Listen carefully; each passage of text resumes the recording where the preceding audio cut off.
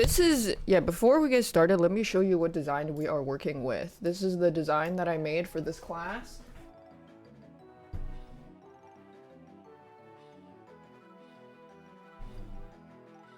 This was what we designed. Me. A couple days ago. A pochita rug that's gonna be about this big, medium size, not too big. I tried to keep it a little simple, but you know me, I'm an overachiever, so I did add a tiny bit of shading, but it really depends like how much yarn you have. No, yeah, putting your name on the group project. I try to keep it a little on the simpler side. I wasn't gonna do any kind of crazy bush techniques because we're just gonna keep it basic. But even then, I would say for your first rug, don't attempt this because you're not me. You should probably pick something simple like a little cat silhouette or something. So I would say like a design more for a beginner level would probably be something like this.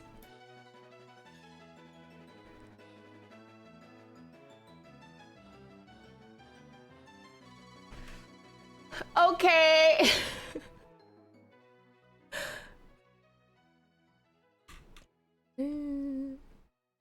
Yeah, this is a very complicated rug. What about a Pokeball? A Pokeball would work very well. So, I mean, I'm gonna go over briefly. This is extra lessons, but if you ever go to a rug shop or like a craft shop and they have rugging activities, if you have something like, let me find a picture. Let me tell you like what's a good and not good design. I mean, usually they should be the ones to tell you this. So, for example, this would be a terrible rug design because look at all these gradients. Not only would you have to flatten this into flat colors, you also have to figure out what you want to do with all these extra spaces because anywhere where there's a gap, it's going to cut really weird and you want to make sure that there's something like encompassing this, like this would be better. But this is a terrible design. This is a terrible thing to take into a rug class. What would work better would be like,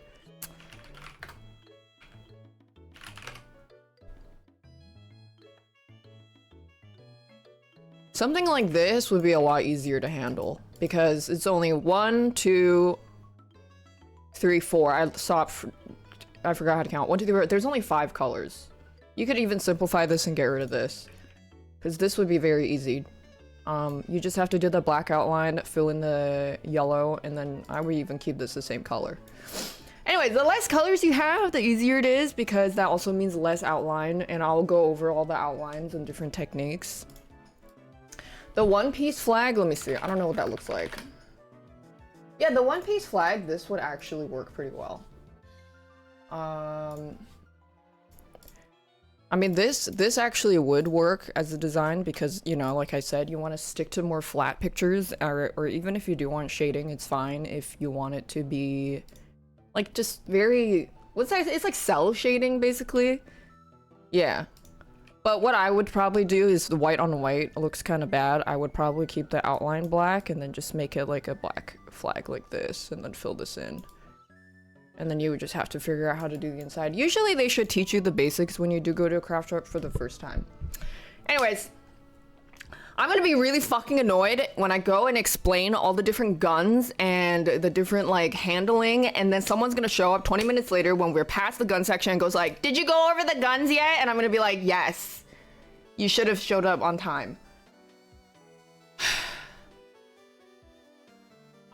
That would very much annoy me. Can you move to the front? No, you should have came earlier. Okay, before we get started. Anything else? I think I'm ready to rip the John. Latecomers who ask questions will be killed on sight. Okay. Is there gonna be a VOD? Yeah. So one big thing about the rug designs is it needs to be flipped because when you're tufting it, it's actually the back. So that means the front is reversed. I did forget to reverse it one time and it was literally my first rug reel. I immediately forgot. That's why I take a screenshot to flip one. Okay. Shall we?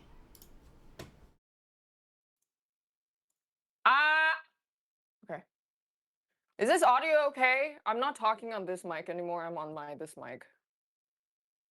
And I'll leave the Pokemon music playing in the back. It's meh. It's better than nothing. Oh, louder? What about now? What about now? Okay.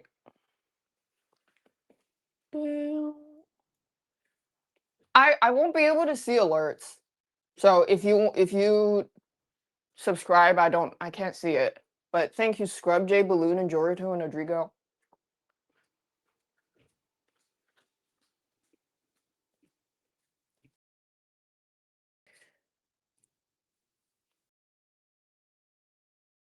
Maybe okay, let me open chat.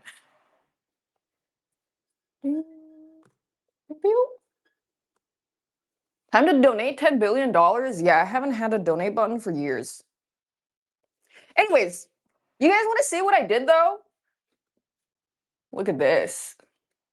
Wowing. Ooh. Turns out I could have just used the fucking closet. And then I put a bunch of extra ones over here. And I have even more, but this is good for now. How much did I spend on yarn? I think like 1.2 thousand now, which is insane because I used to spend $5,000 every 2 months on clothing like 3 years ago. Which is, and this is really not that bad compared. Oh, let me get rid of the webcam. Hold on.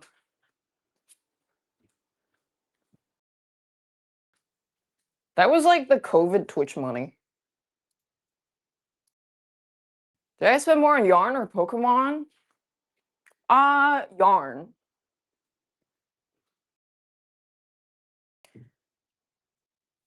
Oops. Wait, is my head? Hold on, I have to look. This stand doesn't go very high. Oh, it's cut off. This stand is kind of low. Maybe I'll put it over here then. What about now? This is a very weird. Let me switch this. Ah!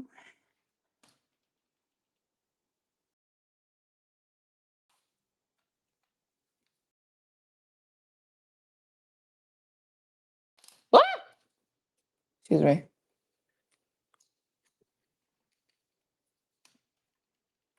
I will go over the guns first. Oh my God, I saw a guy at IKEA that was wearing a shirt that said, "Keep calm and return fire." And he was wearing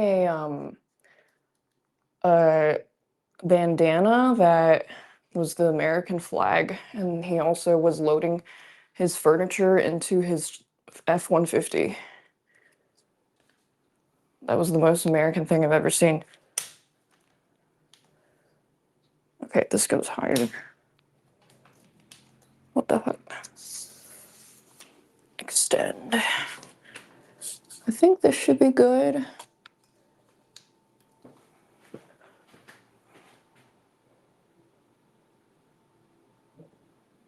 Okay. Let me get my guns.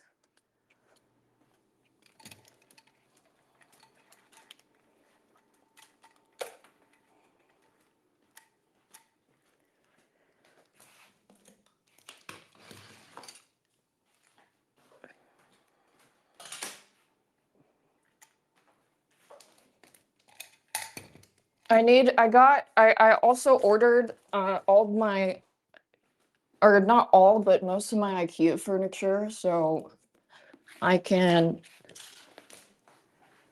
have more shelves to put all this shit, because I just put everything on the floor in my living room right now. Where did the power block for this go?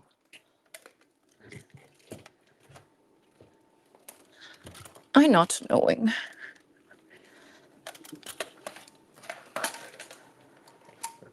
Oh. Sorry, I'm grabbing my guns. I was not prepared for this presentation because I had a stomach ache. Oh, jeez. Just go chew gum or something.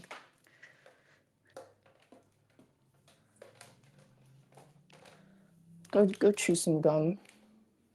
Where did I put this power block? Huh. The fuck?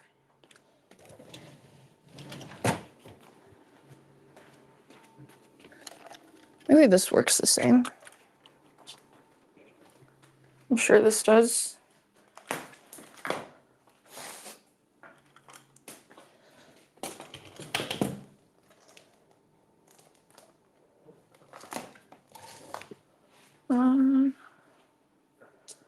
Where?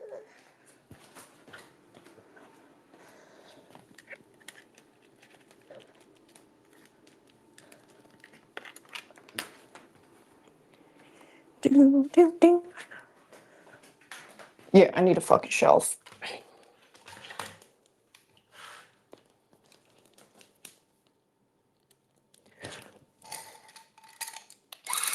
Okay. Guns.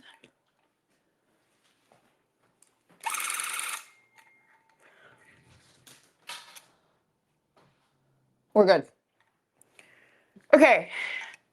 If you didn't know what rug tufting is one of the ways you can make a rug. You use a gun, or you can hand tuft it with a needle and poke through everything, but that's like the shit that they did in prehistoric eras, so they don't do that shit. If you buy a rug tufting set on Amazon, they go anywhere from, it's like a rug tufting starter set, and they can be $100 to $200. They sell $100 ones, and it includes the standard action gun that shoots like this. I'll go more about it later. So the price of this gun specifically, this is like the most basic gun that you can get, and it's likely the one that they will give you to use in a craft shop. You can see how it works. It's the needle and the scissors, the blade, it pushes the yarn through the canvas, and then as it comes out, it cuts it, or something like that, and it makes a loop on this side so that the strings will stick out on the other side. Sometimes it can be cut, sometimes it's loop. I don't think that matters right now. Yeah. So this is around $100. You can buy a starter kit that includes a gun, shaving, some yarn for $100. If you want to buy the starter kits that include a frame, which is usually about this size. This was one of the starter kits that I got.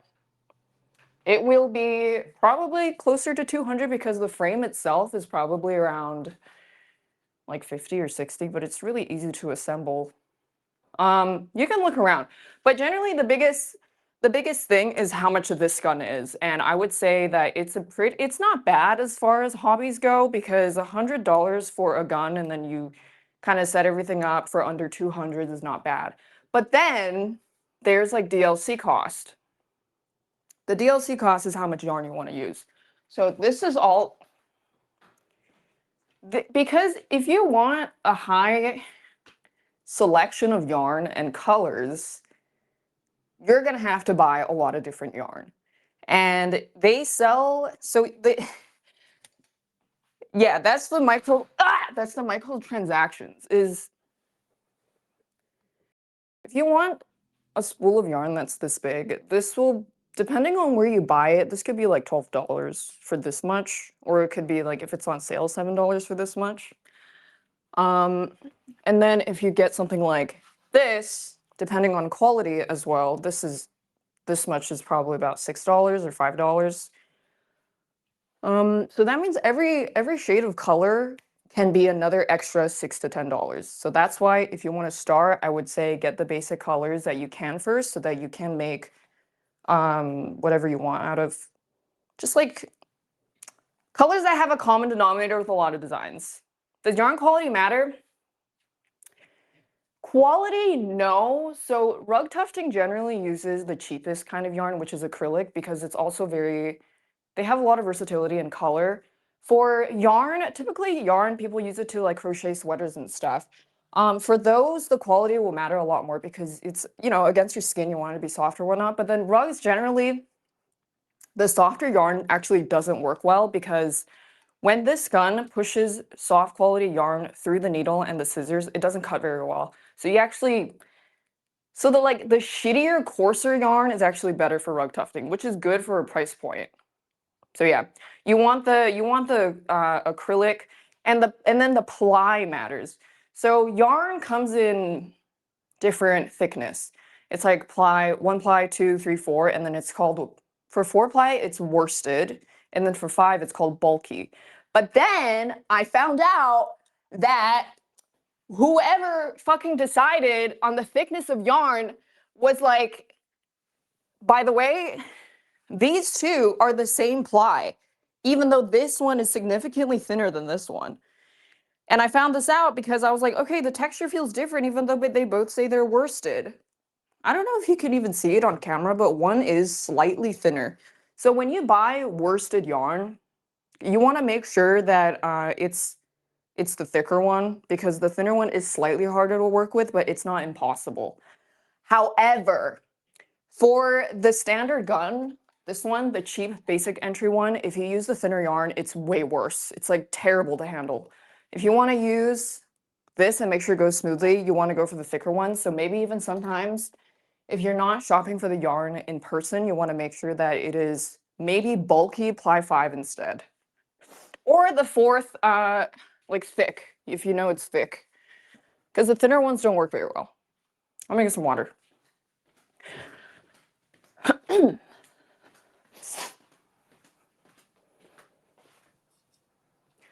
Work.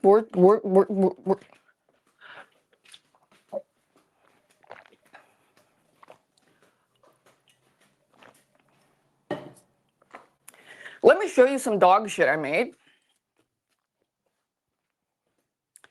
So this piece of shit was one of my first rugs that I made once I had my own setup and left the craft shop. This is fucking pathetic because I was reading online and I was like, oh my god, like what kind of yarn do I need to get, right? And I thought they meant I need to get the thickest one. So this was 6 ply, which is fucked up. So I tried to do 6 ply with the same amount of density and it just did not work well. Because the spacing of your yarn matters, and then the spacing of the yarn depends on how thick it is. So generally people want to go for a standardized 4 ply or maybe 5, and then I'll explain the spacing later. But yeah, this one's really fucked up because I had no idea about like basically yarn density economy. That is a learning curve. Yarn density economy. Look at this shit. And then I tried to shave it and it just kept getting stuck. Like the blades just kept, that's why he looks so fucked up. Is that a no, it's a grub from Hollow Knight. Okay, so back to the gun. Standard gun. Whatever, works well. This one is adjustable pile length. Pile length refers to how much of the yarn sticks out on the other side. So basically the front. This pile length is adjustable. Personally, I wouldn't recommend fucking around with this shit because I fucked around with this one and now it doesn't cut properly because the sensor got fucked up. I would be careful about that if you do want to adjust the length, because you could permanently like fuck up your gun and not be able to fix it, because they gave me an Allen wrench to fix some of the, to like unscrew some of the shit. The Allen wrench doesn't fucking fit. So unfortunately, that's one of the downsides of when you buy cheap shit on Amazon. This was like one of the cheapest guns that you could get. It's exactly what I got. You get what you pay for. But yeah, this one will give like, it will have a slightly longer pile length, which is standard. You can shave it down, whatever. And then this one, is this plugged in? No. Oof.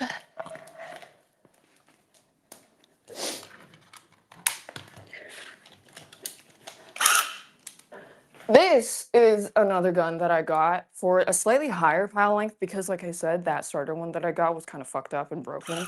So this one is very similar to the first one, but this has a fixed length, I believe. And I think you can change for cut or loop. Generally, though, I'm going to be honest, I don't like the guns where you can adjust the length, because that means you have to basically take it apart and then put it back together. And it's a bit finicky with it. And if you fuck it up, it's kind of like it's not going to cut properly. You'll find that the yarn is just not sitting on the canvas well, it's a bit fucky. But this one is, I got this one for the bushiness. And this one was like $200, I think. Is it worth it? Not really, because it works. I would say 85% the same as the introductory, very basic one. But good for variety. You're probably not gonna need to know this though. This is like extra DLC gun. Now, my favorite gun is this one. This one is my favorite. So worth. Okay, you can even hear how quiet this one is. And this one, as you can see, is a lot shorter. So this gun specifically is set pile length. It's very short. When you tuff the rug on the other side, it comes out pretty short as it can be. And they don't make other longer pile length guns that shoot this smoothly and this buttery. I'm assuming because it has something to do with how long the gun is and how long the yarn it feeds on the other side is. This one is so nice to handle. So this one was $225, I think, called the AKV or AK5 from Tough the World. They also sell a starter kit with this gun. It is a bit on the pricier side, and it's not the $100 starter Tufting kit that you're going to get on Amazon, because this gun is really, really nice. Super nice. And you just... very nice to handle. Oh, I forgot to mention, all guns have an adjustable speed with this knob on the bottom. You just turn it and it'll go faster, or basically how fast or slow it shoots. So that was max speed, and this is slowest.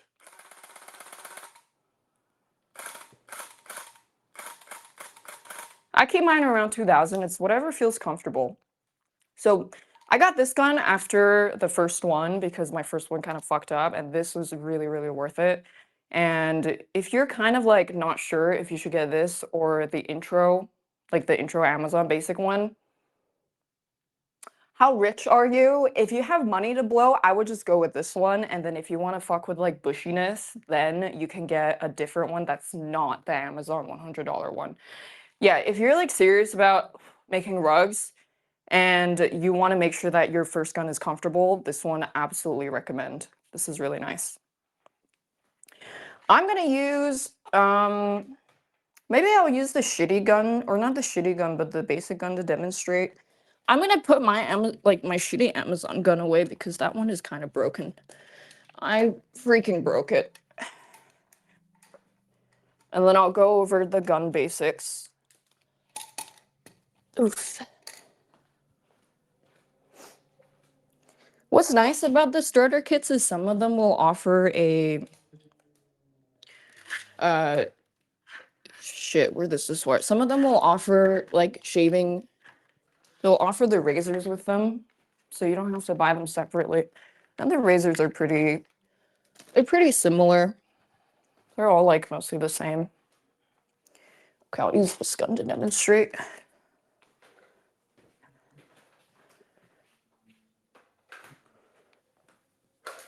Oof. Let me get some yarn.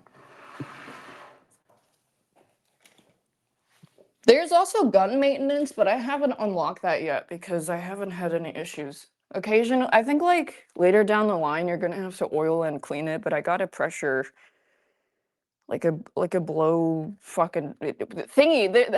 The blows air to show you use to clean computers.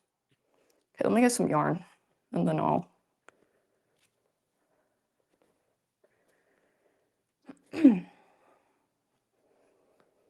I'm just gonna get some slack.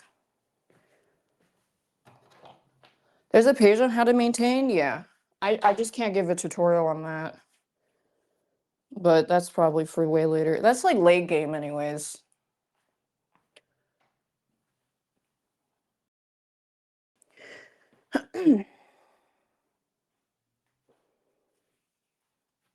Compressed air can? Yeah, I mean, I didn't get a can because someone in chat mentioned that you can get electric ones, and I got one, but I haven't tried it yet.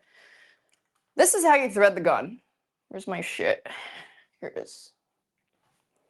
Your gun will come with something like this. I stole this allegedly from the craft shop because the wire part was a lot longer than the one that my gun came with, so I borrowed it, allegedly. But the guns will come with it. It's yeah. So if you look at the gun, is it focusing? There is a hole here. You put this in the hole here, and then you loop it through the top here. I like to double thread my yarn. Oh my god, this is so fucking hard to do standing. Usually people double thread it. They might not double thread it in craft shops because they're a bit stingy with the yarn. But I double thread it.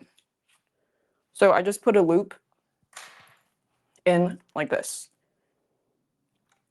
And anything that's sticking out here will be cut off. Like you want to leave a little bit, but not too much because this whole part will be wasted. So you just want to leave like this much. And then the switch for the gun is always going to be on this side. I don't know how the fuck left-handed people do this shit. I'm left-handed, but I use it with my right hand. So you hold the gun like this. This part is for balance and just control only. This part is your hand that's going to be pushing down most of the time. You can use this hand as support. Let me move you guys so you can see what the shooting is like.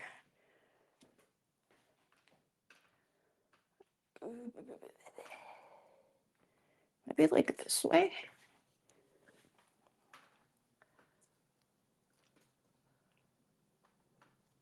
Okay, that looks good. The world is not built for lefties. No, it really isn't. This is visible. Yeah. So positioning. You want to put the gun kind of like 90 degrees straight on. If you go to the side or like kind of slanted, the yarn is not going to cut properly and you're going to get a really ugly threading. So you push it in, it's going to make a hole in the canvas with the blade. Push down hard, but not like too hard. You don't need to fucking like, you don't need to stab the canvas to death, but with some pressure, and then you press. And there you go. You can just pull that out. And you can see it creates the, I need to put this down, hold on.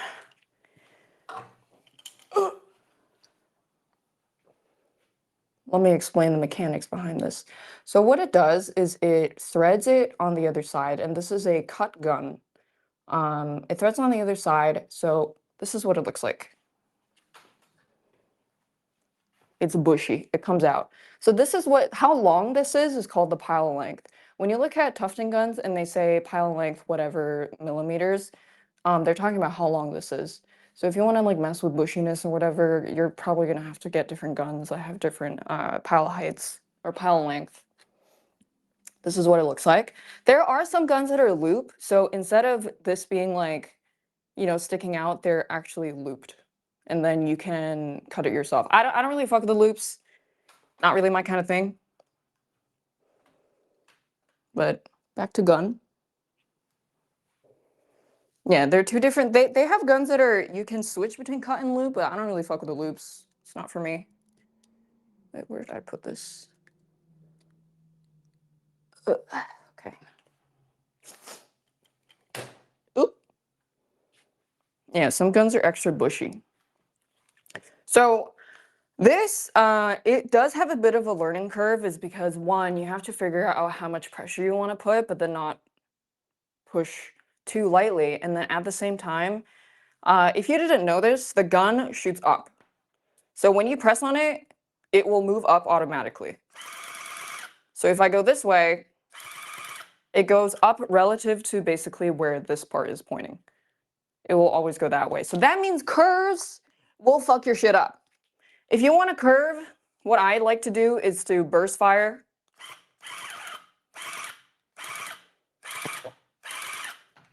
And kind of go very slowly. And then these kind of leftover bits you can just pull out. You want to, yeah, you want to go very slowly for curves. And if you're not sure or not confident in your ability to do that, I would say practice a little bit. Yeah, you gotta control your spray. And this kind of gun, because I showed you how bushy it is, this kind of gun that has a longer pile length obviously is going to use a lot more yarn, which means that you're going to have to get a lot more yarn if you prefer to have the bushy, longer pile length. Whereas with the short gun, it's not going to use as much yarn, and I find the difference is pretty staggering. So that's also another reason why I like my orange, my nice orange one. For undoing mistakes, you can. So, like I said, how the gun works is it threads the yarn in between the holes of the canvas. So if you make a mistake, like let's say I don't like this line, you can just pull it out like this. But then notice how there's a hole here now. So you can still tuft over this, but if you fuck up and you keep like pulling the yarn out over and over, you're just gonna get left with a massive hole. So I wouldn't pull the yarn out in the same spot more than twice. So you kind of have you have like 2 undos, maybe 3. So my best advice is just go slow, especially for curves, because the handling of the gun does take a bit of a learning curve. Learning curve. Nice pun. It kind of looks like a smiley face. Looks like Makuhita. Yeah, you don't want to make the hole too much. You can slow down, yeah. And you can always adjust the speed of the gun to be slower with this knob here. So if I go really fast. Oh my goodness. Damn, that shit is so fucking fast. Chill. Yeah, I prefer the slower speed. Yeah. The canvas, so this is, I'm also going to show you how to put the canvas on. So this is my massive stand. I actually want an even bigger stand. This is my big stand. And the stands come with hooks and needles, or like nails on the side that basically stretch it and keep it in place, because you want there to be a tension on the canvas. So that way the yarn can come in and out and like stay in place.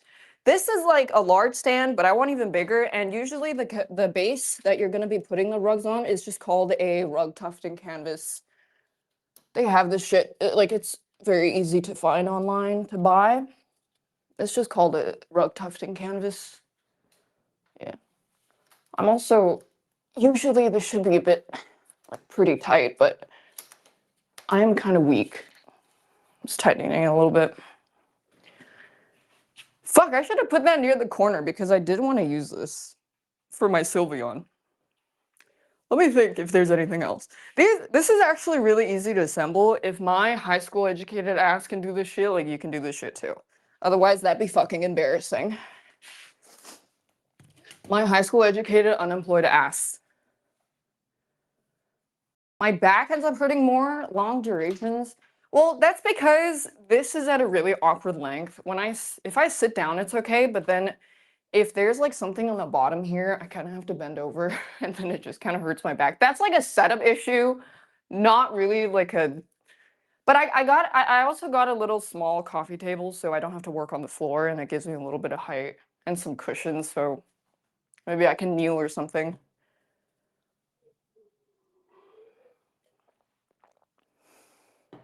Tall person doing dishes, yeah. Let me think if there's anything else about the guns. No, not really. So this canvas is 80 by 80. Not the stand. The stand is a little smaller, but the canvas that I got for this is 80 by 80, and an 80 by 80 tufting cloth is about $30, and I would say you can fit around like 3 or 4 medium-sized ones, because the ones that you get from a starter tufting kit is about this big. I would say this is a medium stand. And I have a piece of cloth here that I'm going to be stretching over it. I need a mini stool, yeah. I think I did get a mini stool, or like a mini cushion. So if you look at this, this is a pretty scuffed stand, and this is where I accidentally keep cutting myself also. Usually in craft shops, They childproof these nails by putting like a soft foam over it. I never did that. So I just raw dog this and I always accidentally scrape myself on it. Yeah, you just want to be careful.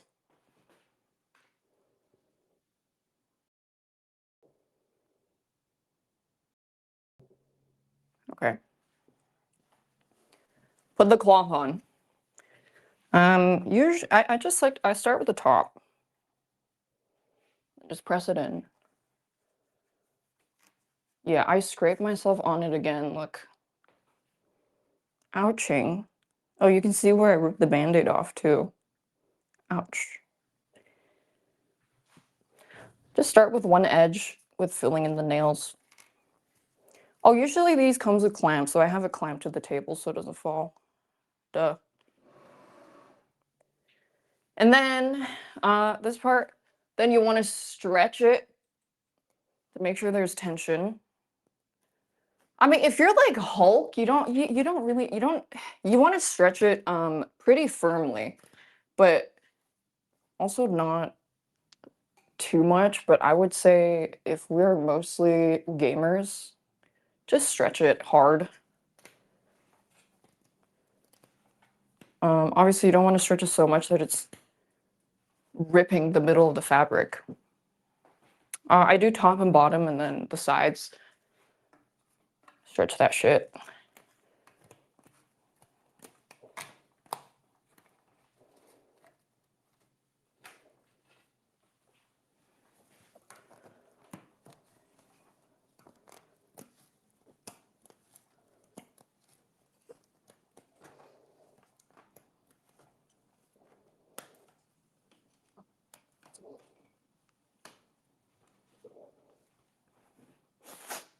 You can adjust, like, you see how this is a bit bent? You can adjust that.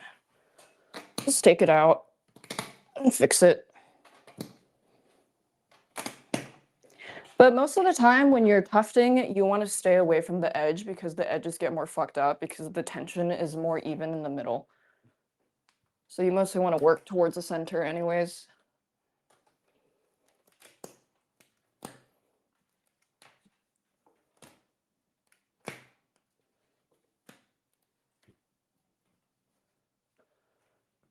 Okay, maybe pull it this way a little more. Yeah, this is a workout.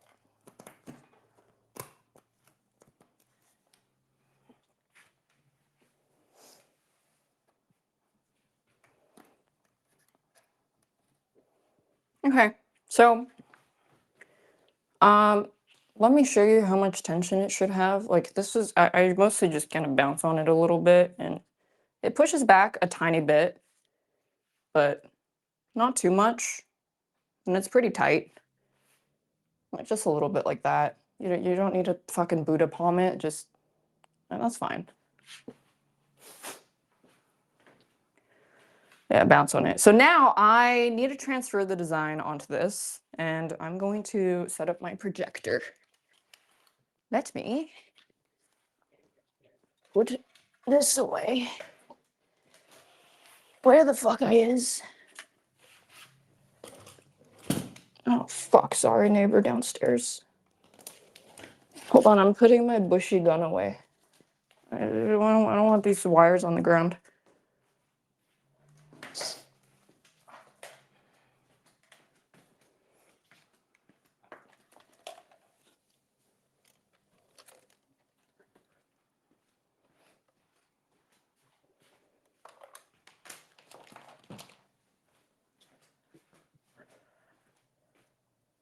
What was that? Sorry. Well, I haven't gotten a noise complaint yet, but my friend was telling me that one of her other friends keeps getting noise complaints because she keeps running the washing machine at like 3 a.m. The washing machine bangs against the floor. Okay, I'm gonna take this off. This is where I always accidentally scrape myself. Oh yeah, that was when, you know, the nails on the side, I'm taking the clamp off and then I took the other side off and it like donked against my head and all these little nails pressed into my scalp one time. It was very ouching.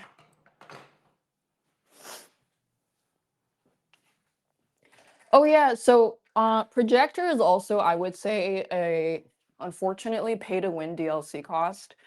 Microtransaction, because if you're the only way you want to avoid, if you don't want to buy a projector, it's probably because you're freehanding the design. But I don't know. I don't know if you'd want to do that because that's kind of insane. I don't even do that. I just draw my designs on Clip Studio and then put it on my laptop. So I have a really scuffed setup. I'm just putting it on the floor here.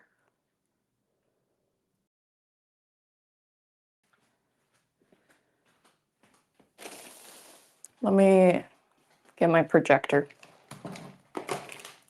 I got this projector and it's like the cheapest projector that you can get. I think you want to look for a short throw or something. Is that what it's called? There's like long throw and short throw. So short throw, I assume if that's the one I'm thinking of, is you don't have to move it as far to get an image because you're just tracing.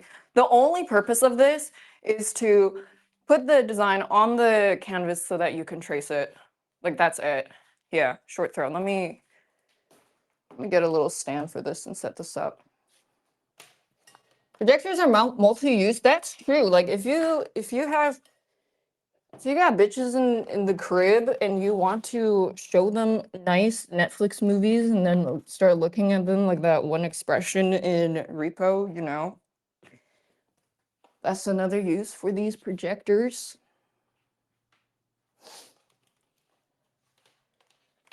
Oof.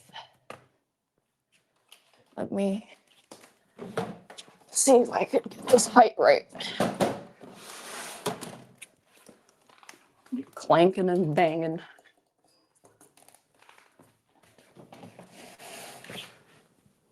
Okay.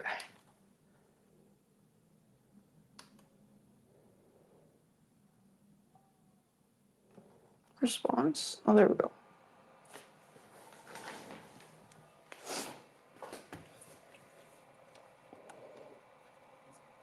Whoa!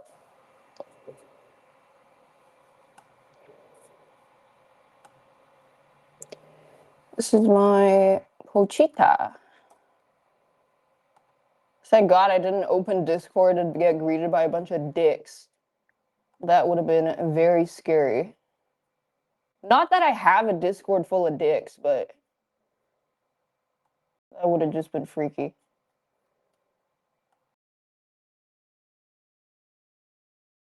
So this is the design mirrored because you're working on the back of the rug. Do not forget to mirror it or you're fucked. Remember to mirror your design or you're fucked. Okay. Oh, actually, this is kind of big.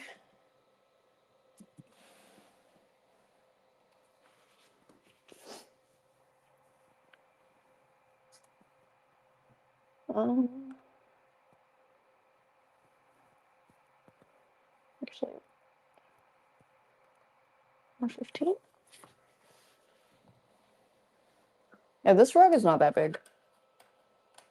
I wanted to do a simple, smaller one because I want to make sure I actually finish it on like this stream.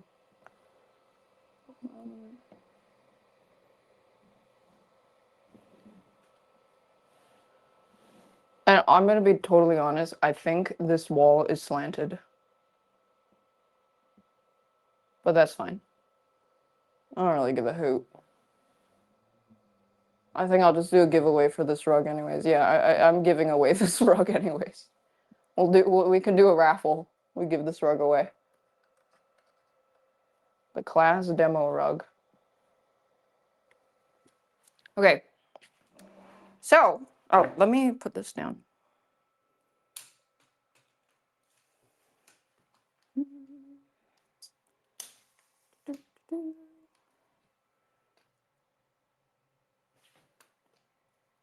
So you want to leave a little bit of a space because you don't want to work too close to the edge, because as you get closer to the edge, the tension of the fabric canvas gets fucked up. So you want to keep most of the image in the center, and I would leave about like this much space from the edges. That should be good. And yeah, there too. You want to keep it just leave like this much of a length, however much that is, just not touching the edge. And this rug is pretty small, it's not that big. Let me trace the design.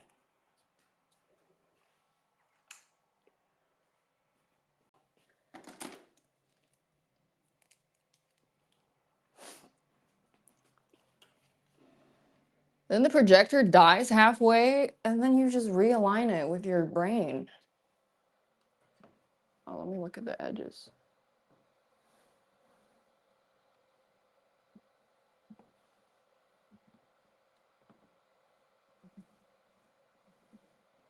Hold on. Oof. 127. That should be good. I'm just gonna wait. Let me get my black Sharpie. So for the, I know what lines are black. This is blue.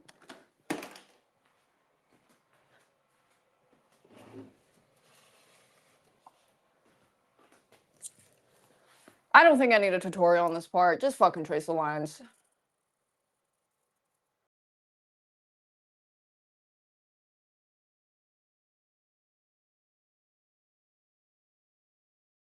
Use your hands.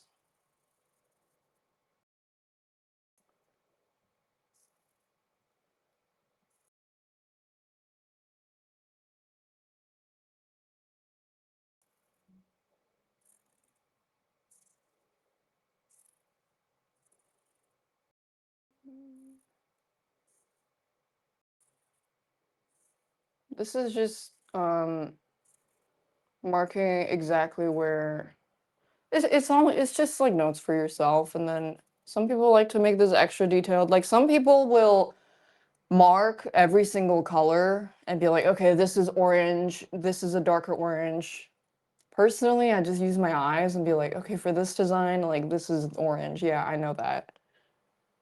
My head is in the way. Oh, okay.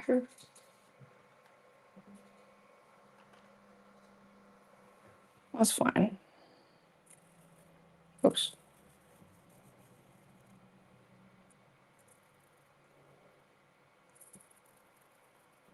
Am I still in the way? I eat orange, you me eat orange, eat. No, okay.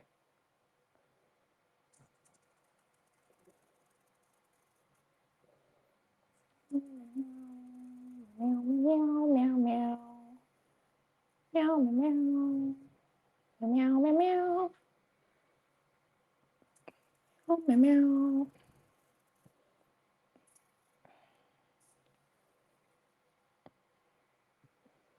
Meow, meow, meow, meow, meow, meow, meow. I was working on my Greninja and Silksong rug earlier today, and I had to constantly take breaks because my back started to hurt pretty bad, hunching over the floor. And then I was like, oh my god, I'm just like the author of Hunter x Hunter, for real. He's just like me. But I got furniture that's arriving tomorrow. I might do an IKEA assembly stream. It might be like a 10-hour stream because I have 5 different pieces, full pieces to assemble, which is gonna be an absolute heater.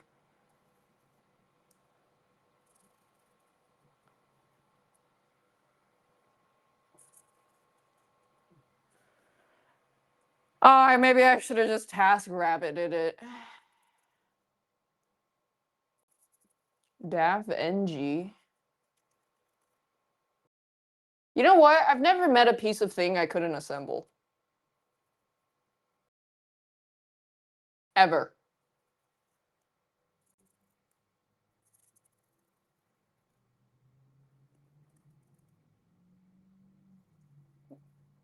Put this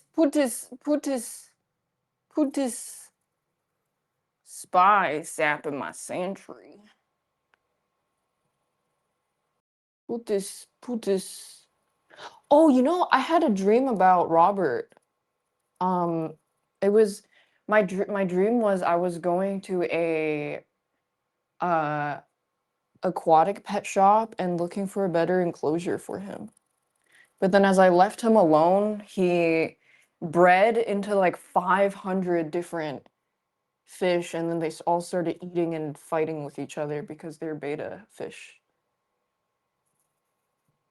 It was very weird. I wonder what that meant.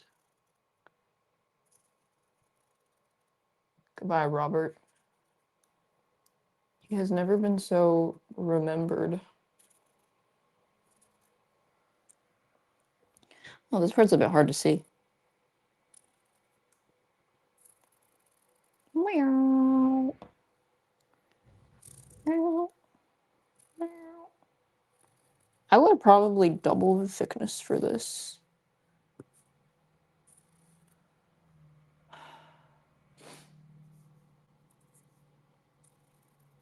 Yeah, I'd probably do 2 lines for that. Okay, let me do this part.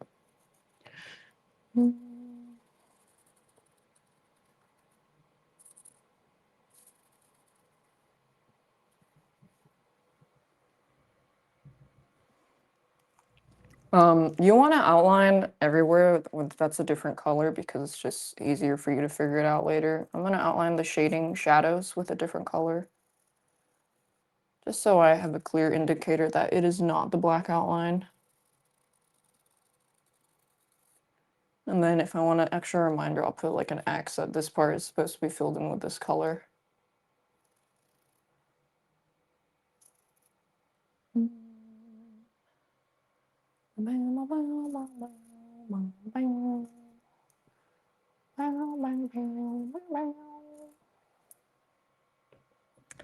Yeah. Yeah. Isn't it easier to do the projector from the back? What?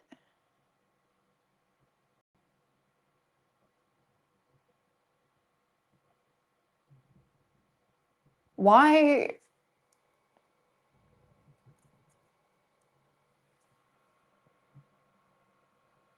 What?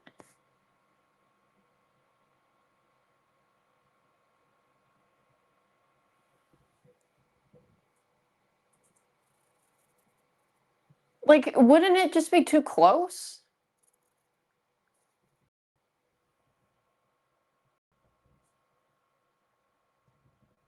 Put the projector behind the canvas? Well, how am I gonna have the space to draw? This is already the entire width of the room. Bro, are you serious that you think if you're blocking this much, like you can't function? Do you not have any kind of visual permanence? Just because I block this slightly doesn't mean it's gone. You just move your arm and then you can see it.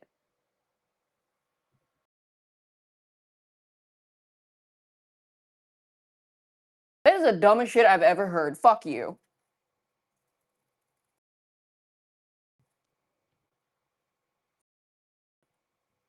You suck. It won't be visible if it's behind. I don't even know what the fuck that guy was on about. That was some like that was like some 3 int Fallout dialogue that I couldn't even unlock because my int was too high. You should go talk to that one doctor scientist in that one camp.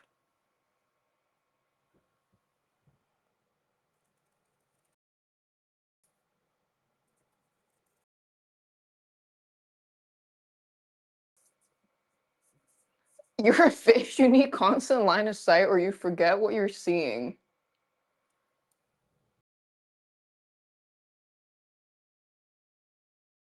I mean, this is also such a minor inconvenience. Really is not a big deal. Okay, let me do the circle.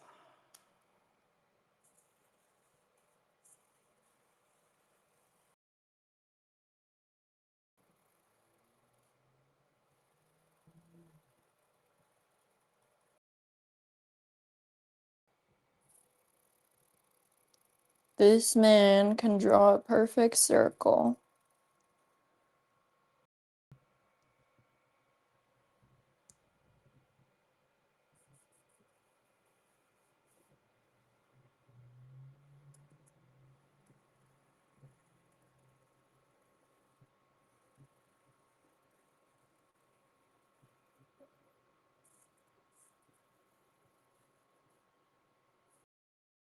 I think that's everything.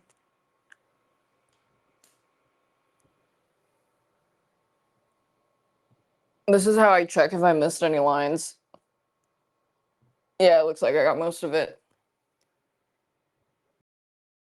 Yeah, I'm looking at the image from the back. It's muddy as fuck. This is why not everybody deserves to speak. Let me show you. Yeah, man, that's great. That looks amazing. Like, you could definitely. This is why not everybody deserves to have a voice. You were just asking. Well, don't ask ever again.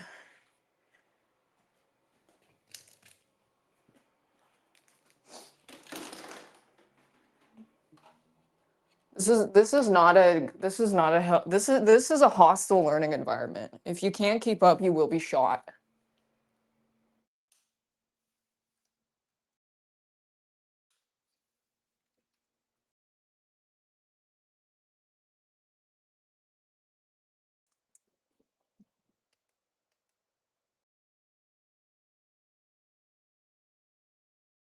This is not a student-centered classroom.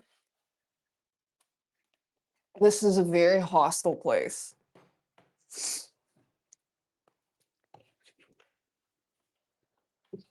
Oh my god, we can start tufting. Yay. Kill every curious person. Well, I think the equivalent of that question is if I did a cooking stream, like imagine if I was a chef in another life and I'm like, okay, so for this soup we're gonna season with a little bit of salt, and then someone goes like, why don't you season with shit? And then I'd be like, what? I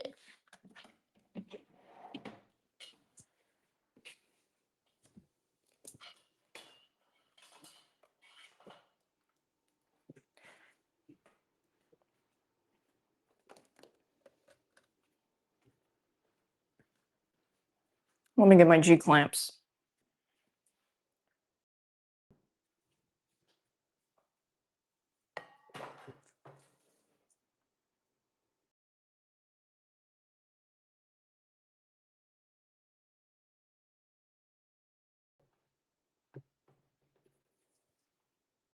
Shaking ass in the deli. Now it is smelly. I also spilled my water bottle all over the table, but I don't give a fuck.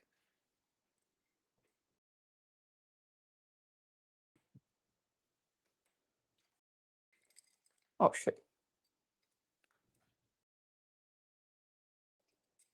I'll clean that in a bit.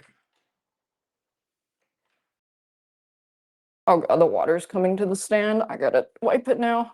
Ah!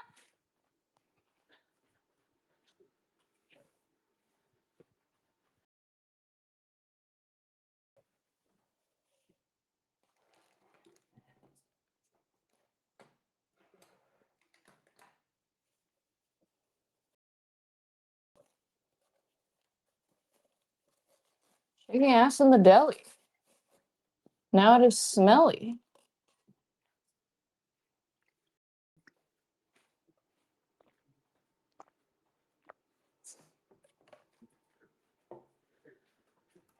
Shaking ass in the deli.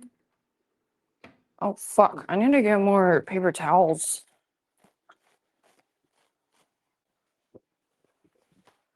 Whatever, this will probably dry by the time I need to use the table anyways.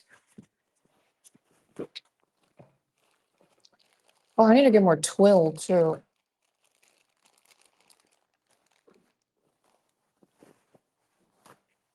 Shaking ass in the deli. And then it's very smelly. Shaking ass in the deli. Now it's very smelly.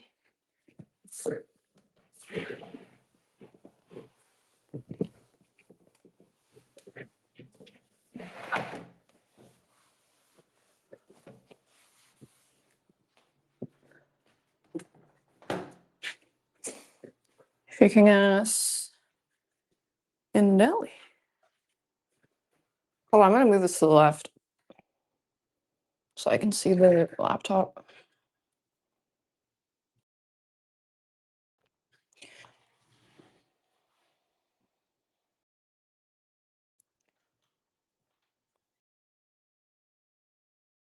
Please don't fall on me.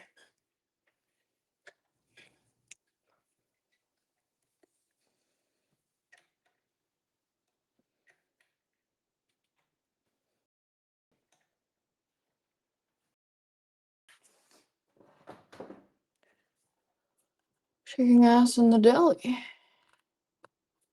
Now it is smelly. Shaking ass in the deli. Where's my other G clamp?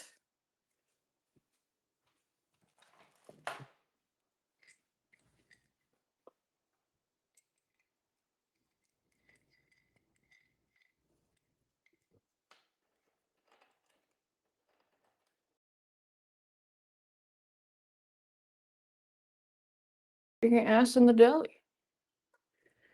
Now it is smelly.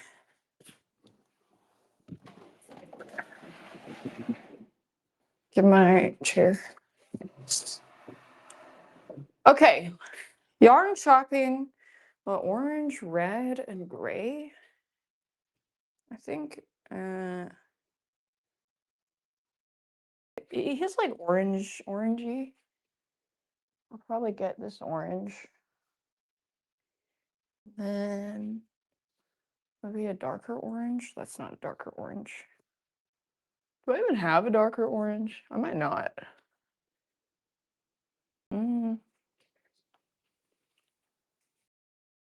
Yarn reveal, yeah.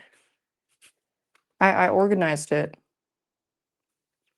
I got orange, a red.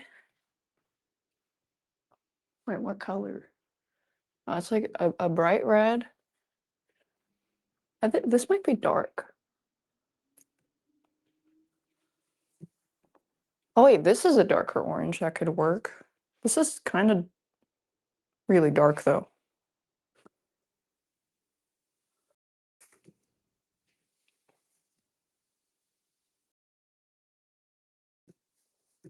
Okay, I want to make sure I don't run out of the.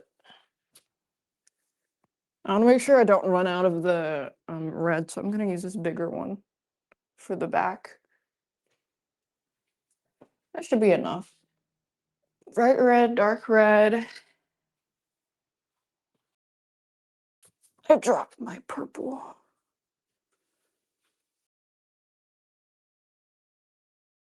That tasted purple.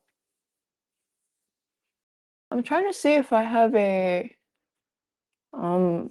orange. Is this?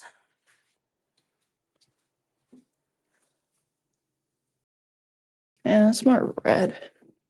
I think I'll go with this orange. It's a bit dark though. For the shading part, I don't have a lot of orange. I think I might just go with that. This is too red. Shaking ass in the deli. Now it's very smelly. Shaking ass. I need to stop saying that. Okay, and then black yarn and gray. I have a bunch of these really thin black yarn that I want to use up. Okay. This is for the outline. And then I need medium gray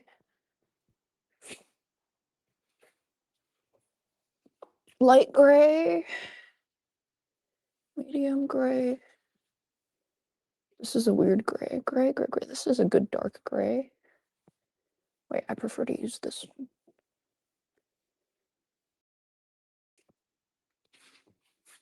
This is a good gray. And this is a shading gray.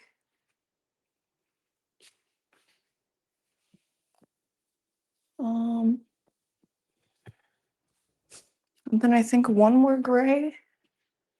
If that's light gray, do I have maybe a darker?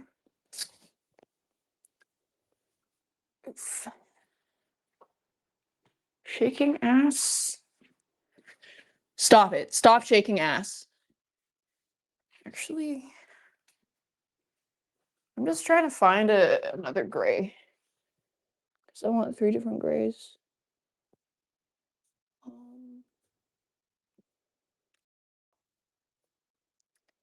Maybe this big chungus gray.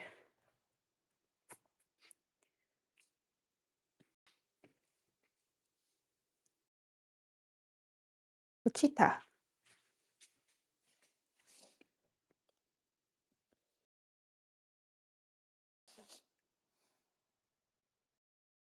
Okay, no. I need to find. I'm very particular about my colors. No. No.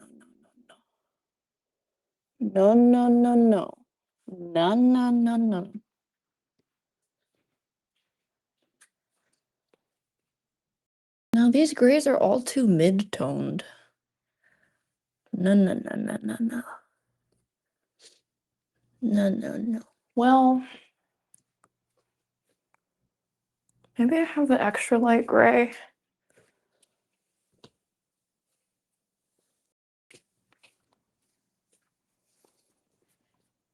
Hold on.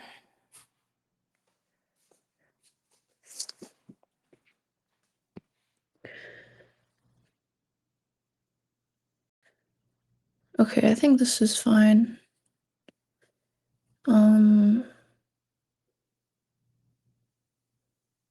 Yeah. I'll figure out the grays. No, but what about this gray? Oh my god, I can't decide. Okay, whatever.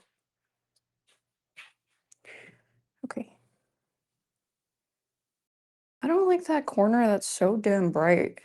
Can you not do this, please? It's just so bright. Let me turn on this other light.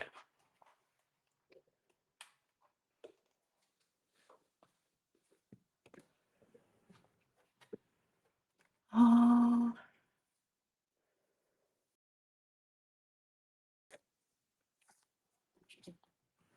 Wait, this is a really good dark orange. And it's slightly brighter than my other one. I found a better shade. I need more yarn. Okay. Let me move my gun.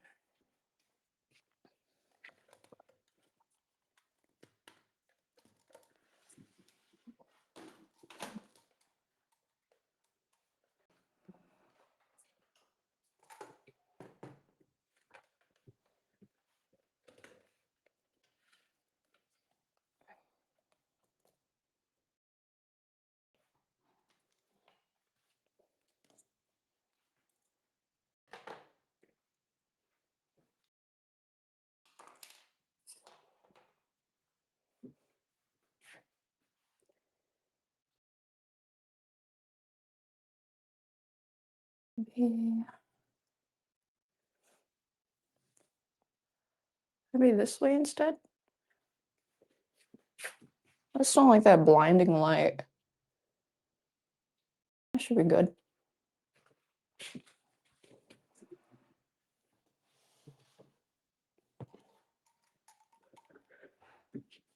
Oof. Is the baby in the rover today? No, the baby died. It died. Oh, I forgot about the red color. I'll find it. Okay, I like to pull a lot of slack. Because if you don't, sometimes you'll be shooting and then the thread will come out of the gun. And when you first start doing rug tufting, that will happen a lot and it will piss you off. So the best way to avoid that is to have a lot of slack. If you don't know what slack is, it means you have a lot of loose yarn on the floor. And yeah. So I'm just pulling it. So because I double thread it, what I do is I pull a certain amount and then I loop it like this. Where's my threader? Oh, here. Thread it into the gun.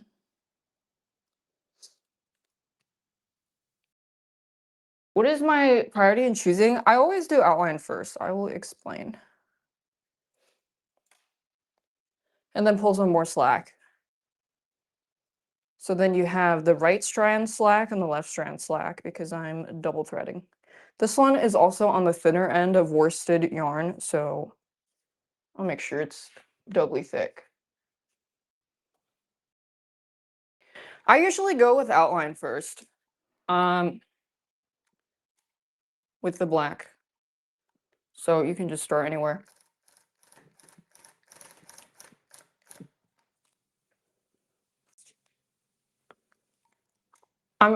If you're doing outline, you're not gonna have to worry about spacing as much yet until later. So I would say I'm just gonna do the outline first. So with the curves, go slow. I actually fucked up here. This went a little further than I wanted to. Just pull it out. No problem. I'm just chucking my shit on the floor right now.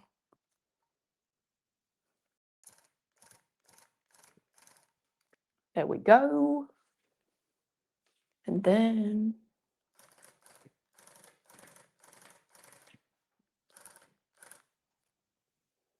oops. Yeah, take the curves slow. It's like learning how to drive, except not really. And I like burst firing. I think one thing to keep in mind, and I also make this mistake sometimes too, is make sure your gun doesn't slant. You want to keep the needle perpendicular to the canvas. This part's a bit not round.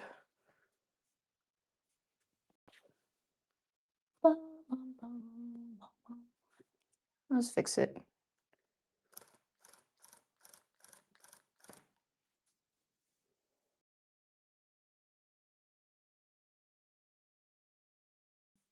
There we go.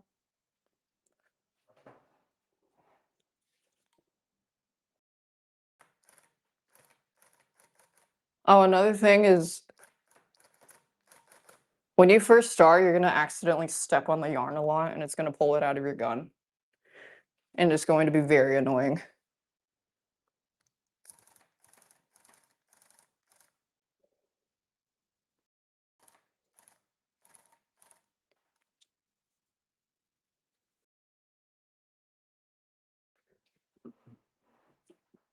Okay.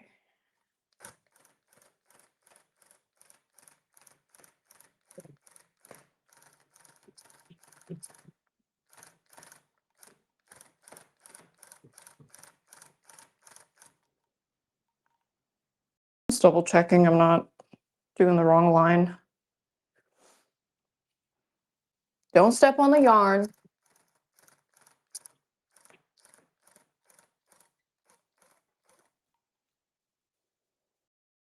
Yeah. This spread is over here.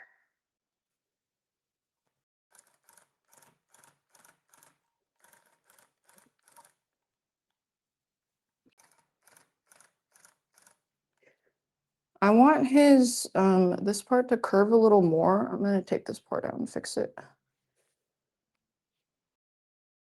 Oh god, I'm JoJo posing again.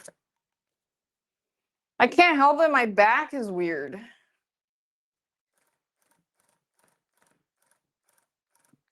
Unfortunately, the best way to figure out how to curve properly and comfortably is no amount of explaining that I can do is going to be as better training as you actually doing it. Okay.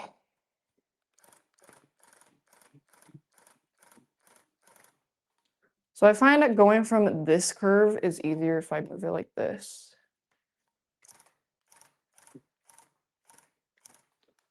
There we go.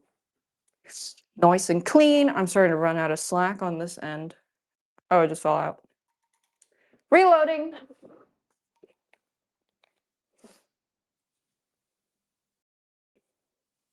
Reloading. This is why I like this short pile gun, is because it doesn't use that much yarn. Because the length on the other side is not that long. Oh yeah, and then his eyes are also black. So double, where did I put my threader? Yeah, you have to voice activate.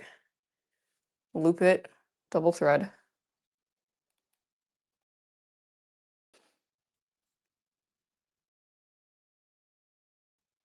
You're a great artist, thank you. It's the only thing I have going for me.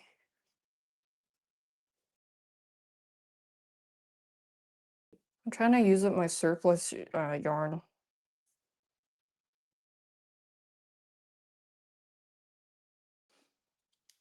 Not true, that's true. I'm also incredibly skilled in everything I do.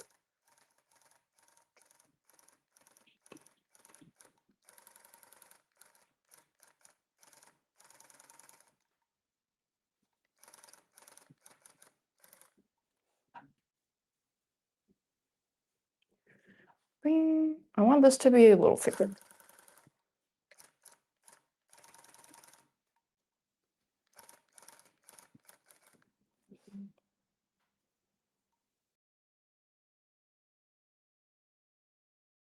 I want this to be double?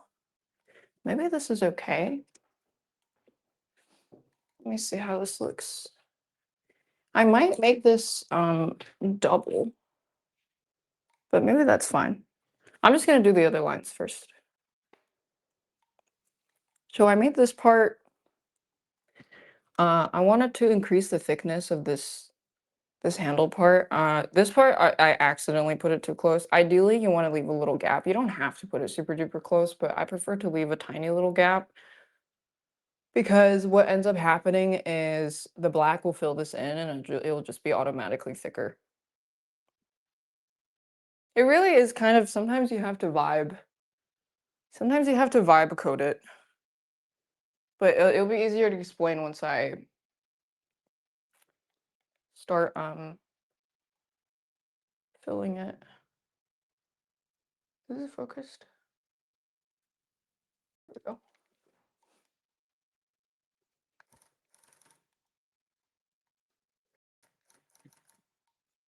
This yarn is on the thinner end though.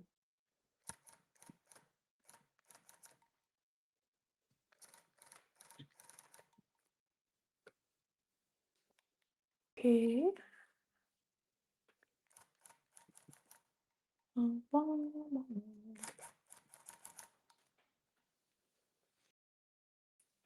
What keeps the yarn in after it's been gunned down? It's looped. The canvas is filled with tiny little holes in a because the canvas, like fabric, is woven in and intersecting each other like this. So what the yarn does is it goes through this part and hooks it. So if you pull it out, if you pull it out from here, it's gonna work. If you pull it out from the other side, it might come out, but then if you grab both the strings, this is gonna keep it tethered in place. But then after you're done tufting, you glue this whole thing so it doesn't come out.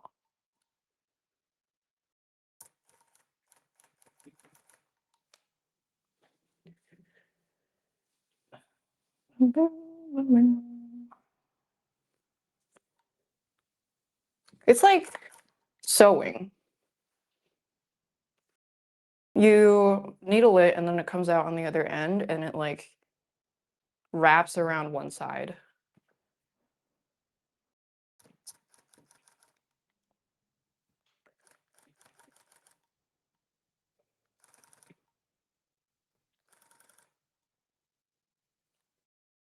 I want his teeth to be thicker.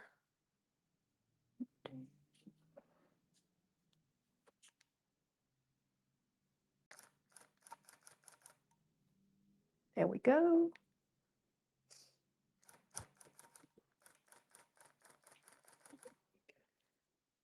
say a lot of the DLC costs when it comes to rug tufting is just how much yarn you're going to want to use.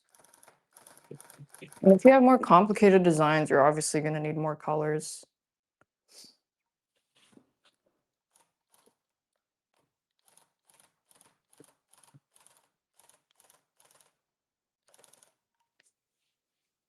That's a nice curve. Oh, yeah.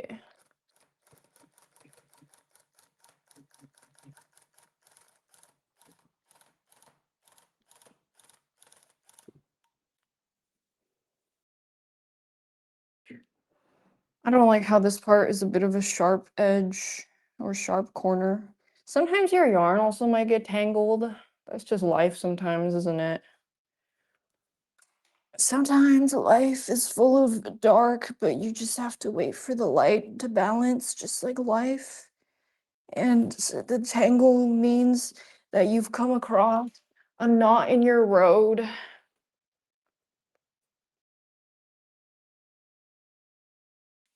Bob Ross maxing. Okay. There we go. Oops, that's a bit thin. Yeah.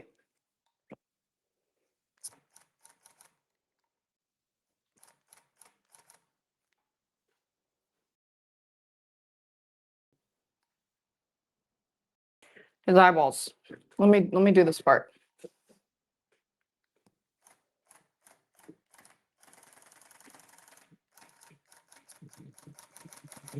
Handle number 1.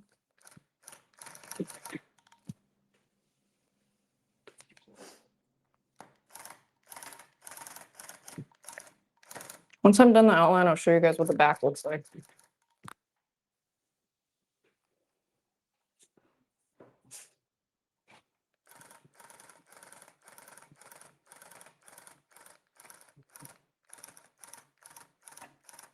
I mean, it's gonna look pretty weird because there's no colors filled in yet.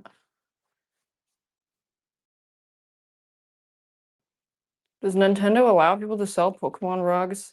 Ask if Nintendo allows people to sell fan art.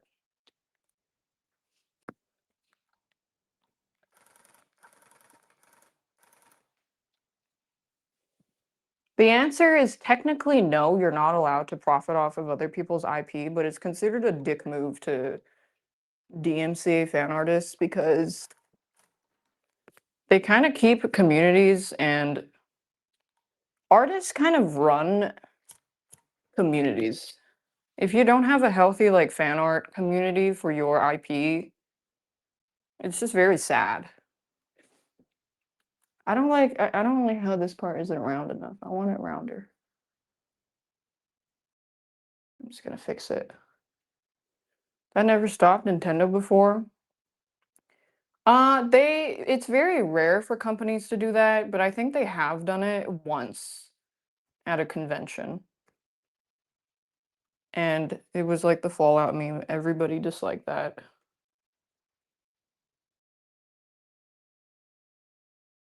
Yeah, I'm just gonna redo this line.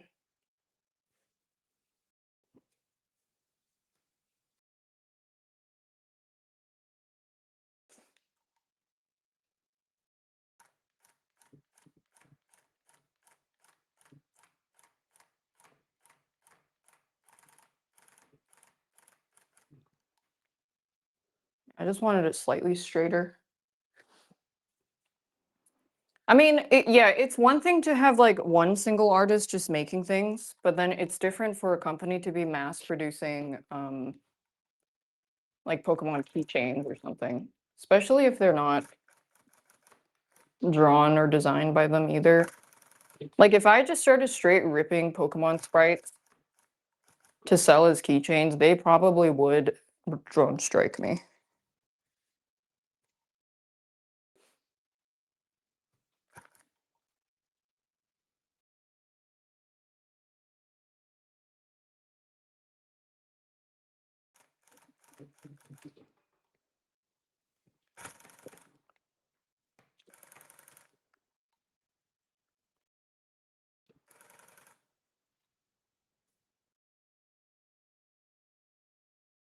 Google local rug. Yeah, you should. I don't know if you should. I would not recommend immediately buying shit unless you just have that kind of money. If you have a local craft store, you could try out rug tufting because they might offer it.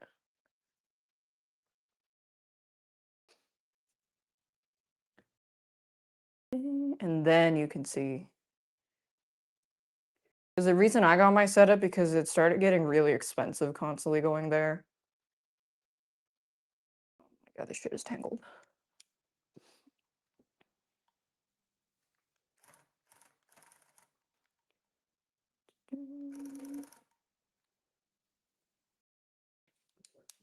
Oops.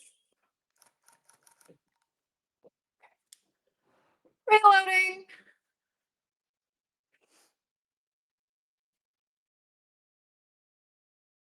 The thing with any fan art is it's like technically you're not supposed to be making money off of any fan art. Technically. Like if they wanted to sue you, they could.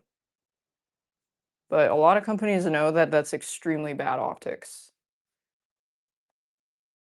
Because you're pretty much going after the people that keep your IP alive with communities.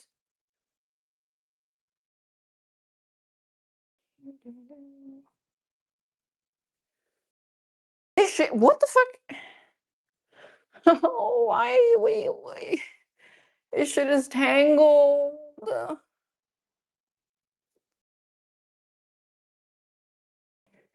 I think Nintendo's just giga outdated on everything. Just a bunch of old ass boomers sitting in the shareholder going like, well, technically. Bunch of old farts.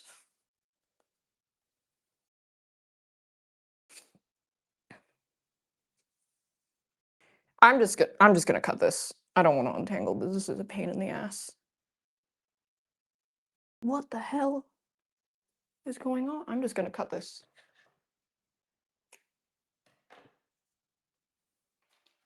Let me get my outline done, please.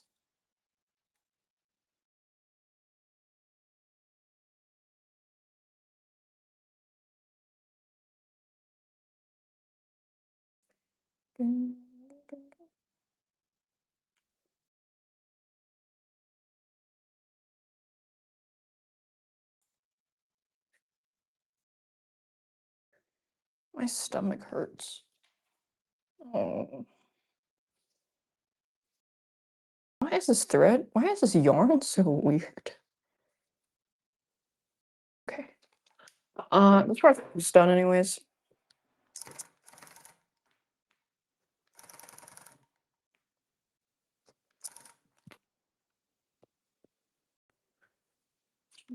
Is it time? I pooped before stream because my stomach was hurting. I also had some cougher. That might have done it.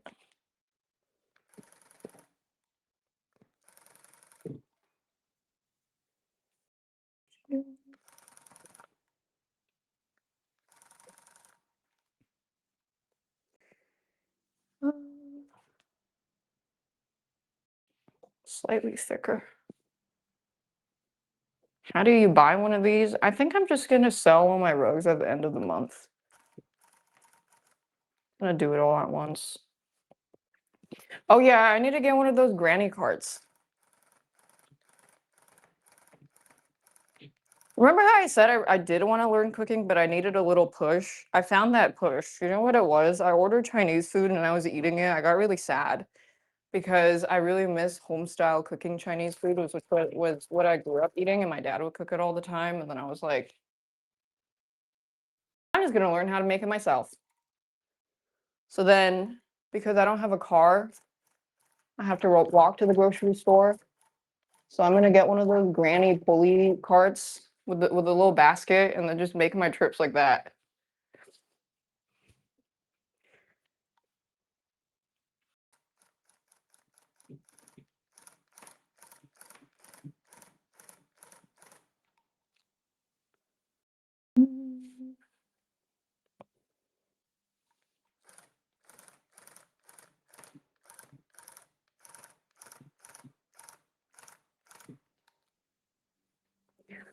Oops, the circle is a bit ugly.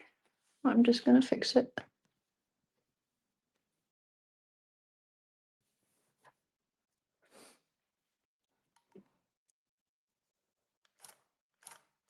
Yeah, I think I'll probably just sell in batches. This rug will I'm gonna give away at the end of the stream though. This was the class demonstration rug. You know, in cooking class in high school, they would just give the food at the end to the students that were tasked with helping to clean. It's like that. Yeah, I'll do a giveaway for this one. Oh, this part.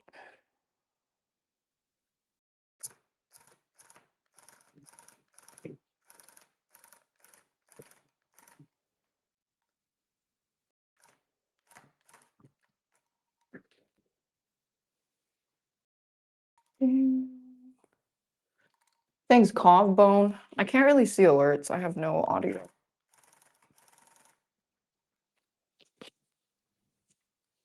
That was going the wrong way. I'm gonna redo this.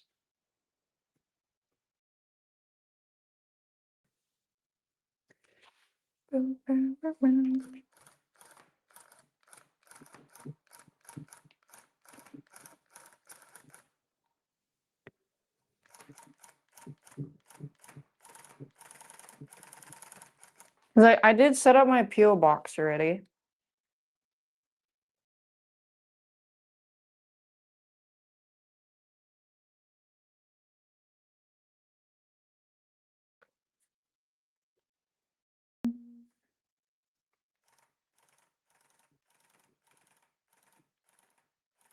I can't wait for my furniture to arrive though.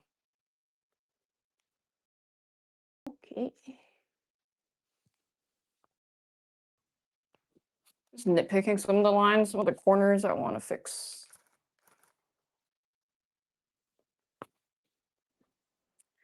I think that's fine. Okay. So now I'm gonna fill in the eyeball. Thanks, Claudia. Let me make sure I have enough slack. Let me show you. So the eyeball is black. What you generally want to do when it comes to filling, oops.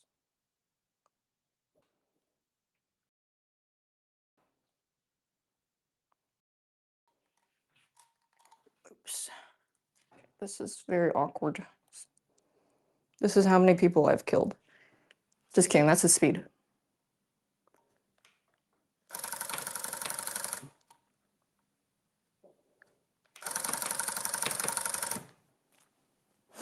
You don't have to make it touch. This kind of gap is enough to fill it on the other side. So I would say that's like what? A third or a fourth of a fingernail's length? Or what people do as a reference is you see this gun. Let me see if I can focus this. You see this gun has, this is the needle scissors, and then there's these two hooks. Usually what people use is this distance to gauge how far apart the yarn spacing should be between this and this, these two, or this and this. That's the distance that you should leave. However, let me fill this in.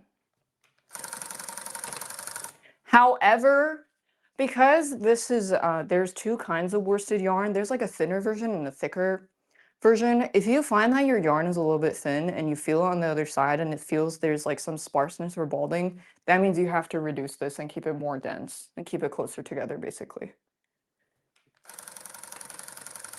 You really do have to kind of adjust.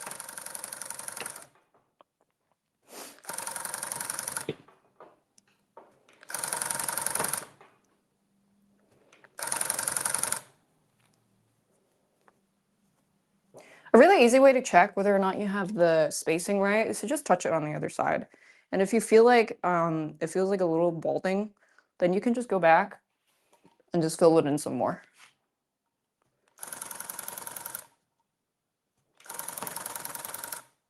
Because this yarn is a bit thin.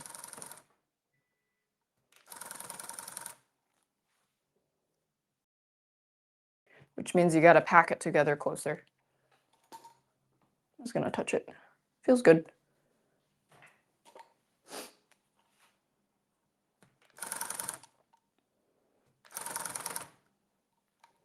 What the fuck?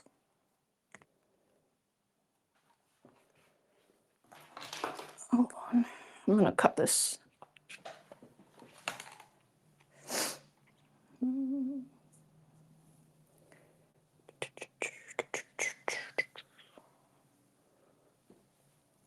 Yeah, this is the thinner worsted. So I needed to make it a little denser. You don't want to make it too dense. I would say it's generally safer to go a little denser than you would expect, but if you make it too dense, it's gonna start bulging on the other side. When it starts bulging, that's when you know you went a little too dense because it's trying to fit too much yarn in a small amount of space. You don't want it to bulge. You want to find that sweet spot where it's filled in, not balding on the other side, and not bulging. So this is what it looks like on the back. That's gonna take some practice. It's scary as fuck. His eyeball. Yeah, that's what it's gonna look like with the outline, because the yarn basically is just gonna take up space until it gets something filled in. Then it's gonna be able to push the yarn bit will basically push each other, and then the outline will form better. I think it'll be easier if I just show you what I mean as I tuff this. So this level of density and gap for this yarn is okay because this is slightly thinner. If I did the same amount of density for the thicker yarn, it's gonna bulge on the other side. So you really kind of want to use your best judgment for that. And just, if you're not sure, you can always just feel it. It is gonna take a bit of practice. I don't think any amount of me explaining this will be as good as you actually trying it yourself. I also need to wipe my nose because my nose is running.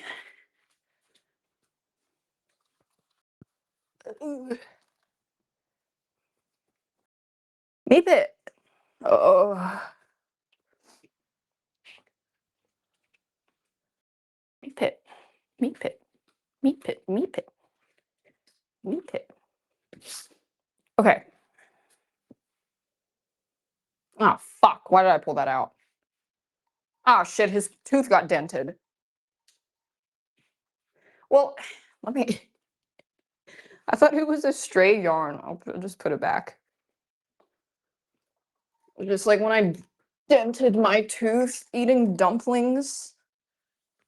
My chungus life.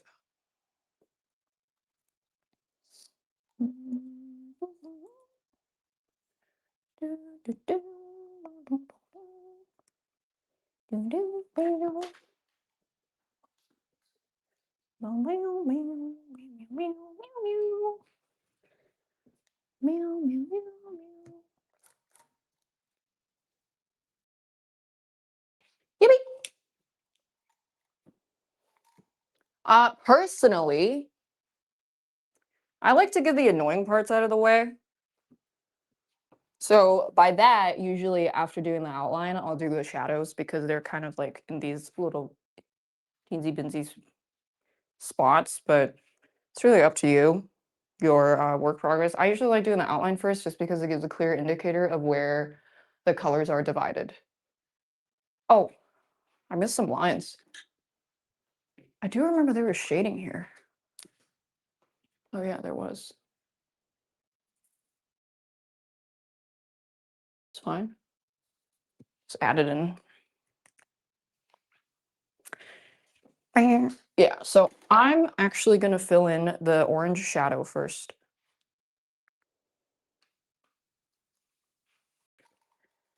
Just get those little spots out of the way. Yes, this is the back of the rug. Why is my shit all the way over there?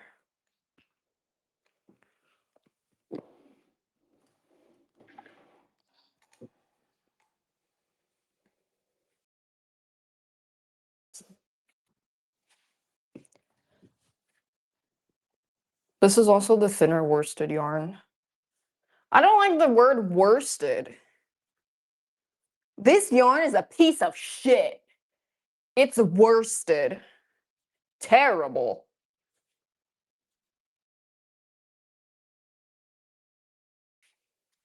That should be enough. I think the biggest learning curve for the first rug experience is going to be the handling of the gun is very rough. Especially on the starter guns. I would say this one is the more bougier one. The handling of the guns and learning how to curve is the hardest part. And then once you get the basics down, it's going to be mostly a design diff and color picking. Okay.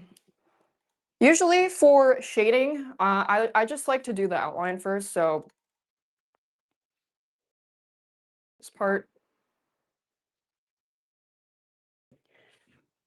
this is where the border of this is where the shading begins, basically. I like to just do that part first. It's really up to you. I just like knowing where I'm working. And then this is where it gets a little tricky, is I actually don't want to put the color right next to it. I want to leave a little gap. Like that. There's a tiny little gap. And the same with pretty much all the lines. This part too.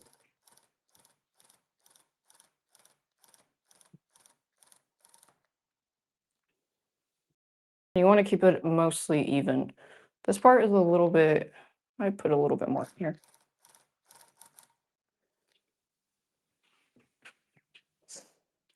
And then fill it in. But same, you don't have to fill it in all the way. Just enough. You don't want it to bulge. But this yarn's a bit thin. So I do think I have to fill it in a little bit more.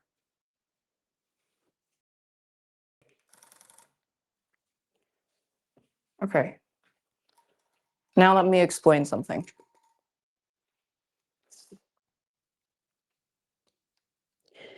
There was actually something that I said was wrong pretty early on when I first started rugging, was I wasn't aware of the importance of this gap, basically. And the importance of this gap when it comes to, especially for the outline. So this gap is very important to be on the outline here versus if this lighter orange was against this color. Like if the lighter orange was purely against this, it's fine. But the reason that it's important for this gap, for this outline, is because there's extra space here, it actually makes the outline a little thicker. And I found that if I didn't leave this gap and I just pressed the colors around the black outline straight against it, the line would end up looking too thin on the other side because the black wool is getting pushed out by the colors next to it. So when you leave an outline like this, it makes sure that the outline actually comes out on the other side a little bit thicker. But the complicated part is, when do you leave the gap and when do you not want to leave the gap? So the gap would not be as important here because the orange shading against the lighter orange base color, the thickness of it doesn't matter because it's just orange, light orange. However, you don't want this black line to look thinner because on the other end, it's going to look choppy. It's going to look like dotty because of how thin this part is. And then, however, there's a lot of exceptions to this that I've learned from just a lot of trial and error. This gap is very important because of this outline. You don't want this outline to look too thin. However, if I double line this black outline and then this was touching it directly, then it would be more like it's fine. It's okay. But then because I only have a one line outline for the black, I want to make sure this black doesn't get snuffed out. If it gets snuffed out on the other end, it's going to start looking dotty and you don't want it to look dotty. Wonder if I have an example. Oh, I do. So this is one of the earlier rugs I made. You see how the line here is like, it just fades out here and then it comes back. That's because I didn't leave as much of a gap. So you have to like really part the red to see that, and it's just all messy. That's what happens when you don't leave a gap between the outline and the color. Same with this part. It's just very messy. And then this is the newer one I just finished today.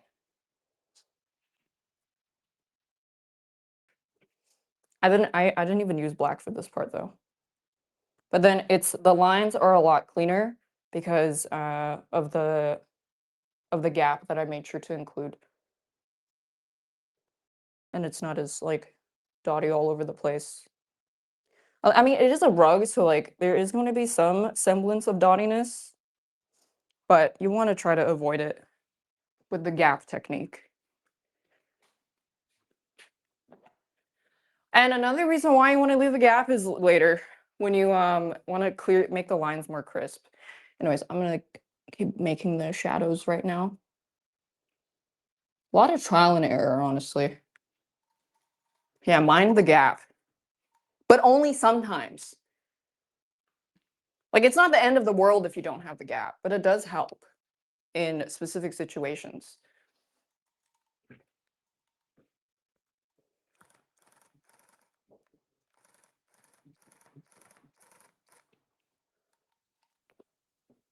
That's a nice curve. The duck-billed shavers, yeah, I have it. I haven't really figured it out, honestly. I haven't gotten that far. I don't like this part.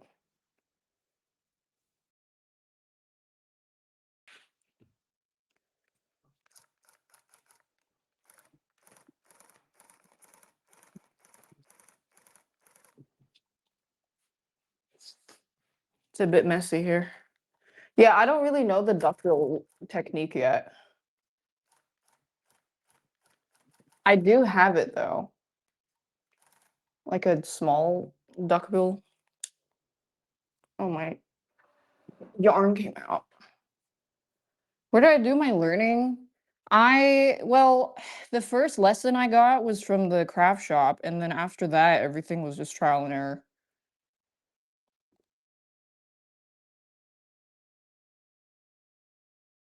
Where is the end? Maybe when I'm fighting the boss in Metal Gear Solid Snake Eater? Is this the end?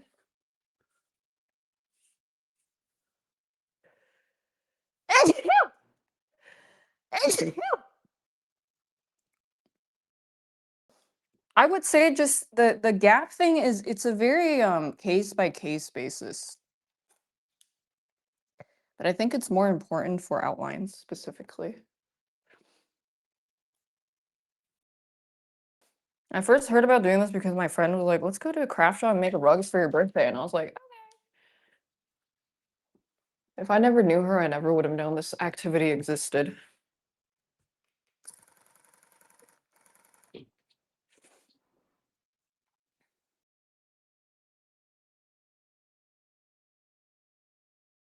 Like unlocking a side quest.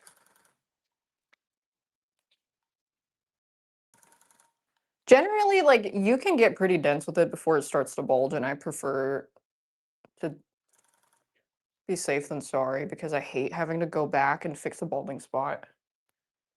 So I just try to keep it a little more dense.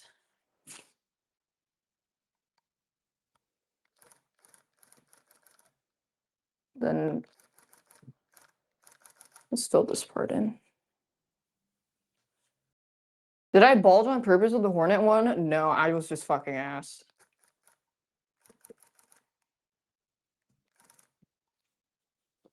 I did not understand the bulge economics. The bulge economics is basically yarn spacing economy.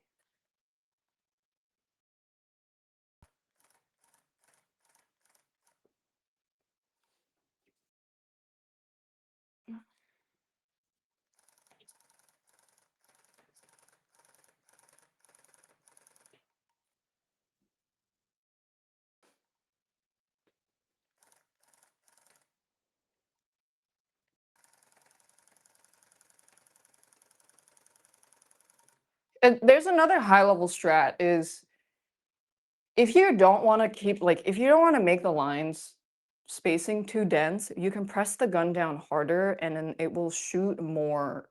It will thread more basically because you're keeping it in place or relatively closer to the point of firing longer so that it fires more threads as it moves up the distance.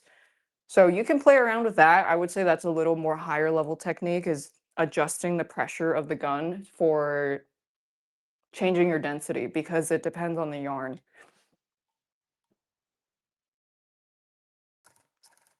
That's also something I figured out.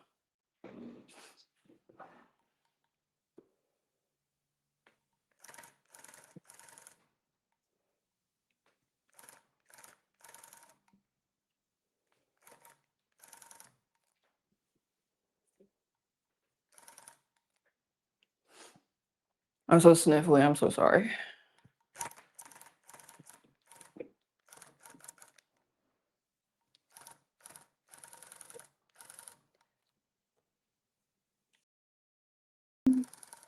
I'm gonna go wipe my nose after.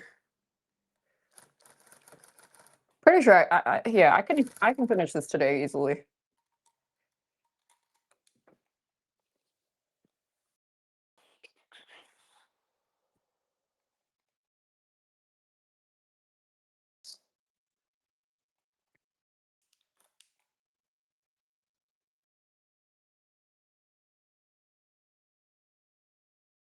Usually, make sure you turn the gun off when you thread it. Otherwise, you might cut yourself. I mean, I've sometimes not turned. I have sometimes threaded the gun with it on. I've never hurt myself yet, but you never know. I'm gonna go wipe my nose.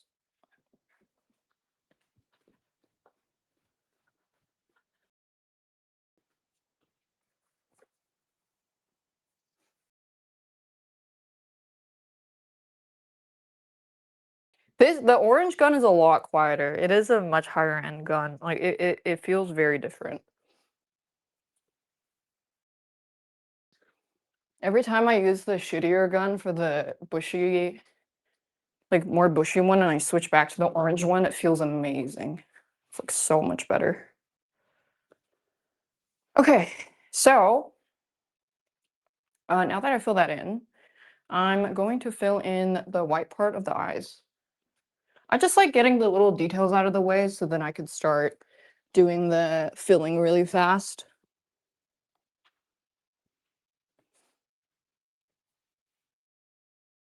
She's doing lines of coke. No, I'm not. Drugs are bad. Do rugs. I have been saying this. Yeah, my yarn closet, I just sorted it today. I actually have 2 more packs of yarn.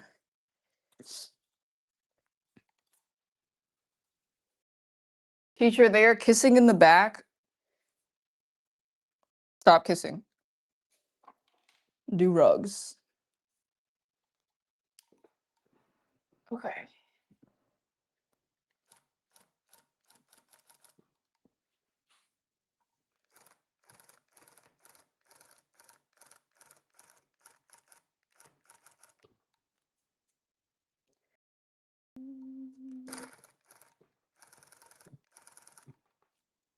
That should be good.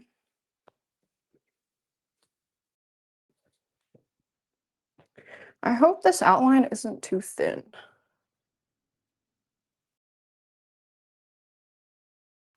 It might be, but oh well. The thinner worsted yarn really fucking sucks. That shit is ass. I can't believe they're under the same classification. That is fucking bullshit. Fuck you, Debs. Oh shit, his teeth. Oh wait, I have leftover white wool here. Yarn. Are the canvases expensive? No, you can get a 80 by 80 inch canvas, which will probably be 4 of these if you cut it well, for 30 bucks. And then the backing is about the same price. Backing might be a little cheaper actually.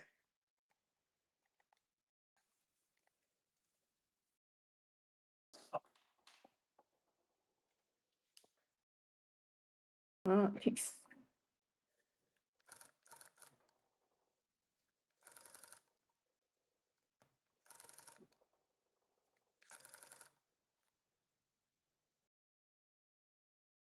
And then that's gray. Okay. Gray. Well, I might just start filling in the orange because I want to see what it looks like. Yeah, this one is the thicker worsted. You can kind of tell as you work with it more.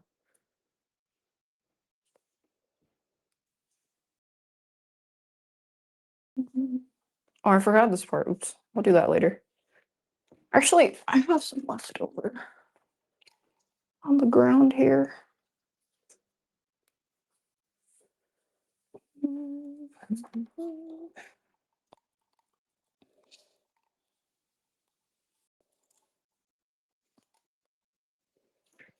Address me. Yeah, Robert visited me in a dream.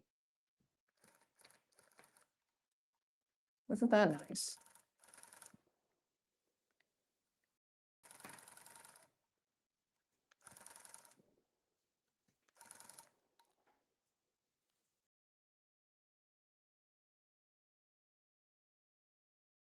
I dreamt of Robert.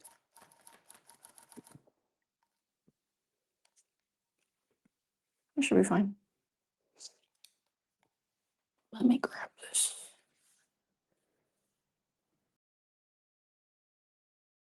I'm really hoping this black outline isn't too thin. It might actually be a bit thin. But I do not want to double outline this. Actually, maybe I could. I might just double outline the outside so it looks better.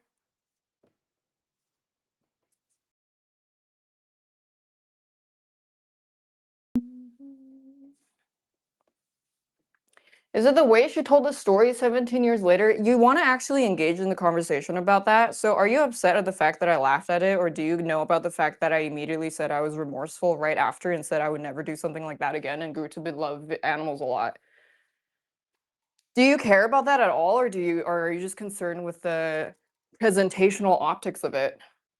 Because I have a feeling you're just gonna regurgitate the same talking points and not actually be able to engage in a conversation about that because you are pretty set on how you want to feel about it because you're more emotionally charged about what's actually happened than to be logical about the facts being presented.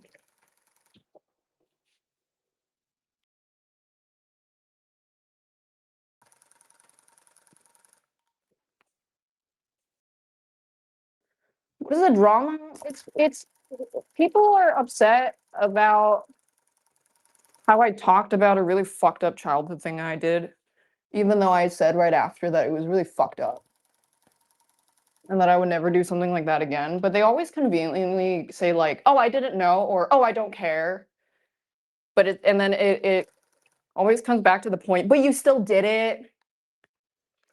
I have never seen so many people performatively care about a fish before.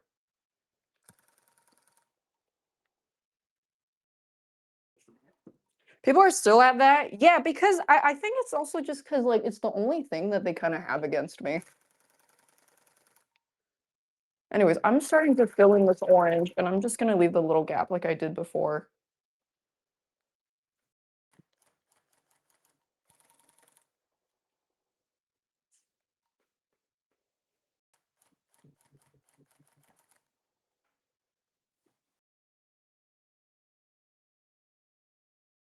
Looks like they dipped out. Yeah. Every single person that I've tried to earnestly engage in a conversation about that has pretty much glitched out in a response because they can't actually respond to what I say. And it seems like in the nicest way possible, it really seems like they got owned by facts and logic.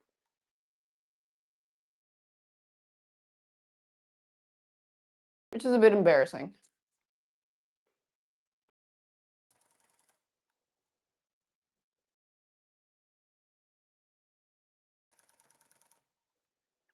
Okay. This should be good.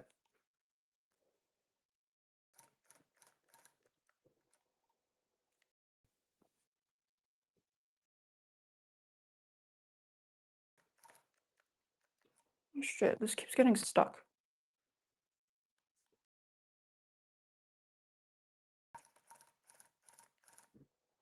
Yeah, it's getting stuck over here. How durable are the rugs? So I wouldn't machine wash them because machine washing is pretty rough. I would probably use those fancy steamers if you really wanted to clean it. But personally, I wouldn't use these kind of rugs as like an actual rug because I feel like it would just deteriorate really fast.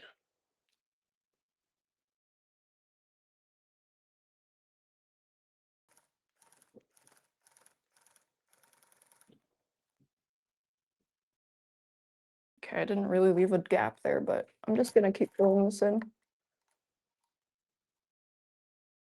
I think I'm putting the slack in a bad spot.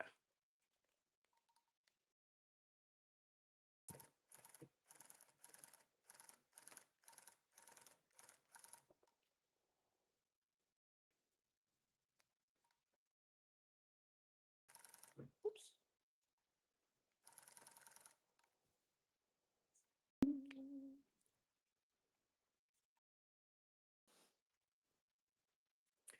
Yeah, let me just, generally for filling these in, I just want to leave a gap before I start filling it in, just so it makes my workflow a little more streamlined. I'll show you what I mean in a bit. Let me just do this part.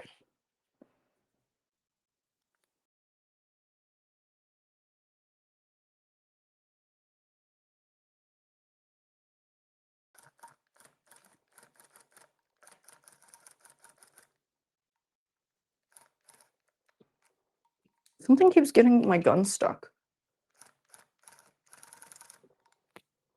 Okay.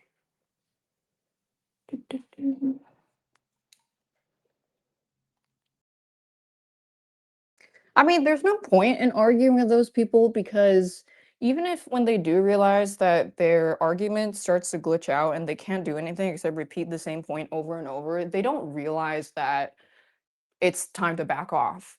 Because, like I said, people who have this kind of like very illogical emotional reaction to sensationalize rage bait about somebody that they don't know, even when the context is there for them to find it, they don't care because they've already chosen to react this way about it. And to change their attitude towards it would mean confronting why they feel such bitterness towards this person that they don't know in the first place.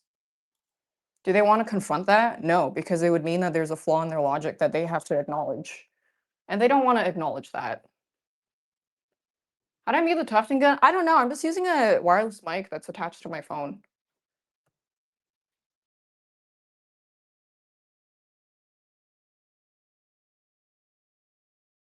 I think it's just an automatic noise gate.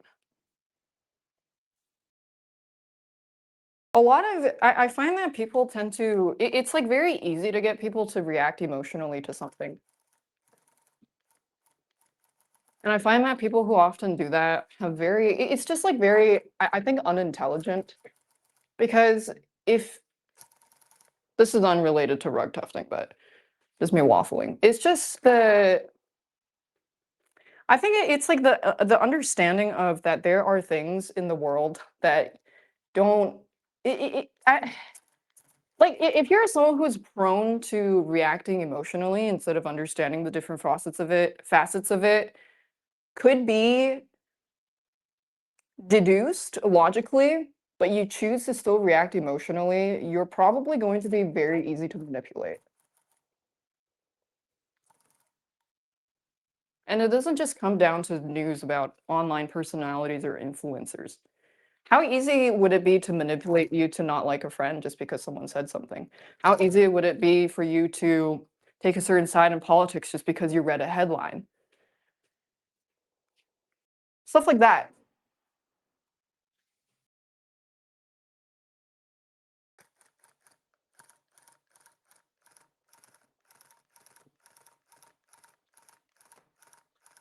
Using your brain is sexy.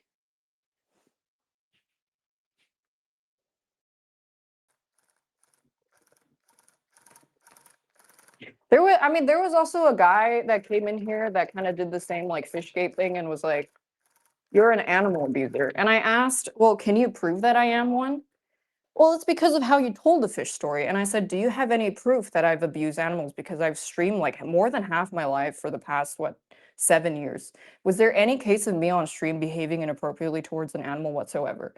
They couldn't give an answer, but then they decided to say, well, we don't know that you don't abuse animals. So I asked if that person was a pedophile because we don't know that he's not one. And then he couldn't really engage with that point that I just made because.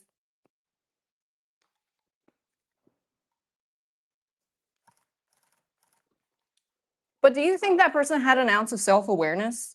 No, it's the same problem. They've become so attached to this like loyalty that they have to be correct. But then this loyalty is rooted in their emotional response instead of a logical one.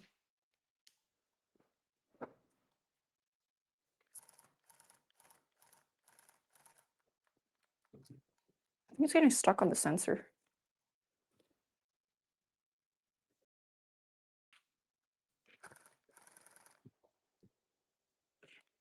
Let me out.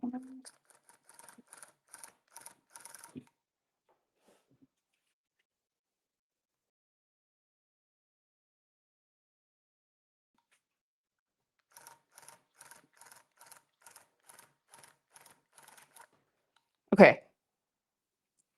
I kind of did it here. Let me show you what I mean.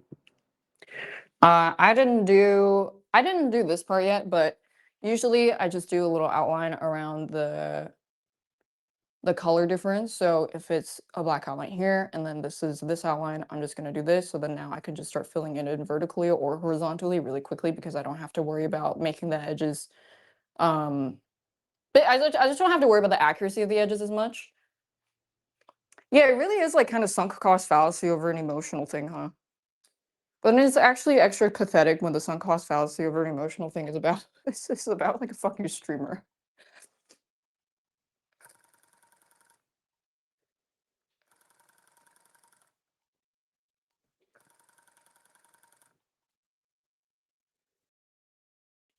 Yeah, so now I can just go.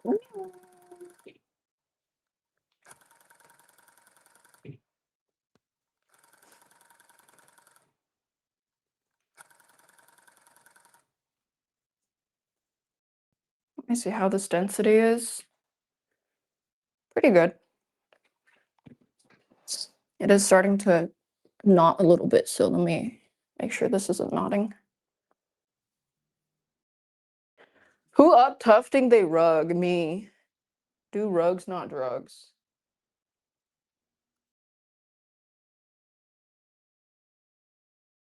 We should all make rugs. It's very therapeutic. This is, I mean, I was like, getting yarn is so much fun, and then people would suggest, oh, why don't you try crocheting or knitting? And I'm like, no, I want to use the gun because I love the way it fires and you can control the speed. I think the labor part of this is definitely on the more fun side.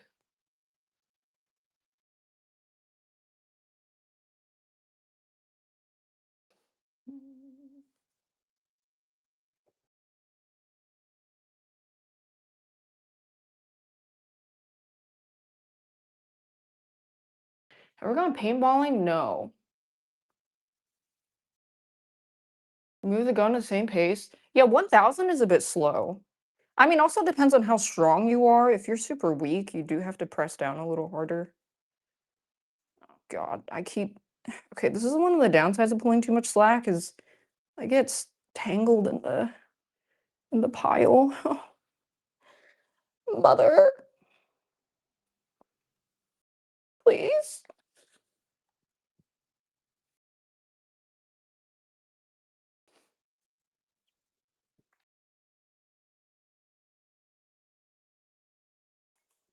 Mm.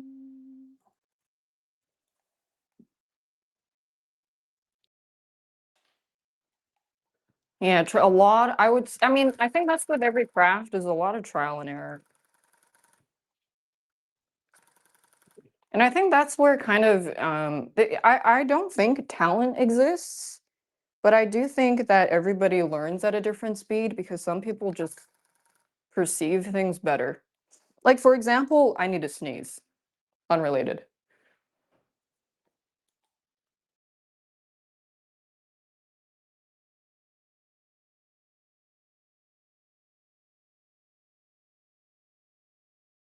Okay, it's gone.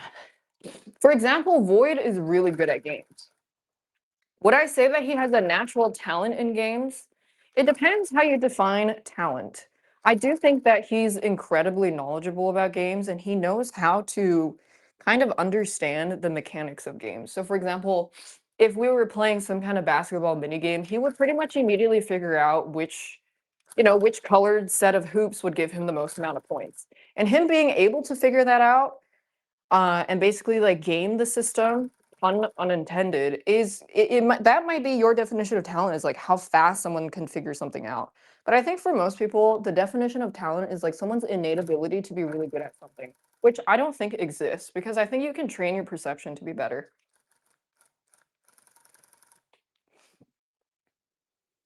And I think also there is no I think there's just like no upside to believing that there is innate talent. It's just it's like kind of a whatever thing because I feel like if you actually believe that there is no innate talent, like there's no innate talent, everybody starts on the same page, it actually is more motivating because then you'll never tell yourself that you can't do something because you're just not talented. It's just because you suck and that you're a pussy.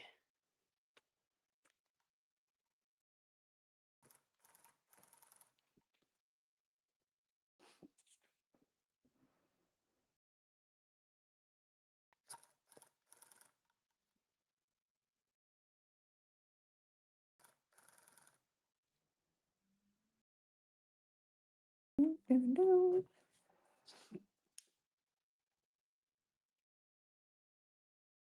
like growing muscle, nobody's born jacked. Yeah. But then I think that's actually a really good example because some people will naturally build muscle a little more easier than other people. Like some people will be able to develop their shoulders a lot easier than let's say some other people, or some people will develop their chest a little easier. But the difference in that is so negligible when it comes to people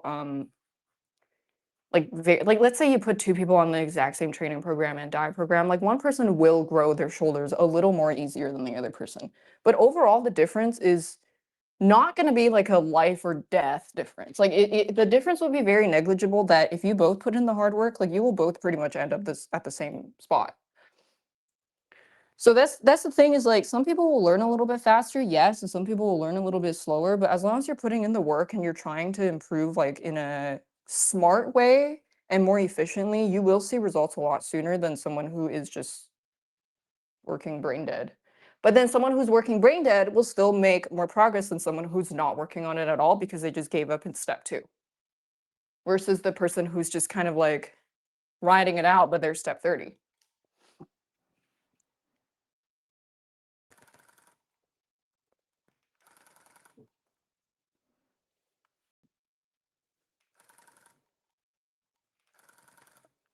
Because you know what? Watch me get really good at cooking.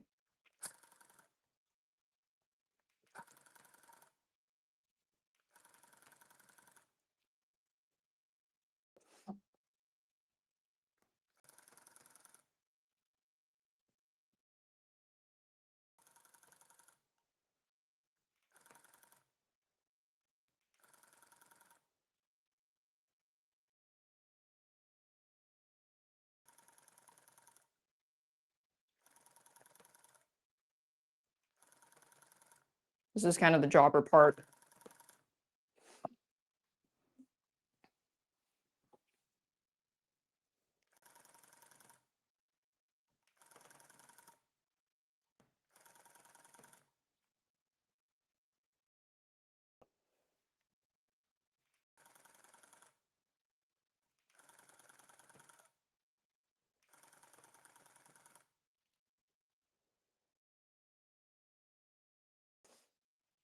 Sniffer. Um, another thing about the tufting is I don't really want to demonstrate this because I don't want to fuck up my yarn and have to rethread it. But you see how these are like very clearly okay, if you do go and try this out, and you'll probably know what I'm talking about, but do you see how this is it's like very clearly threaded in? If you're just starting and you notice that these are not threaded in and these are like really fucked up and fluffy and like cut, it's because you're not keeping the gun straight against the canvas and not pushing hard enough. You wanna if your gun goes slanted, like instead of firing like straight down, you're firing like this or like this or like this, it's gonna cut the thread really weird. So you wanna make sure straight with pressure. The music is gone. Let me go fix that. BRB.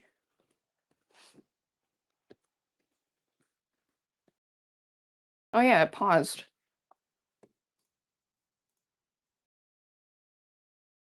Yeah, so if you notice that your threaded lines are really rough and messy and it just doesn't look like it's looping through the canvas, you're probably not handling the gun at the best angle. So you want your threads to look like this. Like it looks like it's going through.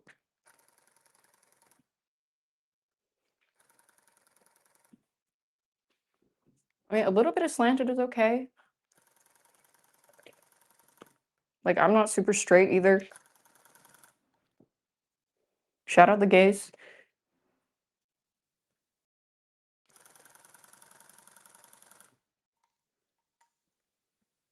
Shit, I stepped on one of the threads and I pulled it out.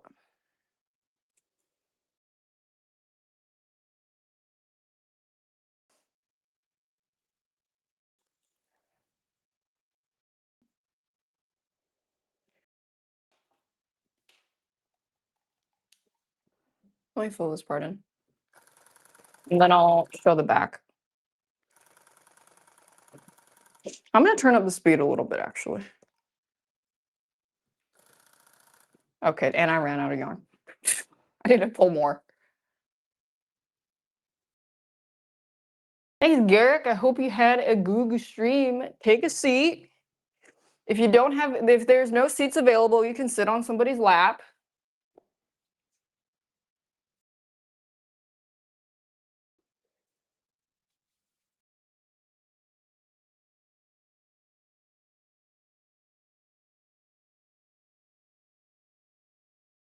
Sit on Surefour's lap? Okay.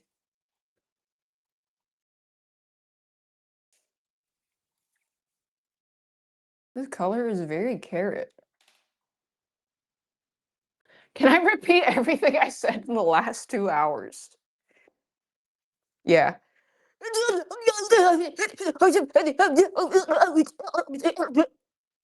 Somebody skipped all my dialogue.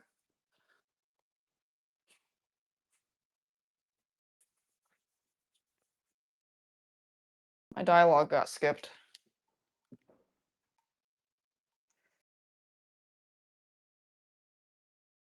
Is this gonna be on the final? Yeah. Oh, damn.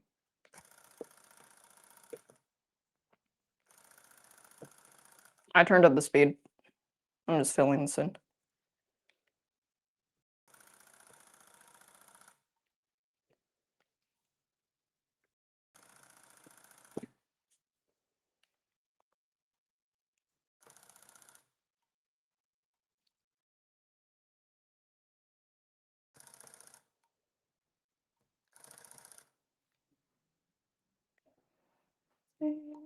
What happens when two threads overlap? Nothing. Uh, well, it'll probably just it's okay if it overlaps, but if it overlaps too much, then it might bulge a little bit. It's not a big deal though. Obviously, you shouldn't overlap it, or you should like try to not overlap. But if it does overlap, it's fine. It's not noticeable.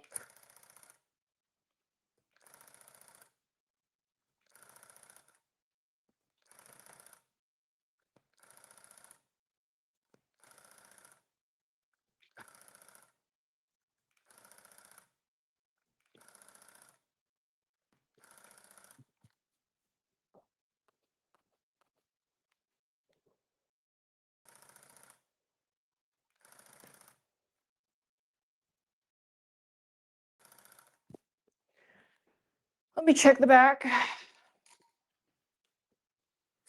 Oh! Wait, cuting. Ta-da! Well, I can't really get a super good angle, but it's coming together. The black line is unfortunately a little bit thin, so I think what I'm gonna have to do is try to use a scissor technique. Oops. Yeah, it's a little bit thin. It's because the yarn is kind of thin. Fuck it, we'll fix it in post. Might have to do the duckbill scissors. I actually, dude, I don't actually know that technique. I'm gonna have to figure it out. I think you, what you do is you part it with a screwdriver or something.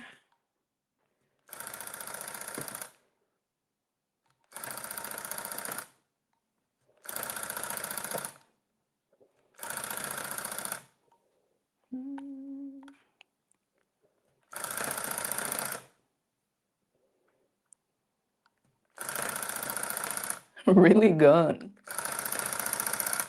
Yippee! Okay, I gotta reload.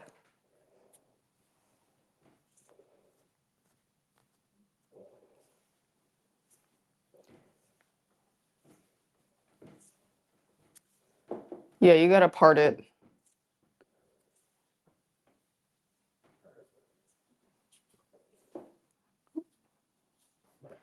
This is a very nice orange. I got way too much blue yarn. I kept buying blue because the site would say that there's a new fucking sale, and then I would look at the sale, and then I'd be like, ooh, what a pretty shade of blue. 3 days later, ooh, what a pretty shade of blue.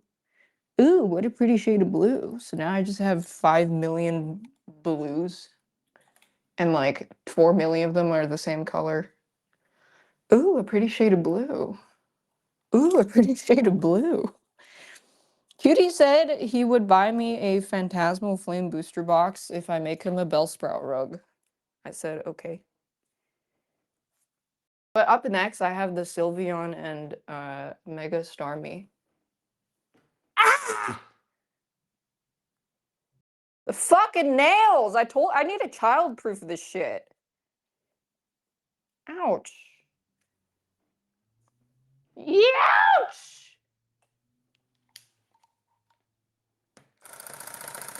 Wait, what color is Shiny Bellsprout?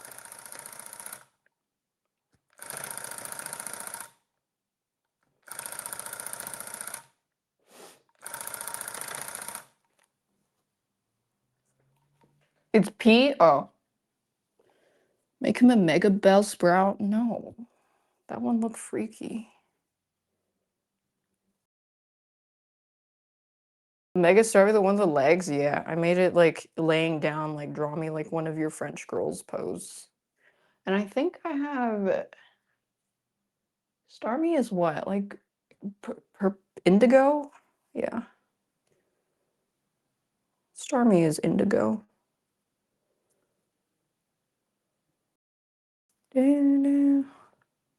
Oh yeah, so I think I did mention this, but soft yarn does not tuft well. Yeah, I did mention this. You want to go for like the back alley ran through squirter yarn.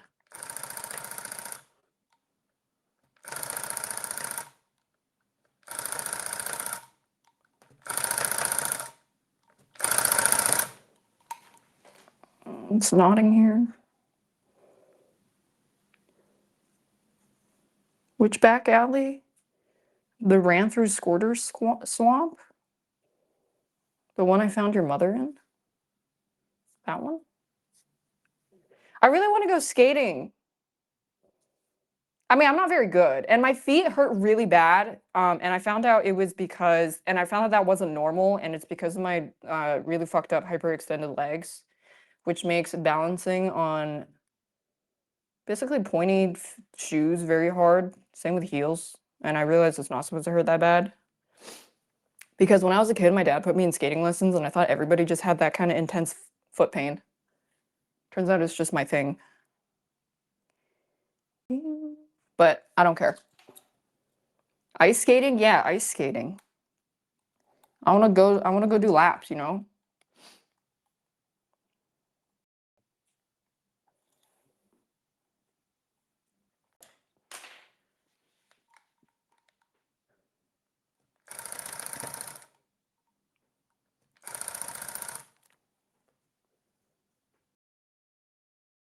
Figure skaters are so cool.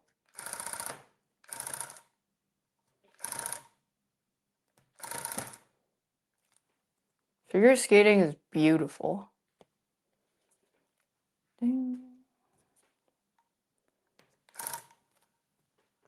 Oh yeah, also, there any Death Stranding fans? So I went to the concert, the Death Stranding Symphony. They're doing a world tour right now. They have a BB's theme music box for sale, and I bought one. If anybody's looking for trinkets.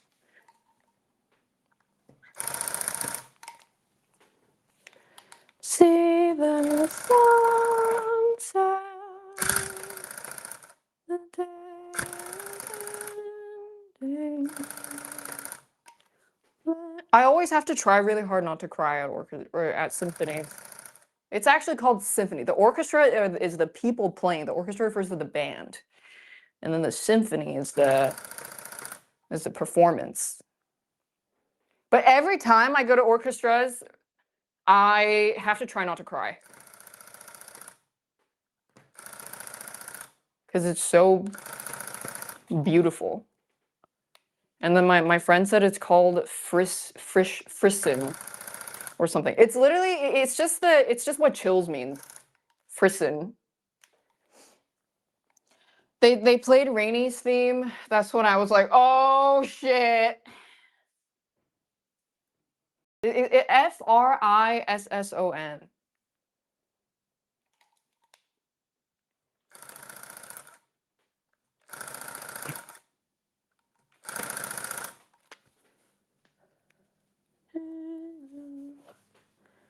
See the sun, the day is ending.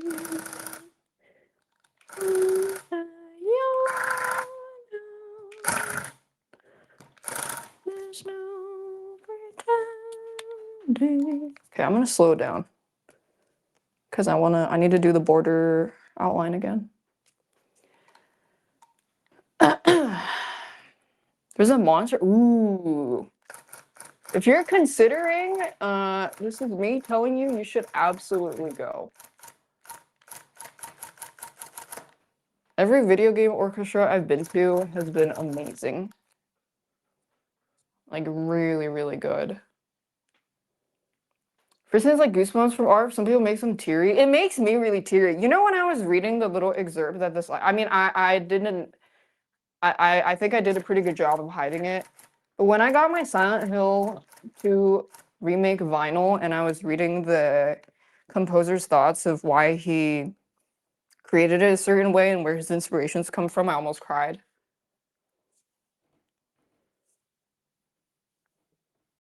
I was like, damn, this guy is art. I'm just a patron of the arts. I mean, I also cry when I poop. I don't think that's from frisson, though. I think that's just an involuntarily bodily response because your brain wires got crossed, because I've Googled this. It really, like, when I cry when I poop, I've Googled this because I, at one point in my life, realized that was kind of weird. And then turns out it's because your brain is like actually wired wrong. But it's not from sadness. It's like an involuntary response, like yawning. You know, you yawn, you get tears in your eye. It's like that. But when I poop, I don't know why. I should donate my brain when I die so scientists can study it. I'm pooping. Yeah.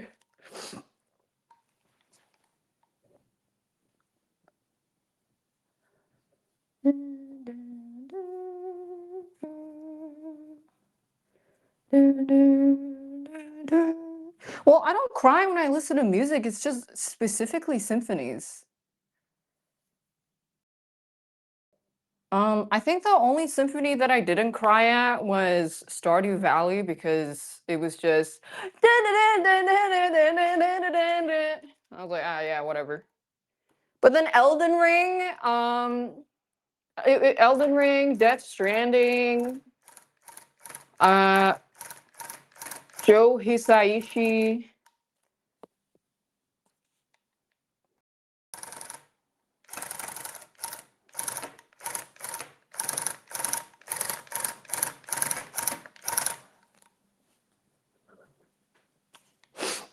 Baldur's Gate 3 Symphony, wowing. There was one thing that I thought was weird about the Elden Ring Symphony. Don't tell them I talk shit though. Was they played Moog's theme, like his actual fight at his at the blood place. And then after that, they played a different version of it, of the version that you fight in the basement. I'm like, why did you do it like that? Shouldn't it be the basement version first and then the actual version? I don't know, I thought that was weird. Hello Miyazaki. I remember when I played Elden Ring for the first time and I did the Moog fight and I finally beat him, my game disconnected. And I had to beat him again. And it was right after I talked shit about Miyazaki's something. I made fun of him for something. And then he disconnected my game. It's in the VOD. It's in there. Look at when I finally beat Moog and I had to do it again. It was right after making fun of Miyazaki for something. Forgot what it was.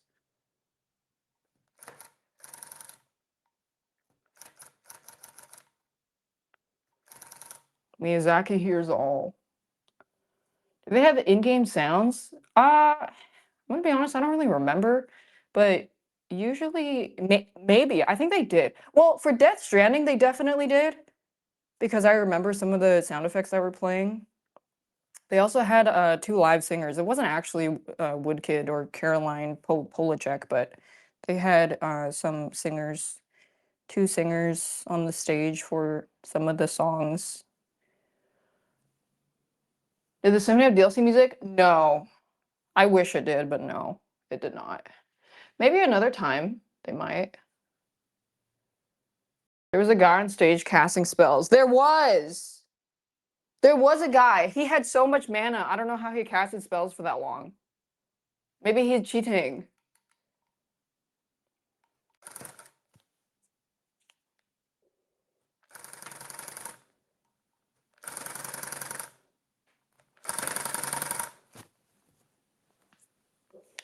Maybe he drank the infinite mana flask, but it lasts forever. Hacked client. Yeah, video game orchestras, I very highly recommend. It's like one of the fucking coolest things ever.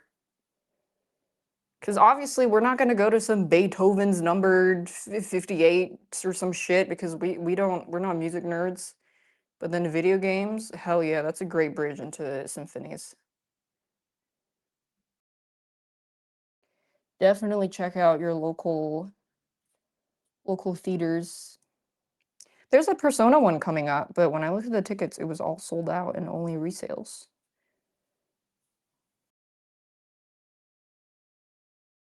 Persona fans are pretty sad for the music. There's also near music in New York. I don't think I'm going to go all the way to New York just for that though. Where's the end? Getting a yarn holder. Yeah, that's kind of the thing is I have a really scuffed yarn technique. But then the yarn holder stuff is the craft shop will probably have this is they actually roll their yarn into the cardboard cones so that you can feed it through the loops that are on the hooks of the stand, and then you just pull it and it's a lot easier. But that would mean I have to. I don't know what the process of it is called, where you unspool the yarn into a cone. I'd have to do all of that. I want to replay Nier Automata. I think my brain was too stupid when I first played it. Or I just wasn't really interested. But I've just been too distracted with rugs.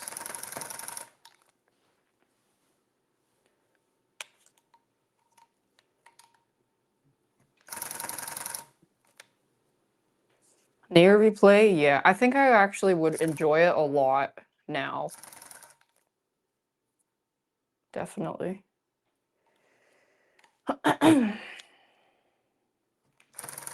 Yeah, I will be hosting a giveaway for this rug at the end when we're done. Fun little thing. Fun little stream thing.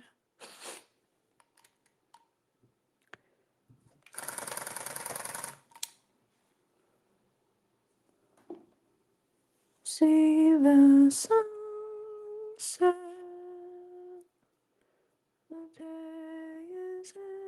Frontal lobe developed. Yeah, I feel like my frontal lobe has been exponentially developing. It kind of scares me.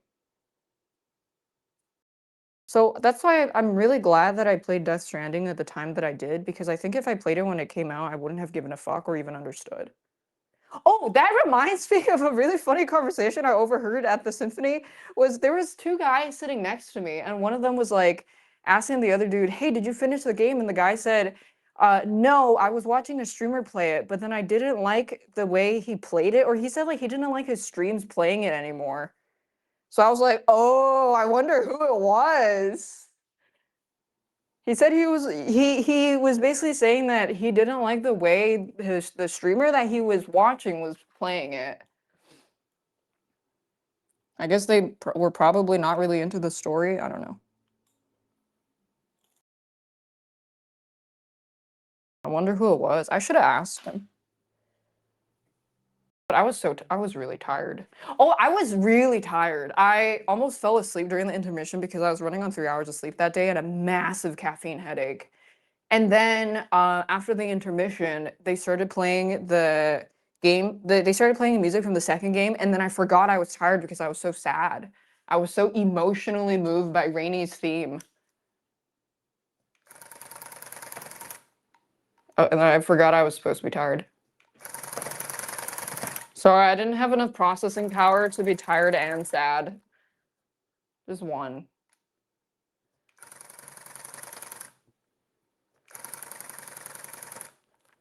See the sunset.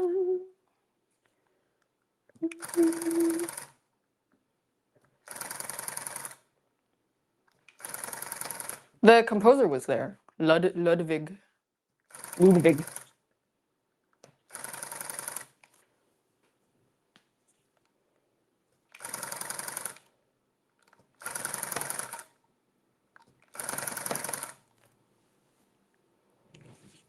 Oh, he said Mpreg. He made a joke about Mpreg. I think it was before they played the theme of Higgs. He said something like we won't. Some I forgot what he said about, but he said the word Mpreg.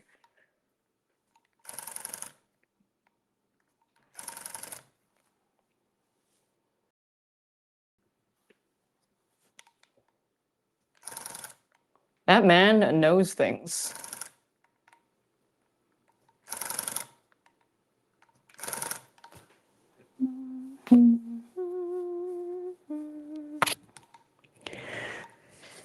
The day is ending. He's been retweeting Mpreg. The composer? He knows ball?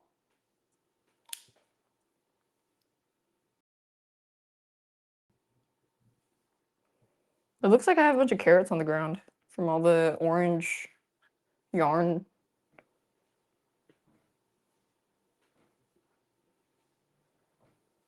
He's been retweeting Higgs Mpreg art.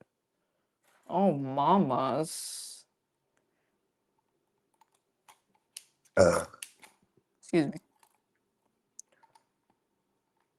Oh, Kojima did, yeah.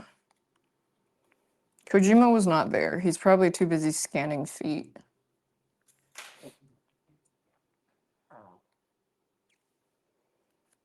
But oh my god, it was kind of funny because the conductor was like, "We have a very special guest," and then the audience gasped because they probably thought it was Kojima.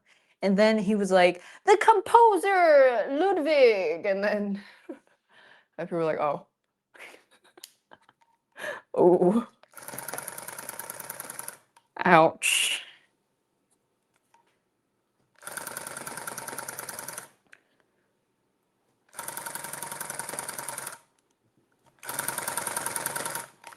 I got some vinyl wall shelves, vinyl thingies.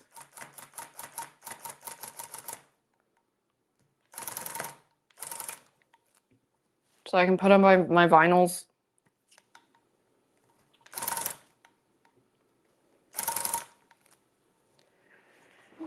Have I watched Frankenstein? No. I haven't watched anything in a while. I think I need you to understand that I have been doing absolutely nothing except making rugs. This is legit all I do. I think I'm touching grass this week though, a couple of times.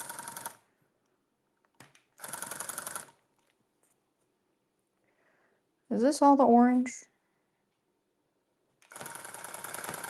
Just gonna fill in some gaps where I think might be balding. That should be good.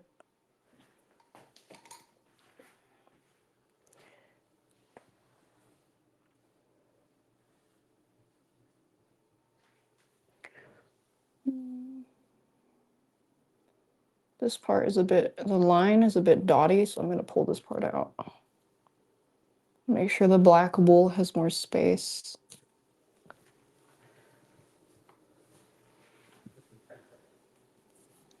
Okay.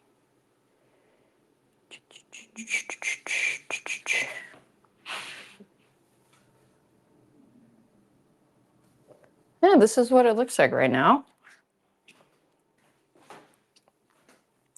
So if I hadn't leave the gaps for the black outline, it would look even dottier. And this yarn is really kind of thin. So definitely in the future, I think I'm gonna make sure I use the heavyweight yarn, heavy worsted yarn, because I don't want the lines to be looking so dotty. I can clean it up a little bit when I shave it and stuff to make the line pop out a little more. But I'm not too familiar with the duck-billed scissor strat yet. So we'll see. See the sunset, the day is ending. Just checking the back to make sure it's not balding.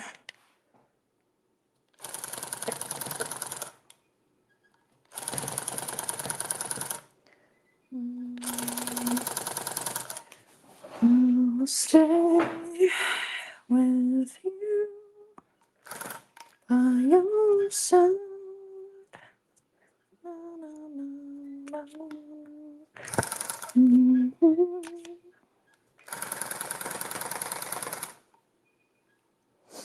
Okay. That should be good for the orange. Can you use sharp shears?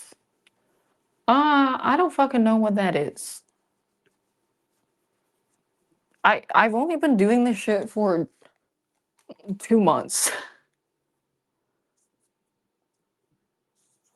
Oh shit, yeah, I forgot the other ball sack.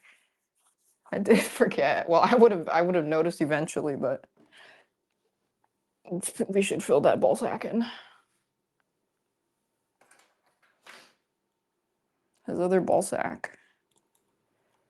I'll stay with you by your side.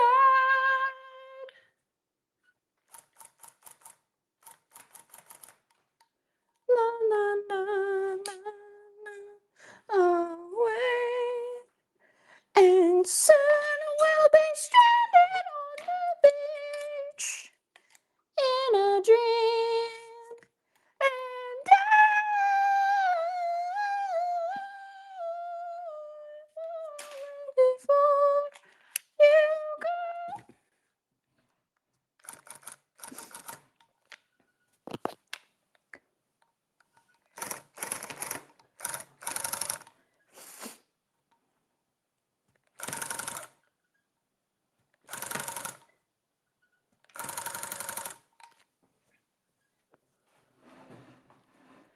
Your kettle is ready?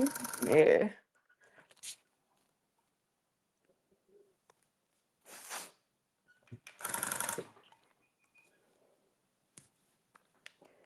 That should be good. Yippee!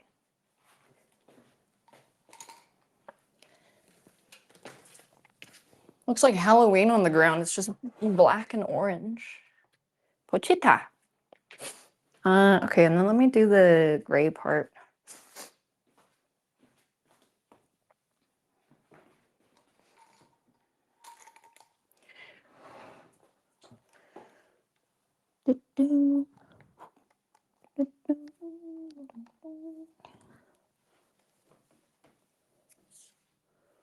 And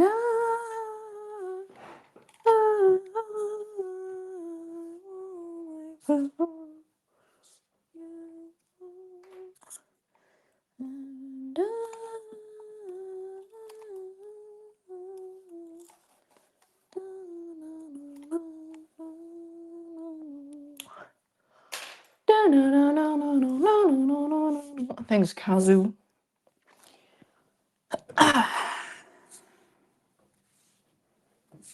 See,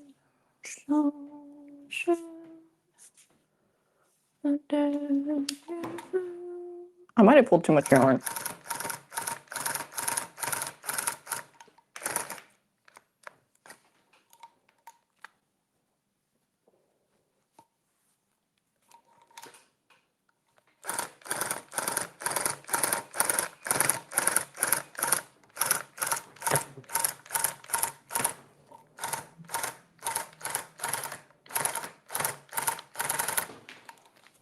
Okay, that angle is really awkward. So now I gotta fix it. Why didn't I just do that from the start? How much money do you think could afford a basic rug setting? So the most important things that you'll need is the gun, the stand, the canvas, the backing, the glue, and then a projector and yarn and like a spatula to apply the glue. I think you can get all of that for under $250.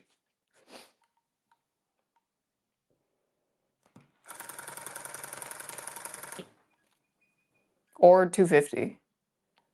Oh yeah, and the shaving thing, but they so Amazon sells, I went over this in the beginning, Amazon sells rug tufting starter kits, which will include the gun. I mean, depending on which kit, obviously the price is gonna change depending on how much stuff you want in your kit, but usually the kit would include the gun, the shaver, some yarn, and starting cloth.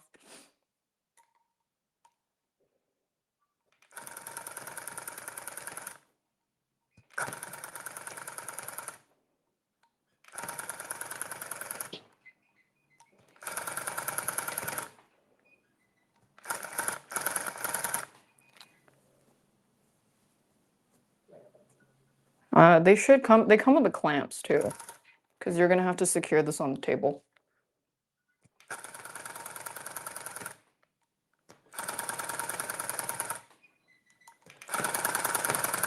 But if you just want to make a simple rug, I would just go to the craft shop and just see if you like it first.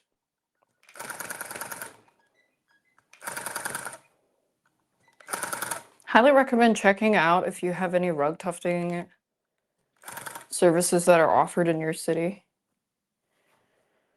Thanks, Leah.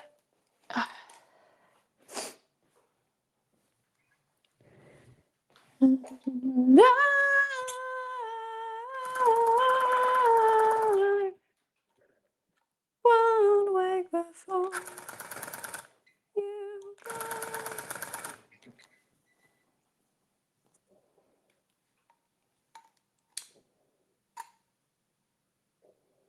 Sing the song.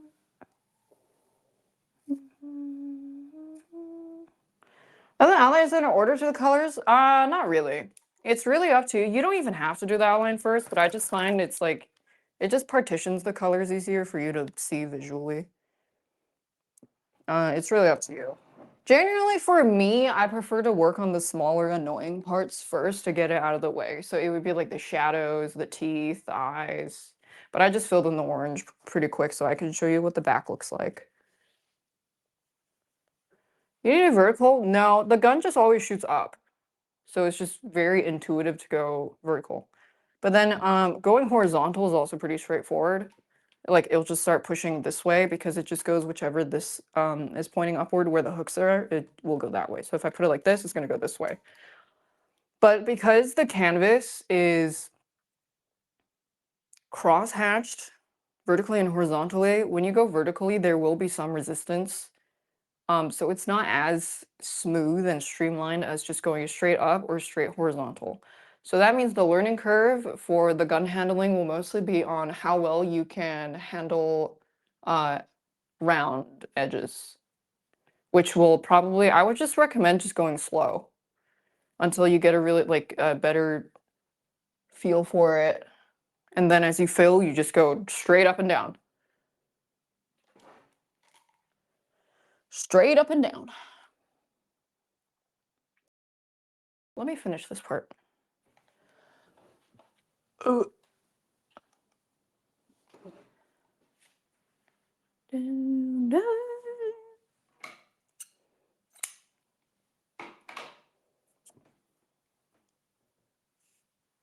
Things you sew. Is there any other style of shading other than cell shading for rug tufting? Yeah, you can. So there's a high level technique that I haven't really tried yet. And I mean, I did it a little bit in my Togepi rug, but you kind of dither it. Which can kind of, you would still need a lot of colors. So if you wanted to, I'd assume it works something like, if you wanted to do, let's say it goes from red to orange to yellow, instead of it being red, orange, yellow, the border between the red and orange, you would put some lines kind of dotting towards the orange. And then the orange to yellow, you would dot it towards the yellow. I haven't tried that too much, but I did it a little bit in the Togepi and the Ditto Lapras rug. But it wasn't really significant enough for me to have gained much insight about it. So another thing is I don't really know what. Oh, actually I do know. Yeah, never mind. I just figured it out. Now I'm kind of too lazy to explain. So because I double threaded, I was gonna say I also haven't figured out what double threading the gun with two different strands of yarn will do, but because it shoots up straight and then the strands are left and right, it's just gonna be depending on how you shoot the gun. And if it's vertical, it's just gonna look like stripes. So I figured that out, plus that thought. I don't think that's worth doing unless you're going for a very specific look, which most people won't. That'd be less than 0.00001% of your crafts. Skip dialogue, fast forward, I figured it out, fast forward. Thank you.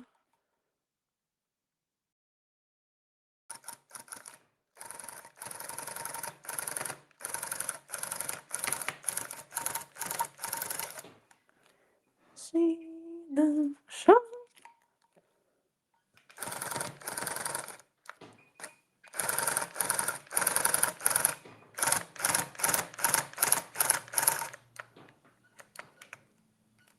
I'm just getting stuck. Might have to clean my gun. But my little compressed air thing did come in.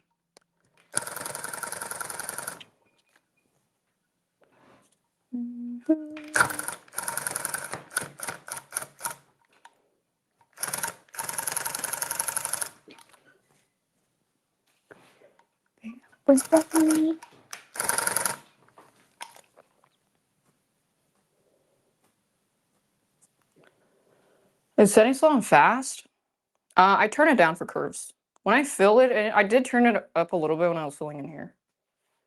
But it's not, I don't think it's necessary unless you really wanted to like adjust the speed depending on where you're filling in. Very negligible. I think for simpler designs, Well, you don't have to worry about the finer details of curvature. You probably just go with the fast speed, like all the way, because you're just filling in most of it.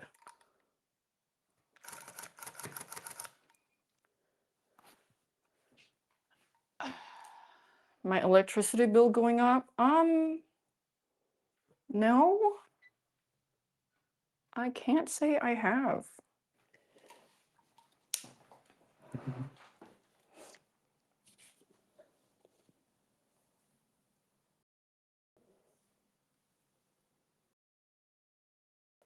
I haven't noticed.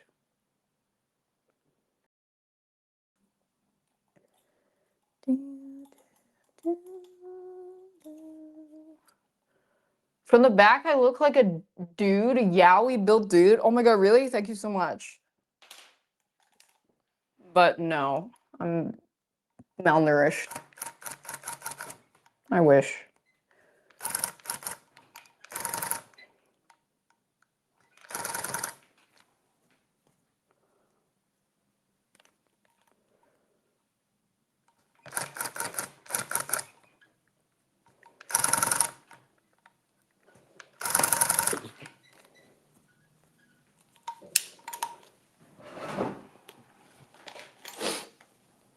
I do have a very, my back tends to be pretty muscular, even if I mean, I think I develop muscles on my back and my shoulders a lot easier. That was one thing I noticed when I went to the gym.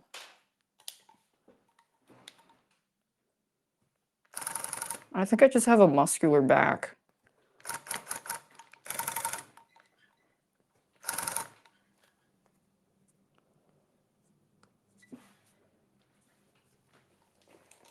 I don't have a six pack.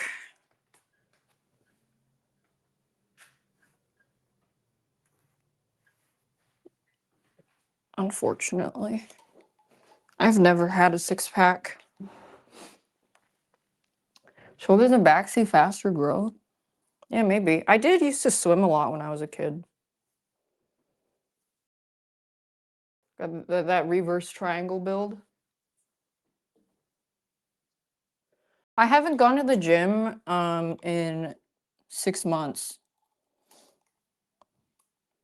But it is kind of a lot of people say that your muscles actually like if you have gone and then when you go back, it's actually easier to gain it back.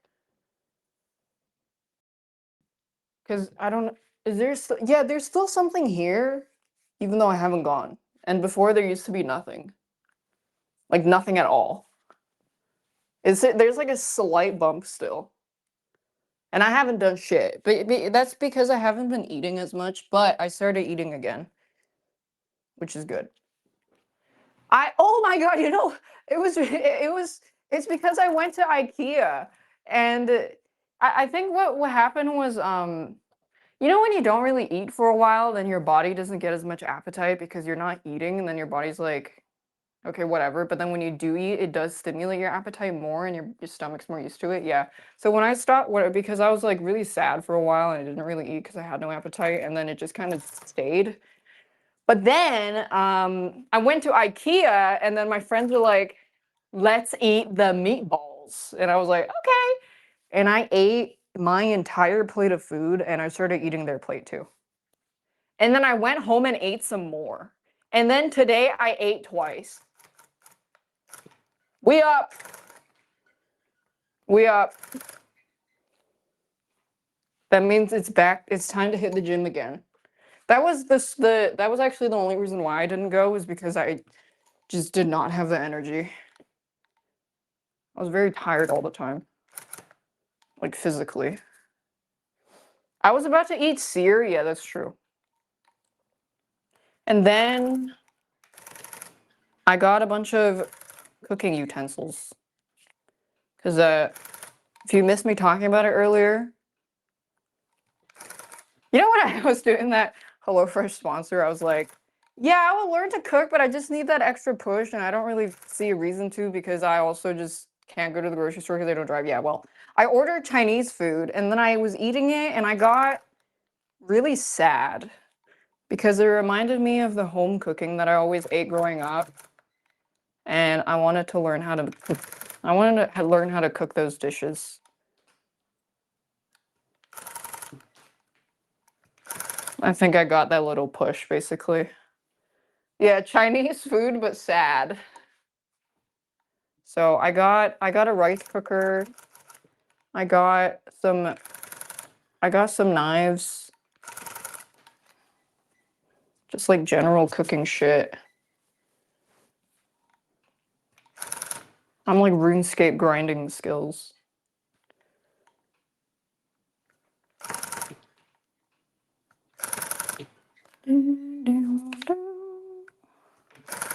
I also signed up for volunteering so that I can go outside.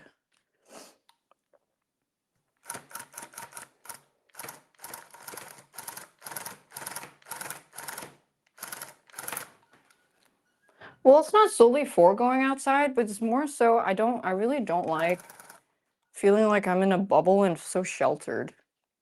Because I think I just it's to me is very off-putting to be so to live and work in a circle that's so it's just very in a bubble and very out of touch, and I don't like that. I don't want to like be in a situation where I'm just out of touch with the world basically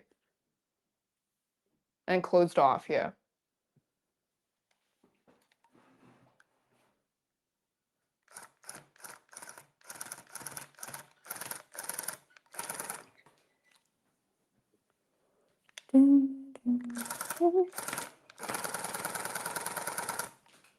Which means I get to church mass because they usually happen at churches.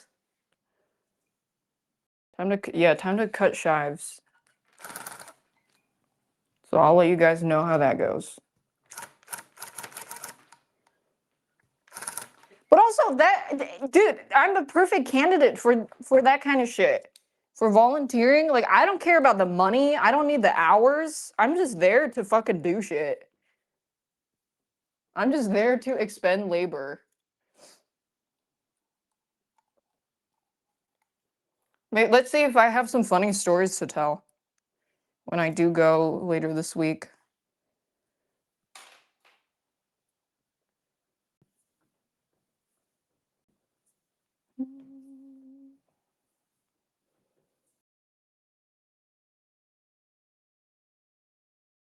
Kid named Shives. Kills him.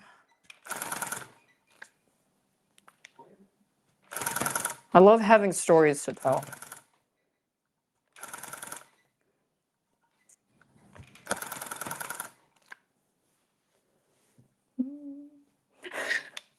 This is the DMX Lord give me a sign. Starts going to church.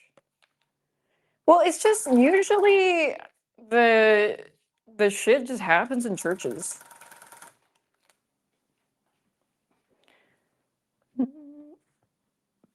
I need to stop JoJo standing. I don't know. I keep doing that. I don't know why. Fucking hurts my back.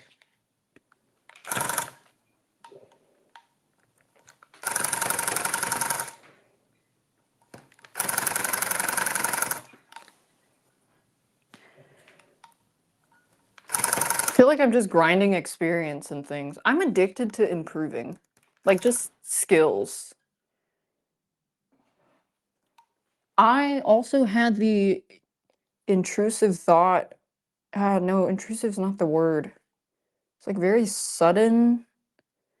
I really wanted to I wanted to try learning a new instrument, but not the piano. I wanted to try playing the harp, but I was like, that shit is way too fucking big. And I was like, maybe the lyre or like some kind of beautiful string instrument. But maybe that's too many. It's really fun. Because I love learning. I love when you have that aha moment and you just figure shit out.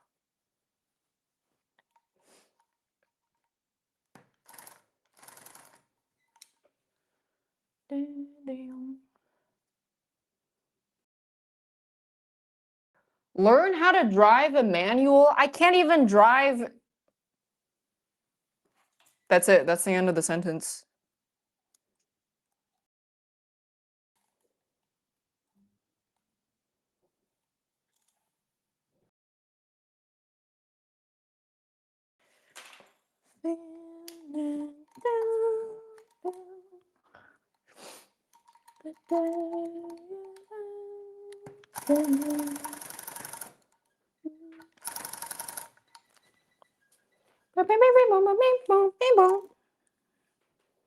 Kind of an online college course? Well, maybe I would consider it.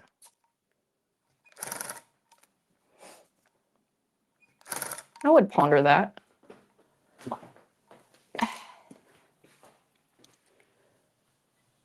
That's good.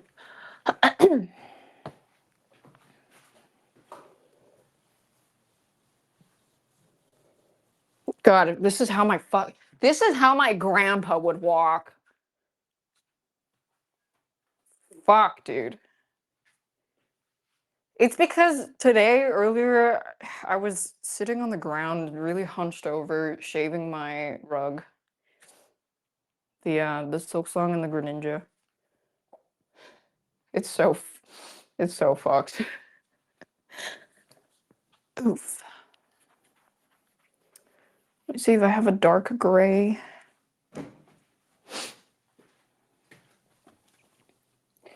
Well, this is a pretty good gray, but it's also really close to black. Maybe I'll use this blue. Oh shit. Some of my yarn fell.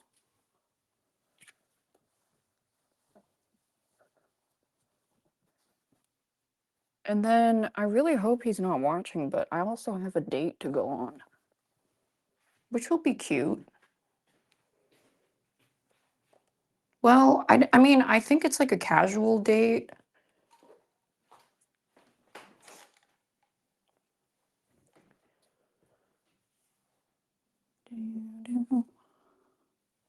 I don't know. I don't really know them that well because we didn't really talk.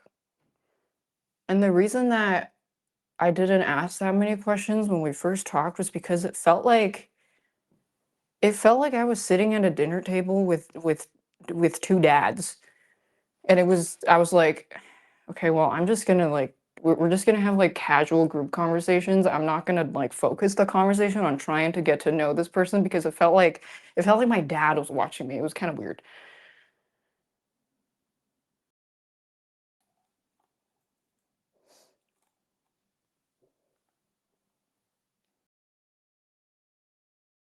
Are they much older? No. See how that goes. I mean, it's not like a date, but it's probably just like a vibe feelers. Don't wear clothes that I've worn 3 days in a row again. Okay, I won't. I also have because I do it so much, I have a really bad habit of wiping my snot on my clothes, but I only don't do that if I'm wearing nice clothes. Because then I noticed that I started doing it in public when I wear shitty clothes and I do my errands or something. Like I'll just like on my shirt, and I'm like, oh wait, I'm in public.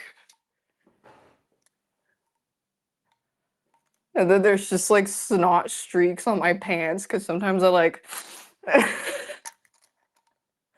just a snotty gal. It's not my fault my nose is like that. Ah, shit, I did it at Ralph's again.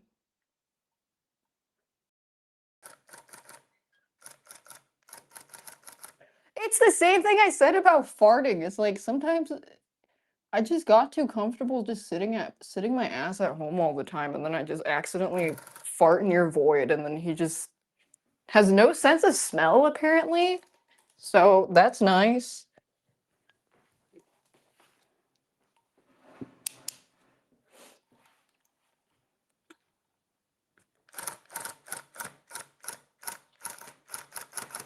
Save us, please, the dahlias are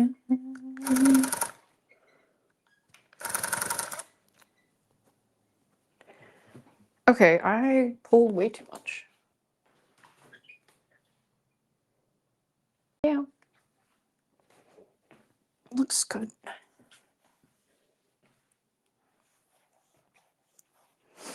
You the fact that you go to the bathroom and spread your cheeks a little so far wasn't allowed? Oh yeah, I did that a lot when I was at a friend's place. I was really gassy, and then I would go to it would hurt the gas buildup, so I had to spread my asshole to make it go like, and that's the best. And you just feel it deflate. Oh, the bread color. What color is bread?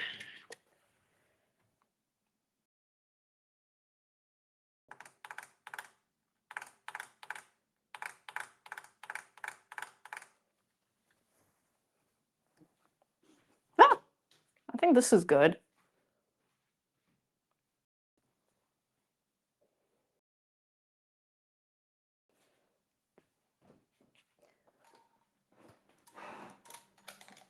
Yeah, I organized my yarn closet today.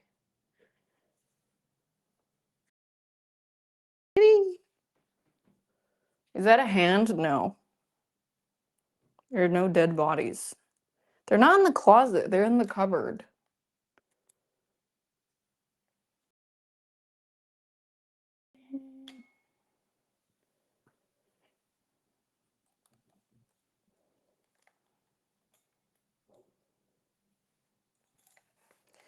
I had a massive headache the whole day though.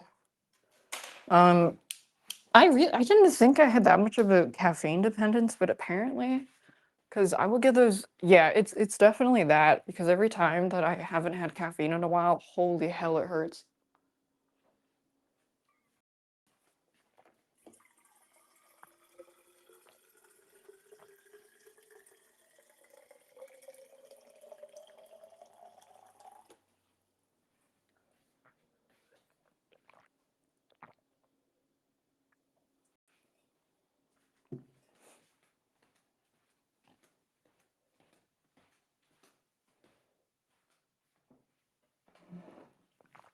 I should get into nicotine next.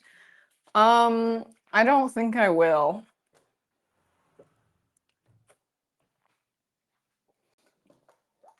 Uh, no.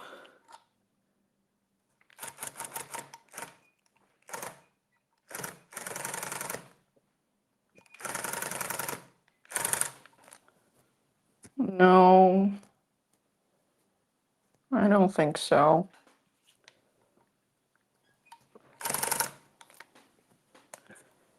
Singing sunset into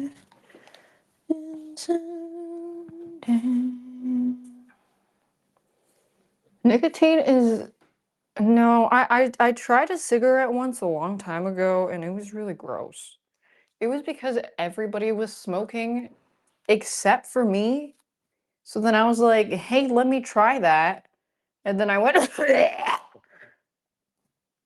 "That is disgusting."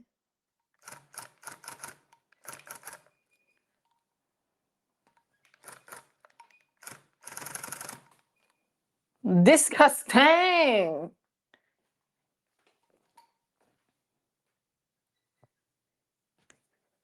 I pulled too much yarn. Oops. The first one is always awful. Yeah, I'm good. I don't think I'm gonna have a second one. Your dad died from smoking, but he's better now. Oh, that's nice. Good for him, man. Oh, okay. Congrats. Not because he died, but because he's better now. 30 hours you're having fun? Oh, smoking is like that Eris clip. It smells like shit. It looks like shit and it tastes like shit. But once you do it for about 2 weeks, you kind of get used to it.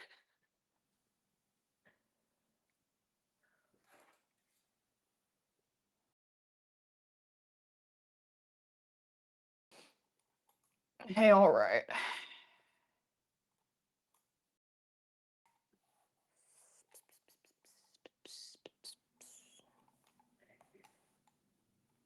See the sun start. The day is ending. Well, you think cigarettes are gross? Why don't you get one that tastes like peach soda instead, dude? You want a vape, bro? Let's vape, bro.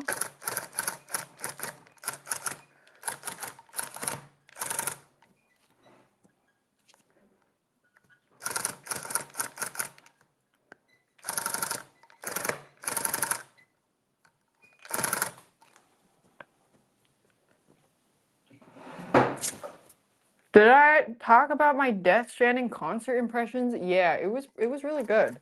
I did talk about it. The funniest story was that I mentioned was the guy. There was two guys sitting next to me. One of them asked the other if they finished the second game. He said no. He was watching a streamer play it, but then he stopped watching, so he didn't see the end because he didn't like how the streamer was playing anymore. So I was really, really tired, but I realized now I should have asked who. I should have asked which streamer.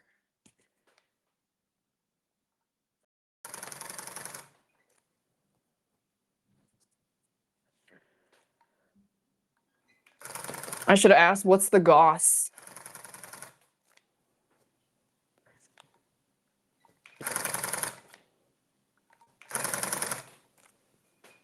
What's the goss? And then there were these two girls that were sitting on my left that were hella excited. They were hooting and hollering the whole time. It was really cute.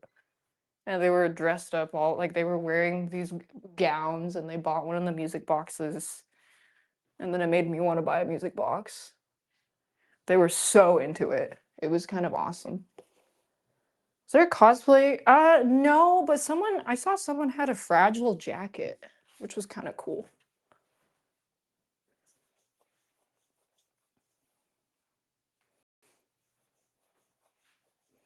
I should have. I was so tired and my head hurt so bad, but I didn't want to skip it. I fell asleep during the intermission. I think. Oh yeah, you know how when you're falling asleep, your head just starts like bobbing like this. So at one point, like after the intermission, I was still a little bit sleepy, and I'm pretty sure my head. I was just like this, and then I feel like the guy sitting behind me must have thought I was really into the music, which is even funnier to think about. That guy must have thought I was so into that shit. And I'm just falling asleep because I was so dead tired. But then I woke up um, after the sleepiness wore off because it started getting really emotional and sad when I started playing Rainy's theme, and it was just beautiful. And then I woke up. I was like, woke. Feels weak, man. But it was really cool. Very enjoy. They are still doing tours. You can check it at. I'm not paid to advertise it, but I wish I was. But you get deathstrandingconcert.com. There you go. And then you can buy the concert merch online at shop.deathstrandingconcert.com. I bought the hoodie, music box, and a magnet because I need more magnets for my fridge. Because I've been hanging up little notes that I've got, like some random notes from friends, photos.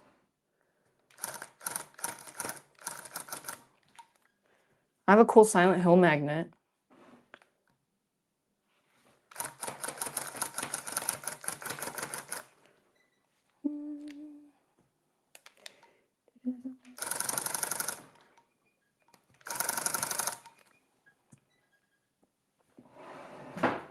Food here. How about I stock that fridge? I will.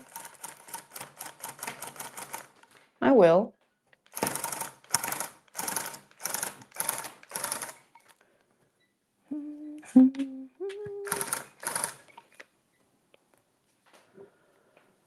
Start putting it. Oh yeah, yeah. I got vinyl wall shelves.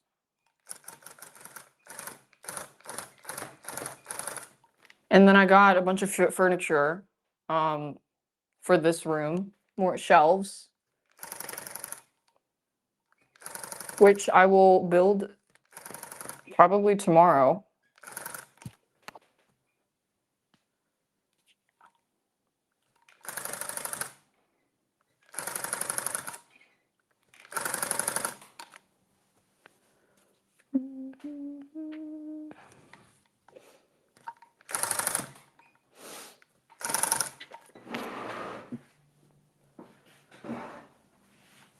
Yeah, vinyl, very collector. Oh, that just reminded me of something funny my friend said at IKEA. It was the busiest I've ever seen IKEA, but I think it's because everybody's doing their holiday shopping. And then there were so many families and kids, and then when we went to the cafeteria, my friend was like, "Oh, very family." Yeah, very family. Very family.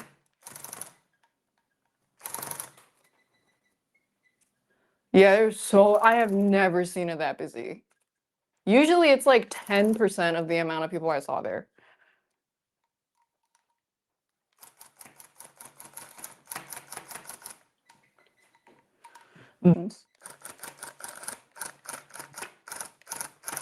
Oh my God, that just reminds me of something funny. It's something else that happened at IKEA, at IKEA. So, I'm walking through the showroom floor, and then there was this one area that it looked like it was one of the like side routes that you could take. So I'm like, oh my God, I really like the chair and the couches there. And then as I walked closer, I realized that was the fucking office. Like that was the place where you talk to IKEA staff and they help you plan your shit. And I was like halfway through the room and I looked to my left and I realized there was like a dude standing there helping customers with like a front counter and I was like, "Oh." And then that's when I also realized that there was no labels on any of the furniture in the area I was walking in. And then there was like cubicles and I was like, "Oh shit." The fucking IKEA, that was the IKEA back rooms. But those chairs were so nice. Fuck, I should have asked. It was really cute. It was rotund. Yeah, and then that was the first time I went to the IKEA food court and ate something since I was a kid. And it was actually pretty good. I liked it. They had this I like the juice boxes they had.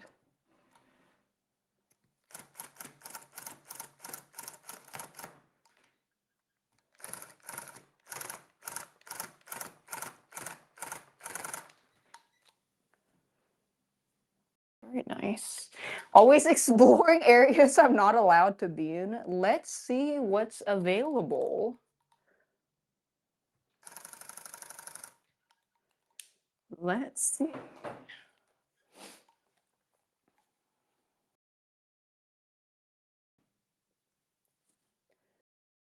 I do like hot dogs.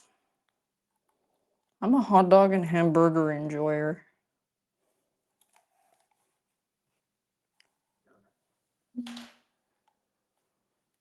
I'm gonna look around. Yeah. Oh my God, there are so many crying kids too.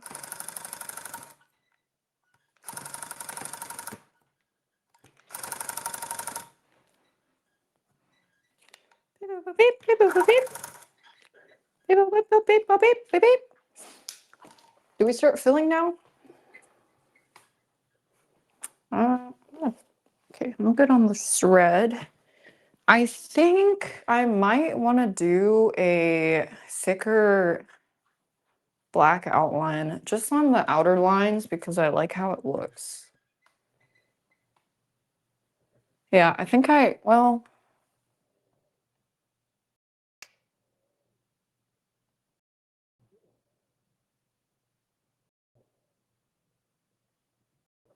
thinking.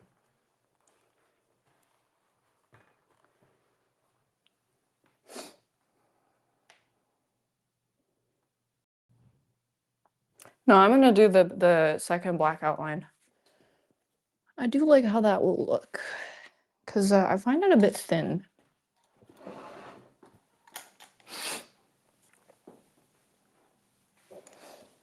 Oh my god, that just reminded me of when my dad would bring me to the IKEA play place and I realized that he would just wander around doing absolutely nothing.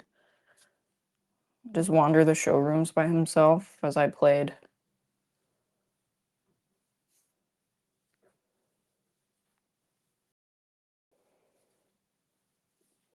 Yeah, I'll show you guys the bush.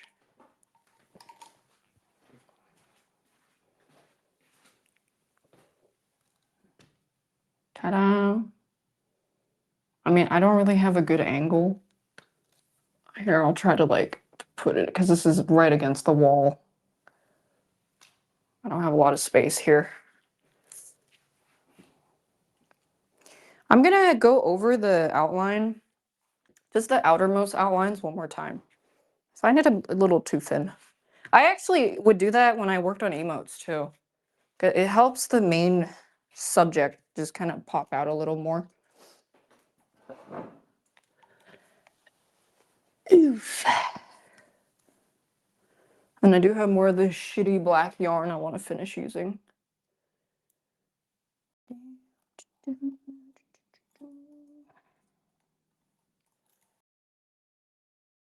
Ow.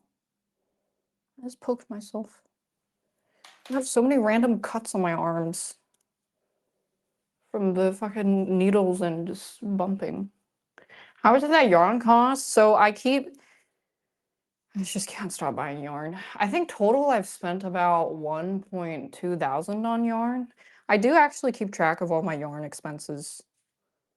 So I have it all written down, but I think it's around like, it's over 1,000 now. Thanks, Crayu. So now I want to sell my rugs because I'm like, well, I have to recuperate the costs. I have to.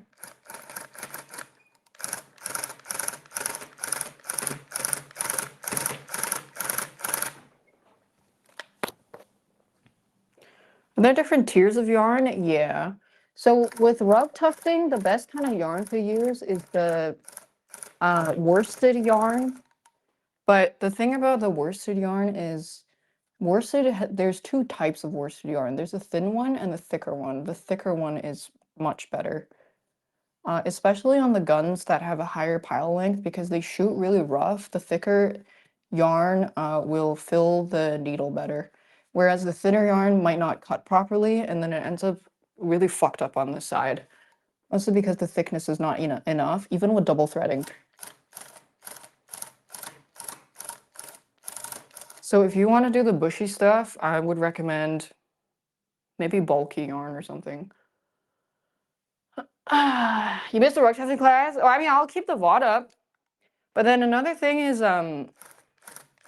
there's this kind of soft yarn that is really bad for rug tufting. Because again, it has problems with the yarn, the gun not being able to cut the yarn properly. And then it just gets all fucky wucky.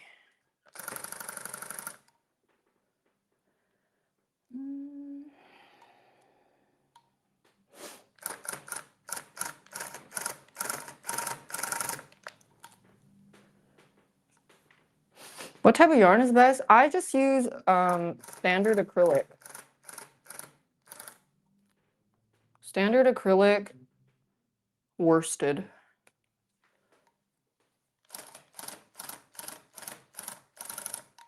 Is my favorite. Do I want to edit into a dedicated YouTube video? What the hell? This one, no, I feel like I could just record a better one, but I guess it's up to my editors.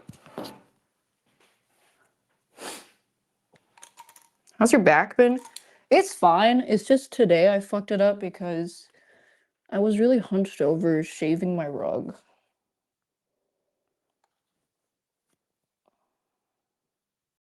But I got a coffee table so that I could at least just sit on the floor slightly elevated.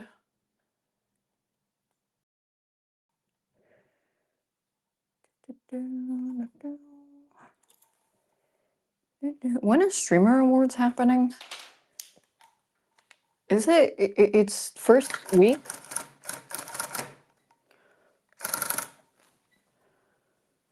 6th of December. Oh. Oh. First week of December. Oh. I just want to know because I asked Cutie to do deco, but she's so busy. I'm waiting for streamer awards to end and then we can do deco and crafts.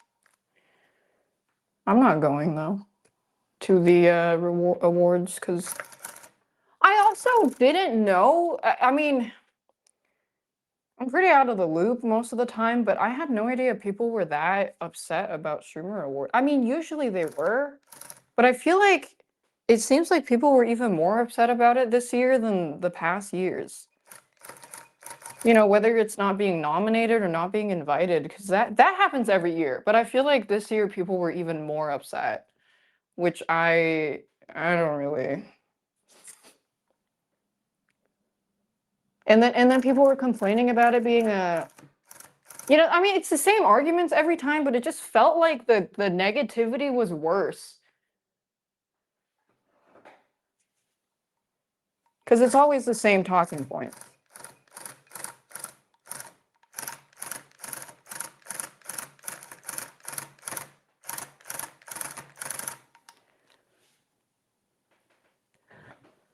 You don't know how to feel about an award for being a streamer? Well, it's not an award for being a streamer. It's an award for just a specific kind of content that the streamer makes. And the only reason Cutie hosts those is because it's a fun way to get everyone together.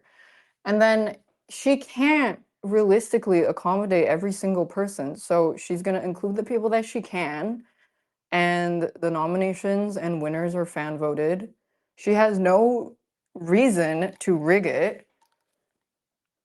So it's just like, if you don't want to believe that she did it out of the goodwill of her heart and you truly want to believe that she's rigging it and she's only doing it as a popularity contest because what? I don't even know. Like, if you want to assume the worst about her for that, I really don't get it. It really is like, you can choose to see it in the worst way possible, or you can choose to see that it's just a way to get a bunch of streamers together. And everybody can have a good time. Or you can just or you can just keep your shit stained goggles on.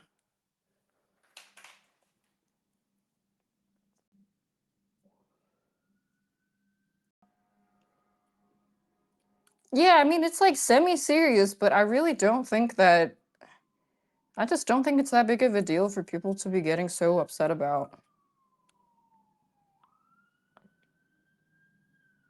Yeah, you don't understand. She rigs it so clout streamers win so they can collab with her, and then she gets more clout, which she really cares about. And like those nasty streamers I know because I am also in a, yeah. I don't really get it.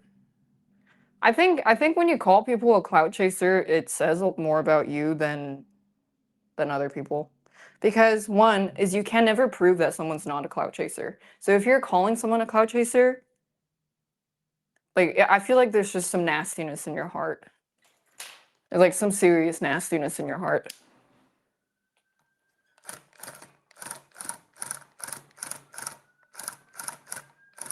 Especially if you're making up reasons to call someone a clout chaser too.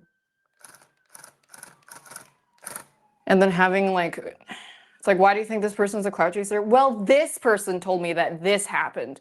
Oh, did you ask this person directly? Well, no, but I was told. It's like, okay, dude, what are you, fucking 5?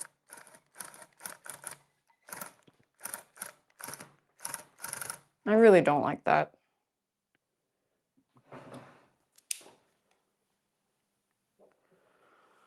Probably is a projection. Yeah, I think. I mean, I do think that there are people who have never quite developed that. They never develop past the curve of.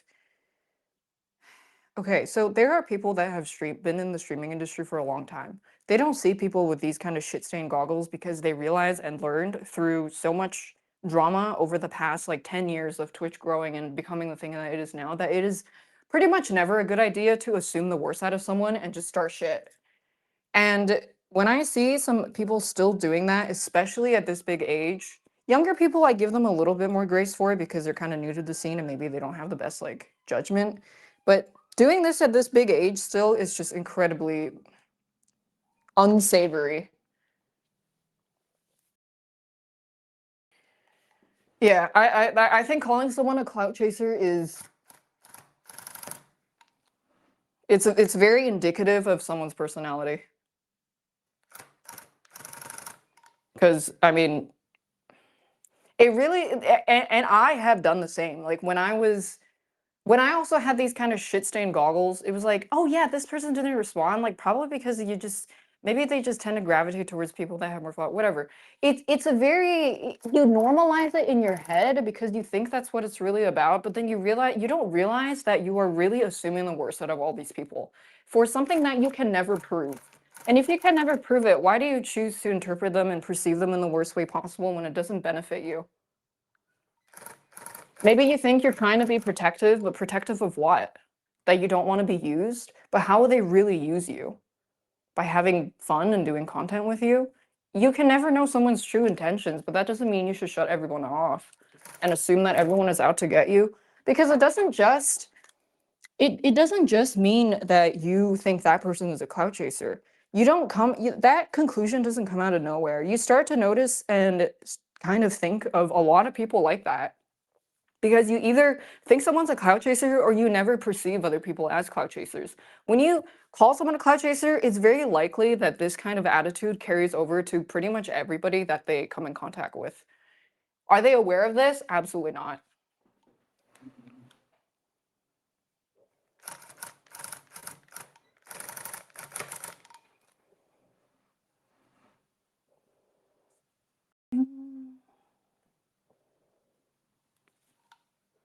We're talking about I think that the mental skill gap of brain rotted streamers.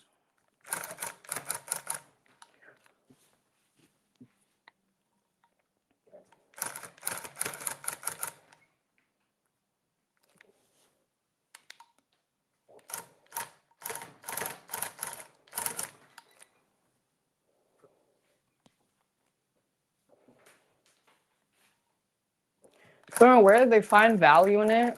Yeah, in putting other people down for no reason.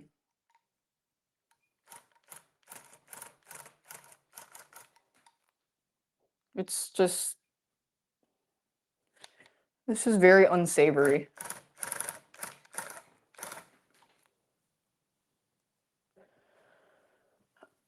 Oof. I'm just gonna fix my back a little bit. Do a little stretch.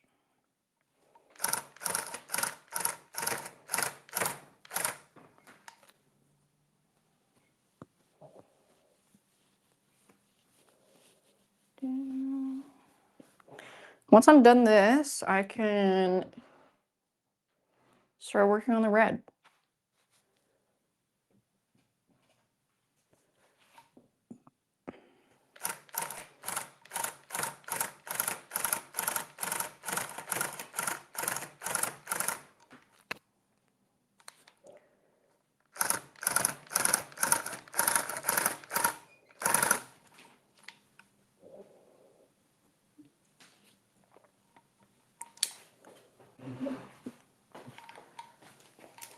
Oof. Yeah, an exoskeleton would be nice. If I double link that, I think I'll leave that. Maybe a single ply.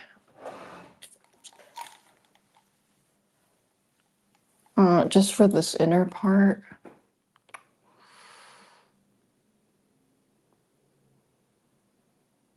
Or not. I think it's fine. Okay, time for the final color.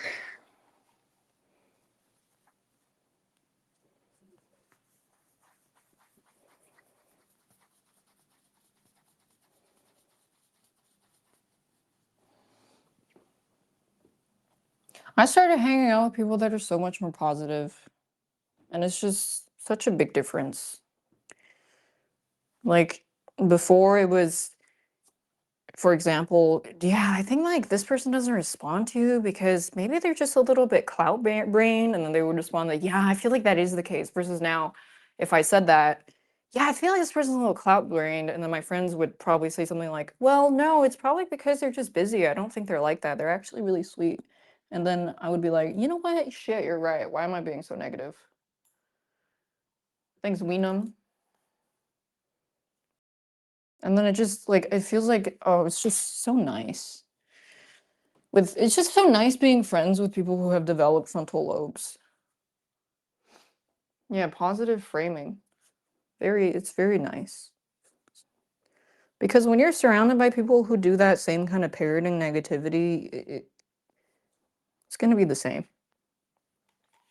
I talked to a friend about something, and I was like, "Hey, remember when this person said this and this and this?" And I felt like it was like a really uncomfortable conversation, and she was like, "Oh my God, yeah, you're right." But at the time, neither of us thought that it was problematic because we both thought they were just venting.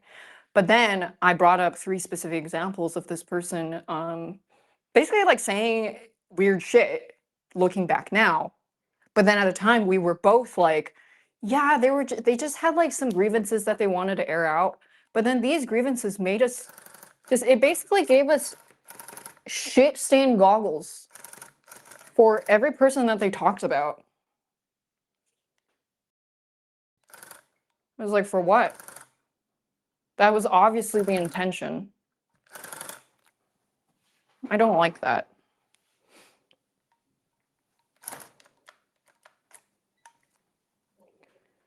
Yeah, it really is just like shit stained goggles.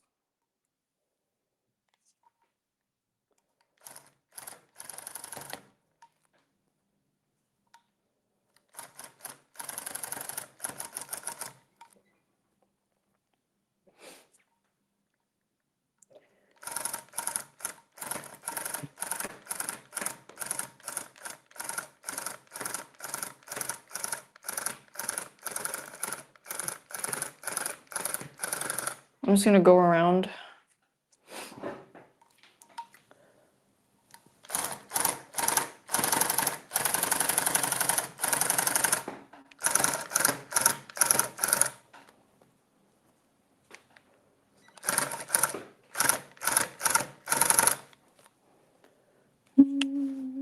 People just make it sort of sensationalize it, yeah. And I think the most frustrating thing is it's one thing to make things up and then yeah, like that's already a point of failure or a point of like failure to communicate, and then two, the amount of people that would just believe something from just one point.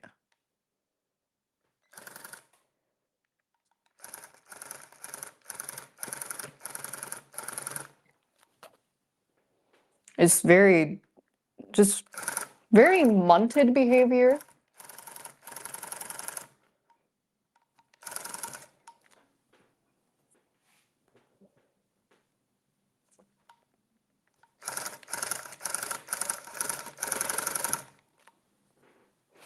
Yeah. So fucking tired constantly saying trust no one.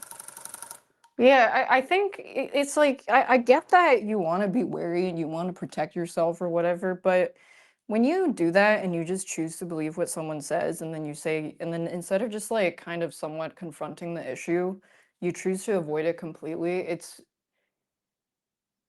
in a way avoiding responsibility by disguising it and posturing it as some kind of protecting your peace. When you do kind of have to confront the nuance in some way and use discretion and nuance to figure out how you should really feel about it instead of shutting it off completely. Because if I didn't do that,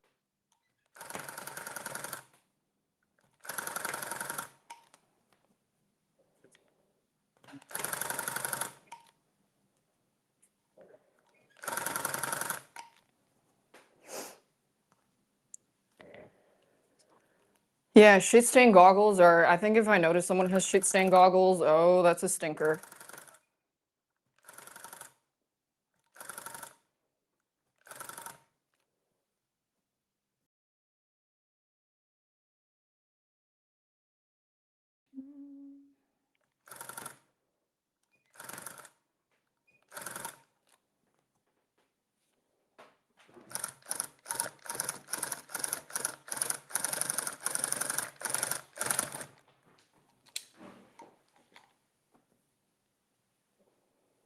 A stinker, not the good time, not the good one. How long did it take to grow my hair this length? A year after shaving?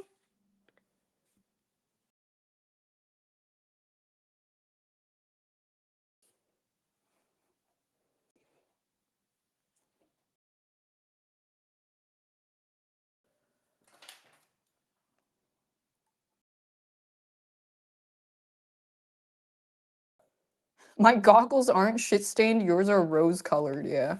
That's exactly what someone with shit stained goggles who wants to justify that would say. And it's like, no, it's not that black and white. It's actually, you have to use your critical thinking skills and deduce whether or not it's appropriate to feel that way, or do you have a reasonable judgment. I have a white hair? I do? Where? Wait, is this it? Subathon, I keep blind picking my hair until I find the white hair. Is this it? Is this it? Is it this one? Is it this one? Is it that one?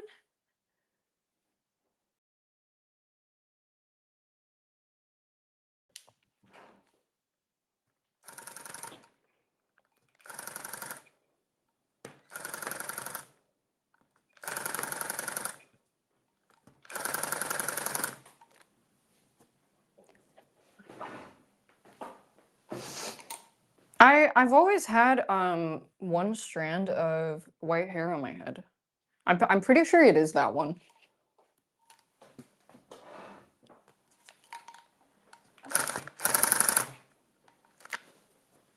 There's like one that grows somewhere on the left side here. It probably is that one.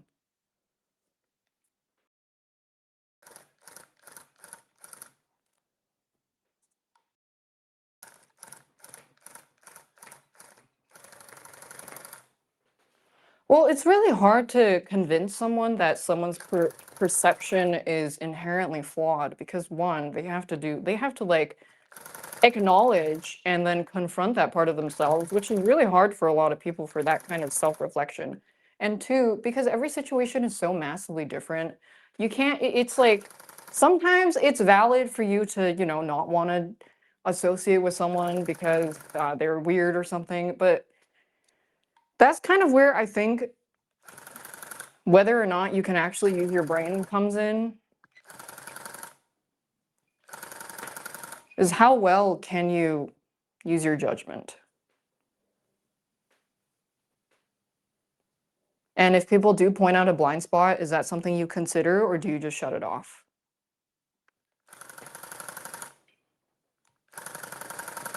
Because I think one of the worst things about this kind of normalization, like my friend was also telling me about this, is like, yes, it's great that therapy is a lot more normalized, but with the emergence of this kind of backseat therapy and the overall concentration and saturation of the use of therapy terms and therapy speak, people are like, I would say, pretty massively misusing a lot of the therapy terms. Like, for example, let's say someone told me that Hyun said my pussy smells like shit.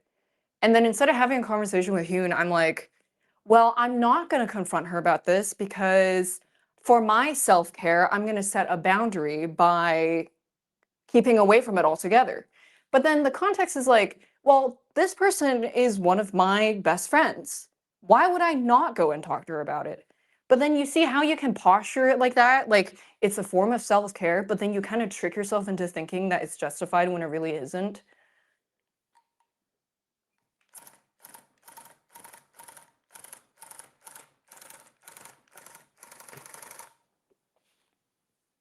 She said, "What? Yeah."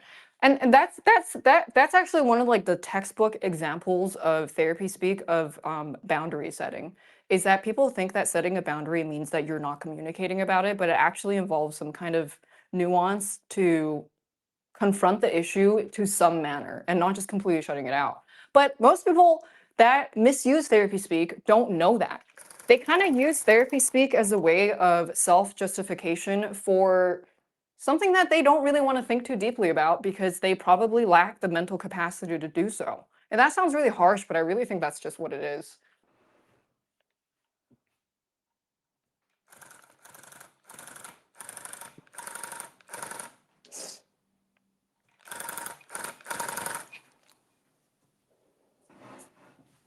Yeah, I mean, or like using smart words equals smart. I set up my boundary by taking showers. That's a good boundary. Or it's uncomfortable to think about it, realize you're wrong. Exactly, because it involves some level of acknowledgement and introspection, which a lot of people are not good at doing because it means really looking at yourself and how you perceive things, and that you may have blind spots of how you perceive people. Confronting that is not easy.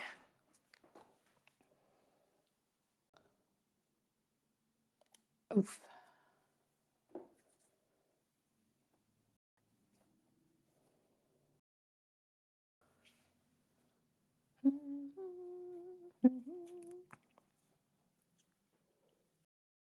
I feel like just they affirm what they think rather than hoping to fix the problem. Yeah, because they sometimes don't realize that they're lying to the therapist, or like not lying per se, but just misleading or not telling the whole truth because they don't actually want to confront what's wrong with them and be entirely vulnerable with the therapist. Like for example, oh, my friend had a really good example about this. Was there was this guy in her friend group who would basically whine in the Discord group about not being invited to games, but this person would tell their therapist how they were purposely left out, that his friends didn't care for him, and that he felt like he was just like tossed aside, no one cared about. But the truth was that sometimes the groups were just full, or like it wasn't that they were deliberately not inviting him. It was just that the groups were full. And he would tell his therapist that, and then, the therapist doesn't have any reason to assume that something else is going on. How would they even know? So the therapist would therefore just reaffirm, like, maybe your friends are bad. Maybe it's time for you to take a step away from these group of friends because they seem like negligent, stuff like that. But at the same time, is this person lying? No, because that's how they perceive it, and it's not that they're maliciously lying to their therapist. They just have a massive, massive blind spot.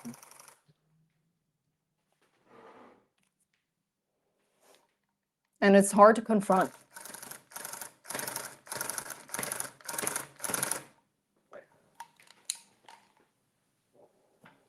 Yeah.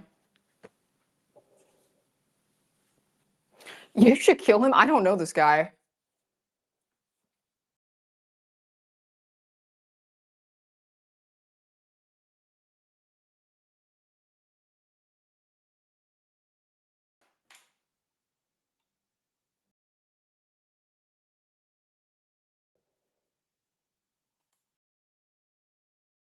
Is that not just lying by omission?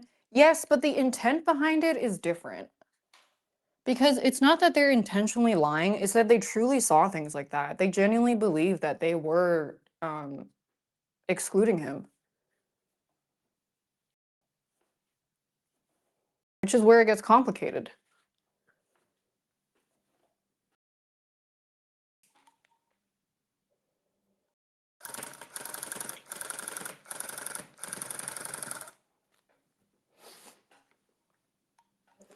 But yeah, a good therapist can also clock your shit.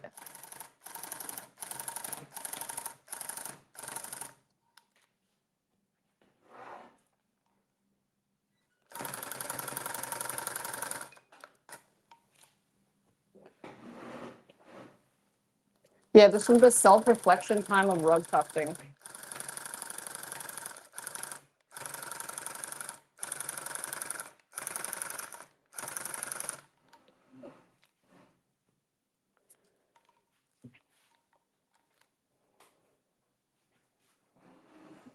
I mean, think back to the pirate software thing.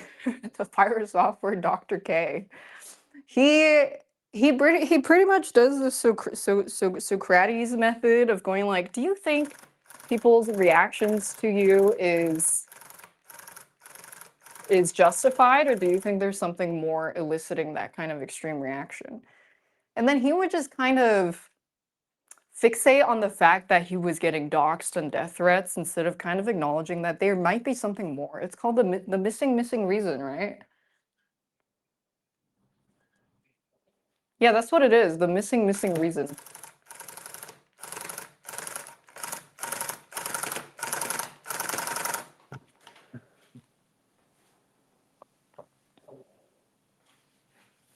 What song? I have no idea what's playing right now because I'm not at my desktop. I have it set on autoplay. It might be some Pokemon music.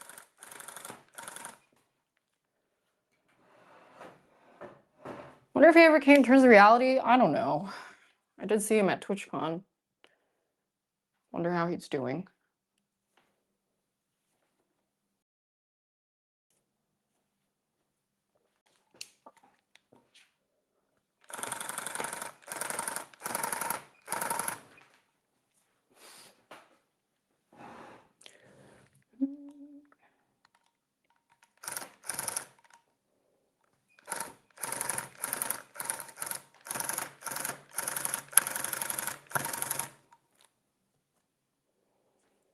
How do you know that blind spot? You don't.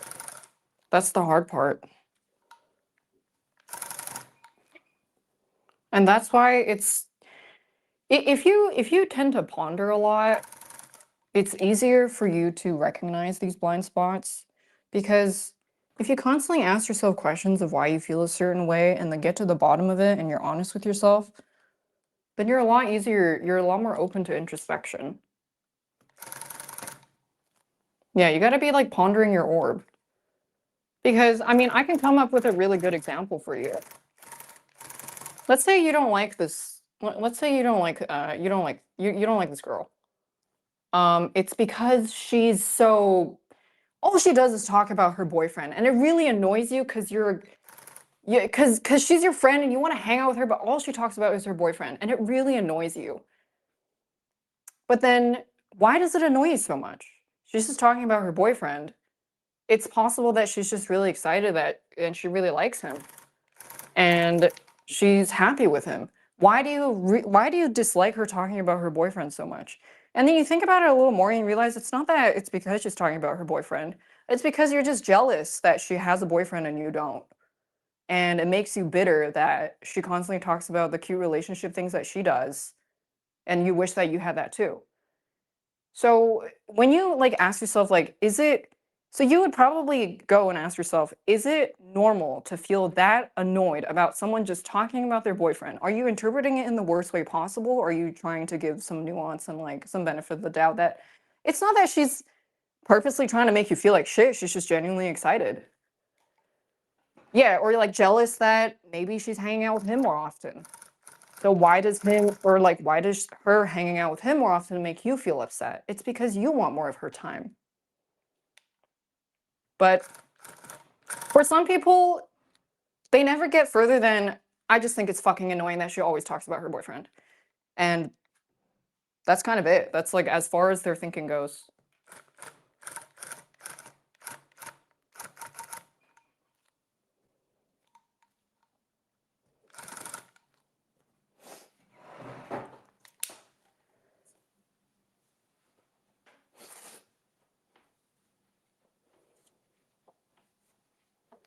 My bitch wife always talks about her boyfriend.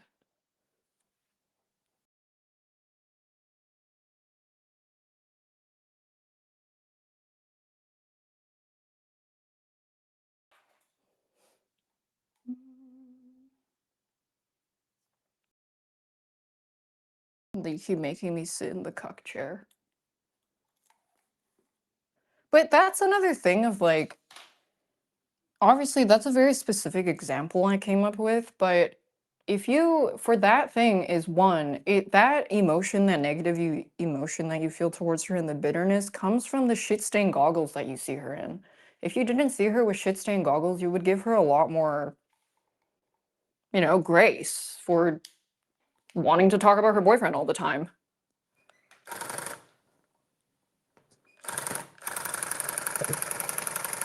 Wow, thinking about people more positively makes you more positive person? What? No way. That's crazy.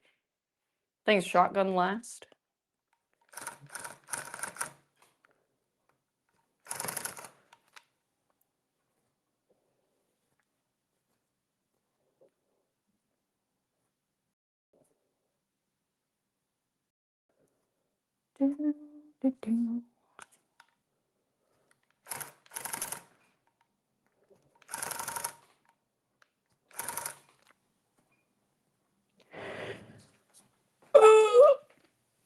I mean, for this specific example, we're not talking about like she's actually just making everything about him. That's a whole different conversation, I feel like, but that example was that example was specifically made to illustrate the point of shit stain goggles with the versus without shit stain goggles. And then realizing why you might be annoyed by someone that might be for a different reason than you're initially comfortable with confronting.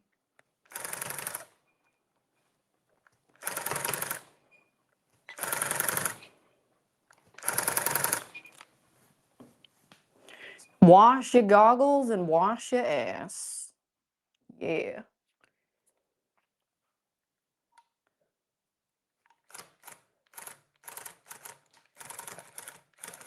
If your friend is annoying you, get new friends. Yeah, but then I met these new friends and like all they do is go out and eat. Like I can't go out and eat all the time, but then I mean, do they ask you to pay? Well, no, but it just really annoys me because every time they go out and eat, they don't talk about what I'm into. Well, do you have shared interests with them?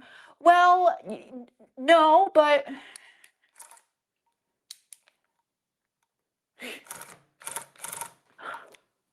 I'm so good at role playing being an annoying bitch.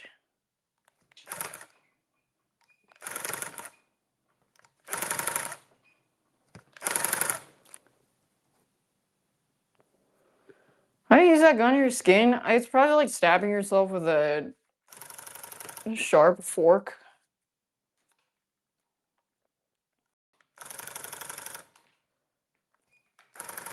Find broker friends.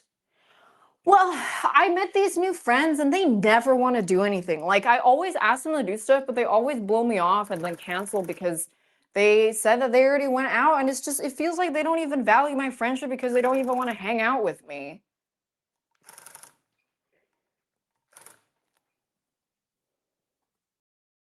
Shit stain goggles.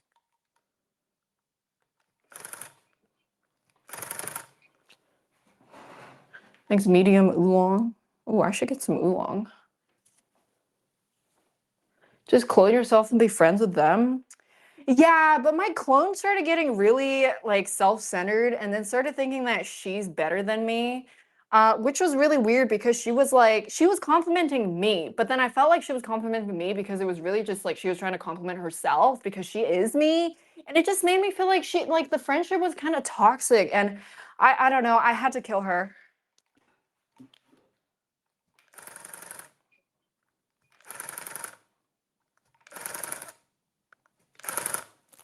She's dead.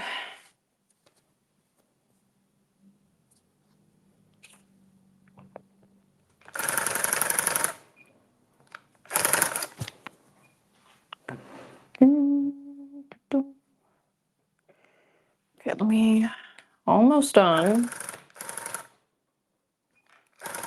And then I can start doing the gluing process.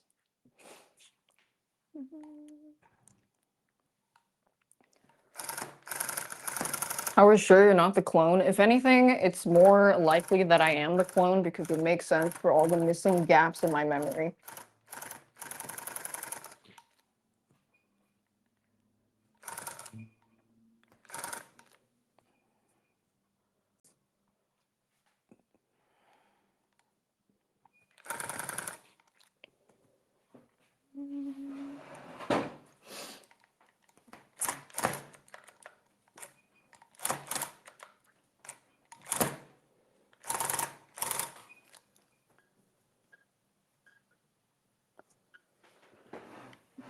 Oof.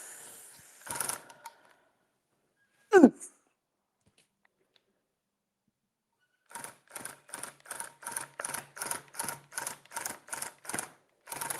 I'm excited for my shelves tomorrow. How many did I have? 38 daphs? I don't know. I don't remember. Will be Tuesday product because the glue has a dry? No, I just Lightning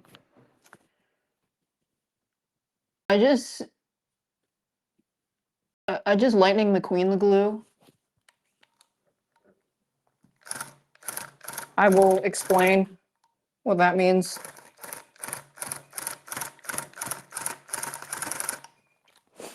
Ka-chow. Okay, let me fill in these annoying parts and I'll start filling it in.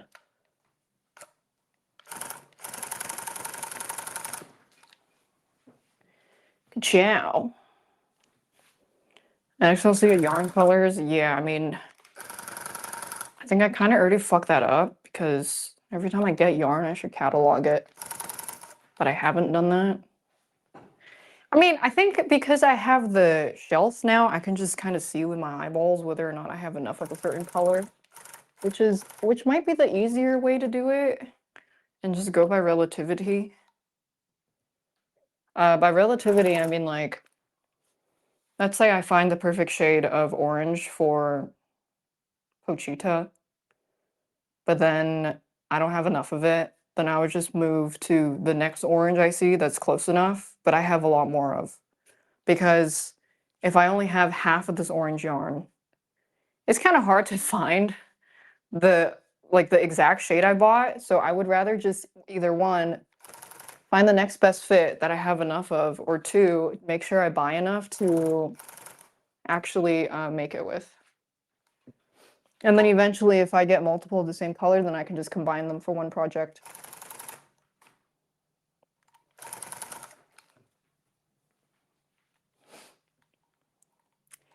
I think I'm gonna block this port. Move this over here.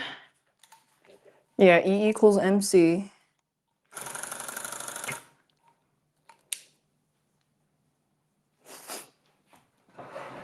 How much yarn does one rug use on average? It depends. So if I mean, the biggest surface area for this one is probably the orange and this one, which would be about, I think this amount of orange is probably about a little less than this, probably 70% or 60% of this, or 70%. You're gonna have to gauge that with trial and error. Unfortunately, it's very hard for me to tell you exactly how many yards. But also, it depends on what kind of gun you use, because this gun has a short pile length. That means the amount of yarn sticking out on the other side is typically a lot shorter. If you're using a gun that has a higher pile length, obviously that's going to use way more yarn because the bushiness in the back is a lot longer. So that's another reason why I really like this gun, is because you can just make, you don't have to use that much yarn. The difference is massive. Get more bang for your buck for the yarn.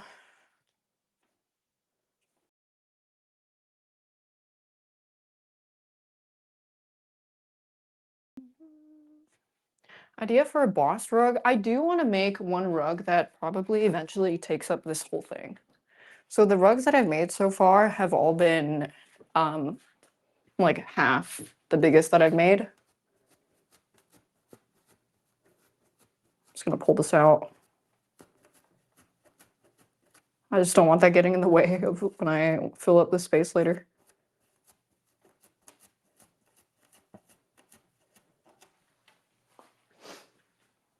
Yeah, I mean oh shit. What the fuck? The Greninja one, I didn't finish it yet. But the Greninja one was about, it's like this big. Kind of want to make one. I want to make one that's the whole thing. Would be cool.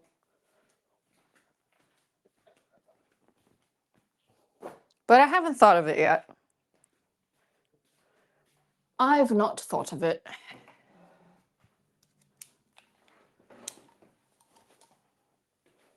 Yeah, that would be a cool carpet. If I do make that, I'd probably sell it for over 1,000.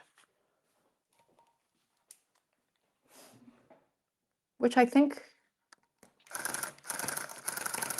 for the labor. Can you do a rug or a hoodie? I think you can tuft clothes with the gun for sure. But it's just, I would be more concerned about the weight of the yarn building up. Let me finish this part.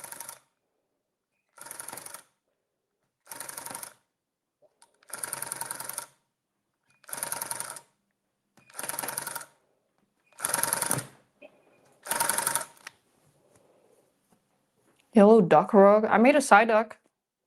I made 2 side ducks actually. One with Quagsire and I made one for Trisha. I think she's giving me food on Wednesday in exchange for the rug. How is the floor? It's covered in yarn.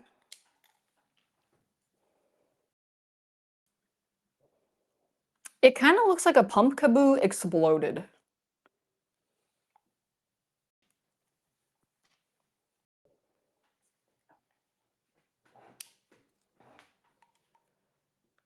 Oh no, my string came out.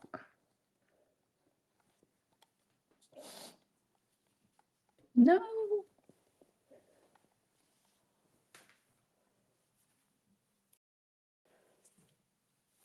Yeah, it's like when they cut hair and it just leaves that shit on the floor. Looks like I killed a Pokemon.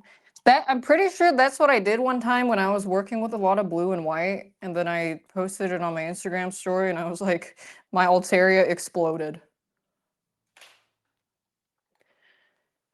Yarn machine wash. Well, machine washing is just really rough in general. Like same with your clothes.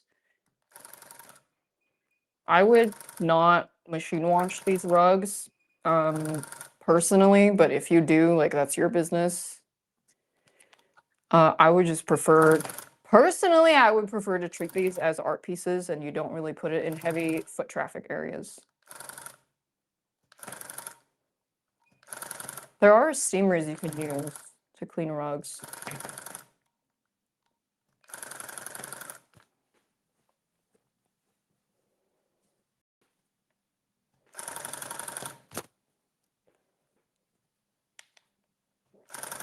Some people do frame rugs.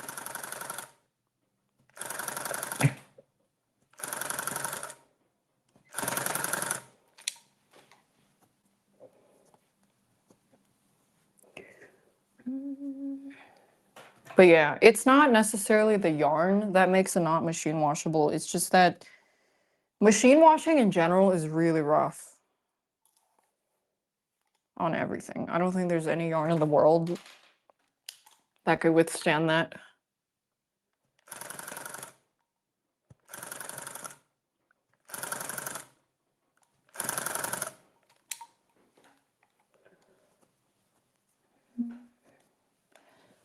Oof.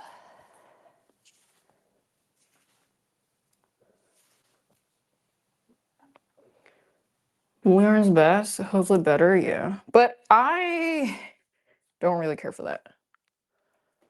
I just like making art. Yeah, it's all, yeah, that's true. I'd be more concerned about the glue, like yarn and glue.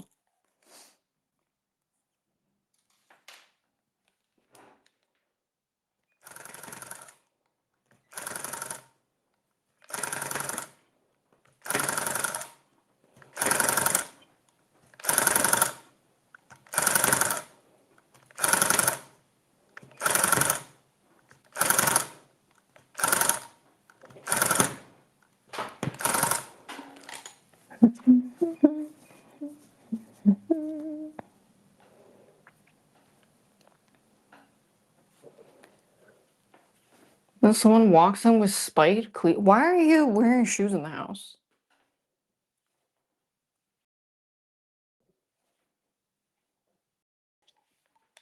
That's illegal.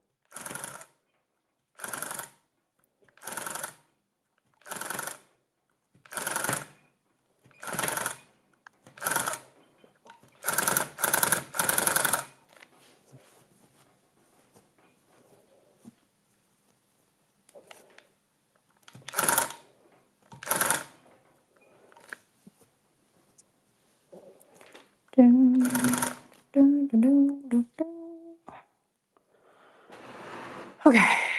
start filling this part in. I'm gonna turn up the speed a little bit since I'm just filling. Okay, that might be a little too fast.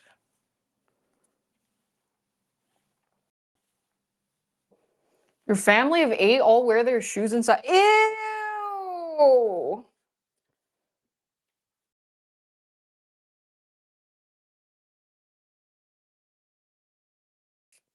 Freaking nasty.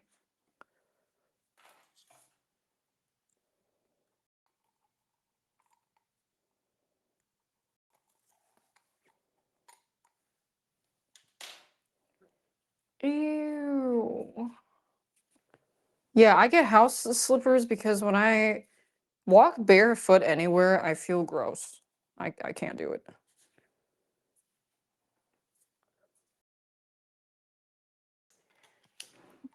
Feels very naked.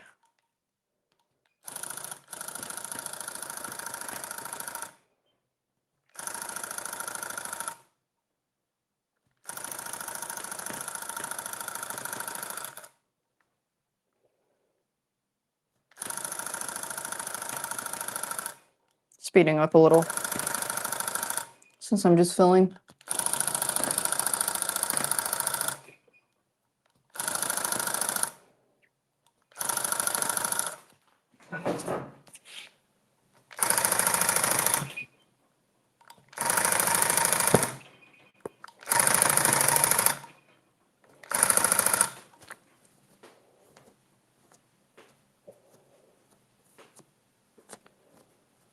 Grippy socks.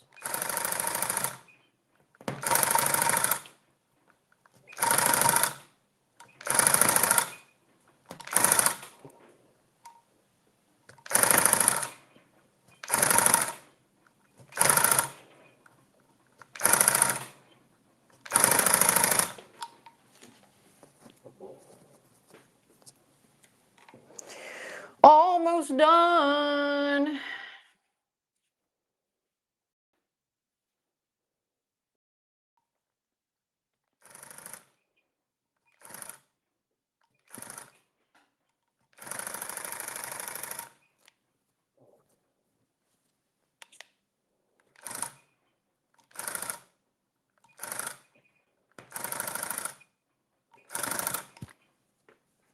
Can I do Snorlax sometime?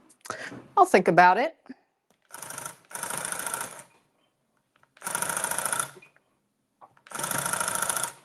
I have a Sylveon and Starmie, Mega Starmie coming out. I'm gonna put it all up for sale at altogether. Just so I don't have to do as many store opening announcements. Okay, my stomach feels a little weird. So maybe like I think at the end of every month I'll do it. I'll do the sale. Will I do another non-Pokemon rug? Yeah. I just haven't thought of anything yet because Pokemon is just so cute and easy and fun to design for. They just got vibes for all the characters already, you know? I mean, usually I ask chat. I asked chat like which one I should do. They said Starmie Greninja was also chat's idea. Like usually I'll just ask for like a subject and then I'll you know, you use me like an AI prompter. And then I do that shit. Because I got it like that.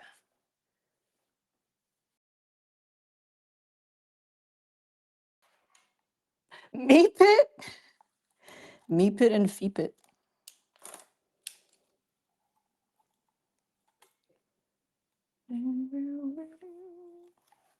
Technically commission if you buy, technically yes. But I think for commission, it would be more fun to make it more personal. Like I would probably ask for, I don't know when I'll do commissions, but I'll probably ask for like subject and a theme. That way it makes it a little more like personal for the person that ordered it, you know? More unique. It's like their own, add a touch of what they like. I think that would be really cute. But I will tell you, they will not be cheap. because my time is expensive.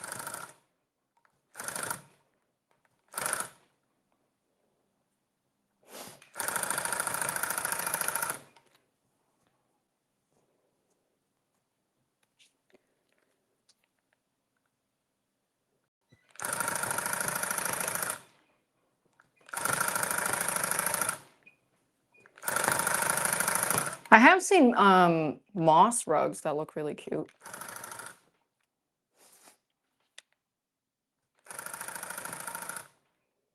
I think my kind of non-IP rugs I would want to make would probably be.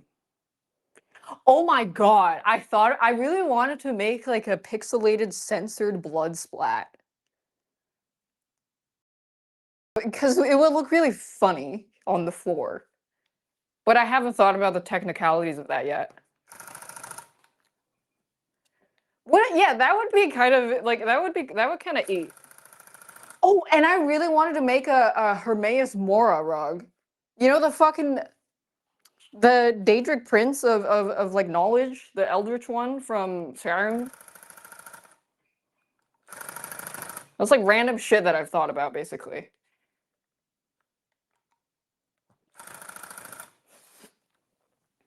Yeah, the tentacle eyeball one. What's better than combining my two favorite things? Art and video game.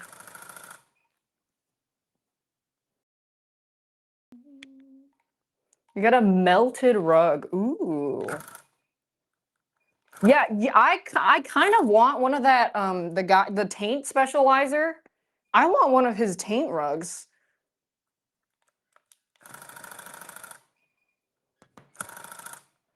His designer taint.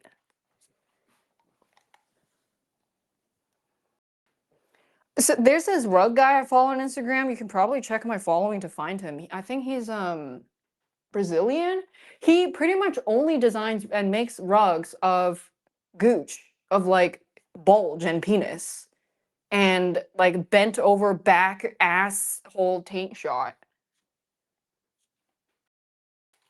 Yeah, someone in chat probably knows. Yeah, it's fucking it's heat. It's a heater.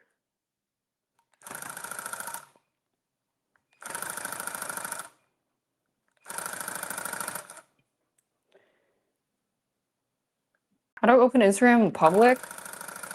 I don't really care. I mean, I don't really. Most of the shit I see is like beautiful women in fashion and art.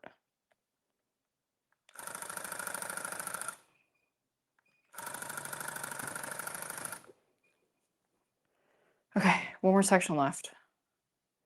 Here's his website. You don't remember his IG. Wait, let me check this out. Does he have any for sale right now? How much is $4,000? Wait, what's R?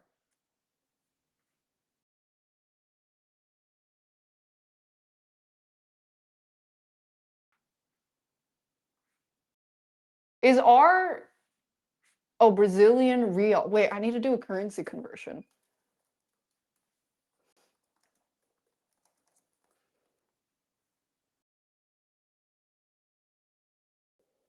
Oh, it's 750 for the one I like. It's the one where the guy is air thrusting with the black jock strap. I really like that one. Camboy001. That's my favorite. $700? I'd buy that shit once I have my furniture. Really tie the room together, you know. Shout out Camboy001. I like that one.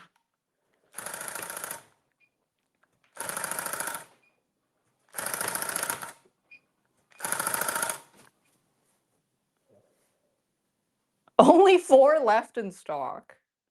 Buy fast.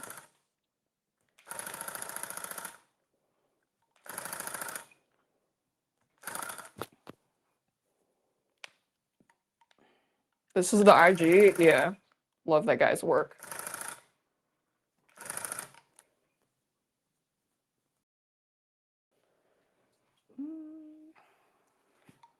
Love and Deep Space rug. That would be kind of hard.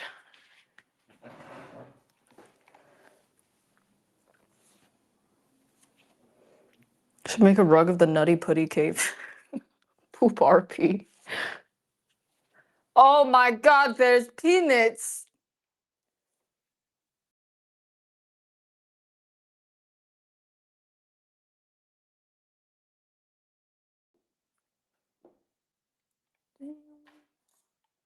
Watch out, there's peanuts. Jockstrap butthole rugs made by man? Yeah, that's so true. If I'm buying vagina rugs, I need them to be from a woman. It's about the intent and the artist's expression behind it, and I much prefer a vaginal expression from women than a vaginal expression from men. She comes first.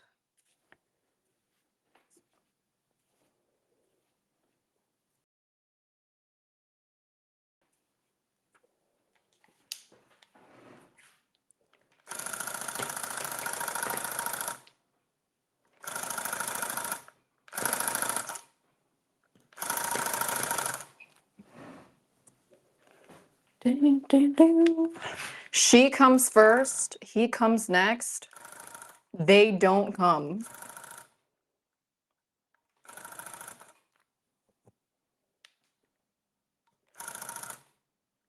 Sorry, non-binaries.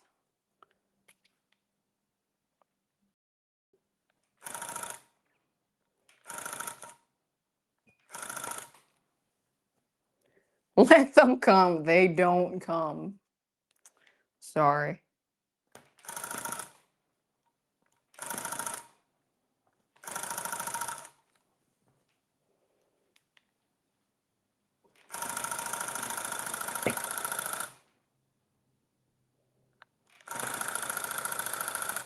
Almost done. Then we can move on to the next stage of the class. See, this is why I cannot just have a streamer over and be like, hey, you want to make rugs? This shit is a 5-hour endeavor.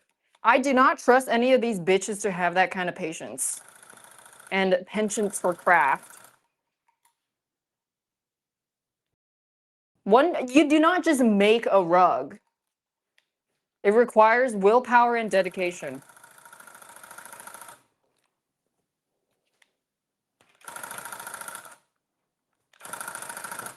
They're weak. They are weak and feeble-minded.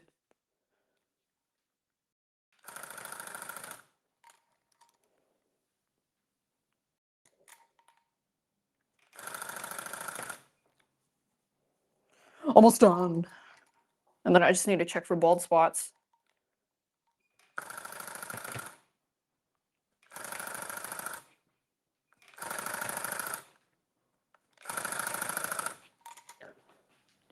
Thanks, the real reuse.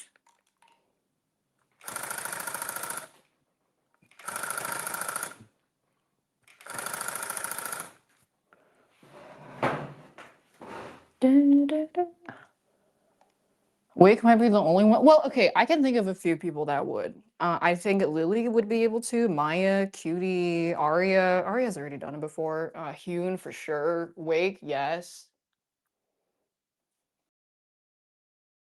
Yeah, we will shave. But there's not that much to shave for these flat ones. Shaving the bushy ones are way more fun. Also, a lot more work. Wake's 10-hour noodles. Like Alvin. Almost done! I see the light!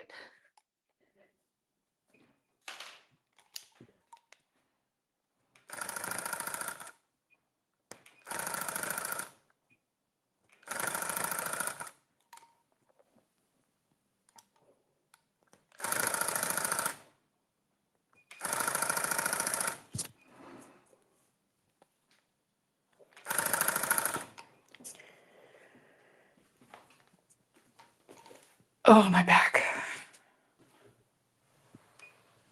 Okay, the red is a little bit hard to see, but I think it's okay. It was just a little accent anyways.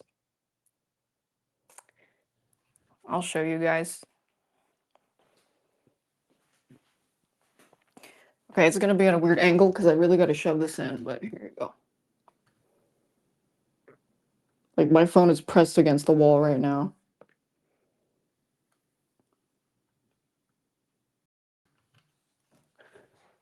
Pochita.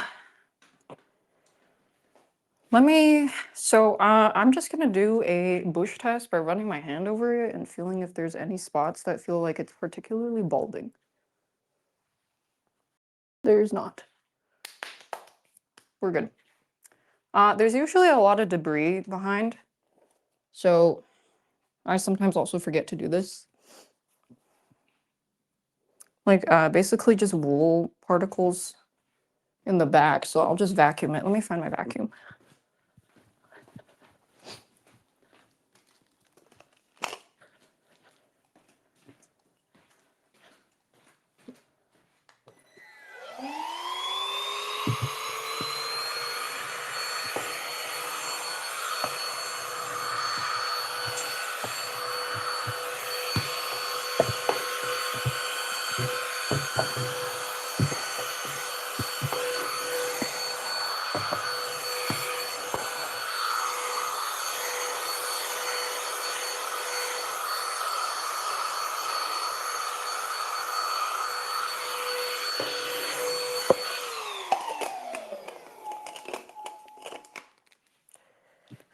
Do these rugs not require shaving? I would shave it a little bit still because there's cool stuff you can do with the shaving, like a embossing effect, but it's not necessary.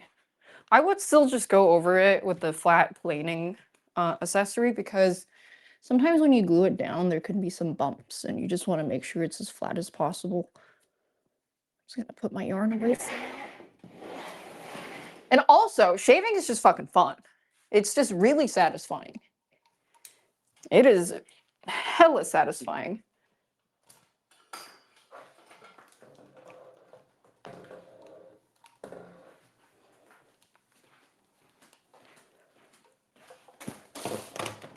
Definitely one of the most fun parts. Okay, I kind of want to clean up the floor a bit first. Yeah, so this is all the shit on the ground.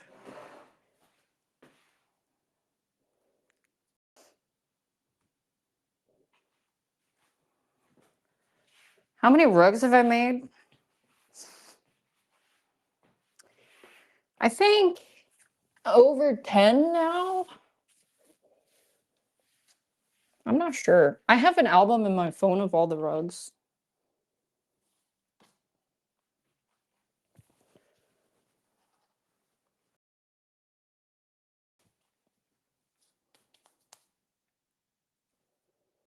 How do you speedrun glue drying? You don't. You just don't let it dry before you fucking put that shit on. I'm gonna wipe my nose real quick and put a mask on.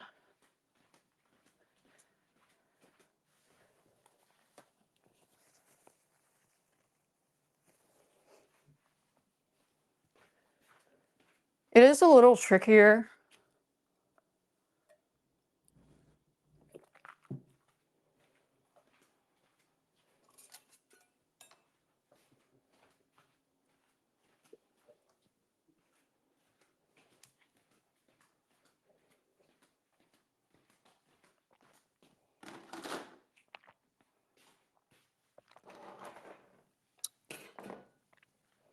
Okay.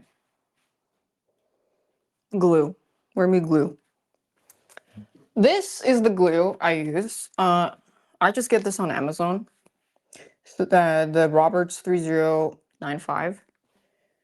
They just come in a giant tub. I'm also gonna open the window. This glue doesn't smell super strong, but just to be safe.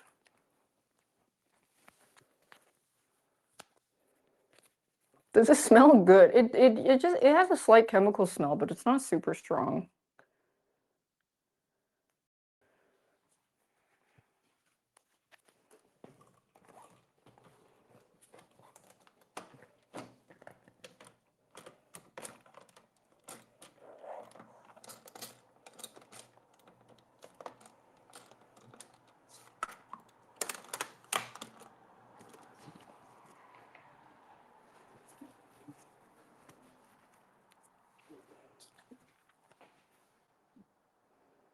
Blue. I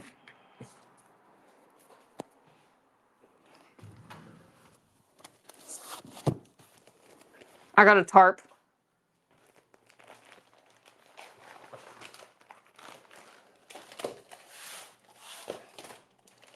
Fuck, I don't want to have to unfold this or fold it.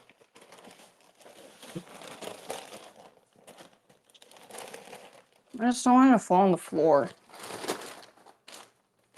Ingestion? Yeah, don't fucking eat the glue.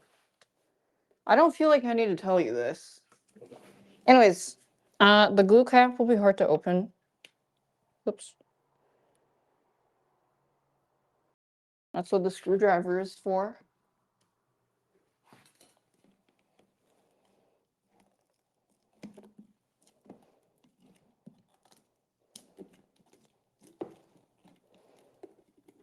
Open that bad boy up, peanut butter. And then I just use one of these.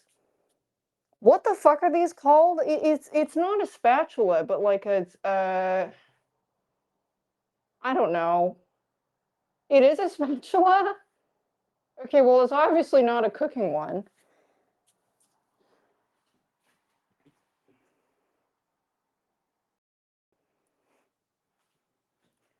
Scraper? Putty knife? Yeah, something like that. This one, I mean, I think you can get it if just I would get a set because there's something that I need to do later that requires a little more finesse. But this is one way to do it, but I'll explain it. But this is just standard, like you just put glue on. I prefer to not go super duper outside the edges, but keep it just close to the edge. Because I do my backing a specific way that I learned from YouTube.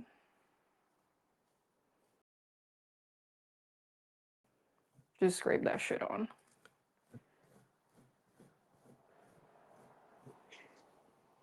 How many layers? So generally, the best way, like, well, I think the ideal way is you put on this layer, which is to glue the yarn in place, and then you let it dry, and then you put a second layer, and then put the backing on. But then because I kind of want to just like get to the shaving part and just finish it, it's really not like it's not like it's gonna explode if you just do this part all in one go. But it just makes it, when this is not dry, when you cut it out, it's a little tricky to kind of hold it basically. But it is doable because I do that all the time. Anyways, spread that shit.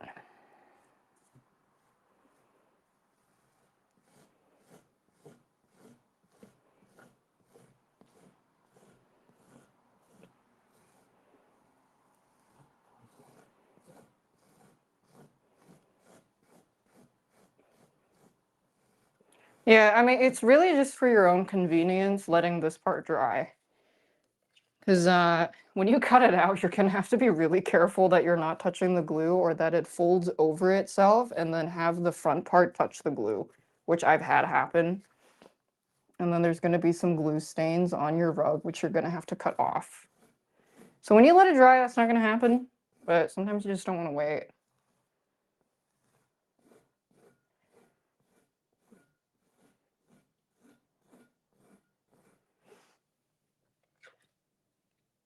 And then I'll show you the consistency when I'm done. Like, you don't have to drown it, but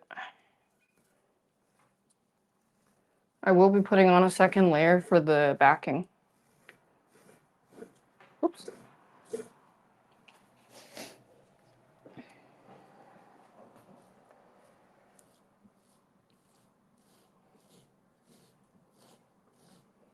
Am I caught up with the chat? I've never read the second part. I finished the first part though, long time ago. I have not watched the movie.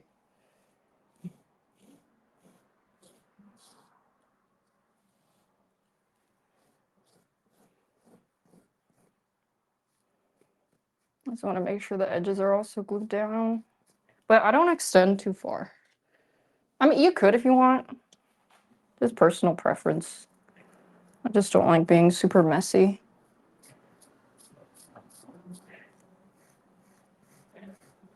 As long as you got all the yarn covered, you're good.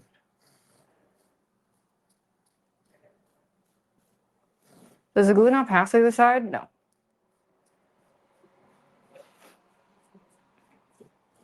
Because the glue is not so much directly on the canvas. The tufted parts of the yarn is a raised surface. So even when you do press it down, it's gluing the space, it's putting glue in between the space of the threads. And it's not applying pressure to push through the canvas. But even if it did push through the canvas, you still have length of yarn. So it's not going to actually ever come through on the other side. Makes sense logically, you know? Yeah, it's too thick. But even if it was a little liquidy, I don't think it would. There's just a lot of layers for it to go through, basically. Just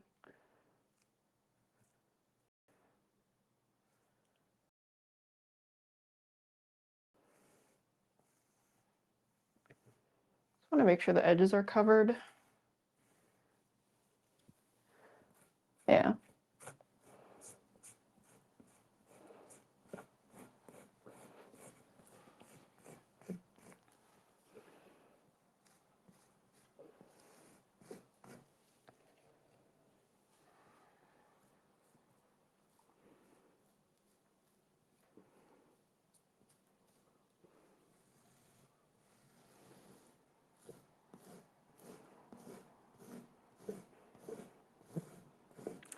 Oh, actually, there's one thing I forgot to mention is you might want to have to cut out the backing before you do the glue, so that way, I mean, you can still cut out the backing now because the backing fabric is, it's going to come in the same way that the tufting cloth is it comes in a massive sheet. You're going to have to cut it. And if you want to do it before you put the glue on, that way you can like lay it against and see it. But I'm like, you can lay it, you could still just hold it up and see if it's enough. I already have some pre-cut from leftovers. Let me double check. Pretty sure I have an extra one somewhere.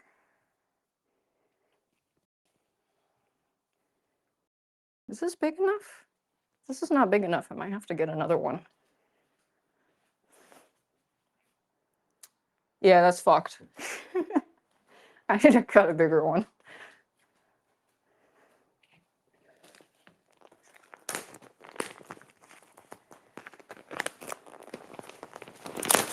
This backing is, that one's tiny. I prefer the slightly thicker backing cloths, just so the glue doesn't press through when you let it dry. I'm just gonna cut this out real quick. I don't have space. How much glue is enough? Well, this uses about, I can't tell you. I mean, it's a bit hard to gauge. You just kind of blob it on. It also depends how big your rug is. Okay, I'm gonna cut that cloth real quick.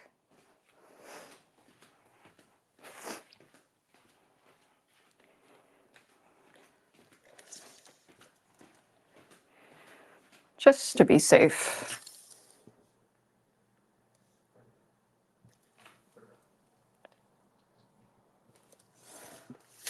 Just making sure. 26, 26.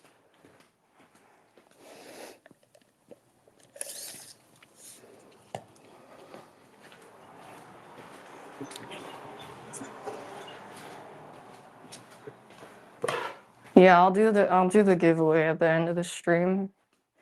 And no, it's not exclamation join. You're getting tricked.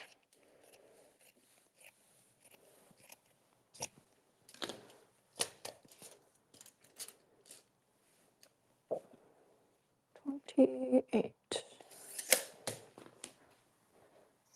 Hold on. I just don't have space in the room to cut this.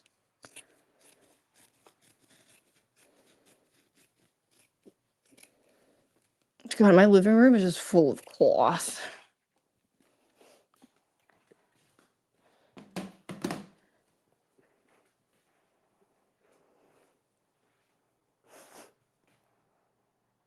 Okay, nice. That is goog. So I'm actually going to put a second layer of glue because one time I decided not to because I was like, well, I'm not going to wait for it to dry. I'll just stick the backing on, right? And then there was air bubbles. No, no, no. Like air bubbles between the yarn, like basically this part and the backing. I did not like that. So I'm going to put a little more on.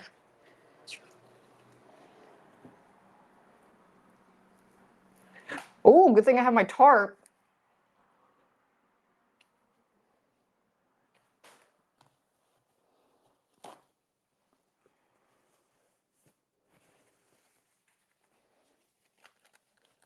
But actually this, it cleans. Okay, I just made it way worse. It doesn't, I haven't seen it get stuck on the floor.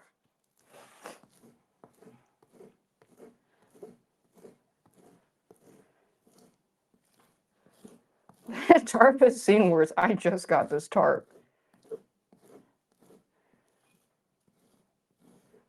I'm just gonna go over it a second time quickly.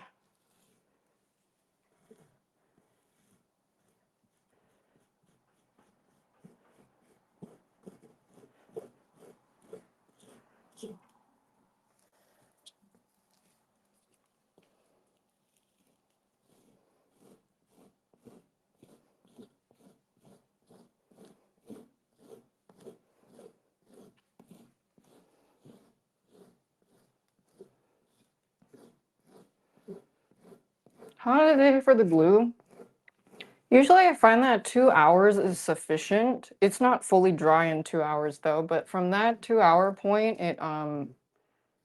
it's not as bad to work with because the most important thing about letting the glue dry is mostly that when you do cut it out, you don't accidentally fuck up because if the glue is really wet and you cut it out and you drop it, you're fucked. Or like it folds on itself where the front is touching the glue, you're fucked. It's just like you have to be really careful.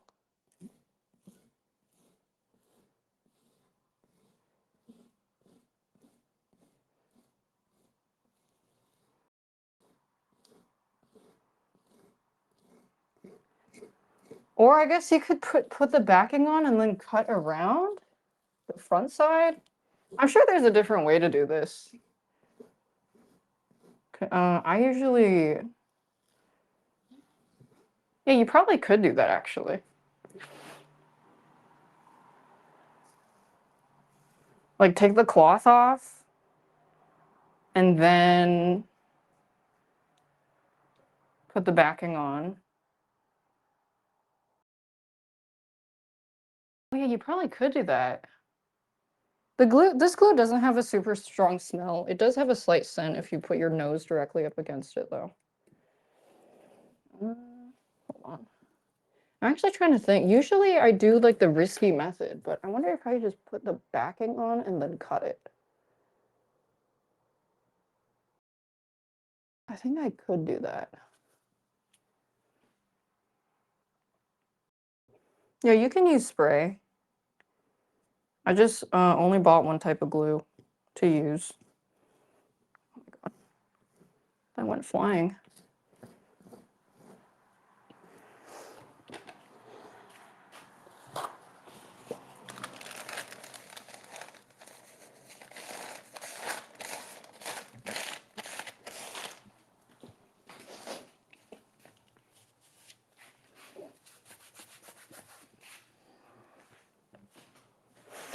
I'm trying to, I wonder if I should try that. So usually I cut it out and then I put the backing on, but maybe I could just put the backing on and then take the... I don't know, I'm too scared. I'm just gonna do what I usually do. I would recommend you wait for it to dry though.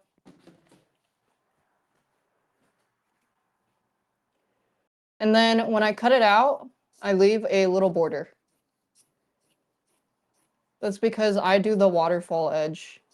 There's a really good video on YouTube. If you Google how to back your rug, you'll find a lot of different videos and tutorials on it. So you can always do that. Oh, this feels like a big pizza. Yeah, so just make sure it doesn't curl on itself.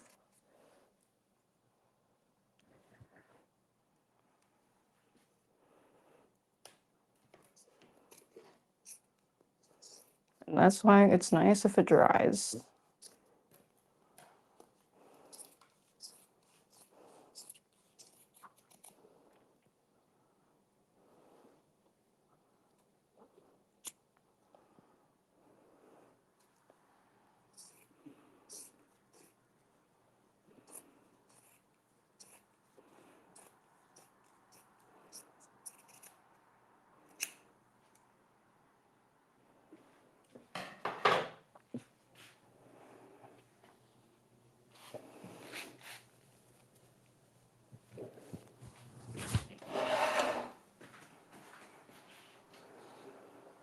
My pizza on the ground.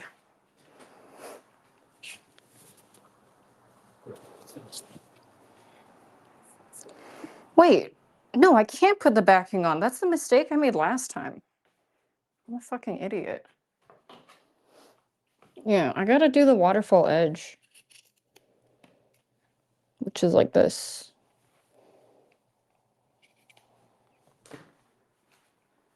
I think I'm a bit far. Hold on. Yeah, I'm gonna do it like this. Good thing I didn't do some weird shit. Oh. Okay, so let me grab me glue and me little spatula. Why do I have it down? Because I'm not done. I don't know if you can see, but I basically cut these little parts in so that I can fold it in like this. Makes it easier to fold curves. And this gives the edge what they call a waterfall edge. You don't have to do this, but I do like how this looks. I prefer this.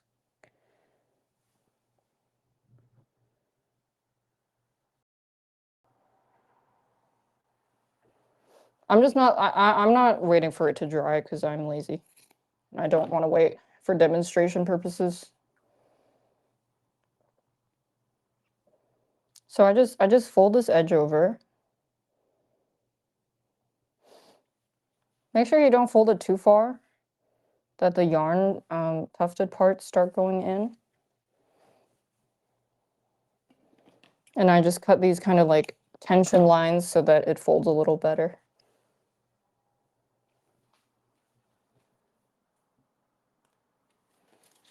Oof. Yes, you have to glue the folded ends some more. Move Chad a little closer. This is why having a complicated edge is a pain in the ass. Because this step is very ass pain. But because I like how it looks, I fuck with it.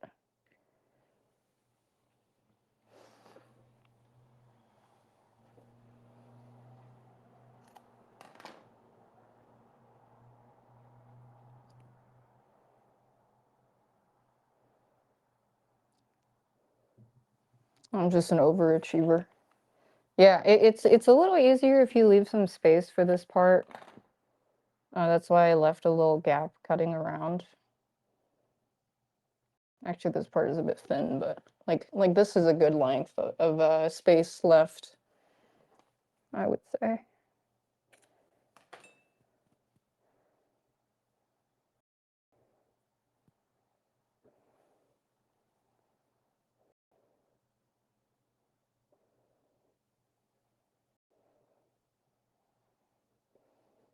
I mean, that's one thing that's nice about the glue that hasn't dried is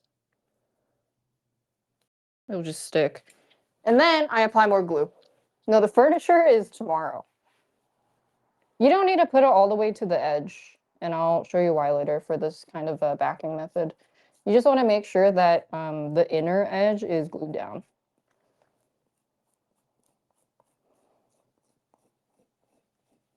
Oh, actually, I should have put the second layer during this phase. The second layer of glue. But I think it should be enough. Yeah, I would actually put the second layer of glue during this. I think I just got confused again. Last time I fucked up.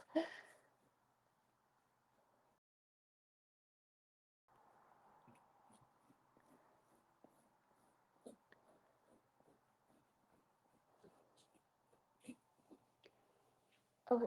Does the shape of the glue matter on how you glue them? Does the shape of the rug matter? The shape of the rug pretty much just affects how much of a pain in the ass it is to do the backing. Versus like, it's like how much work do you want to put in for a certain shape? So that's why when I design rugs, I take note of trying to smooth out edges or like sharp spikes basically, because it would just mean a lot more effort for doing this part. You just want to find a nice balance. I'm gonna spread the glue inward a bit.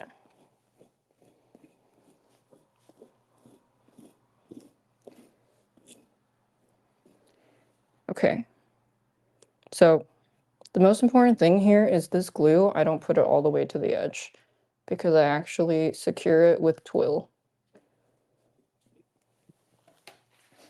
Now I can put this on.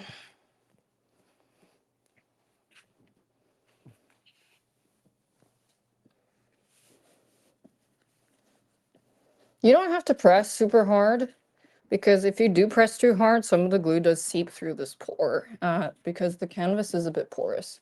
You can just pat it in.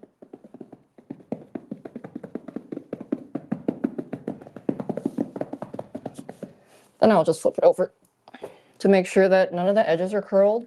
So you want to smooth it out. Sometimes some of the edges can curl.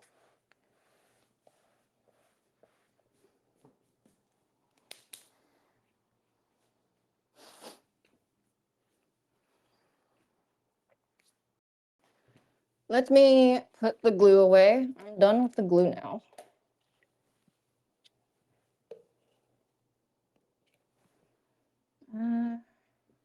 Hold on.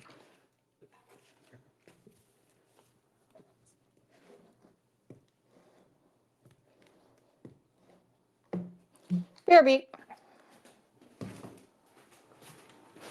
I just don't want the glue to set on the spatula.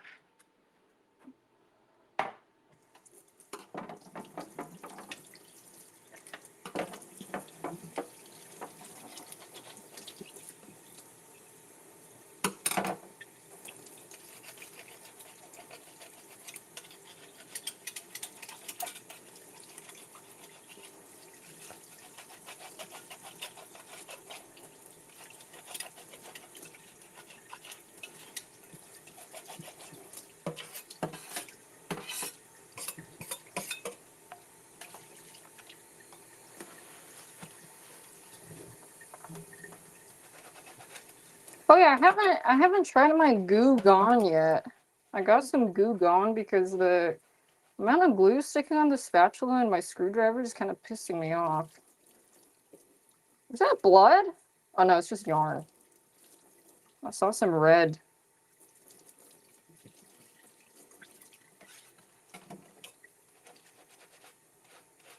I do be having random cups on my hands.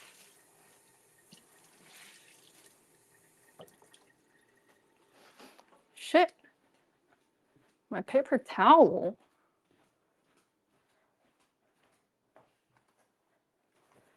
I need to get more paper towel.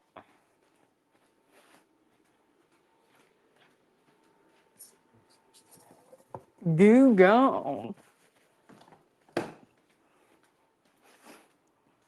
So I'm kind of waiting for the glue to dry a little bit, so I'm down to just start shaving, honestly. I'll do the other, like I'll finish the backing a little bit. The stages that I do right now are a bit out of order on it, honestly, because I just kind of want to, I didn't want to wait for it to dry. Okay, so grab this, grab this.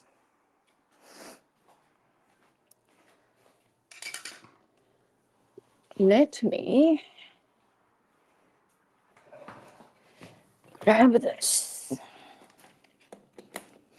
So usually before you start shaving, people grab What is this called? It's, I don't know what the fuck this is called. But you just kind of scrape it a little bit and it gets all rid of all the excess little fluff. Like carpet yeah, this is like shit you brush your dog's hair with to get the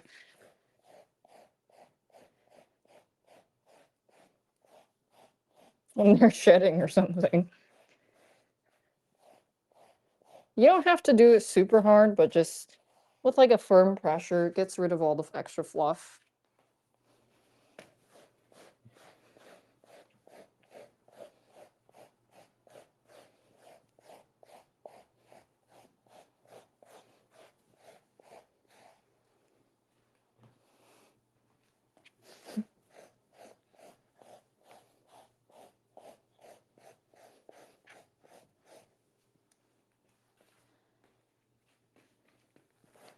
Honestly, a couple more scrapes, I think it should be good.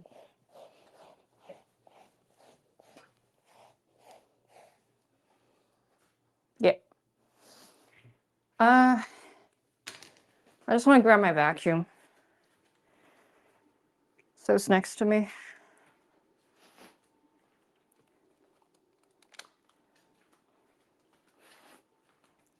Because it's gonna be hairy.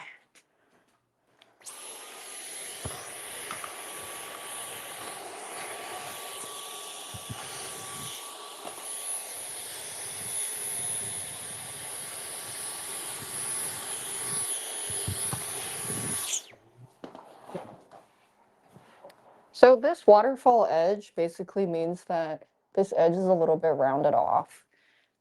If you make a not waterfall edge, let me get an example.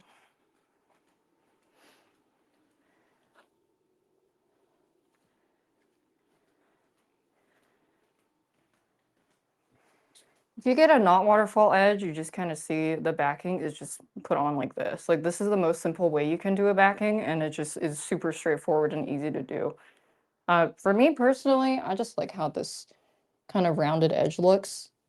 And apparently it's more durable when you add the twill, because this also doesn't have a twill outline. It's just like very cut.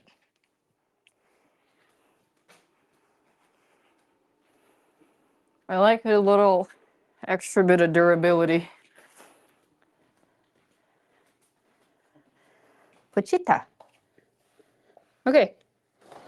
Now, the shaver. This is a very standard shaver. All the rug shaving things pretty much look the same. And usually they'll come with one of these. And this is just like a plane to make sure that you're shaving pretty evenly. You just stick the shit in. And then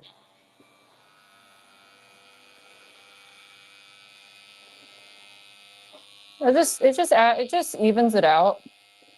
Because sometimes some of the yarn pushes through at different force, depending on thickness.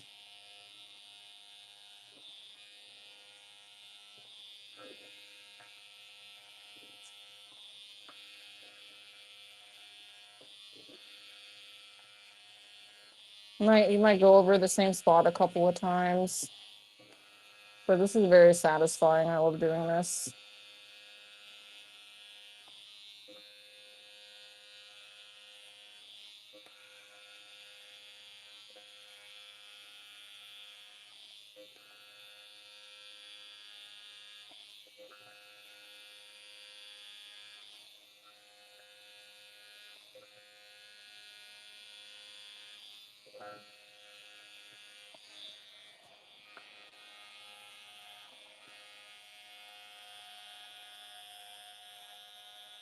It just evens out all the bumps.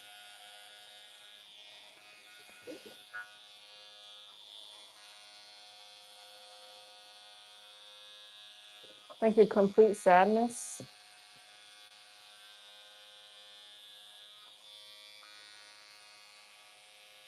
So unfortunately, if you fuck up with the shaver, there is no going back. Like if you accidentally indented a spot, it's fucked. You gotta be careful not to do that.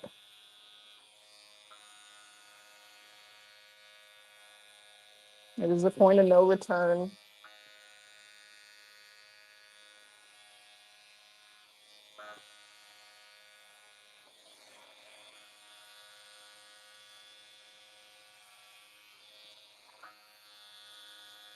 I mean, you don't need to press this. Like, I would apply a little bit of pressure, but you don't need to press super hard because you have this guard that basically sets the evenness for you a bit.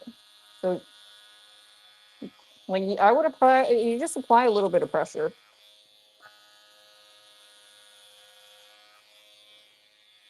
Yeah, this red part is kind of bumpy.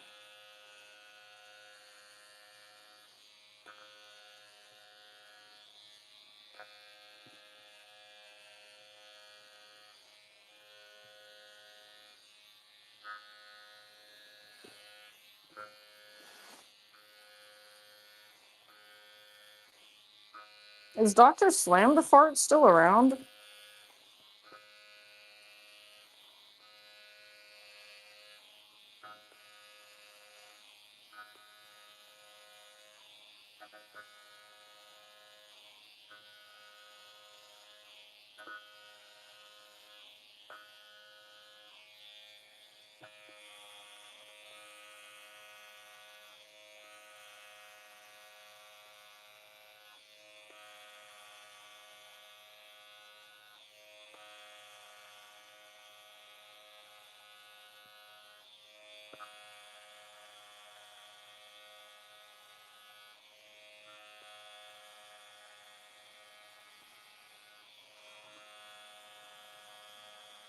I don't make that much noise. Well, I think there's also a noise gate on the microphone I'm using.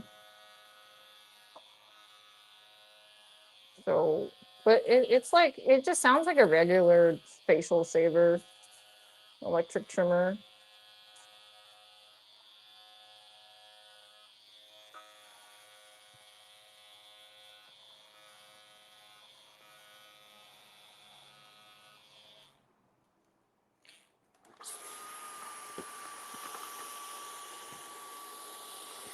No, I haven't gotten any noise complaints.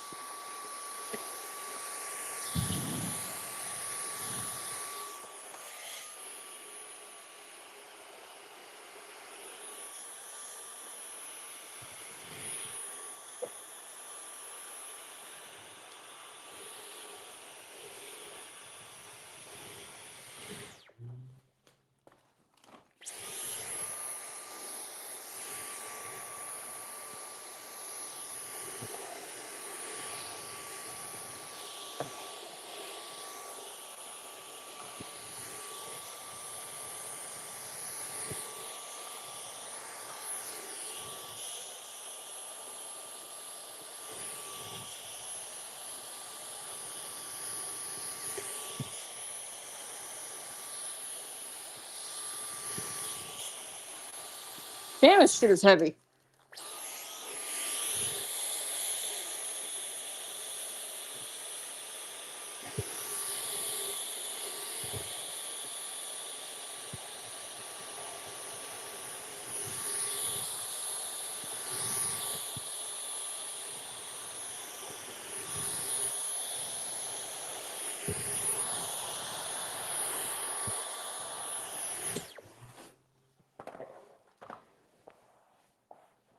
I think, where did my, oh.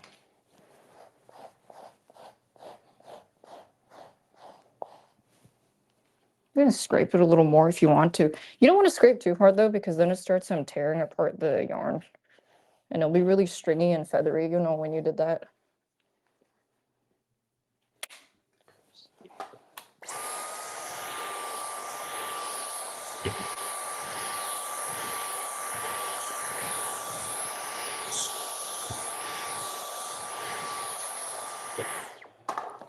So there's some spots sticking out here.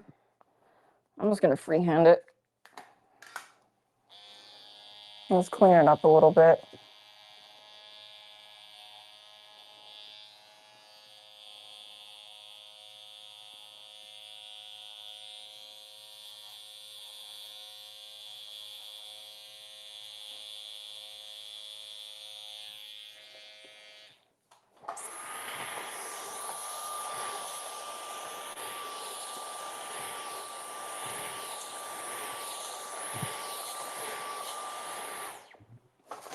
So usually you can just stop here and be done.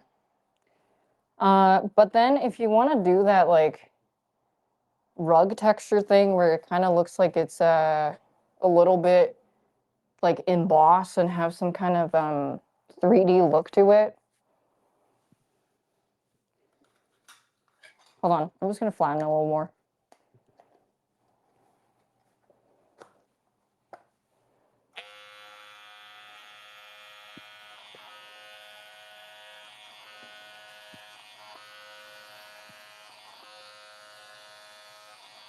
Oh yeah, if you want to huff glue, that's fine. But you should definitely wear a mask for this part because there's a lot of particles, dust. Okay, so if you want to get fancy with this part, what people do is they take a screwdriver, and this is the part where I mentioned that you want to leave a little gap, is because there's actually, if you stick the screwdriver in, you can kind of divide the colors because you left that little gap in there to feel the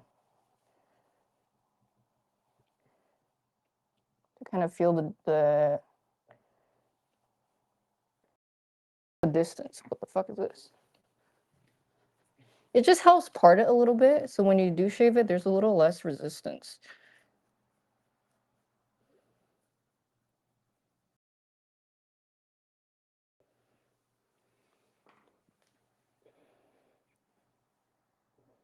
Or you can just freehand it, which I honestly do.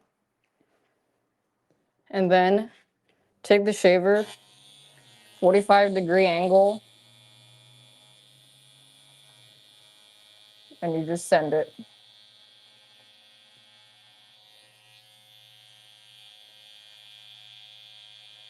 And go slowly. I think this is probably the hardest part. This takes a lot of, I mean, I'm not very good at this. It definitely takes a lot more practice than just using the gun.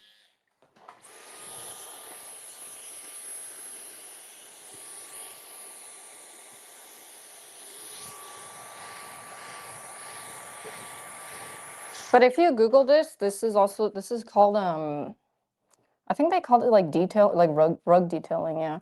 So I went this way, shaving the outside. Now I'm actually gonna go over it again on the inside. Same 45-degree angle. Because it gives more of a divot. This looks nicer.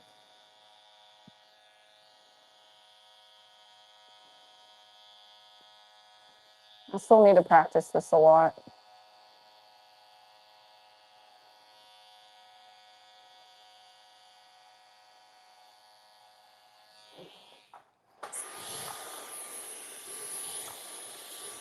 And it just kind of gives it like a slightly like dented look, which I think looks kind of cool, like kind of dynamic. I'll hold it closer to the camera so maybe you can see better. Wait, I'll just move the camera closer. Stupid fuck. Yeah, it's a bit hard to see. I'm trying to get an angle.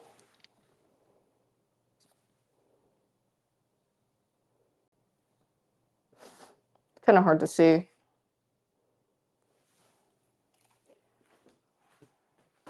I really like that kind of detailing though. I just think it looks more interesting than just flat. But I think flat style definitely also works better sometimes. It's really up to you. But since I love practicing, I just like doing it. I need to wipe my nose. So just basically 45-degree angle on inside and outside.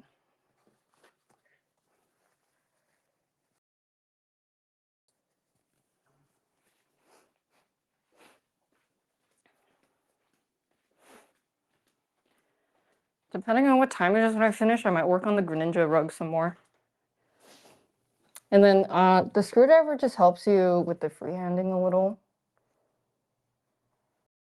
because it kind of divides it. You don't need to press super hard. It really is just to add a division.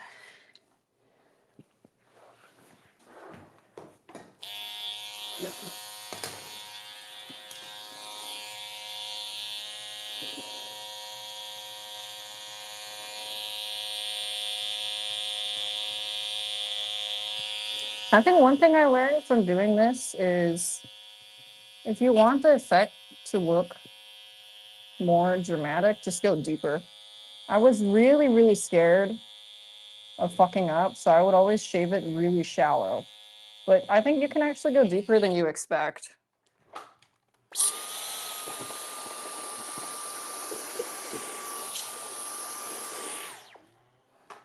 Yeah, I thought I went pretty deep there, but that actually wasn't that bad.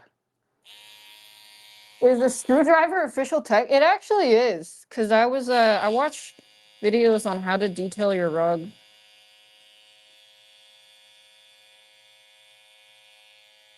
I pretty much learned everything from YouTube mostly.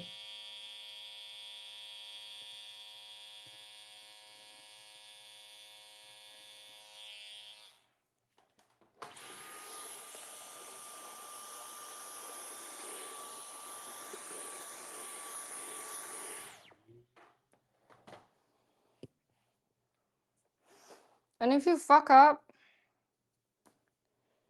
there's always more rugs.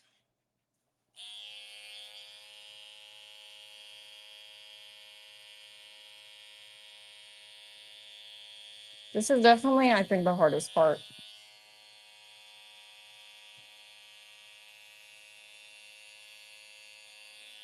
Because it does require a lot more precision.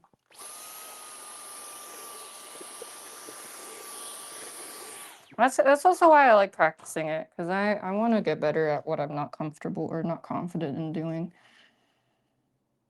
That's how you get better at things. That's also why I chose to immediately do the most complicated way to do the backing, because I want to learn. Is it an expensive hobby? No. Well, depends. Depends on your budget, but you can get everything, like all the kits and everything, for $200, $300. And then from there, the only thing you need is yarn from then on. Like, yes, there is an entry cost, but I think compared to something like Pokemon cards, it's a lot cheaper.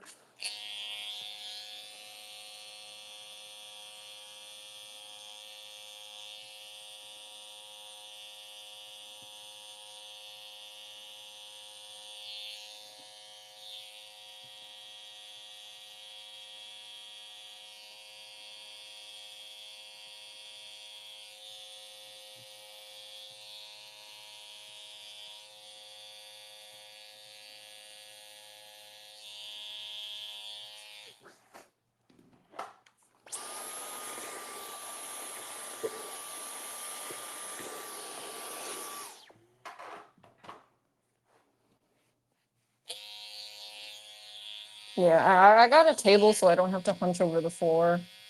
This really does hurt my back.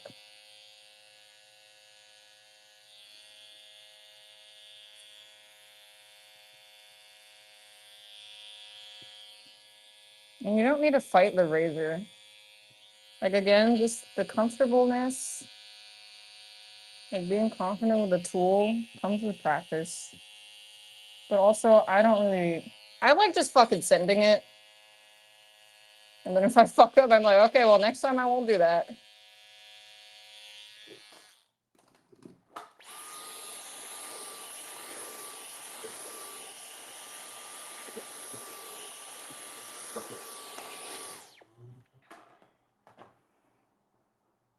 If you do the tail, you don't have to do inside and out. You can. I actually would. Mm, I actually haven't thought about how I'm gonna do that yet. I might still do inside and out. I haven't gotten there. Let me just keep screwdriver. Yeah, so when you leave that gap that I mentioned earlier, this screwdriving part is a lot easier because you left a little space specifically for it.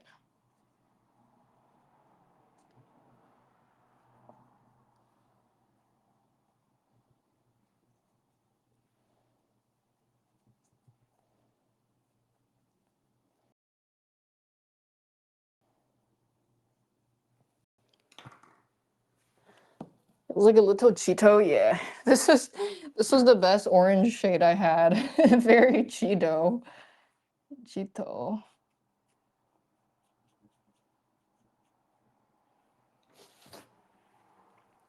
Thanks, blue one.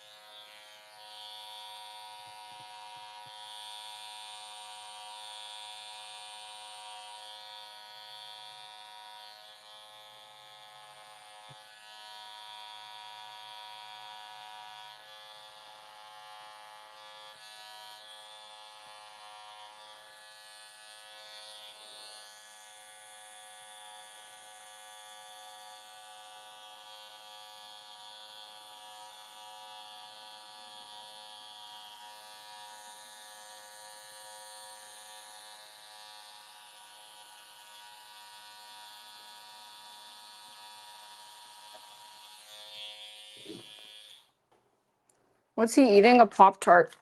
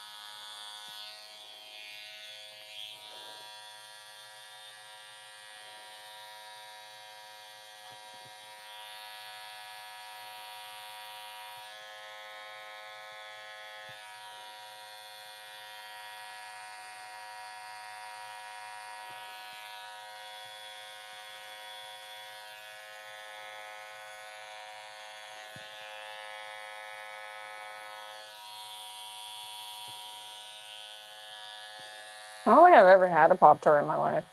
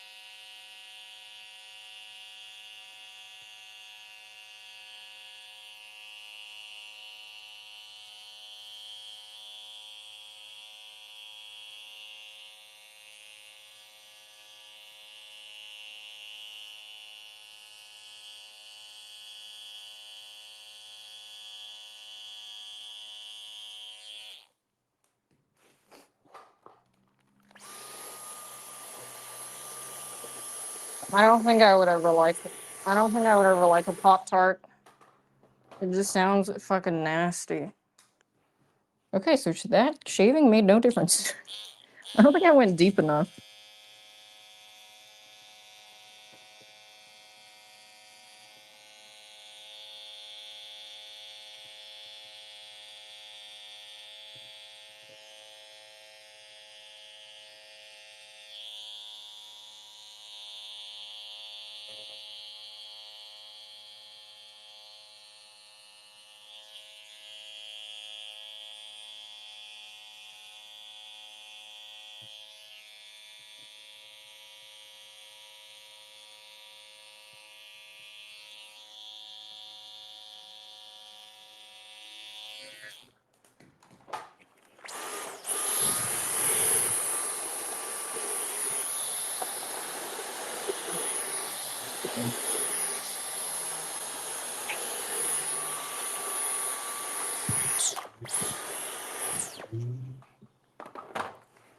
Pochita.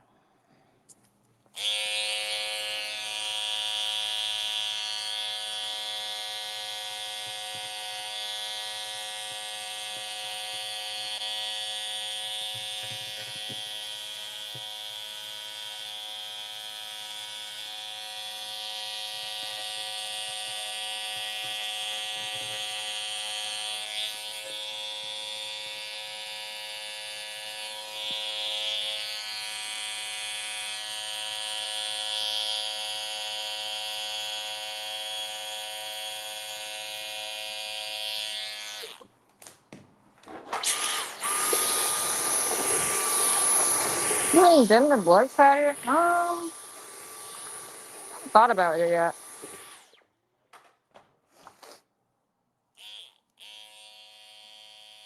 Let's see when I get there.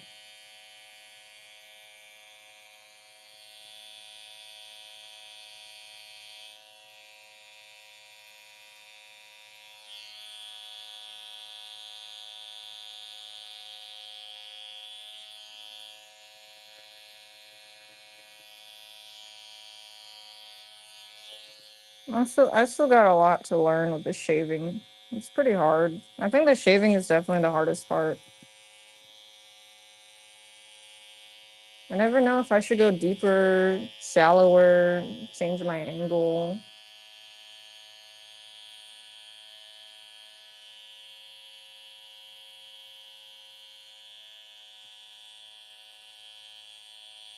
So I just try.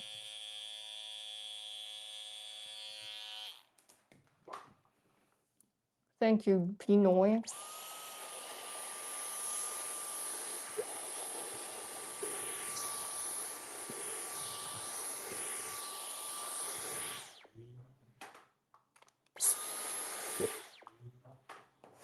Every time I think I fucked up and I went too deep, it's fine.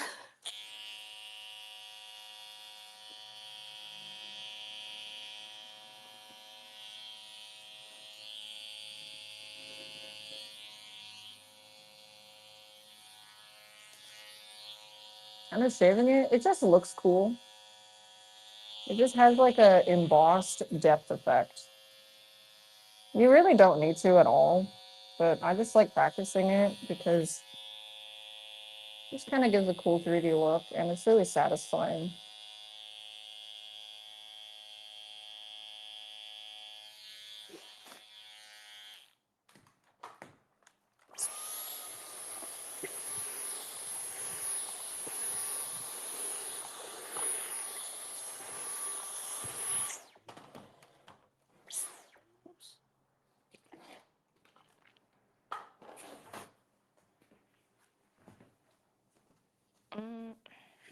Yeah, now my things are a bit uneven, so I'll try to even it out a bit.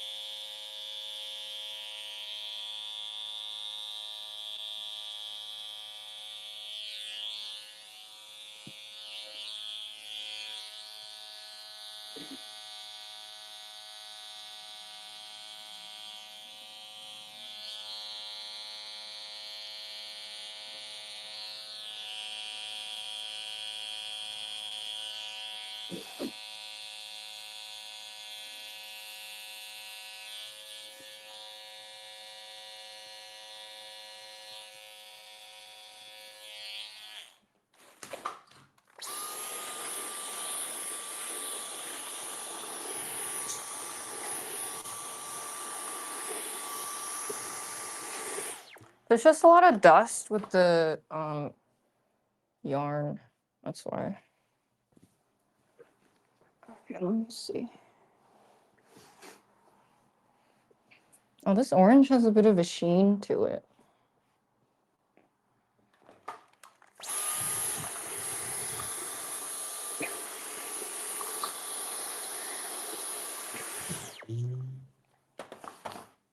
gonna shave this inner part, the handle.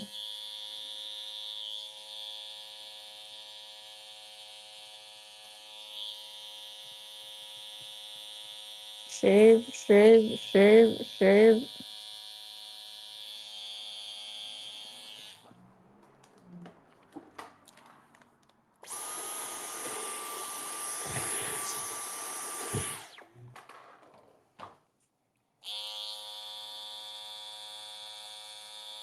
Yeah, this would be so nice having a dental assistant. You know the dental assistant, when they help clean your teeth, that always just helps suck the saliva out? Yeah, but the vacuum, I think it's AT.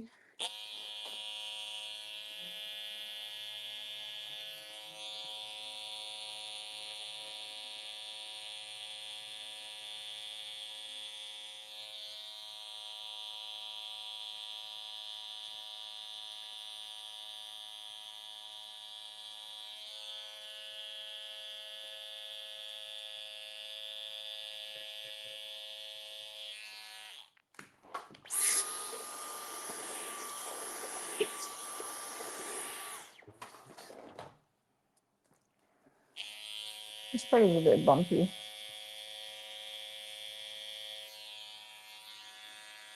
Thanks, Kiko. Thank you for the yarn font. Some of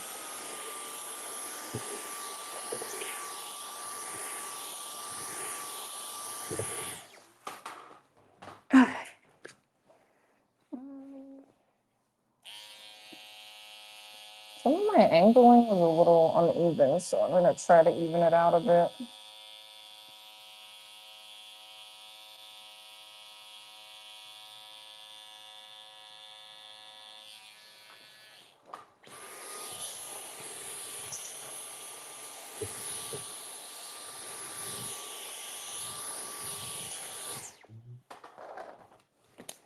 Like a Buzz Lightyear one for your nephew. Oh my god! That reminds me, I thought of making a rug that's like a nether portal rug, and I imagine how happy a kid would be if they had a nether portal rug and they probably would pretend to jump into it. And then I realized I was thinking about kids and they got kind of weird. I was like, wait, I hate these little fucks. I don't give a shit. They would love a nether portal rug, wouldn't they? Fuck them kids. Sometimes there's straps. I'm just gonna. Some parts sticking out. I'm just gonna give it a little trim.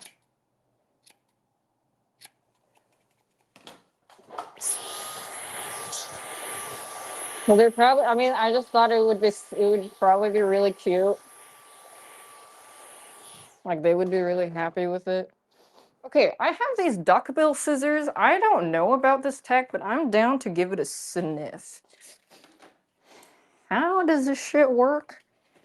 Should I screwdriver this? Because the lines are a bit dotty here. And then what, you just cut it?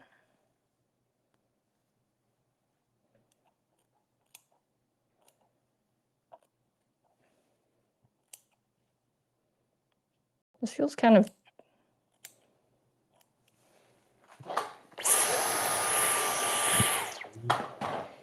I don't know if I'm doing this right. I haven't tried this tech. I don't actually know how this works.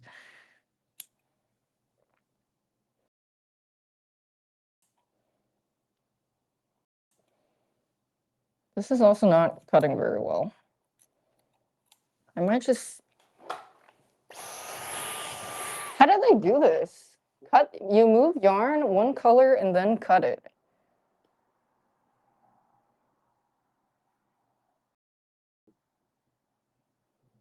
Okay, so if I want the black to show more,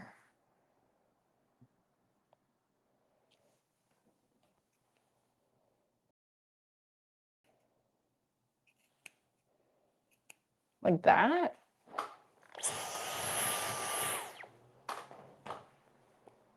Cut what? I don't know. I don't know this tech. I just wanted to try it. Okay, part the colors. Okay. You move orange over black. You move it over the black. I was separating it. Wait, like, Then how do you do this? How does this work? Put scissors flat. How? Flip. I don't know this. Because I just got this. Like this?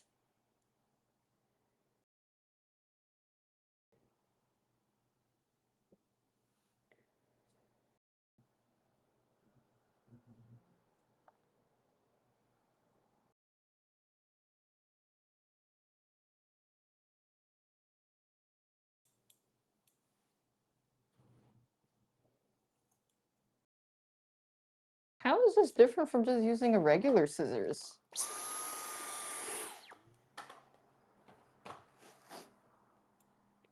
You got the special scissors? Yeah, I don't actually know how this shit works.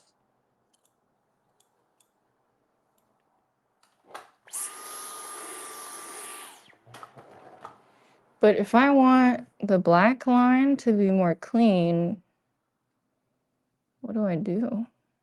I'm trying something new here. The beak helps part the sections. So it's, but then someone said it's not. I don't hold it like this.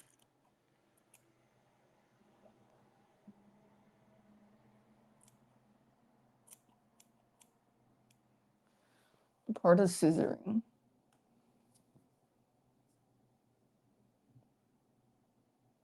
Oh my god, it looks like blood. Mm-hmm. Wait, those are way more heavy duty.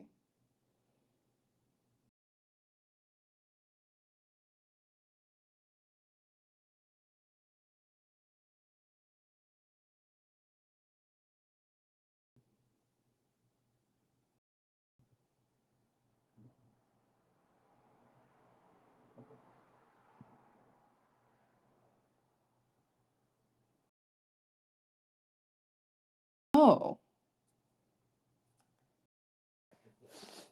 So it's like this?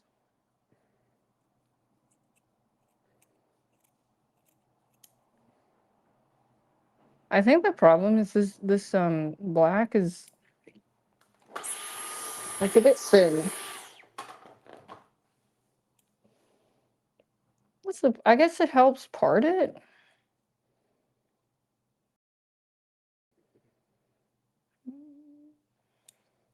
Mario pussy attack. I can't pussy attack the rug. Yeah, I think this line is a bit thin. I should have used a thicker yarn. Well, now I know for next time. Or should I have made it more dense? So if I want to, how do I cut orange?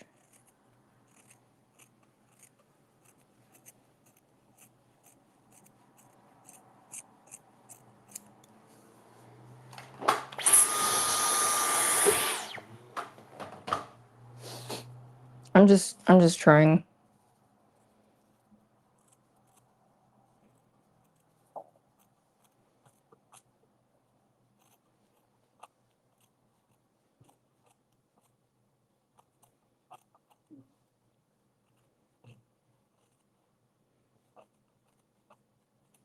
These scissors suck ass. I gotta get some new ones. This shit is hardly cutting.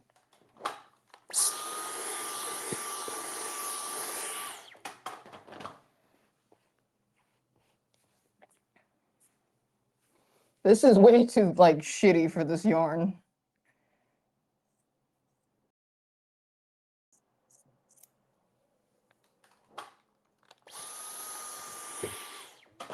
Okay, I do see the effect.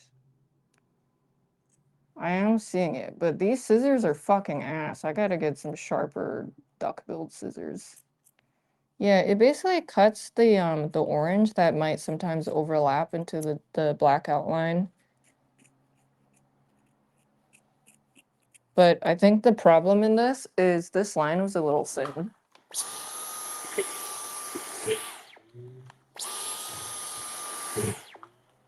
Thanks, Lexic.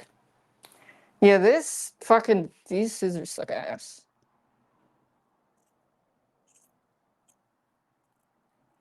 They're too thin.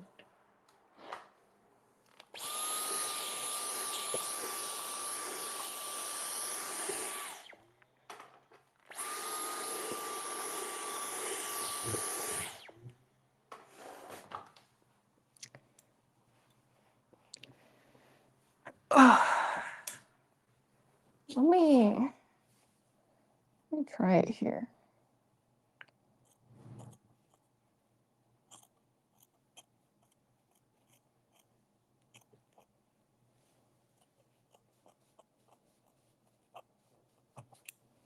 This will just go slowly. This just makes the lines less dotty, I think, because it makes it less shaggy.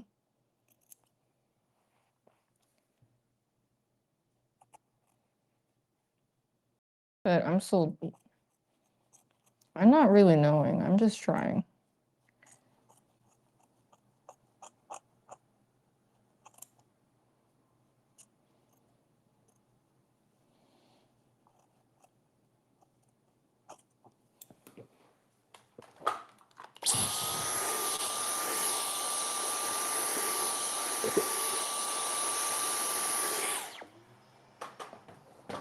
It does look more clean, but I think my design is also a bit more complicated, so it's kind of a pain in the ass.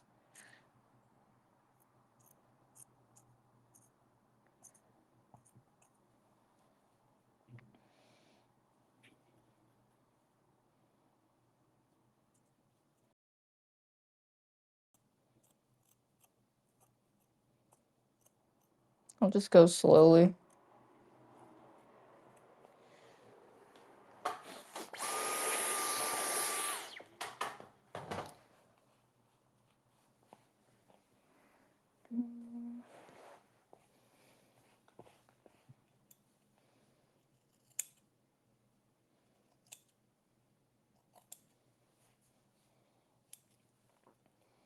Slow and steady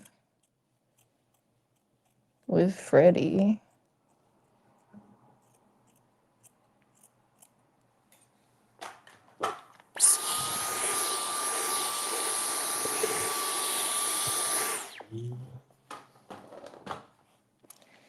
No, I'm gonna cut this white part too. Oh God, my back.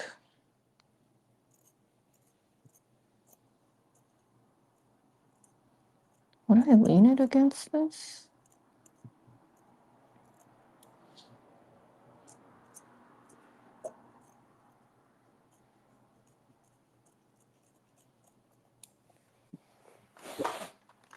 My pajama pants? They were my merch from years ago that I made of my dog. Actually, yeah, okay, I think I'm starting to understand. You just it cuts the shaggy parts of it spilling into the other color. But these scissors are some fucking ass. What the fuck is this even cutting for old people pubes? It's so weak.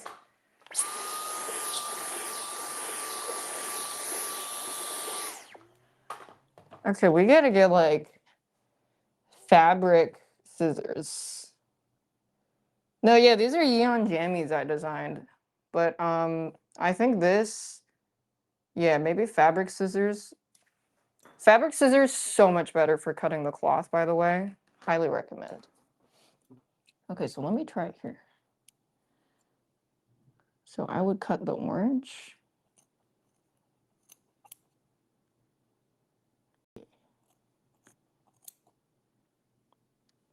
So this is basically like finer shaving, I think.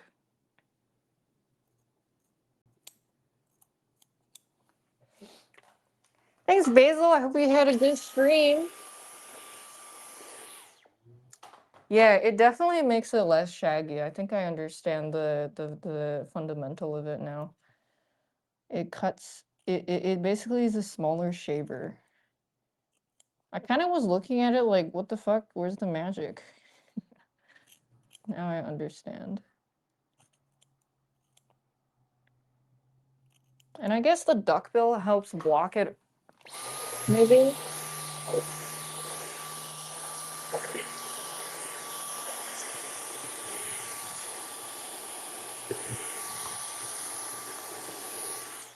Isn't learning so fun? Yeah, it stops the color from bleeding into each other as much. Yeah. So for the finer lines, like the paw lines, I would, let me cut a little more maybe. So I want to cut the orange here. These scissors are ass, bro. Who do I blame for this? God damn it. Obama. Fucking Bob Saget.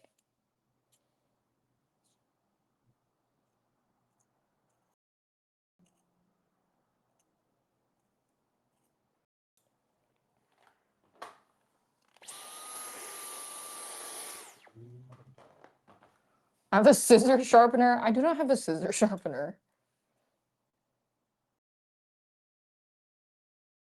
Yeah, so I think the best way to describe the scissor technique is it's like the shaving but a lot finer.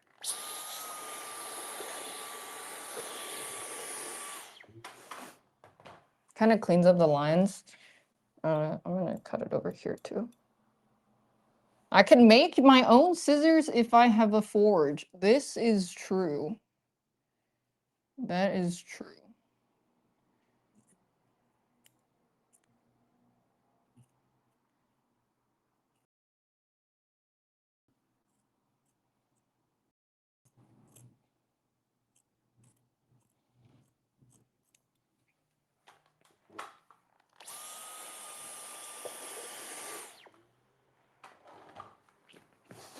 Yeah, and then if I see that the line here is a little bit fucked up, so I think I cut the orange here.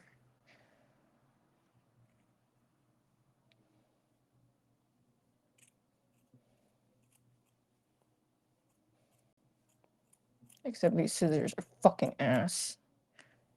Fucking stupid ass scissors. Stupid fucking stupid fucking stupid fuck scissors. Stupid fucking.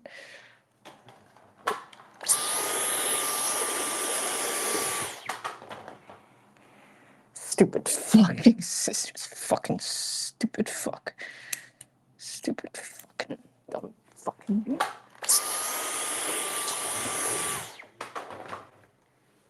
I need to stop a little bit. My back hurts.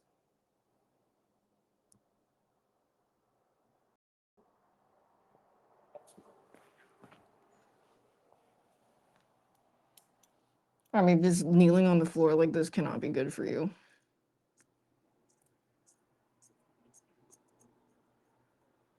This shit doesn't even fucking cut. This is bullshit. That's my dad. He can't pronounce bullshit, so he says bullshit.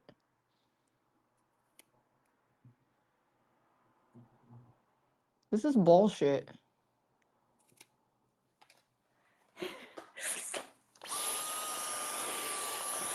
No, no, no. The scissors is it's supposed to be this way.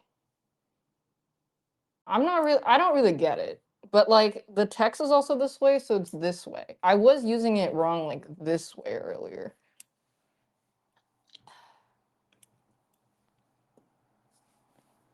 That's how that guy used it. This is bullshit, dude.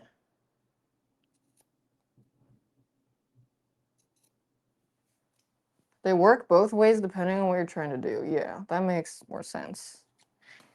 Honestly.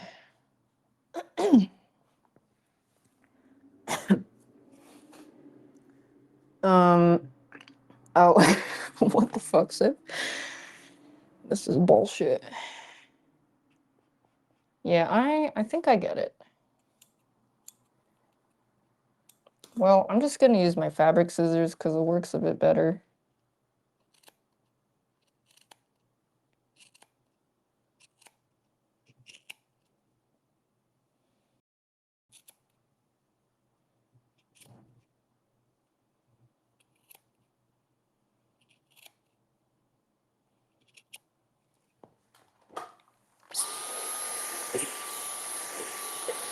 Right there, rectangle. Oh, I didn't finish the backing yet because I'm kind of letting it dry. So I figured might as well as work on the shaving meanwhile.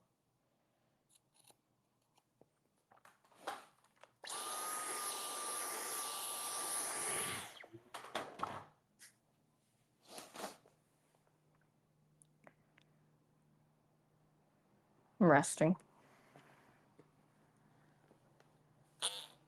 I'm gonna shave bush some more.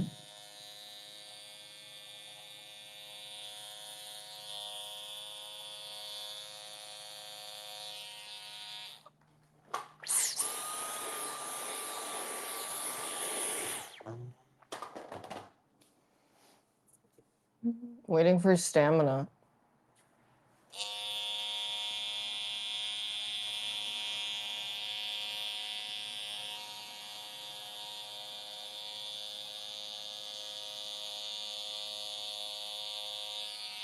I think I could go deeper.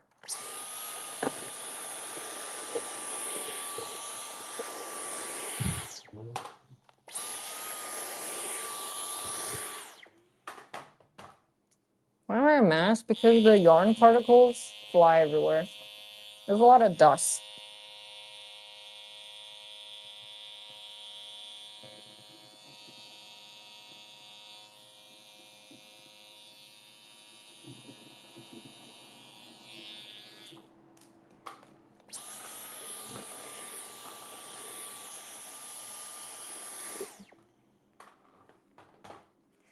Mask? Nice face diaper.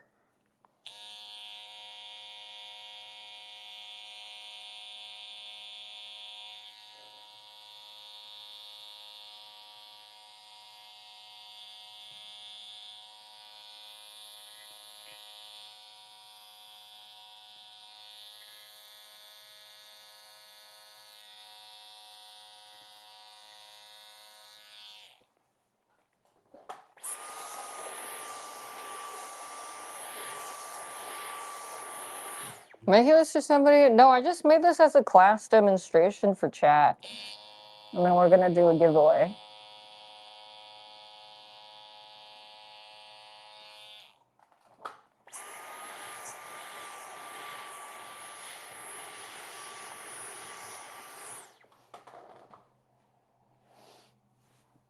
I'm just edging it a little more.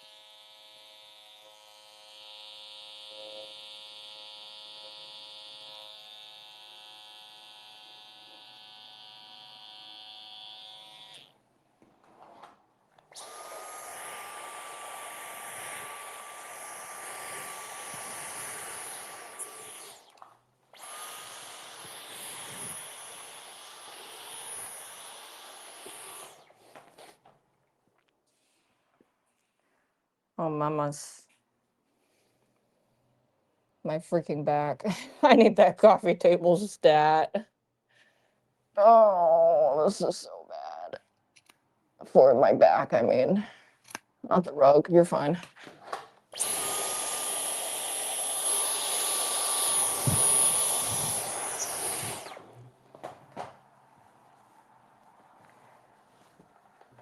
Oh, mamas.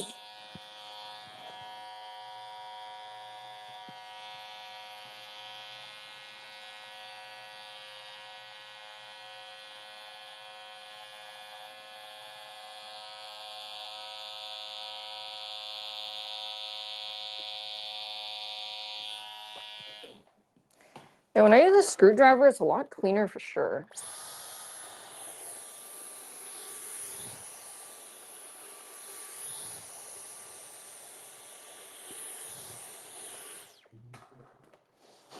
Oops. Is it disassembled? It's not disassembled. It comes with different attachments. It's a nice Dyson. It's a good one. Why would I disassemble it?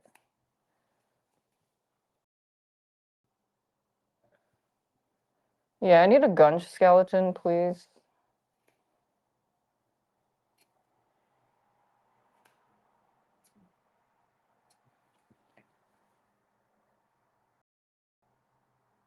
Why do you work in a table? Because my table's not big enough. I ordered furniture tomorrow. I think I might have an IKEA building stream. Lol. Daph NG. That'd be fun.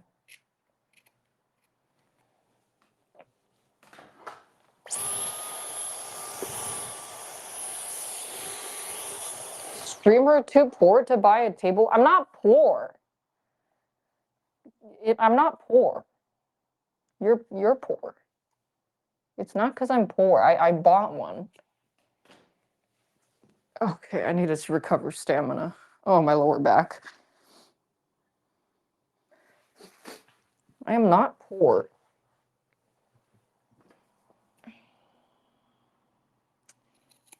This. Yeah, I think I'm just cutting the shagginess off. I mean, I'm being a bit anal about it. I think it's fine.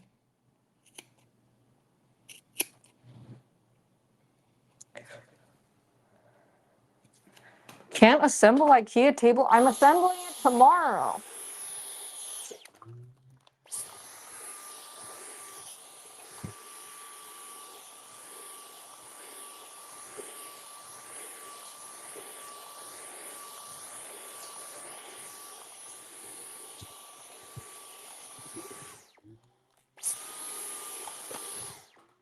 Tomorrow, yeah. Tomorrow.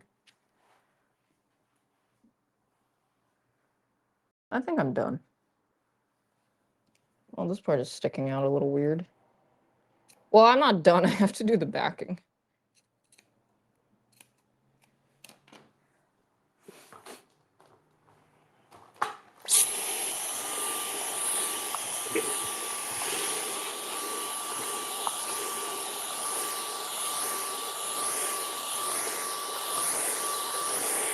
Buy all of chat a yacht if I'm not poor then? Oh shit, I guess I'm poor. Is there more after the cutting? Yeah, I have to do the backing. Oof. Cause I was waiting for the glue to dry a little bit. Also, I should really stop like flinging this shit around because this shit is fucking sharp. Fabric scissors do not fuck around.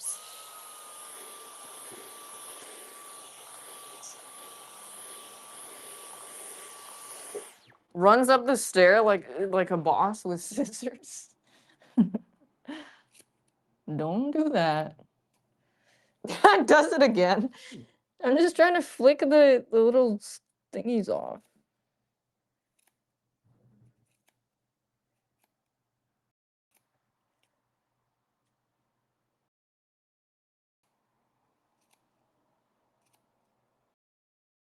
Yeah, I think I might just get like, instead of duckbill scissors, I think I can just get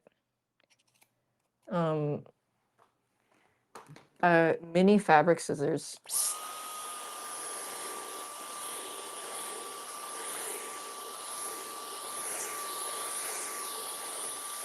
Okay.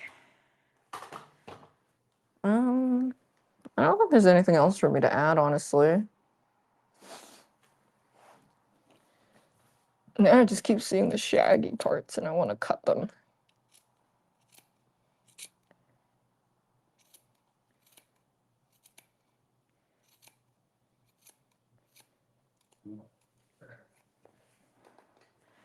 Mario Pussy Attack!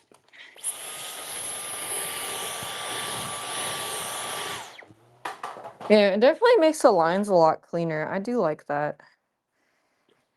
I'm glad I learned this technique. There we go.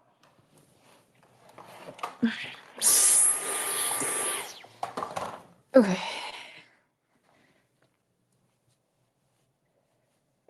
Pochita. Yippee.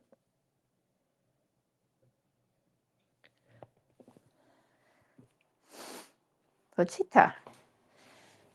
Yippee.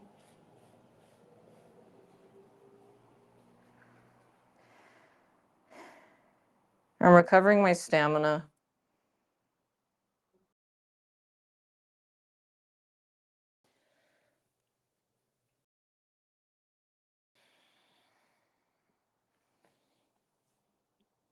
You recover stamina when crouching. That is just not fucking true. Fun trivia is Pedro Pascal complained about how much Joel crouches. Because that shit, crouching fucking sucks ass.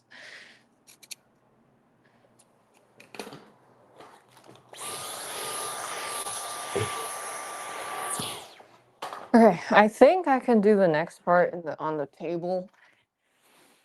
So let me take this cloth off.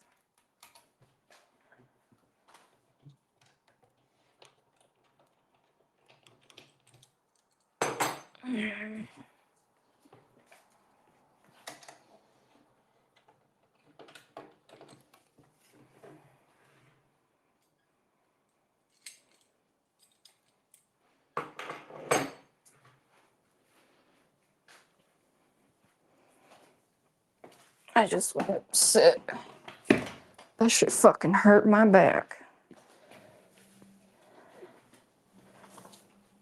Dang.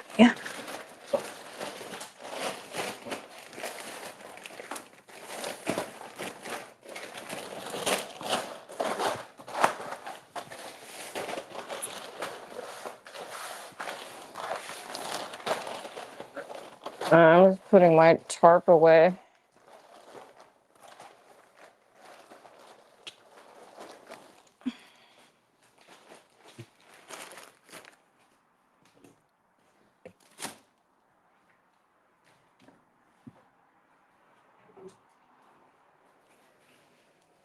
Okay, hold on. I'm gonna clear my table.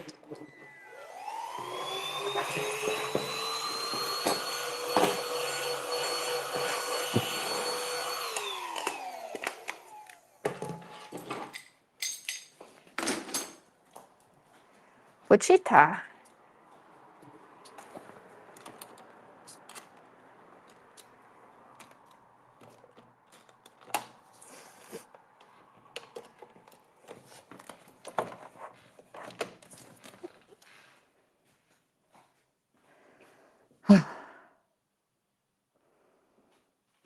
Oh. Fuck off. Fucking fuck. Fucking fuck. Fucking fucking.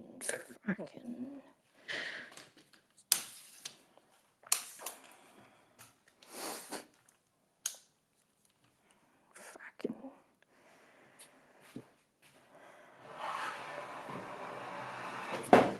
Fucking.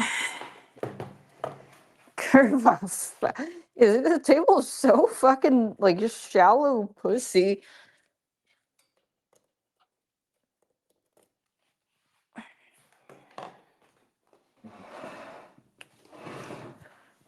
Where's my scissors?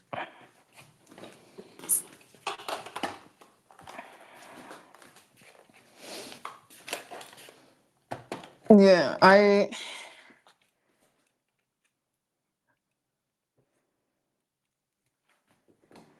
Brandy Melville table. Actually.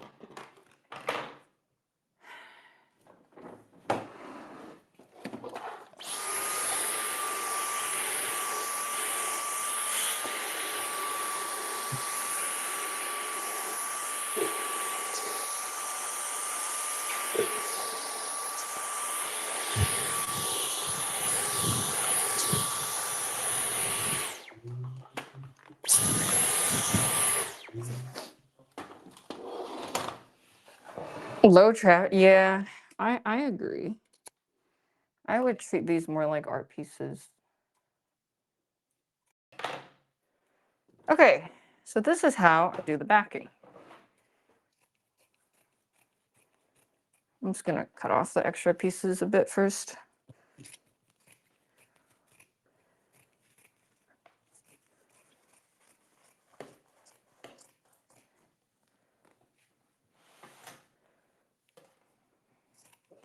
Well, I guess I don't have to wear the mask anymore.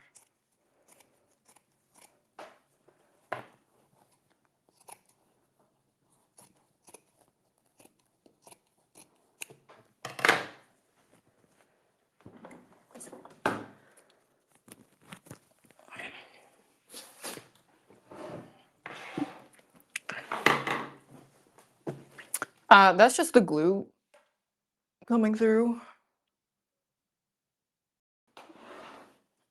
Yeah, there's some glue on the floor. It's fine.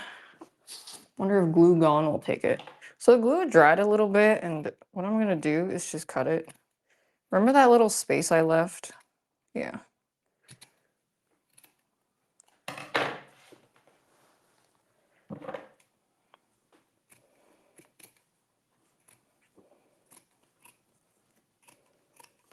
Kind of, I leave a little like pizza crust basically.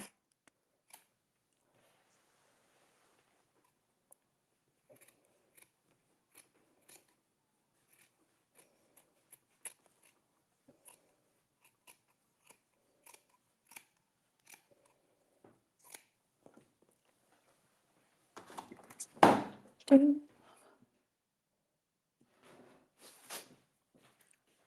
gonna turn this light off.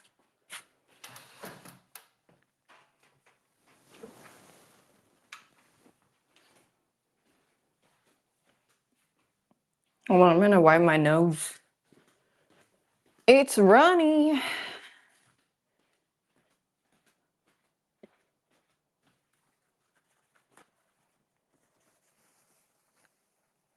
Tuft a QR code?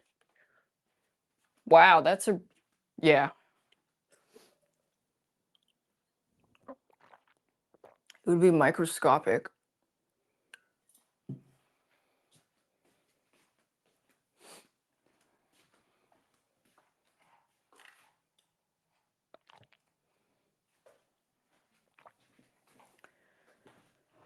Okay, cut my pizza crust.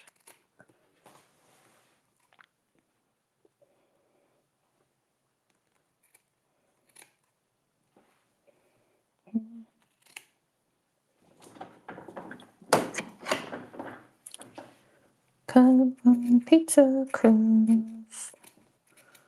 Cut my pizza crust.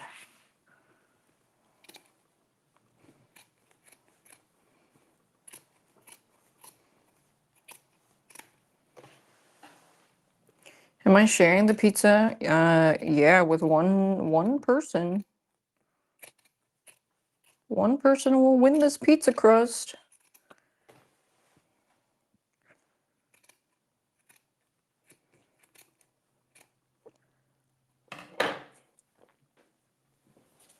Okay, this part is a bit fugly. Let me clean this.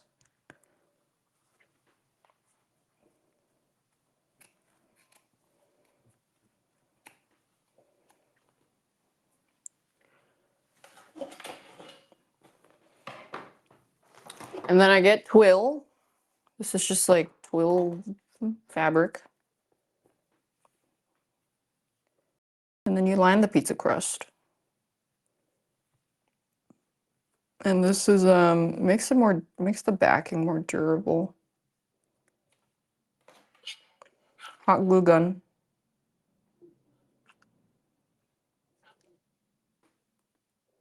Don't burn yourself.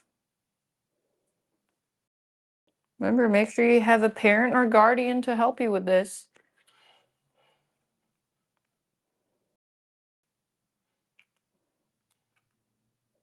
Also just adds an added layer of security to the backing.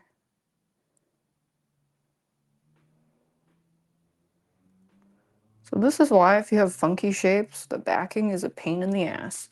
Obviously, you can just do like the simple backing where you just cut it. But I like the extra twill protection.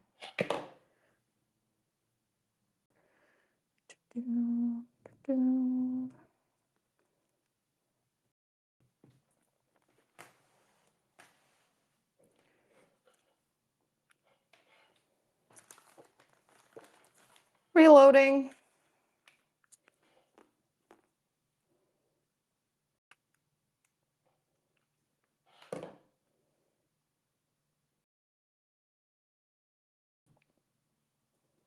It's gonna wrinkle, it's fine.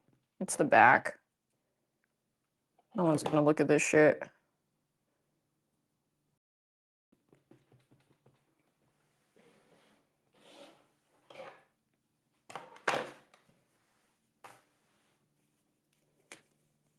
I need to get more twill.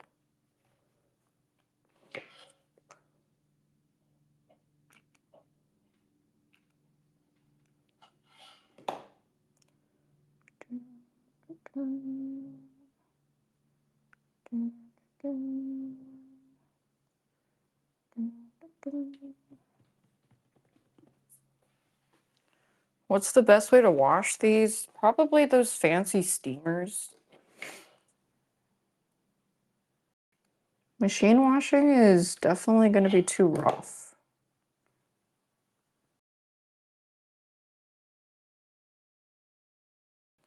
I mean, can you get rugs dry cleaned?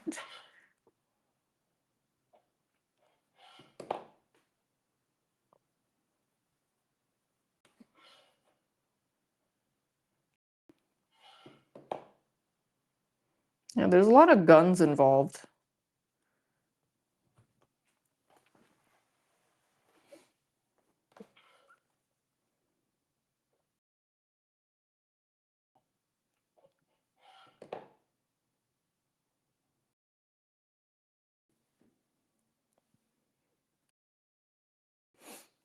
I'm wiping my snot.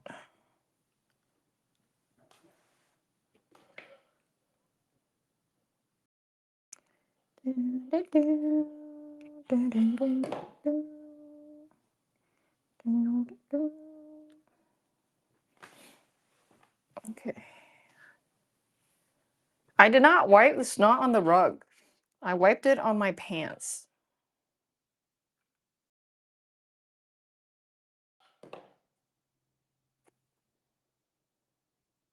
Actually.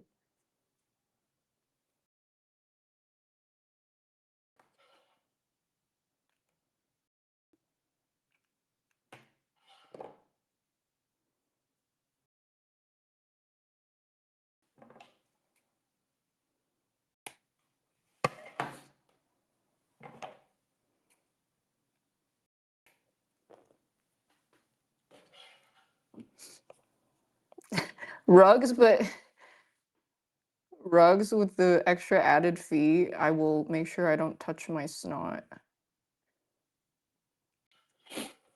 Okay, so now I have it mostly put down. I just go over it a second time to make sure there's nothing, just like all the edges that are sticking out aren't sticking out.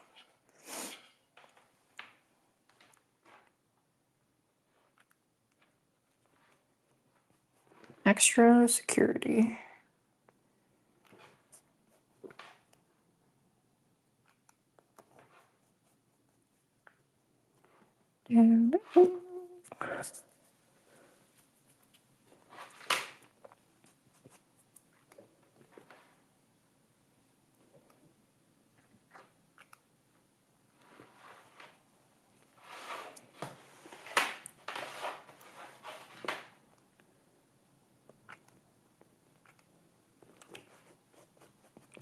So this is totally optional. I just like doing this because I like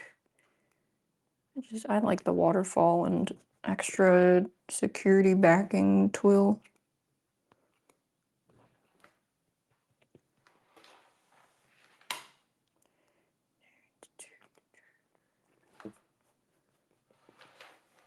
Spinning the pizza. Relief cuts on the inside of fabric tape.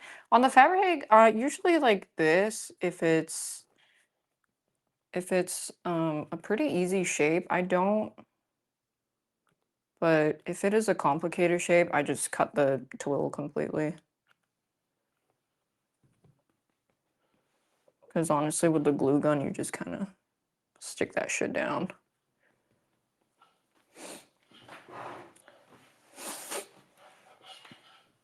Now the backing is not waterfalled.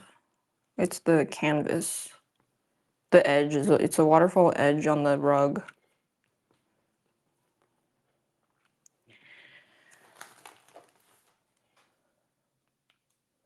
Well, so I've already made the rug non-slip. It should be non-slip with this backing.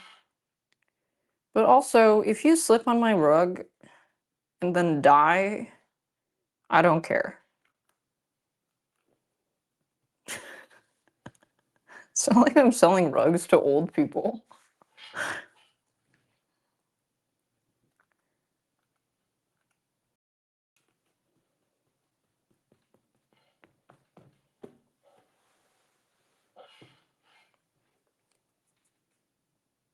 Yeah, this rug has grippers.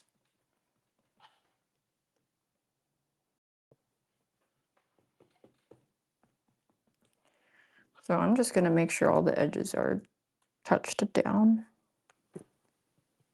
as best I can.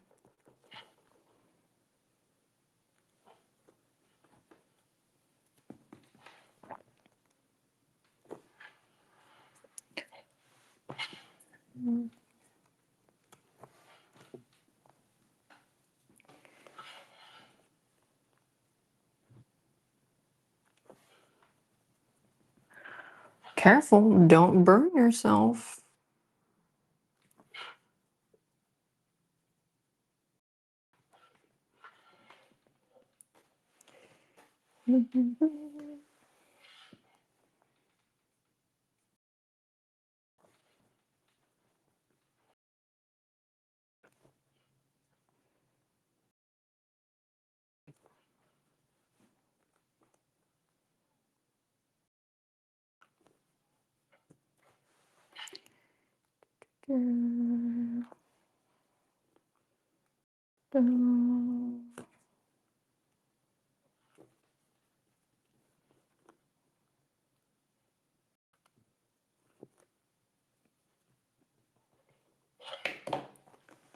Who's that clown in the tower? It's me, but the clown was actually happier.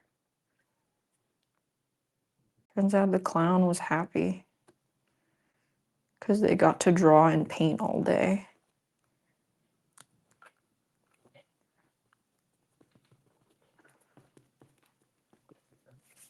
One must imagine the daph clown happy, exactly.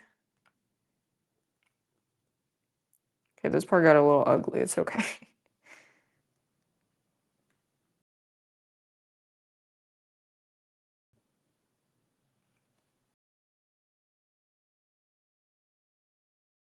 Yeah, honestly, you can just skip this step because it is extra materials that you're gonna need. You can just do the basic cut and paste backing and it's fine. I just like this. Totally personal preference.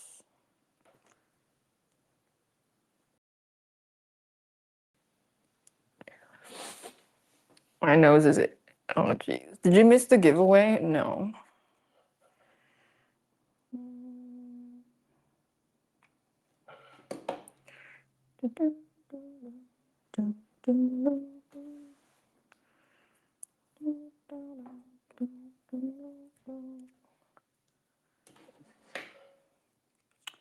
I'm just an overachiever.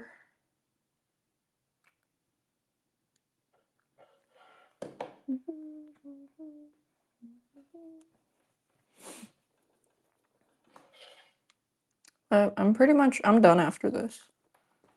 Okay, this is the last step. Usually I mean this, but I just like alternate whether or not I do the shaving first or the backing first. Just depends on whether or not I'm waiting for the glue to dry.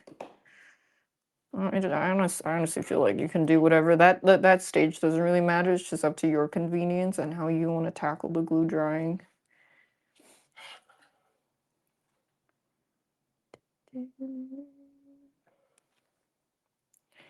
One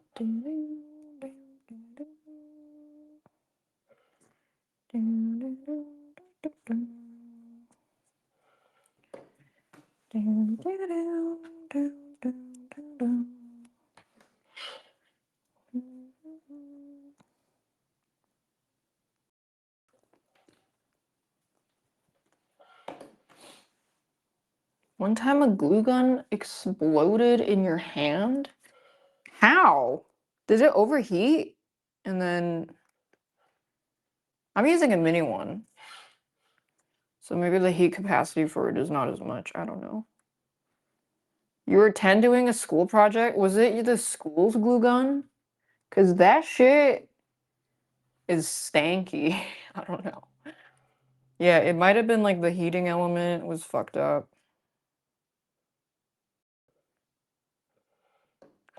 They died. Is that not a normal? This is a mini glue gun.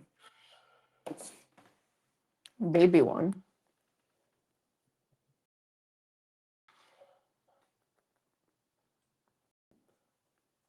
Baby glue gun.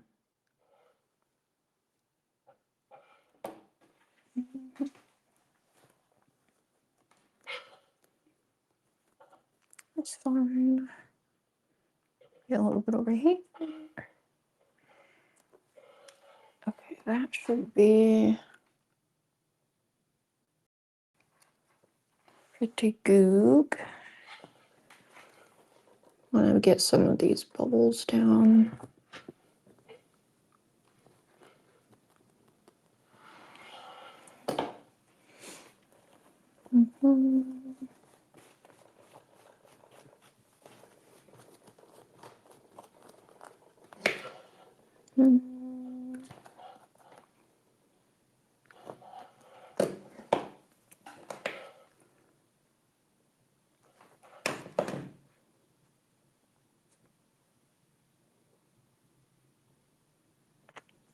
Okay.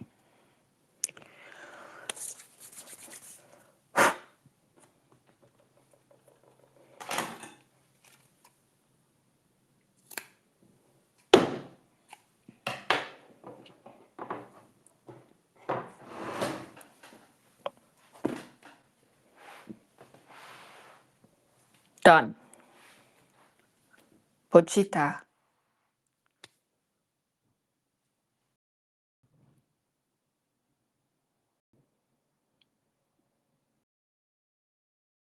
Yippee!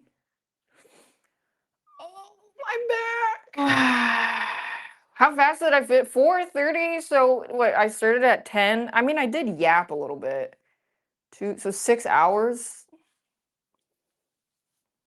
6 hours for this.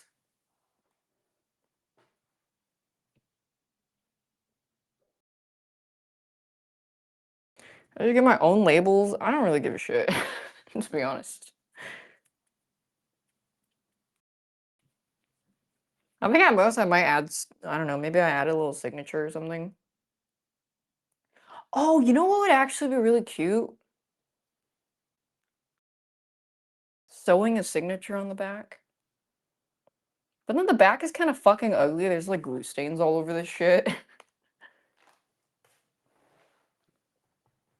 Yippee! Now sneeze on it to sign it. Oh no. Isn't it too hard to? I think it, yeah. You're gonna have to like go in between the plastic. Or I could just I could tuft a little signature. But I don't know if I don't really care that much, to be honest.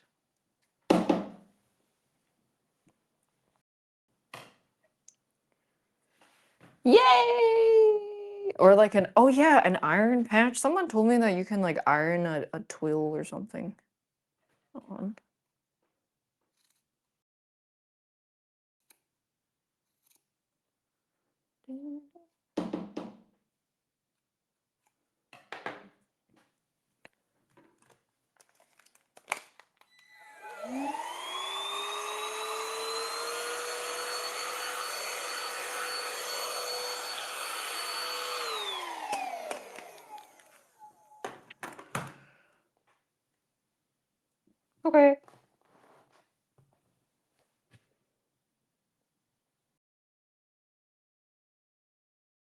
Recovering stamina.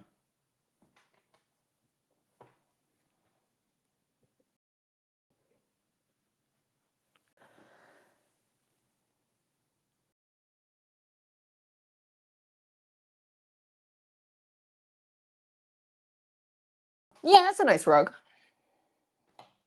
I like it. I was thinking, oh yeah, I was thinking of maybe, I don't know, I like manta rays. Maybe I'll make a manta ray rug. He's eating a piece of bread, yeah.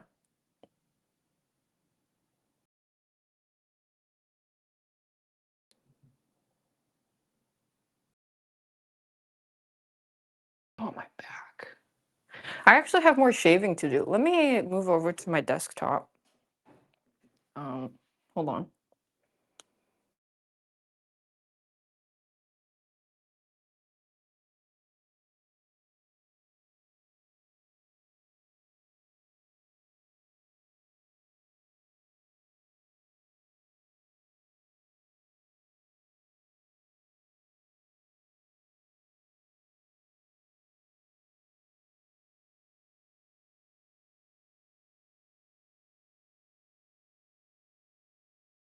Let me set up the giveaway.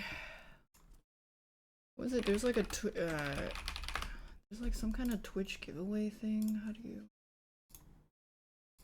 streaming tools?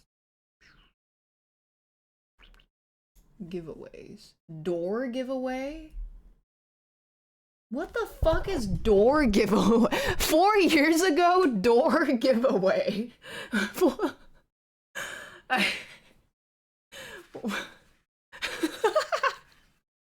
I had a door? I don't remember having a door.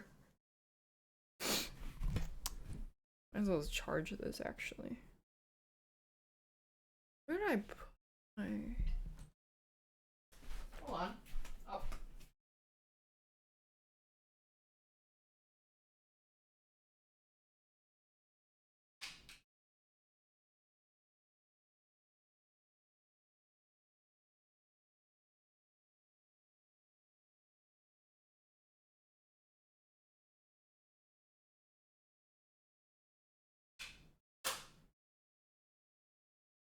Holy shit, perfect timing. My phone had 1%.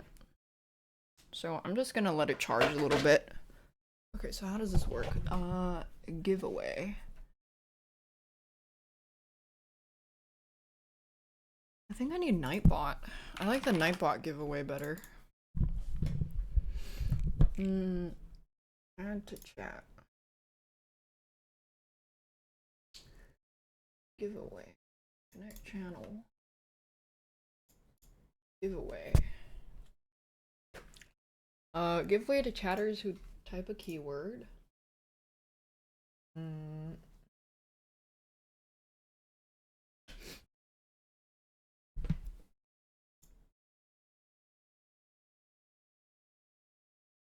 Nightbot? Wait, what's wrong with Nightbot? It's just Nightbot's fucking shit up? What did he do?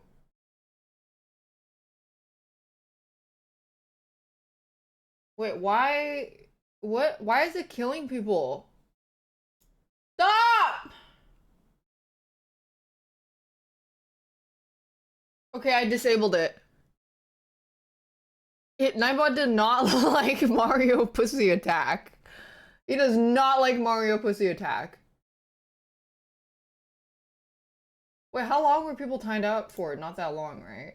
Yeah, I turned off all the stuff. I just need it for this. So, keywords. 10 minutes? Wait, they're not gonna be able to join the giveaway if they got killed by Nightbot. I'll just wait 10 minutes then. That's fine. Okay, so...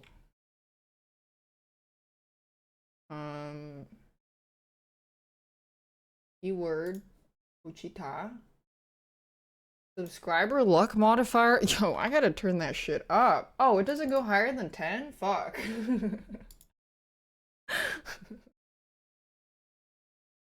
Yo, turn that shit up. Can I turn this down? Oh, fuck no. Regular? I'll give them like 3. And then remove spammers? I don't know what that means. I think you only have to type once. Done. There we go. I'll just let this run. I'm gonna go pee real quick.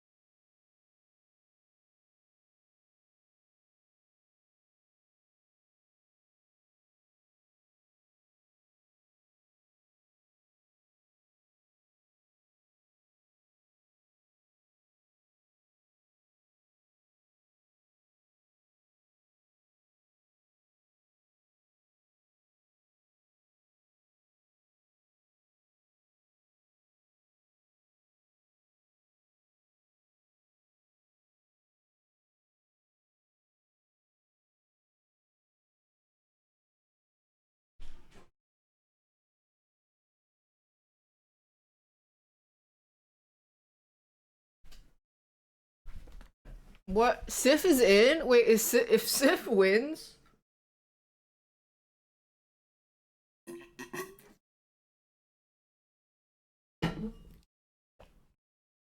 Then I will keep it. That means I win. Oof. Ochita!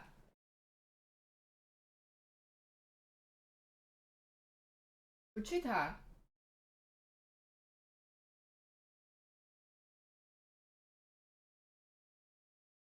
Ochita! He has a cute little, like, rug. It's not that big. You only need to type it once. If you type it more than one time, I will kill you. Because I will have your address. Staff, that was a joke. Because murder is illegal. I would never do that. I'm just gonna recover stamina for a little bit because my back really fucking hurts from that. I need to charge my phone anyways. I think I might go work on the Greninja a little more. Pochita.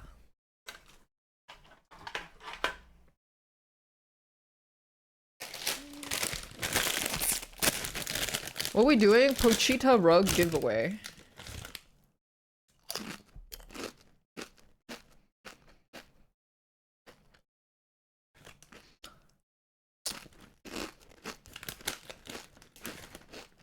Yeah, we're doing a rug pull. Thanks Marzipan and Hylex. And Suki Dice.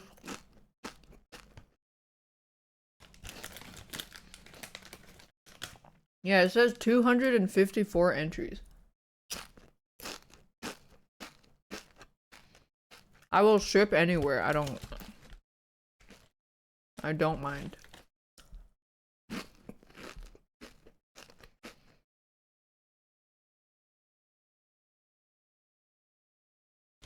Oh shit, I didn't even tell the people joining now, they don't even know what they're supposed to type.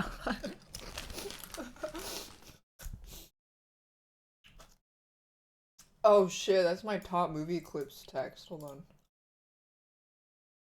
Type Pochita in chat to join rug giveaway.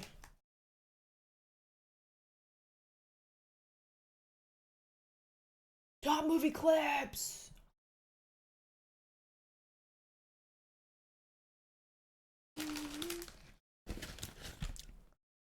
Oh no!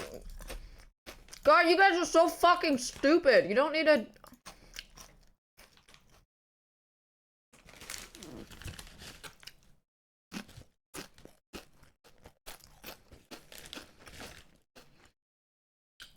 It only type it once. Oh my god. Wait. I'm gonna. What if I.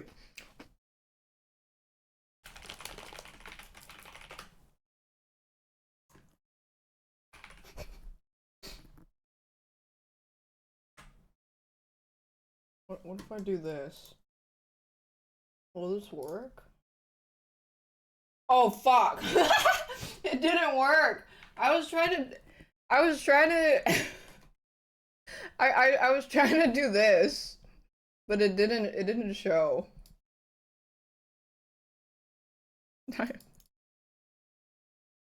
Ochita. Doesn't even feel like a word anymore.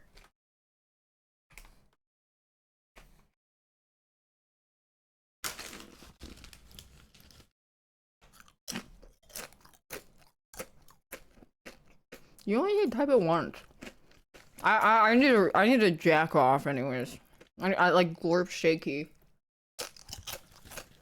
Cause my back really hurts.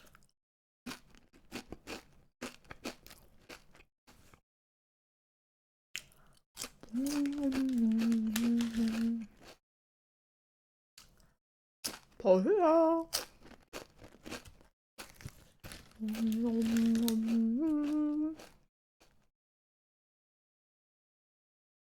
Any Tony updates? Who the fuck is Tony?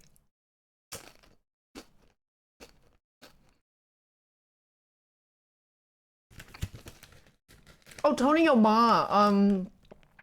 I don't think so.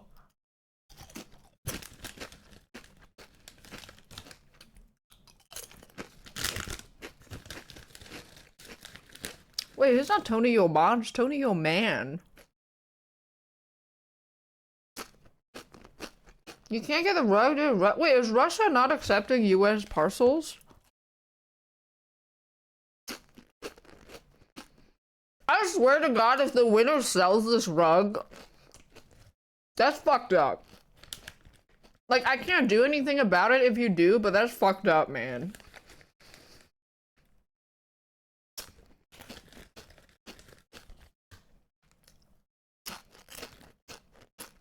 I will kill my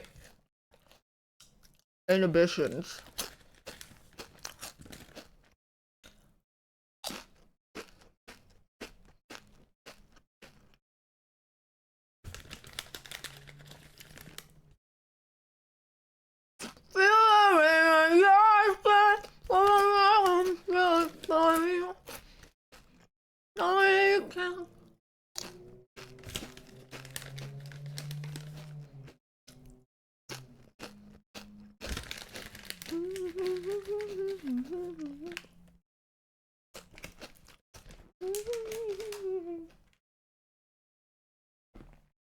What kind of rug would get you bitches, you think?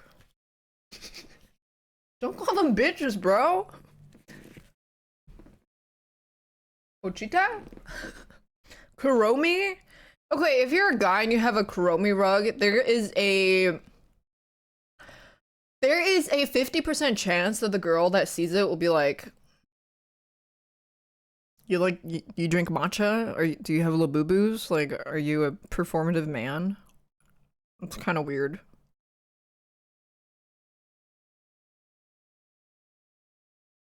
I mean, like, what kind of rug could a person have in their room that would be like, that would elicit the reaction of, oh wow, let's have intercourse. Like, what?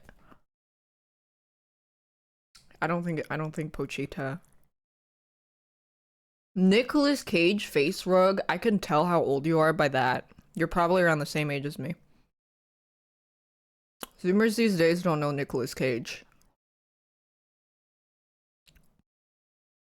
Yeah, you're either the same age as me or older. Overwatch a logo rug? Yeah, I asked what kind of rug would you have in your room that would attract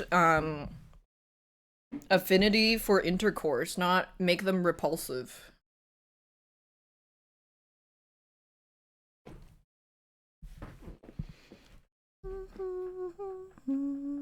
They have a comeback every season. He acted in some kind of like more art house movies, I do believe. There's one with the pig and the truffle. Oh wait, Chikaba rug would actually would skirt the male manipulator performative male allegations, but still be within the realms of like, oh, that's interesting that you have that. That's cute, you know? But then a Kuromi is leaning too much into it. I feel like a dissertation could be made about that. Are the people that got banned from Nightbot for Pussy Attack unbanned yet?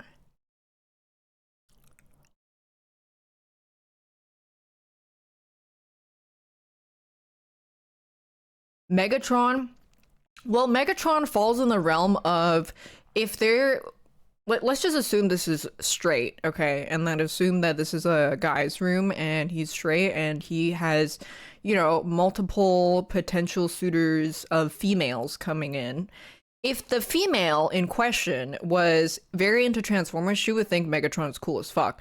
But if it was someone not into Transformers, she would probably find it kind of weird. But it's like a if you get a girl that's really into Transformers and then she saw that, like she would be really, really into it for sure.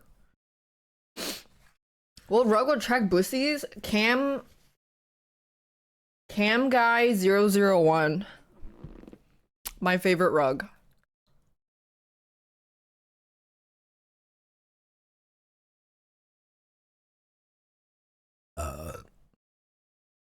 Just get 1,000 rugs of different niches and one of them will hit.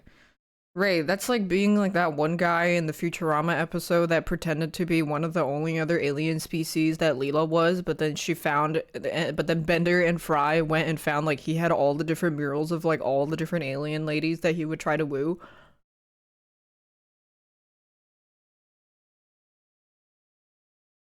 He should have just been himself from the start, is what I'm saying.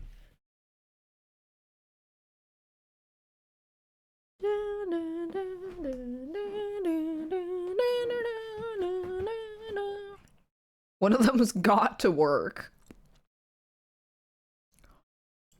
Pochita.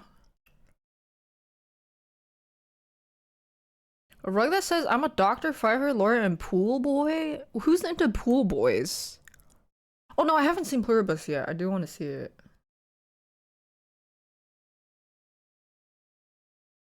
Divorced moms? Okay, that's true. Oh my god, yeah. If you want to hunt MILF, you should be a pool. That's true.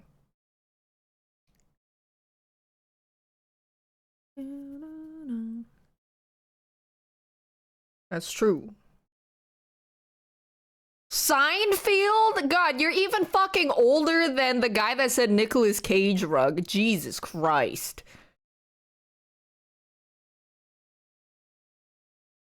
That's fucking old.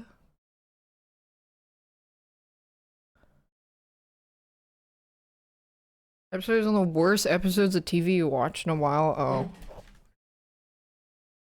What job occupation helps you find a DILF? If you sell propane, I guess?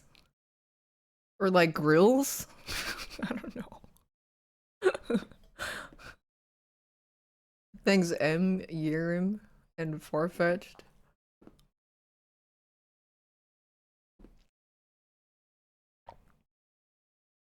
I think Sif actually joined. Wait, yeah, he did. Wait, I never knew his L was an I. He joined. If Sif wins, I am going to blow up a place, but I won't tell you guys where. That's a fake Sif? Oh shit, I guess Sif didn't join.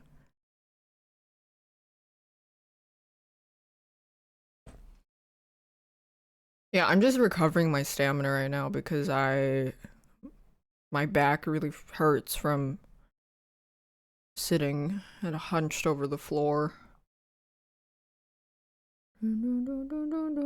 Yeah, my stamina bar needs to be recovered.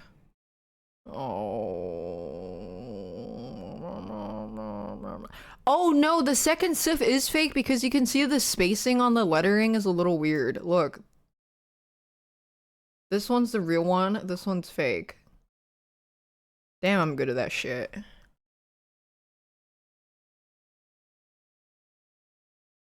I 'm Oh yeah, I want to finish my Greninja rug because I finished my Silksong one.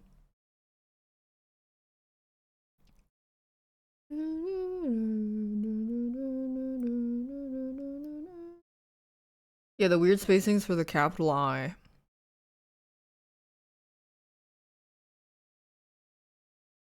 Have I made a Stardew Valley rug? No. That would be cute.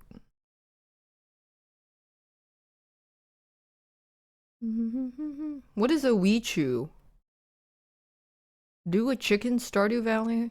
Well, a Stardew Valley chicken doesn't really leave that much creative interpretation from my end because if I were to stylize it, it would just look like a normal chicken. So that means it would require other aspects of main elements in the design to make it more Stardew Valley.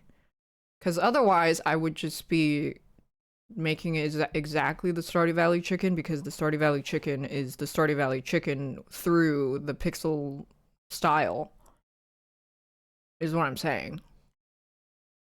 Thanks, Red Rhino.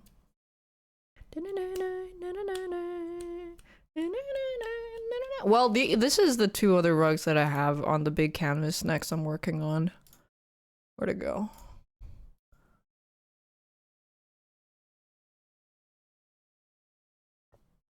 I have this Sylveon and then this on the other side.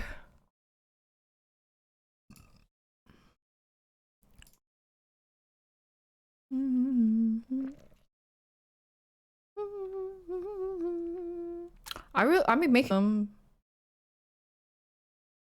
I mean, it's truly why Pokemon is like by far the #1 IP in the world. Like, it's not even close. It's insane. But it's also just so cute and fun. It's just so wholesome. Pochita. Pochita. But I'm trying to think of what non-Pokeslop. Well, I think a Hermaeus Mora rug would be pretty crazy. And I feel like for people that really like a witchy kind of goth aesthetic, who are also into video game nerds, would probably really like that. When I make something, I like to think of the person that would really like it. I like doing that. I imagine the person on the receiving end of it that is really happy. That's why I thought of the Nether portal rug. Like if someone got that for their kid who's really into Minecraft, they would probably love it so much and then always jump on it and then it would be worn and weathered because of how much they like it. And then over time it would get really fucked up as they have it in their room for years. Like that's just so sweet.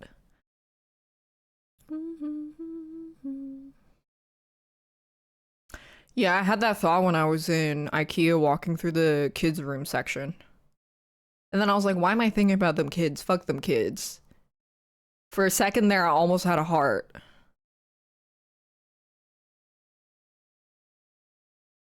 Can't be having that. Evil maxing. That's why I never consider if they will like it. Well, it's also because I'm extremely arrogant and confident that everything that I make is pretty fucking good. But it's also, yeah, I don't think, like, I do like to think of the specific person that would want it and that I hope it goes to someone who loves it and not just likes it. Which is why making something for general appeal is, to me, less interesting than making something with someone that I have in mind already. Like, for example, the Hermaeus Mora rug would, like, someone who is into the goth aesthetic and into, like, having a dark, creepy room, who also is a video game nerd, like, that is the perfect rug for them. They would love it. And that's how I think of my crafts. But then I think that's also what's really appealing about Pokemon is everybody loves some random, like Garbagool is someone's favorite fucking Pokemon. The specifics of someone loving Pokemon is not that far.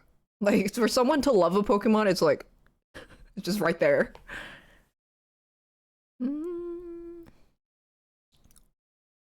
I love Hermes Mora and Gigalag.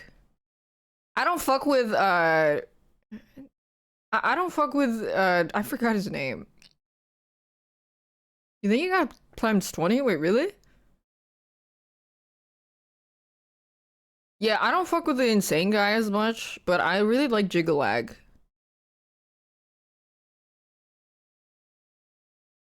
No. A video of someone recording different plushies people buy at Pokemon centers? Yeah. I remember when I was doing the blind pussy taste test blind drawing Pokemon from memory thing, and I would always be like, what the fuck is this? Like, who even likes this? And then there would always be at least two people that go like, that's my favorite. And I'd be like, why? And it's like, because I really like that they have this move or blah, blah, blah or something. Like, what? Okay. It's cute. Thanks, Zacharine.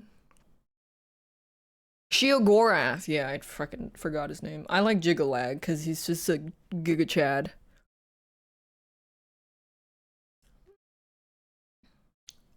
And he's so strong that all the other Daedric princes had to conspire to take him down. Hercene is your homie? Yeah, that's because you're a furry.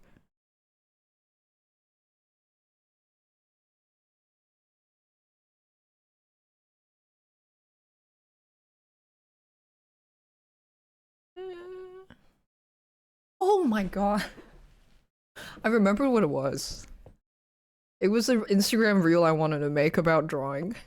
I think someone literally tweeted this before. It was like, hey man, can you help me draw a dog? And then they draw it with that like specific style of snout and nose. And then the other person goes like dokes.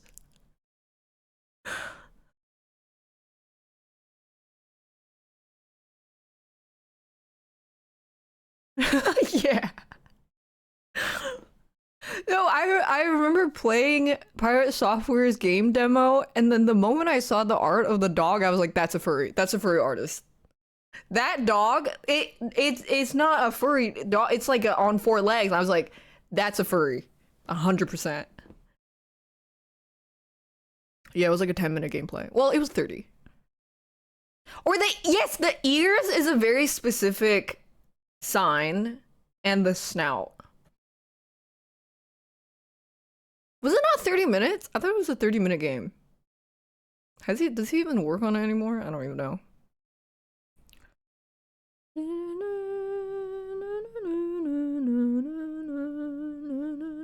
Draw Yeon? I mean, he's on my pants. Look at that boy go.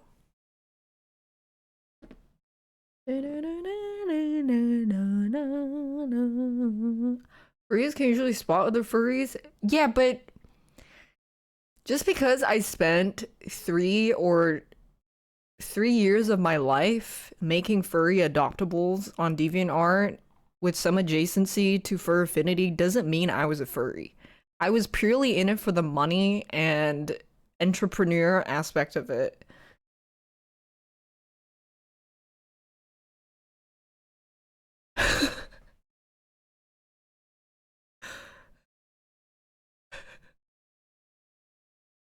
It was for money, and that's how I got my first PC to play Witcher.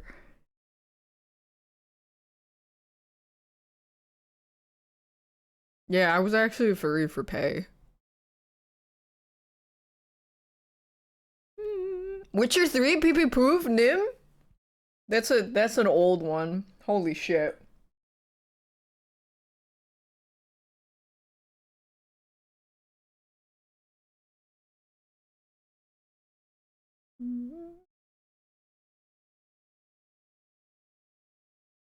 The mayor's purple pants would be a nice rug. That would be pretty funny actually. Because that's exactly where you would find it, is in someone's bedroom. Because it's just laying there. That's how you, yeah, that's how you see it. It's just laying there on the, and from the angle it is, like, it's just there on the floor.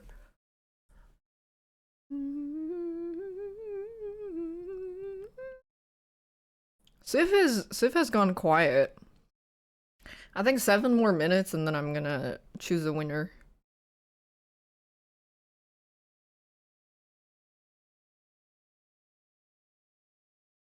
Little Jaminos would be cute, yeah. The grandpa's mail me. Oh wait, wait. Have you seen the evil to good alignment chart? God, I remember that chart like once a year, and it makes me laugh. And then someone will link it, and I go through all of it again. It was like grandpa, yeah. It was a chaotic evil grandpa. Grandpa is the bed. Grandpa is the male. The subreddit was funny. Not random picking the channel? It is random. It says, well, you can't see it, but lawful good, grandpa's bed, neutral good, intro decent bed, chaotic good, grandpa's bed is the envelope, lawful neutral grandpa-less bed, true new. Yeah, what is with this bed? Why is this so fucked up? Playing ping pong on grandpa's bed. Wait. Worse dying grandpa, slightly worse grandpa bed, neutral evil, and grandpa is the bed. Chaotic evil. Isn't it so nice when the community comes together? Slightly worse dying grandpa. Is he? I feel like at this point he's never gonna update the bed because it's iconic now. With the fucking thin ass legs.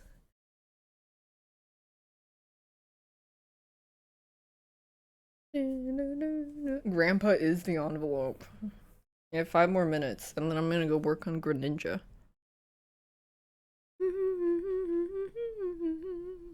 No, people, yeah, I think he should absolutely keep the bed at this point.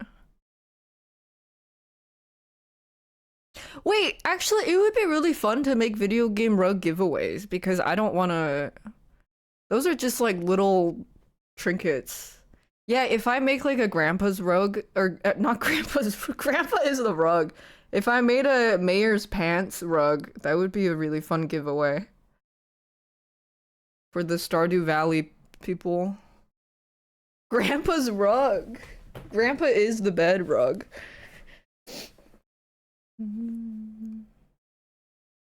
That'll be fun.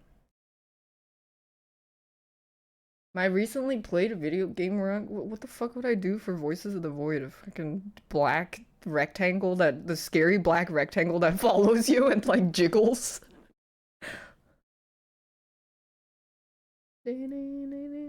Glorp? I have a shitty Glorp rug that I made at the craft shop. It looks like shit. It's terrible. It looks like, wait, I'll show you. It looks like it has a 5 o'clock shadow. Cause I didn't have a lot of colors to pick from and I wanted to try to...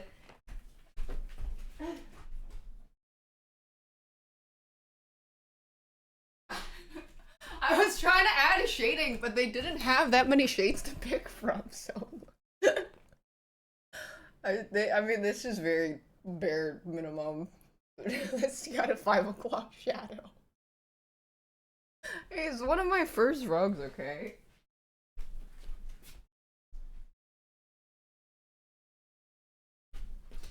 Pochita! This is the giveaway rug.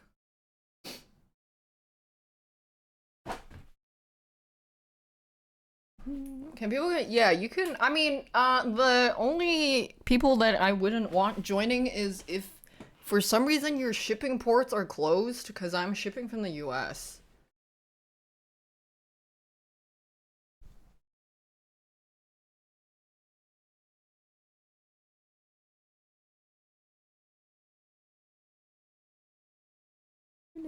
Thanks, Harumba.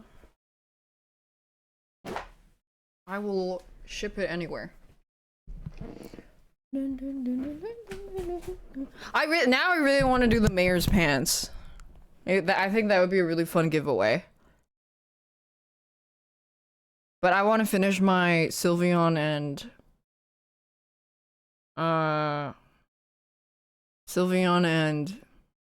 Starmie, Mega Starmie.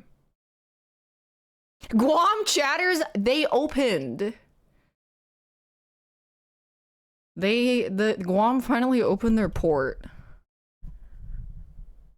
I mean, well, okay, they opened like 4 years ago. Also, I don't know what the fuck that door giveaway was. Why did it? I was looking at my past giveaways on Stream Elements. This is Nightbot, and it said that I had 4 years ago. I had a door giveaway. I don't know what the fuck. I have no memory of that. Well, I don't think I actually had a door to give away, but I don't know why I made that. I don't know what the context was. It was an Elden Ring giveaway? Really? Door?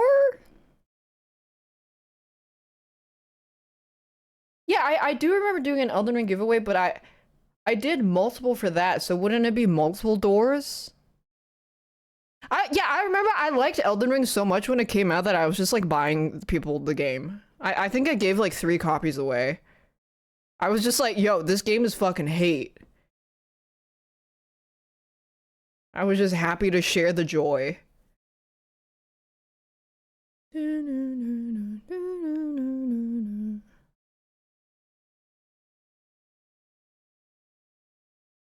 You know what would be a good Hades rug? Would be the Void Portal. Oh, sorry, Chaos Portal.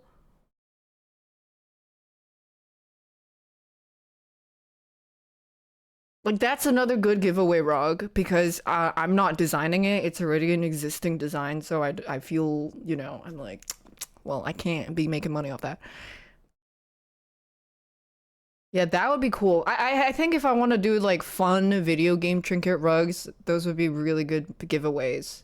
Okay, I'm gonna choose a winner. Last chance to type a Pochita. If you already typed it, you don't need to type it again. 10, 9, 8, 7, 6, 5, 4, 3, 2, 1. Choose a winner. Moonbeb. Do not type your address in chat. You can whisper it to me. Are you alive? If this reaches 2 minutes, we will. Oh shit! Okay, no, do not type your address in chat. I will whisper you. Congrats! Wait, can you tell me what country you live in?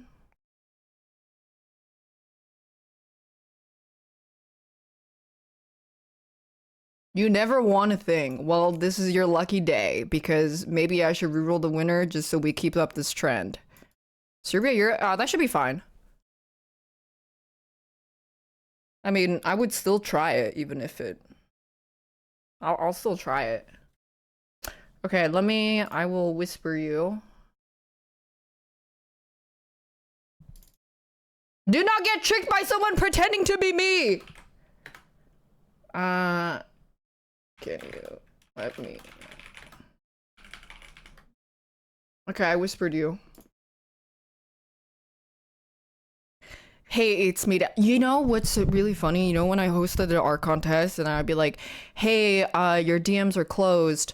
Can you message me on Twitter so that I can send you the money and ask for your PayPal email?" And then someone would reply and go like, "Hey, it's me. My PayPal is this." And they would like make an account with a very similar name and steal the profile picture and banner. I was like, "Nice fucking try, bro." Hey, it's me, the art contest winner. Yeah, no.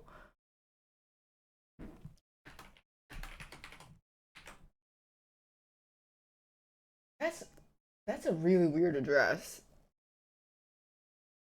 Okay. Is that that's the full address? What is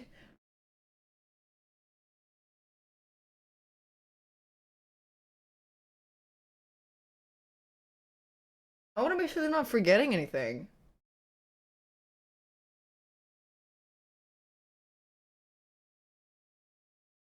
Oh, okay, okay. Okay, okay. I will.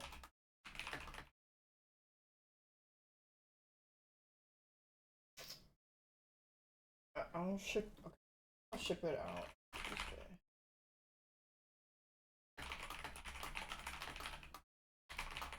Let me write this down real quick so I don't forget.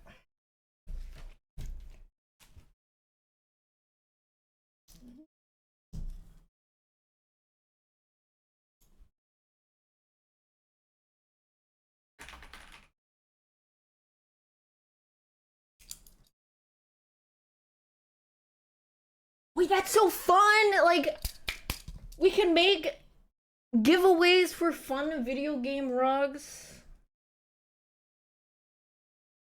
Cause we're all fucking nerds. I'm so excited.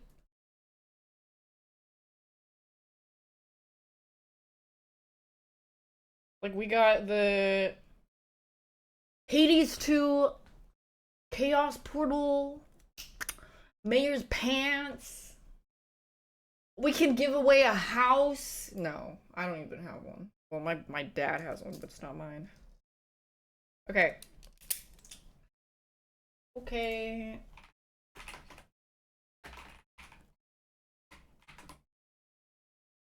I will recontact. Forward-facing Thanatos? No. Could I make it another Rug Tufting 101 because Mayor Pants is simple? Yeah, I mean, I'm down, like, when we do the... Oh, we could just do a stream for the rug giveaways, and then every rug giveaway stream, we have a class. And then we give it away at the end. Wait, that's so fun! Yippee!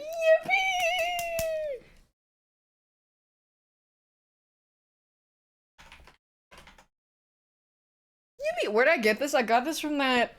Fuck, I always forget what it's called. Jeremy's? They have dildos in the back? Like monster cocks? Spencer's! I always forget what it's called because that's not a Canadian thing. Who the fuck is Jeremy's? I don't know. I mean, someone named Spencer. The name Spencer has the same energy as Jeremy. Okay, let me see how much my phone charged.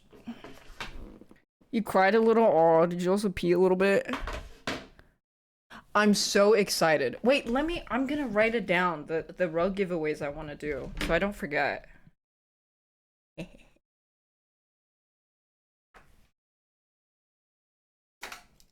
There's the Mayor's Pants. And... Oh yeah, the Chaos Portal. I keep thinking it's called Void. My boy.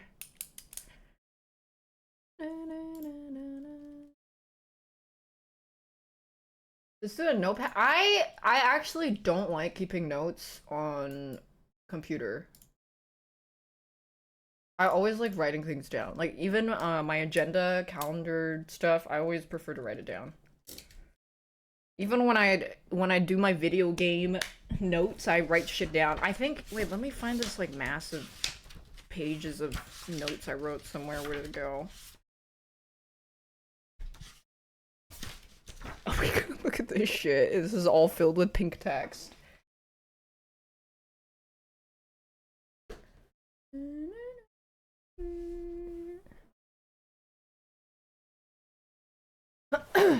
Okay. I'm gonna go work on the Greninja. Burby.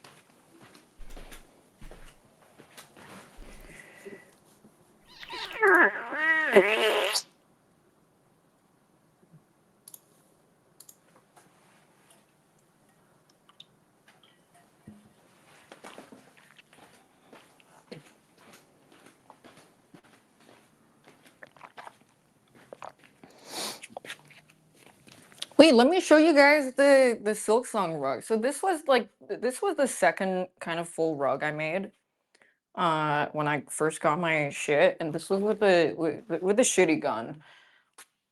Uh, what a mess this is. I remember I was specifically trying to see how much detail I could put in it, and what I was trying to do was basically what I was trying to do was this, and then I figured it out with this. But then I also learned that actually I think I should have made these lines double. So now I know for next time because I find this a little thin. But I do really like how this turned out. Because I basically just like learn how to shade this into more geometric looking shapes basically to kind of look like flowers coming out. Yeah. The depth is a little more visible maybe with the angle. But I think it turned out pretty well. I do wish that the lines were a little bit thicker, so next time I know. Yippee! Anyway, oh my god, the fuck ass grub. It's hilarious. I already showed that last time with my. Let me grab my Greninja too.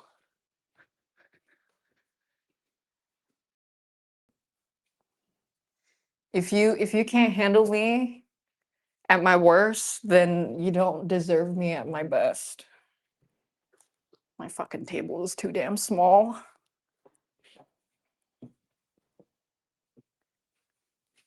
Yeah, I didn't even I didn't even bother finishing the backing. This is so sad. But I want to keep him because he's just such a good reminder of my first attempt and not knowing what the fuck I was doing.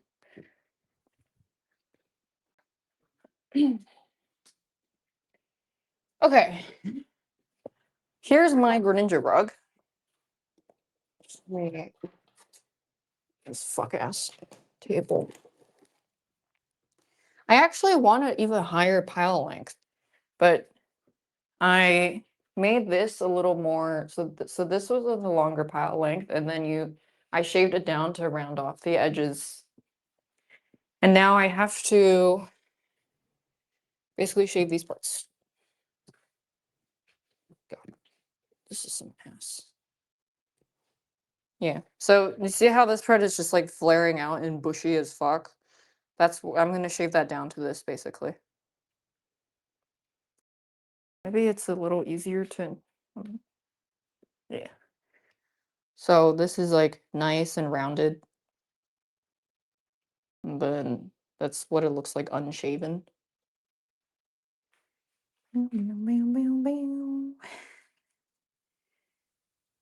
Wear me mask. Nothing wrong with bush. Don't shave that bush.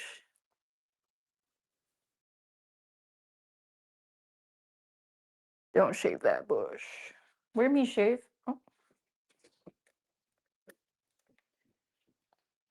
Don't shave that bush. Don't touch that mouse. The texture of the rug is cool. Yeah, they a lot of the rug people actually do that a lot.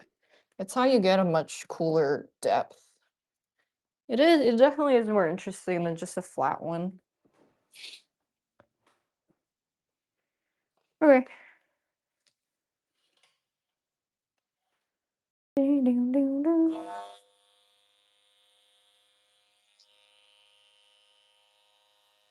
I actually want an even higher pile gun.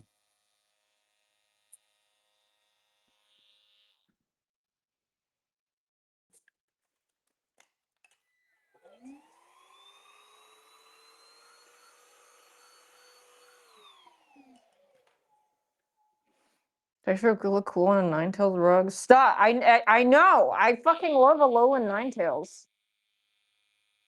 But like, I want to do so much. There was a fear that I had when I first started doing this and getting my own setup that I was gonna get bored in a couple of weeks and then just never do it again. But I'm so glad it's just With every one that I make, I just want to make even more. And I'm still just as excited about it as I was when I first started.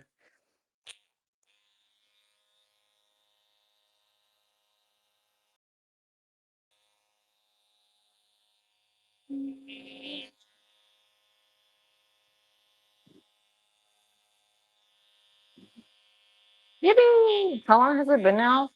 I first got my own setup, I think in maybe mid September. So yeah, so I started, but the first time I went to the craft store was the the last day of August or something. But I didn't get my setup until a couple weeks after.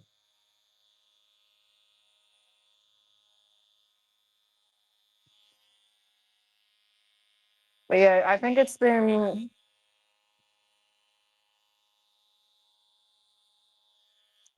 What do you think young Twitch Daff would say if she saw me now? She'd probably be like, she'd probably feel threatened by how fucking cool she was.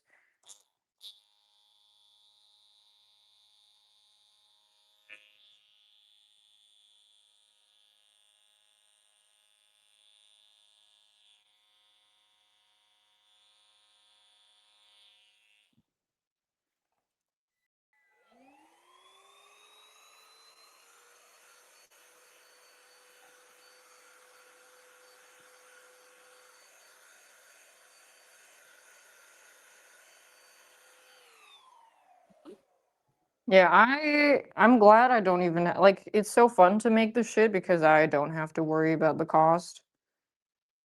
Because my just that's just what I do with the stream money. It's just fucking buy yarn and do cool shit. Life is good. Yeah, I when I opened the yarn store or like even online and I saw the yarn, I was like, oh my god. And I got so excited. I'm gonna get this little spiral shape in.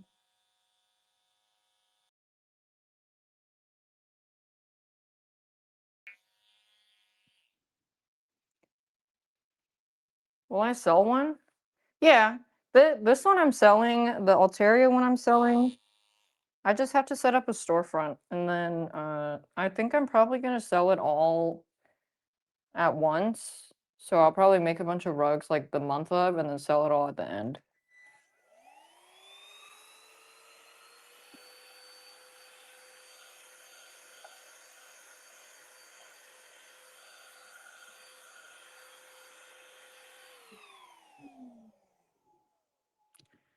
I haven't used any multicolor yarn, but I tried this one yarn for the Umbreon rug that I made that had sparkles in it, but it doesn't show up very well because I like to use the carrot analogy for that one specifically is because the yarn that you see like on the surface here is when you cut a carrot and like circular wise, you see the circles.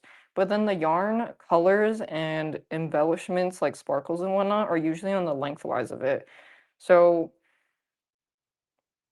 when you only see the top, the surface area of the embellishment is very small. So you don't see it very well. But I think it also depends on the yarn. Typically though, I don't really find a need to do that.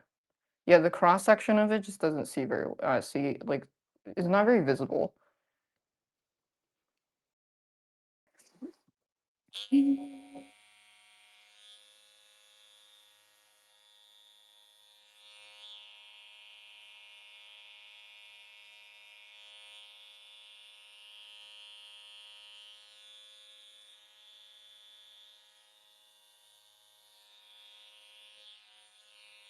This is actually really fun because like specifically this kind of 3D shaving sculpting because not only can you consider like the obvious um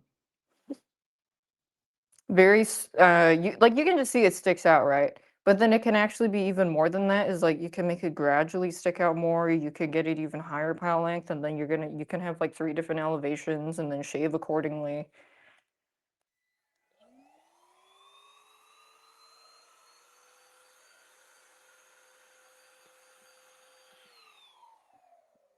It's just a lot. It's just a lot. Yeah, cross-sectional glitter.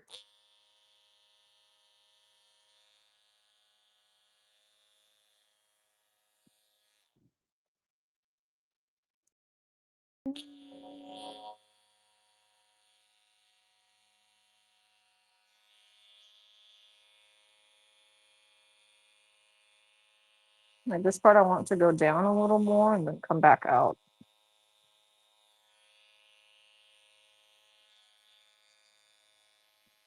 And if I never met that friend, my friend Stephanie, I never would have found out about this activity. Like I just never would have known.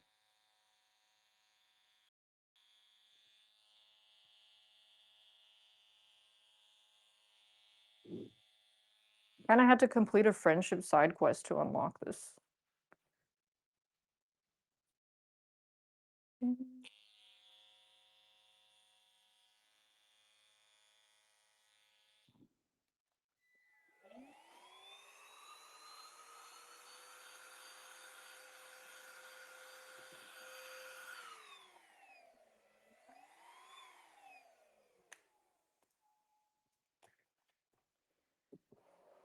Does that friend only have default lines now because I unlocked the friendship? Because we maxed out? Oh, because I unlocked what I wanted to unlock? No, she came to IKEA with me.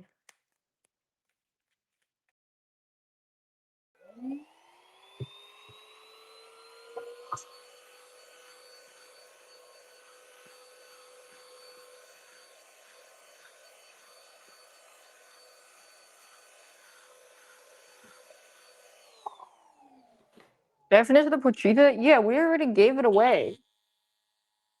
We have our winner. Oh my God, sitting down is so much nicer.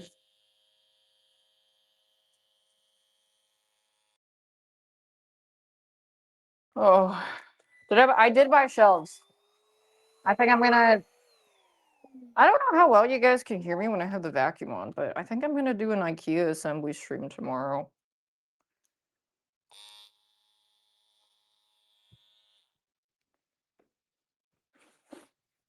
But if you missed the giveaway, we just plan to do more video game rug giveaways. Because I think it's just like we could just take some design elements from games and then just make it into a rug and give it away. It's just fun. And then it'll be a stream every time where we make it because they're pretty simple and I can finish it in one stream. So for example, like a chaos portal rug from, when it opens up on the ground from Hades 2, or like Mayor's pants from Stardew.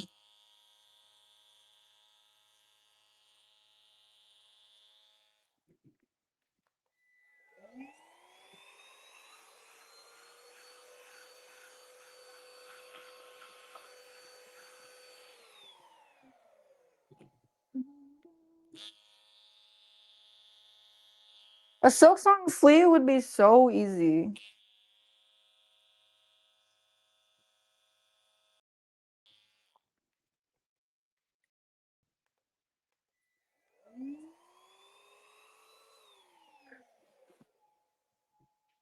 Mayor's pants in the soup pot. Chibi Kratos? I feel like that's kind of lame.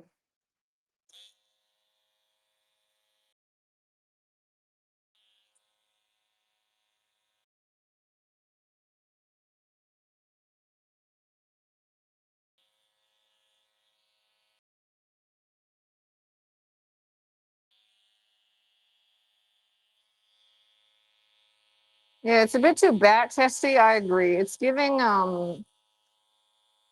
item you find in like a typical anime shop or something. No, I have to give it more of a. It has to have more of a swanky touch.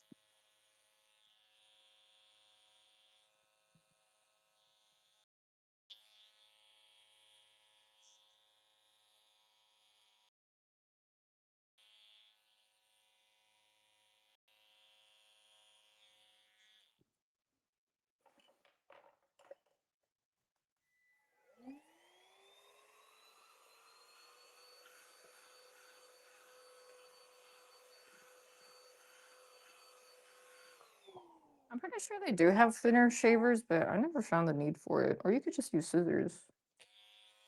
I think it's just common.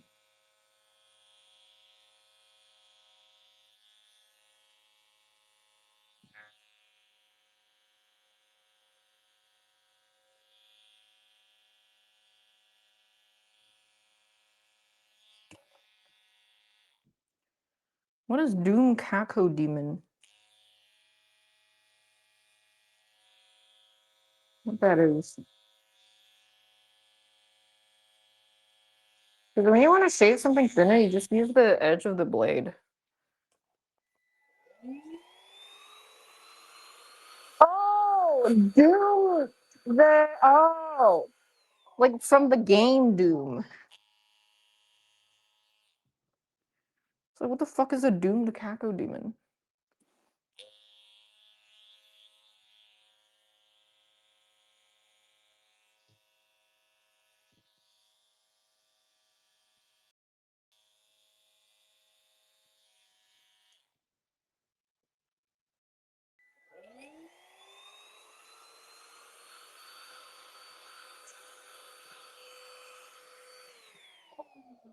Any good Baldur's Gate ideas? Let me think.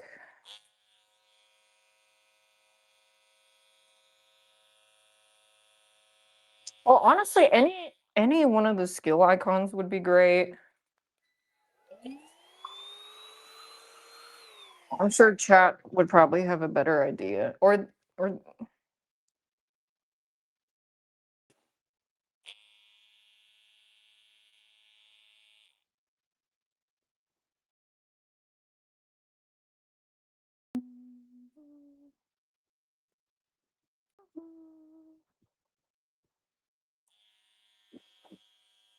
beholder.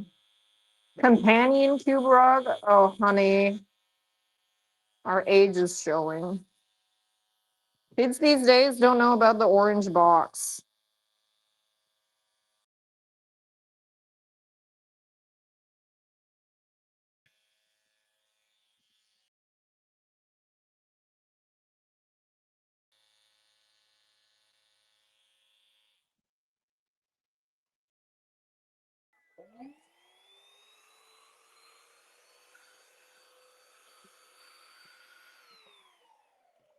Baldur's Gate butthole rug? How would you know it's Baldur's Gate though? How would you know it's specifically a Baldur's Gate butthole? That's the question.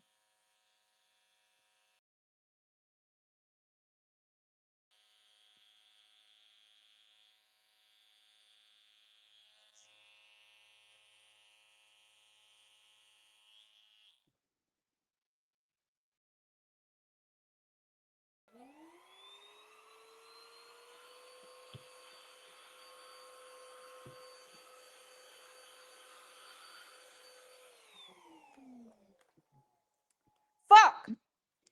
Oh, why did it just fall out like that?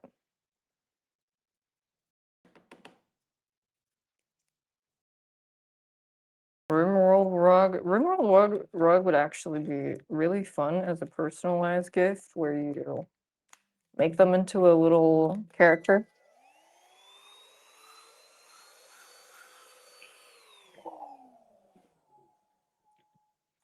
Yeah, my table is tiny. Don't have a great working space.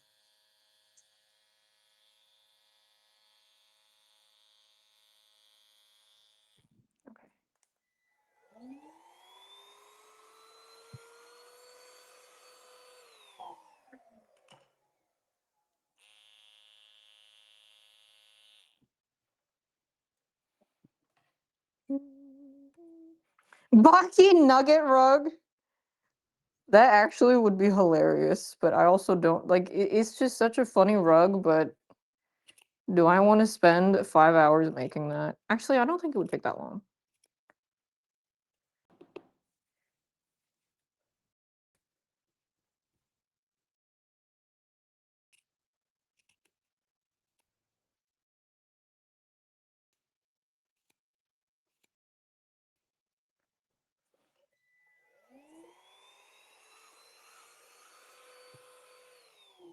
Are you moving back home? Oh no, I was kind of thinking about it, but I don't think I will because I really like having my own space here.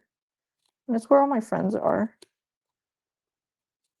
I think most of the sentiment came from I just feel kind of like I mean, not I here comes my Twitter accent. Is I don't mean it in a I'm not like other streamers kind of way, but I really don't like the like you can't ever really escape the streamer socialite influencer culture, and I really don't like that because this is part of my job that it will always be in an adjacent space in some capacity. And that really puts me off, but I don't think I necessarily need to move home to get away from that.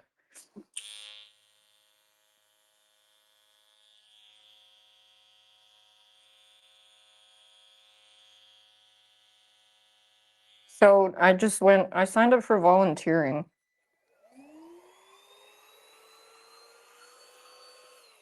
because I want to, I don't like living, I don't like feeling like I'm in a bubble. It just feels suffocating, especially if I don't like,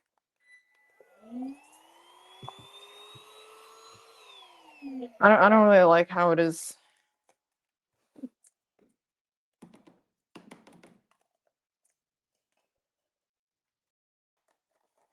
Yeah, giving out soup. I feel like it's good to not be so in a vacuum. There's no downsides to that.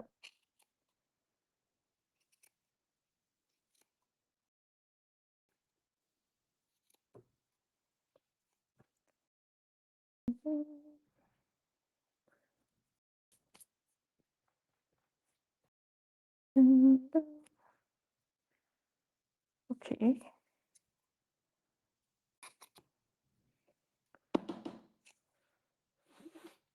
PSL LA. I was looking at LA Works.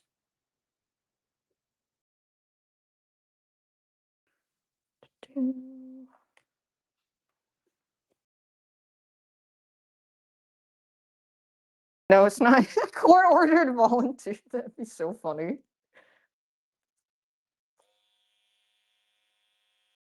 Yeah, that's true. I can grind my cooking skills.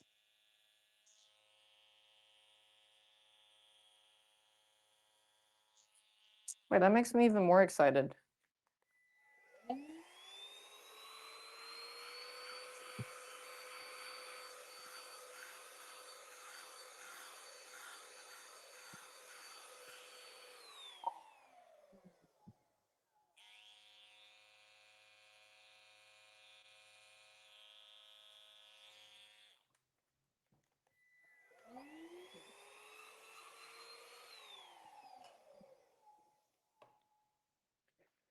Kind of want to cut the and do the backing so I don't have all this fucking shit everywhere.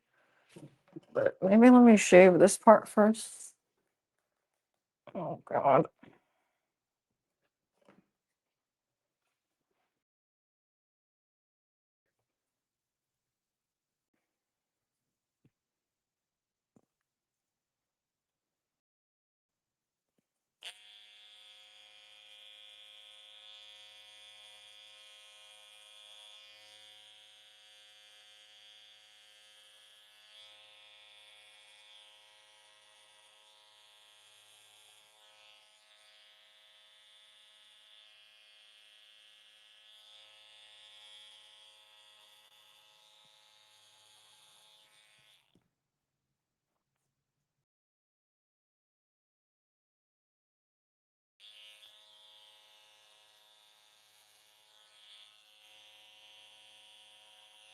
It's just nice to have purpose in life that doesn't revolve around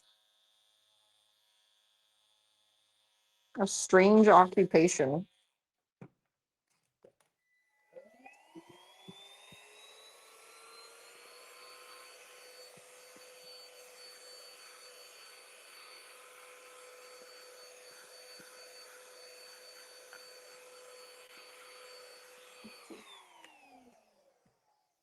No,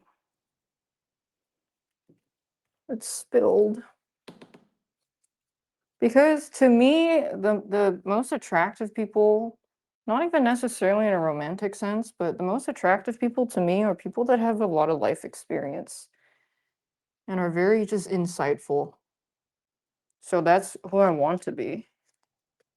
I think it's natural to want to be someone that you would like to.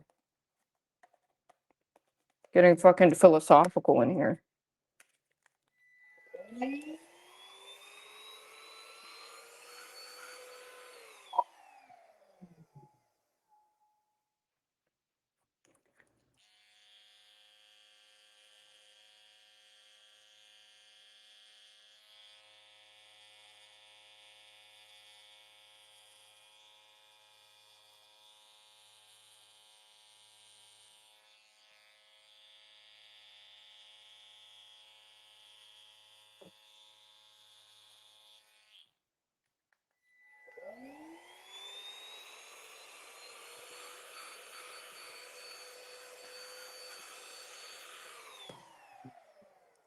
Philosophical bush shaving.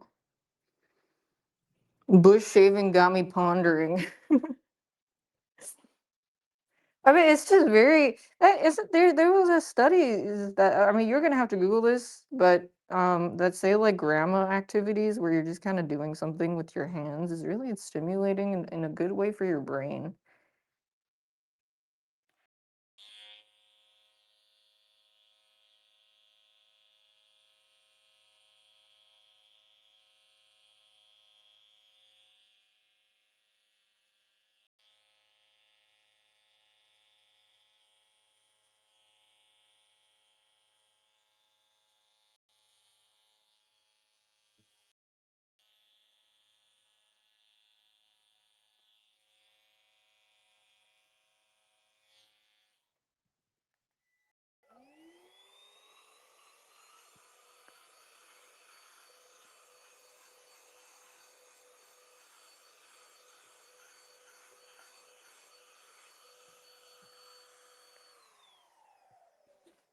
It's a slow hobby that doesn't reward you instantly. Yeah, and then maybe you're trained to not seek those instant gratification because you're more okay and used to the process of something being slowly rewarding.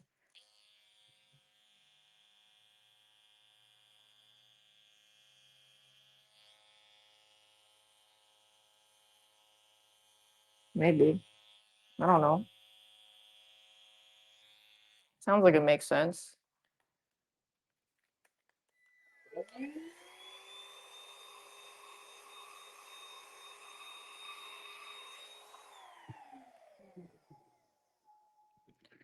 Those are not made for never-ending dopamine hits. Yeah,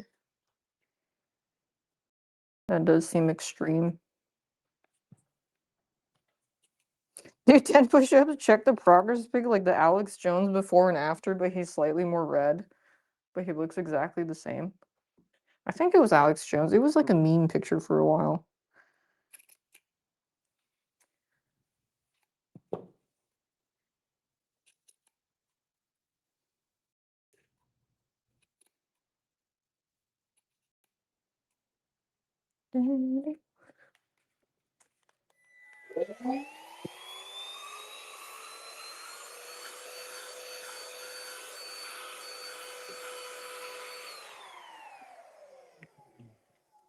Yeah, I want to get a bigger bush.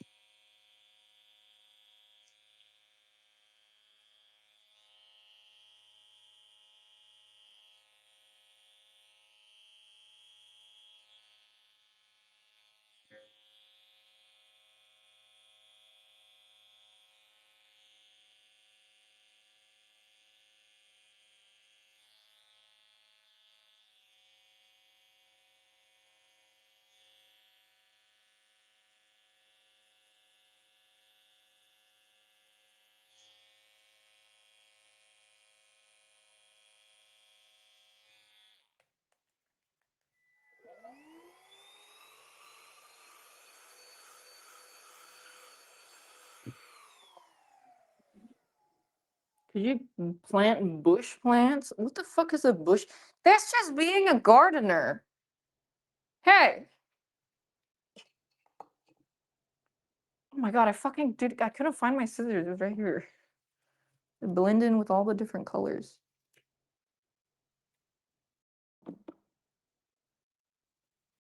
Yeah, I'm thinking of getting a bigger bush.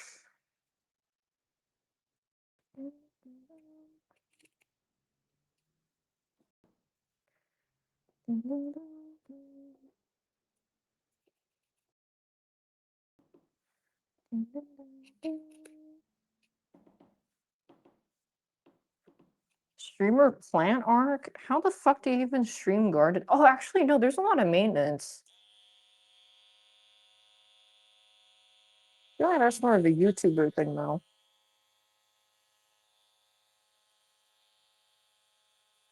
It's a bit hard to stream that.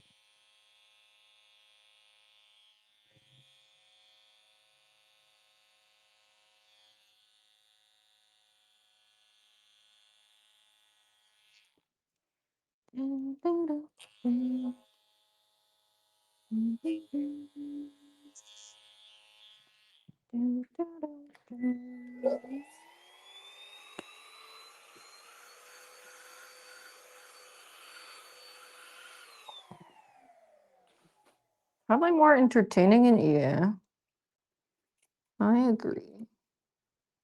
Because then you can fast forward.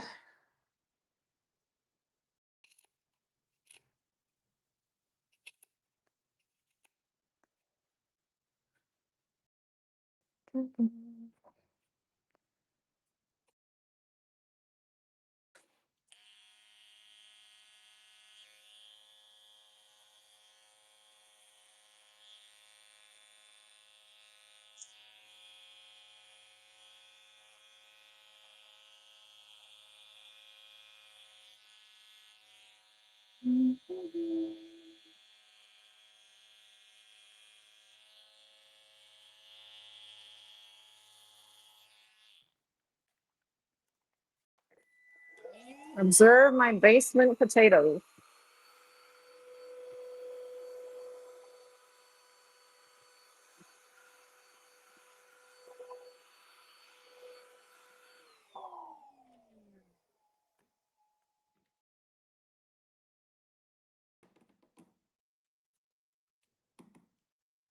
Behold, basement.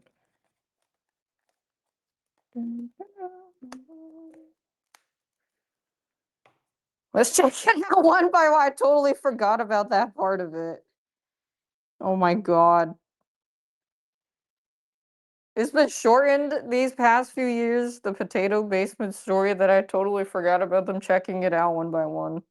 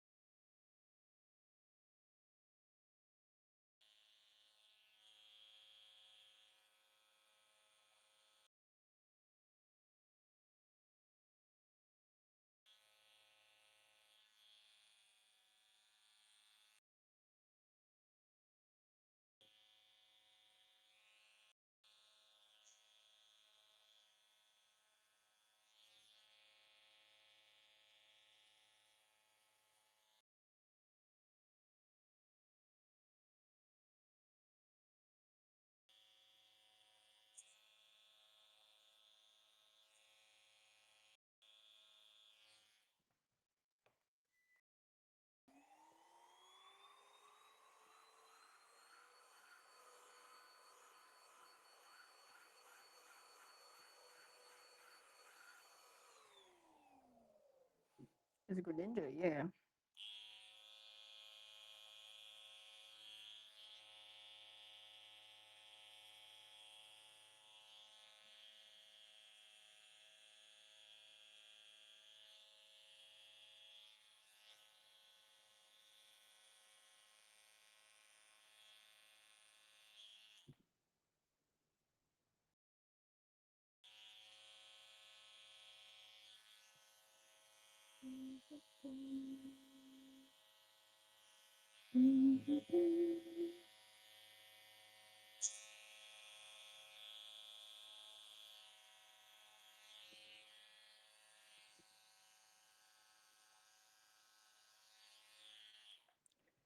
Yippee!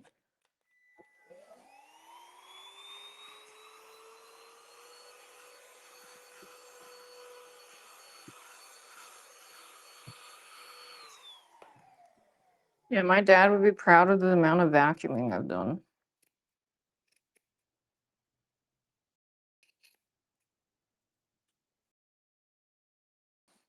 God, I have like no space for fucking anything. It's okay, furniture coming in tomorrow. Big things happening. Big things.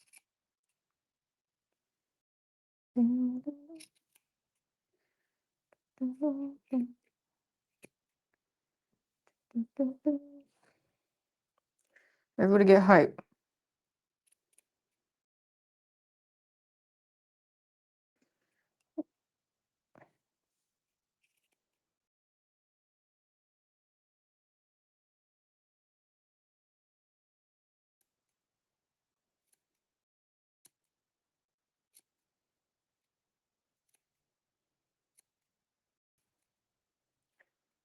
Door giveaway? No, no door giveaway.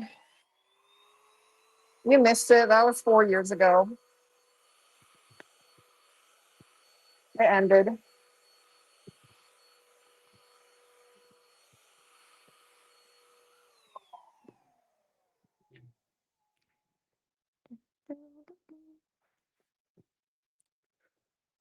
Okay, I should do the backing. Junji Ito. I did see that some people make like a rug and then it has depth to it and then there's a layer that you can take off. I feel like that could be some good spirals or some shit. I don't know. Okay, let me cut this.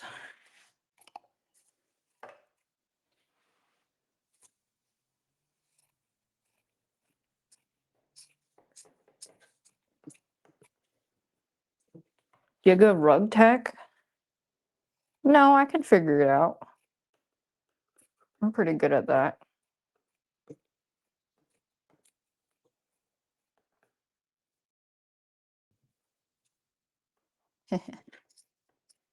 Oh, sitting is so much nicer.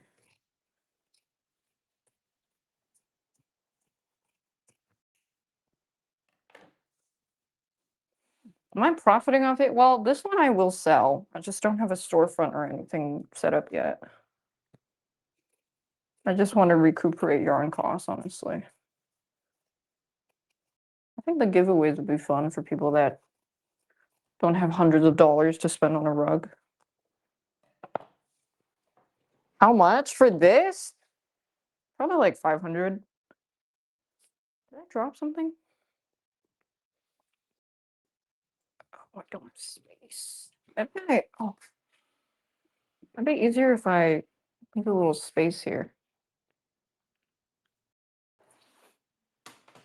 Oh, God. Dead lol. Bye-bye. Bye-bye. I mean, it looks like I killed somebody and vacuumed them up in this. Oh my God, it's all the red from the pochita.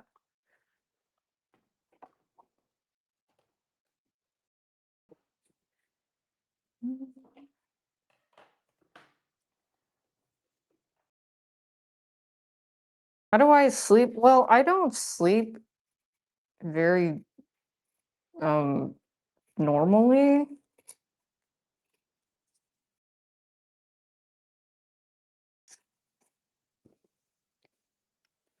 Yeah, wait, we should just go with that. That I have court-ordered community service. I think that would be really funny.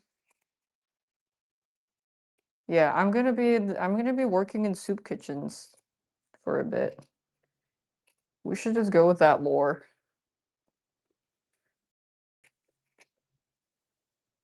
I think that's fucking funny. Yeah, it's just a joke.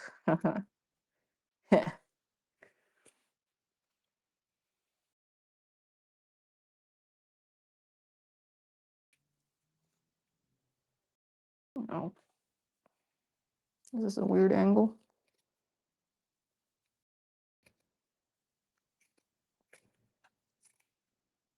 Which of the rugs? The Alteria one, the Quagsire one, the Silk Song. Oh, auction? None yet. For sale though, this one, Alteria, Quagsire, Silk Song, Hornet, Hornet. This, yeah. I think that's it. Well, I'm still there's two more that I'm gonna make before I put these on sale actually. And then I'll set it up.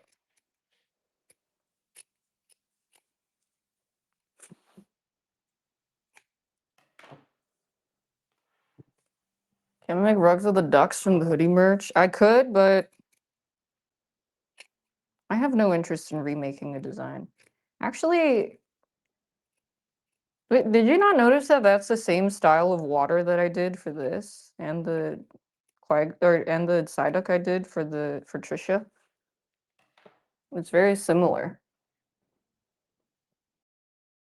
but a little more simplified.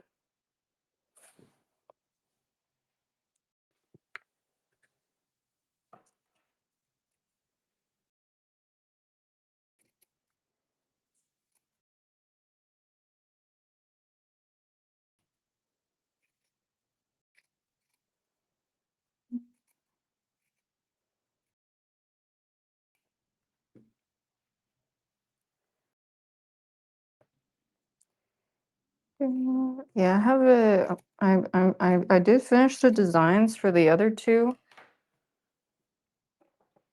And then I think once I'm finished that, then I will set up the shop front and I think I might have to get some bigger boxes.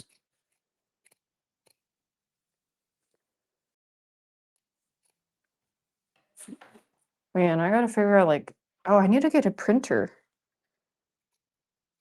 to print labels.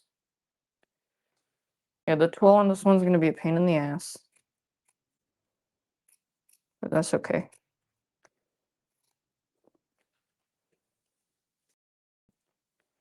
Learn how to maintain a rug? Like pubic hair?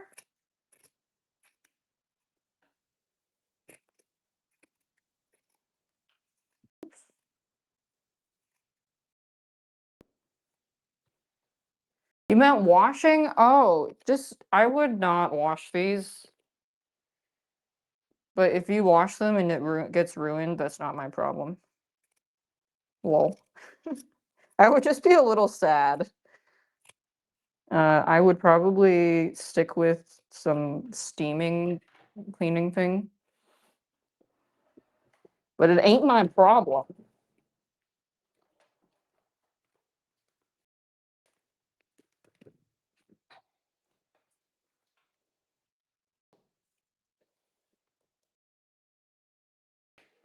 I'll wait for the hot glue gun to charge.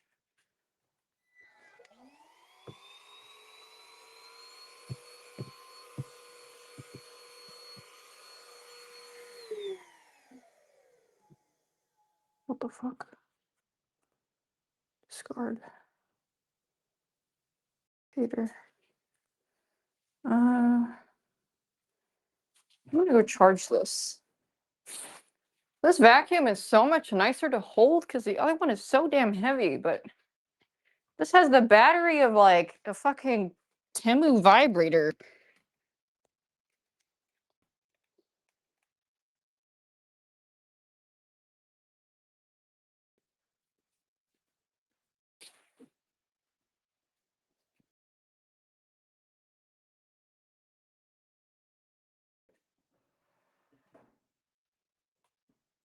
I gotta get more twill.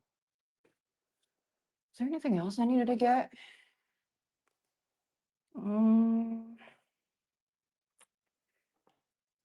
that I remember.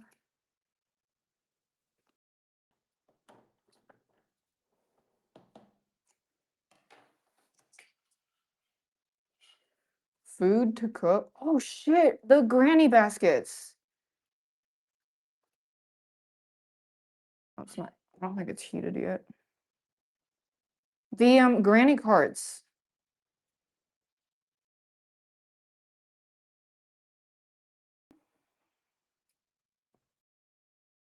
Because I don't drive, I don't have a car to do grocery runs.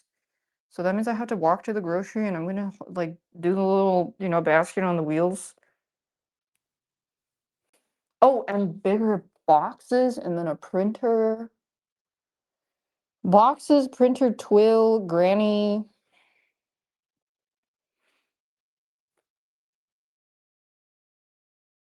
Gotta buy granny.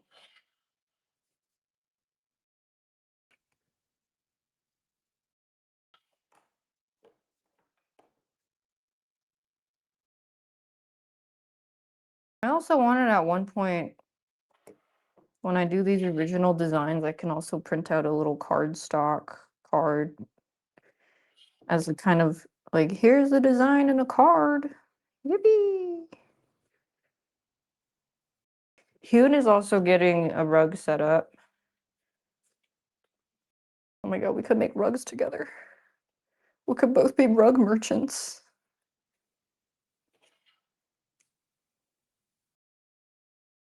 Aria also got one, but I think she's been busy.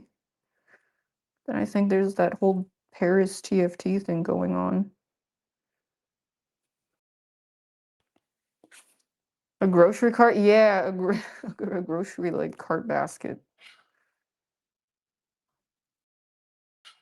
All the girlies making crafts.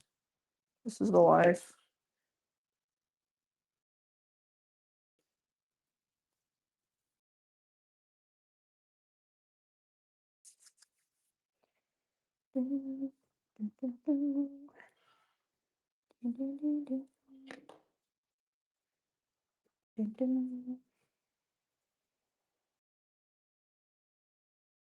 I'll convince her to move to LA. I don't think I'm gonna be able to do that.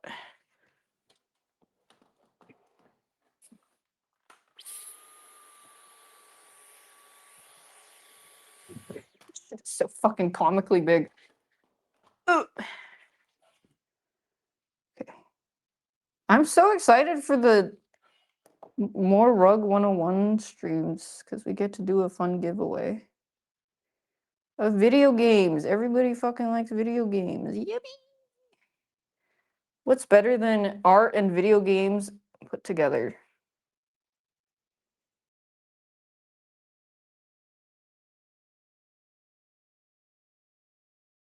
Yippee! Fentanyl. So true.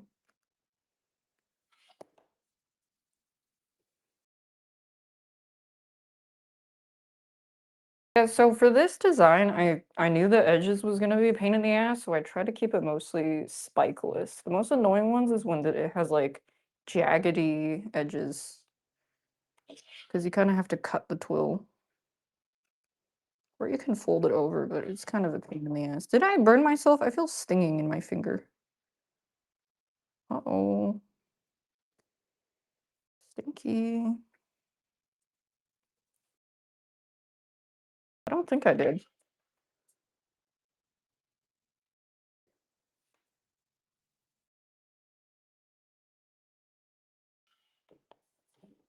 Any side of cosmetics? I'm so sad I missed the Quagsire one. Oh, very cuting.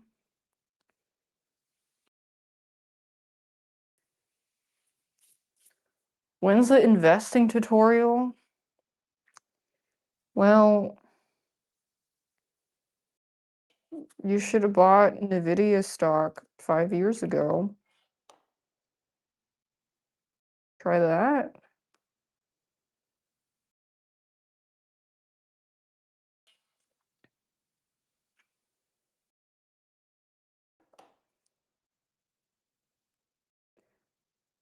Invest in your own abilities.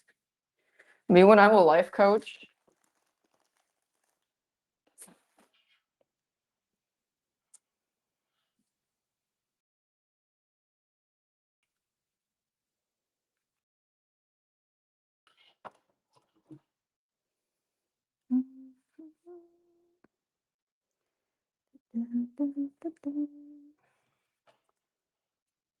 Is there any NFT bro alive anymore? Yeah, they all moved to AI grifting.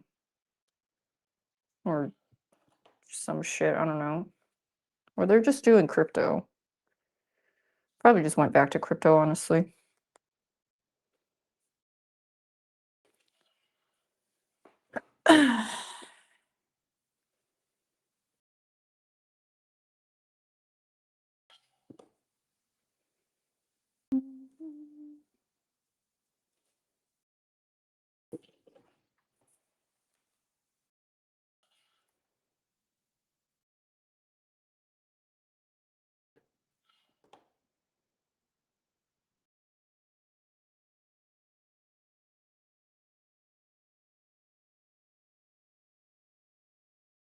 Ow. That wasn't too bad. Just a little warm.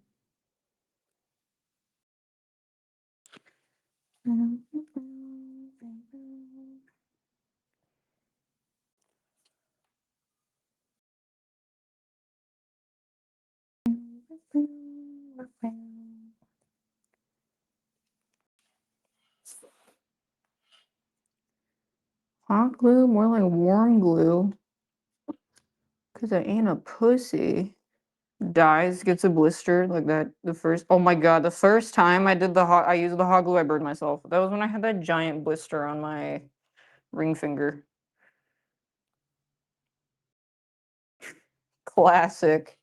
It's like when your sim has a low cooking skill, and then they're really likely to set it on fire.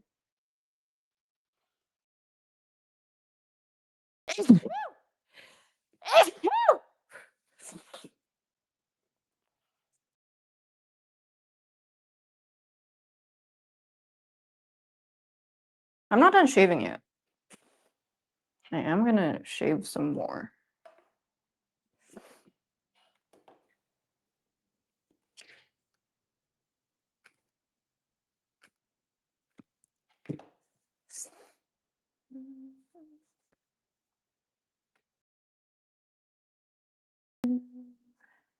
Ow. They put a feature showing accounts of origin. Oh yeah, I did. I did see people posting about that on Reddit, which is and there were so many MAGA accounts that were, I don't know, based in India or something, or some other random non-US country. Just basically on an entire different continent across multiple oceans. To most of, and it was really to a lot of people's not surprised. I feel like people have known this, but people just never would just not believe it.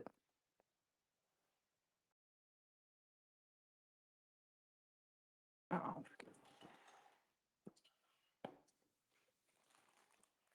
Fuck ass table.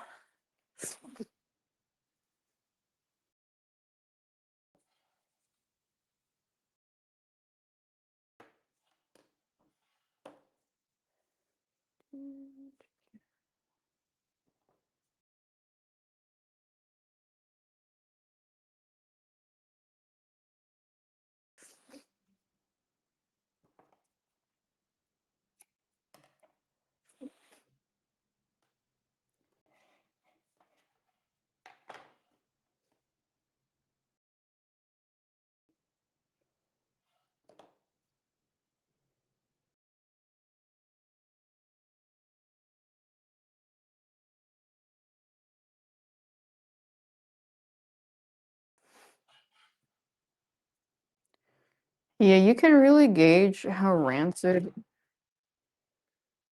like how much rancid attention a post is getting based on how many blue checkmark replies there are.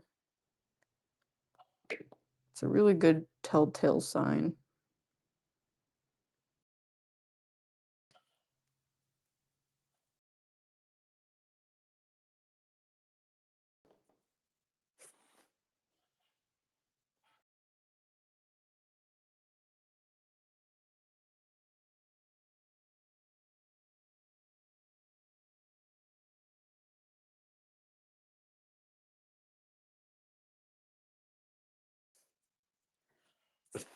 What's tufting? It's making a rug with a gun.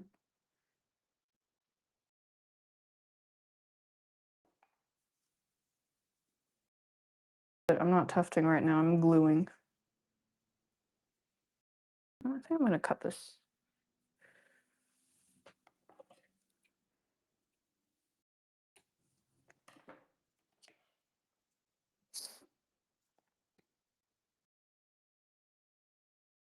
Yeah, I went back on Twitter to schedule posts and honestly advertise rugs for sale. I did not browse it.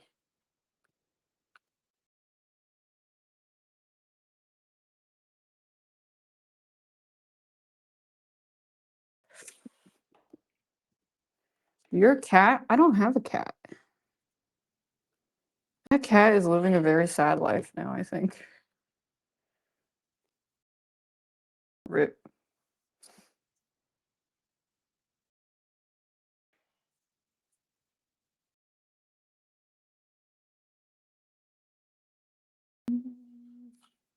Address me. That's not my cat. I can't revive Balul either. Is the base pair actually made for what? I actually no, it's not like a painting canvas. It's more like a fabric. Like really shitty fabric, I guess.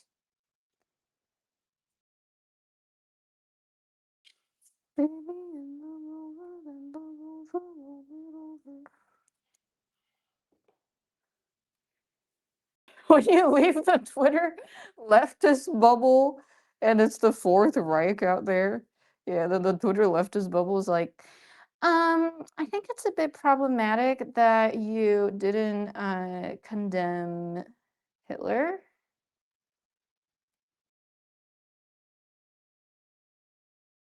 I think it's the average Petus. Are you hit by Punchy? No, Punchy was always really, really gentle with me.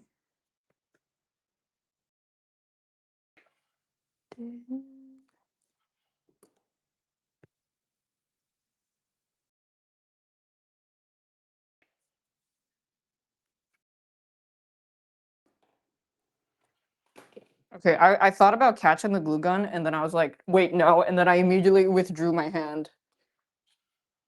That was some gamer reflexes right there. Yeah, I QTE'd. It was just like auto response to try to catch it, and then I was like, no.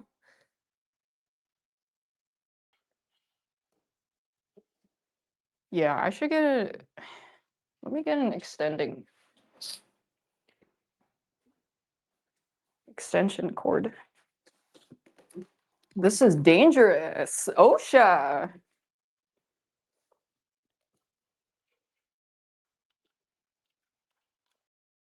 Baby in the rover and the rolled it rover over.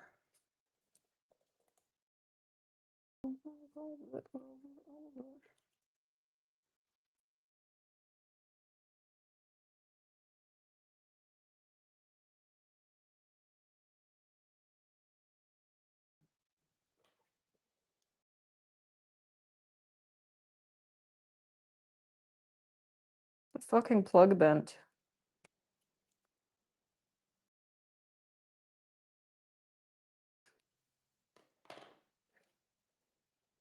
Oh, it must have been when I tripped over it earlier.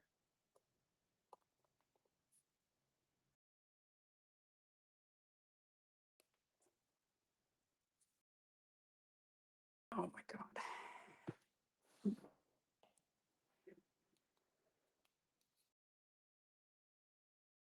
Which Pokemon rug? Over under on burnt fingers? What does over under on burnt fingers mean?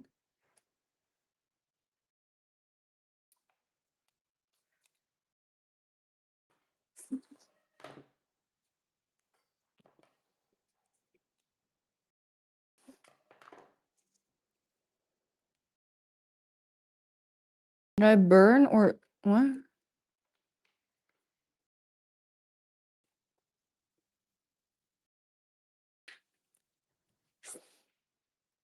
How did I fuck? How did this bend so bad?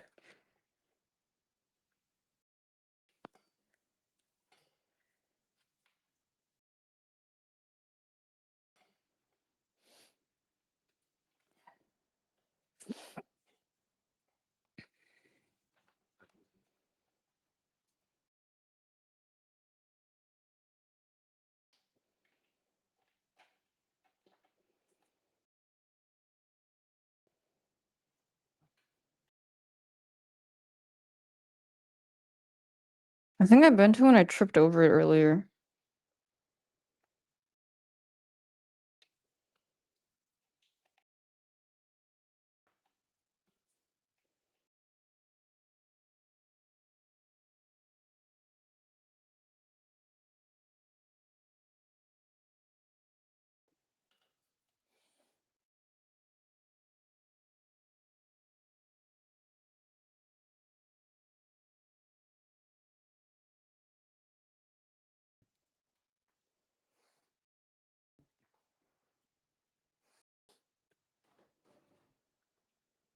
Yeah, that shit was fucking bent.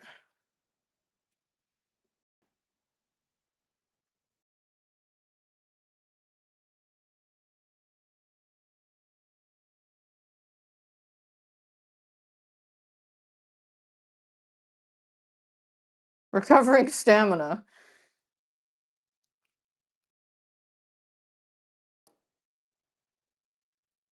I wasn't sure if the gun was still. I don't think it cools down that fast. Should be fine.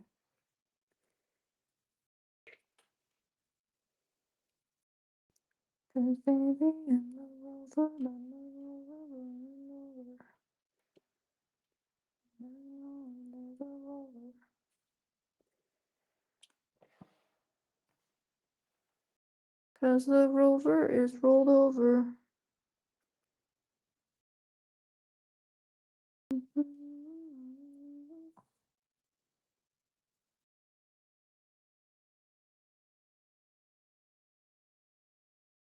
From you, we are a rover. Hey, I was doing just fine before I met you. I drink too much and that's an issue, and I'm okay. Bam, bam, bam, bam. Hey, Blink 280s, Tucson, and okay. Hey, and cause baby is in the rover.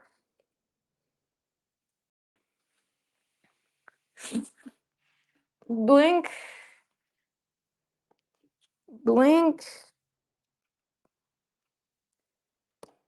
cause baby in the rover.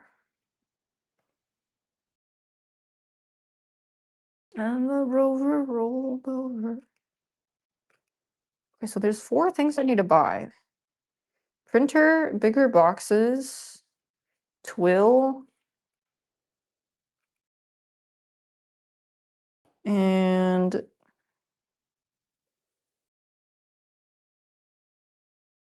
shit.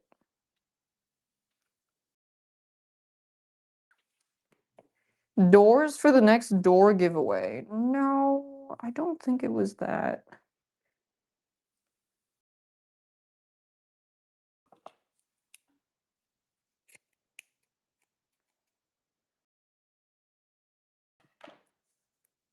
It was, I don't think it was a door.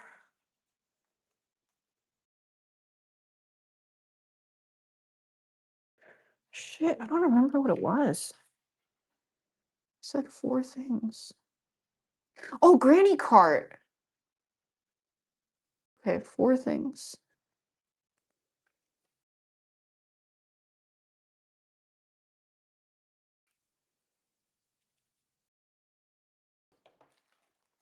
There's a granny cart. Thanks, Nicholas.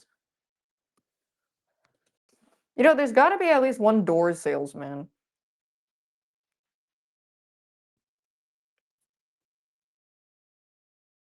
that has come by at some point of this stream.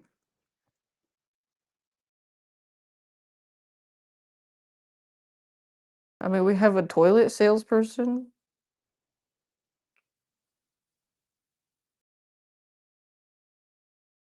Cause baby,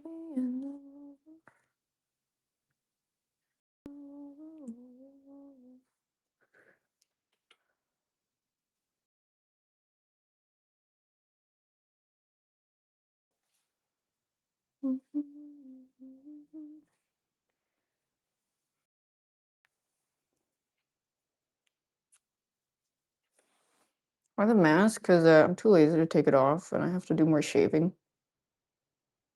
Might as well just keep it on. The shaving is very dusty.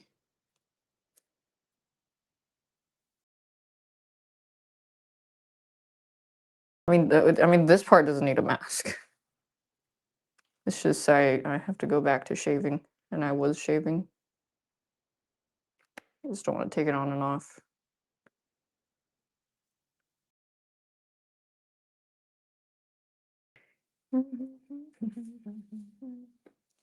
And it's okay. 'Cause baby, in the rover, then the rover rolled me over. That I know is a rover.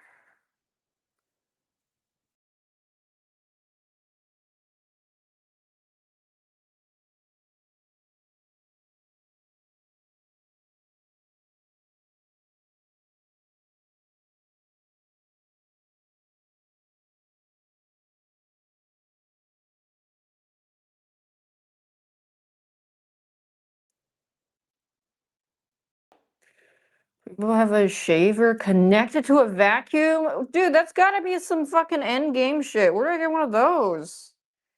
Fuck, I got all like the fucking level 1 tools. And then it's like do quest to unlock better upgrade, but it's like I don't know where to start the quest. There's no fucking QOL. Nobody's telling. I don't fucking know. I don't know where to unlock it.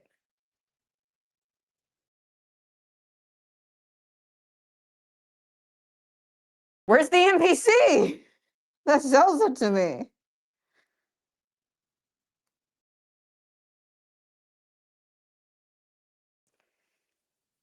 Play that Blink 182 song, that to beat to death in Tucson.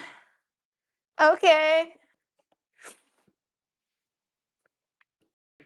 And it breaks your heart. Move to the pretty in the Bow Bell Bar and 4 years no call. Now you're looking pretty in the Bow Bell Tar. And I can't stop.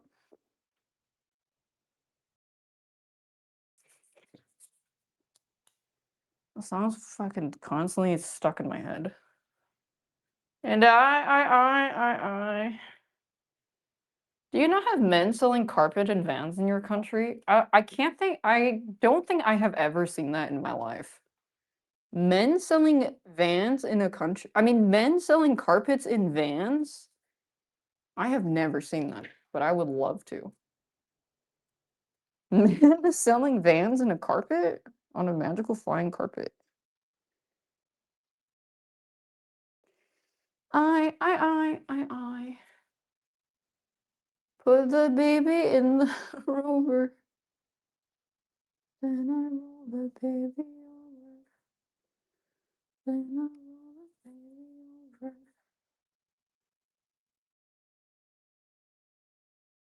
Then I roll the baby over. Then I roll the baby over.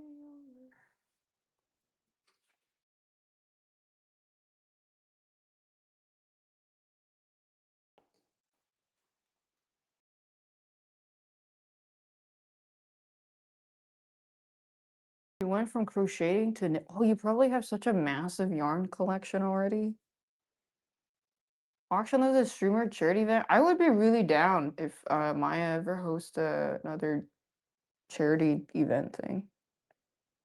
What is it mask for? Oh, it's not for right now. It's just I'm too lazy to take it off and put it back on. But it's for when you shave the rug, there's a lot of dust particles.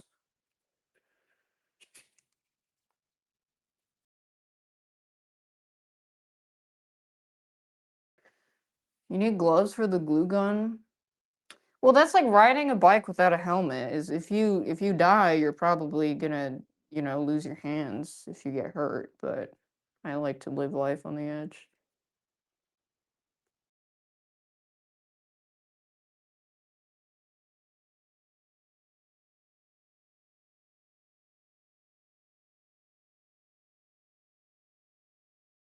Well, this is a very mini glue gun.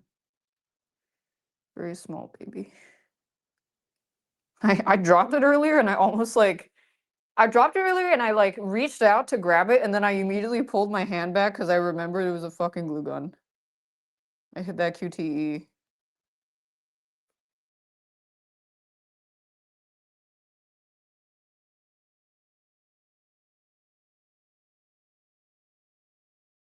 Gamer reflexes. Don't ever say that games don't teach you anything or that they don't do anything for you. If I wasn't a gamer there, I would have died. I would have had to amputate both arms. There's no other choice.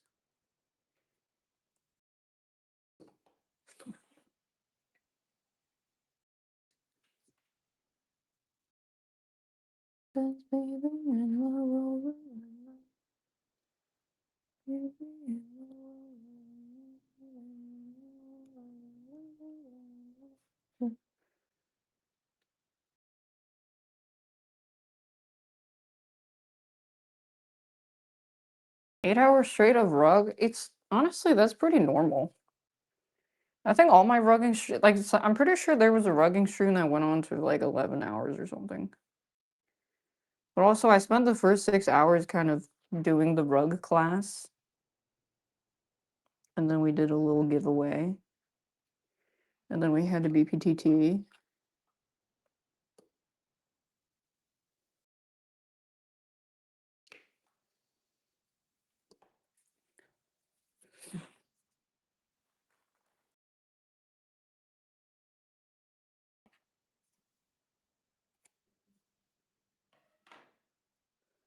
Rugathon.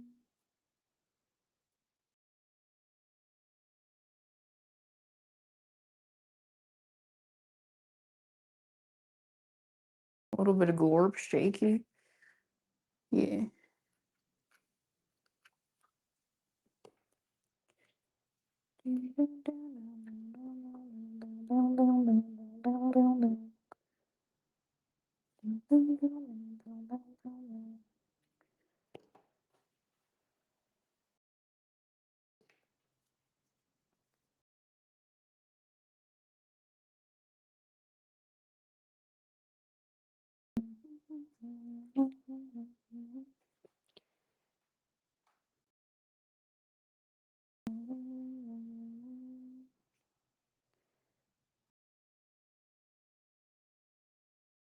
This is so relaxing. Highly recommend.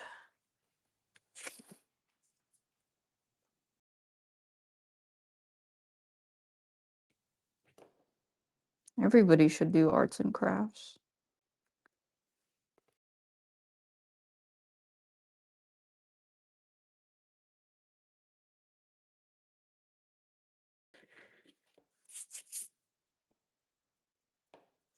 $20 for a burger is fucking crazy. Or it's like one of those restaurant burgers and they're like always just okay.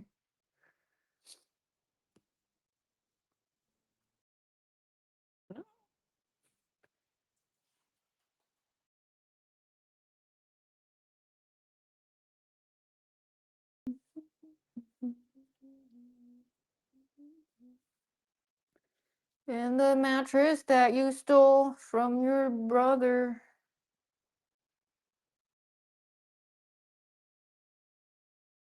I need a new song stuck.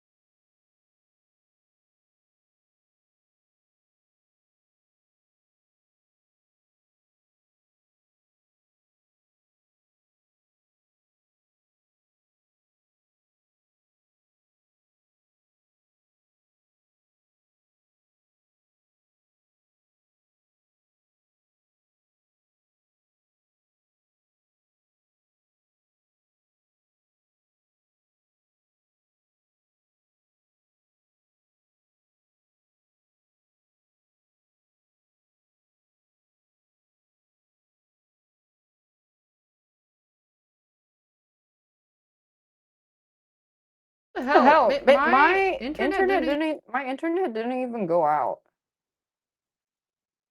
So like, what the hell? I was saying girls penis hallelujah, and then they fucking shut the stream.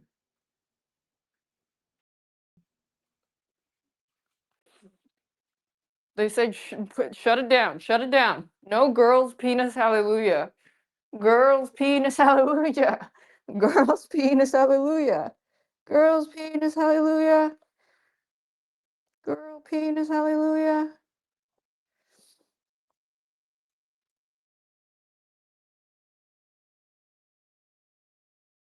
Girl penis hallelujah.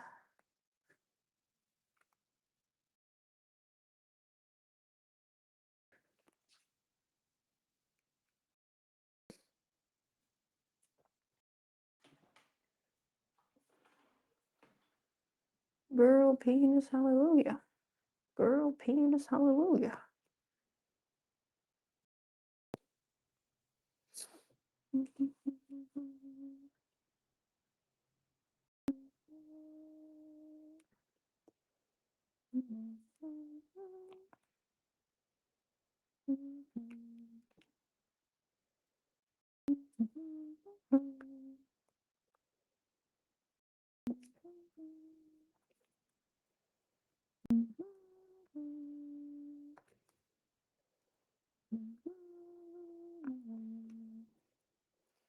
Girl penis hallelujah.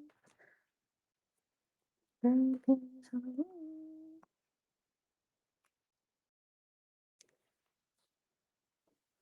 Rug tufting's like 3D printing. Yeah, I mean, I just I felt like I've said rug tufting feels like I feel like a human printer, which is why I really like it so much.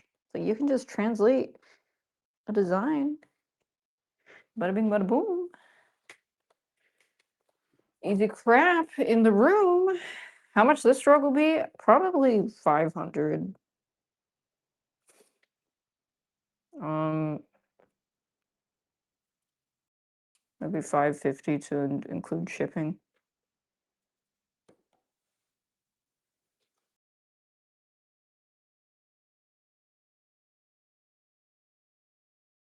Girl penis hallelujah. Girl penis hallelujah. Girl penis hallelujah. You have five? Five what?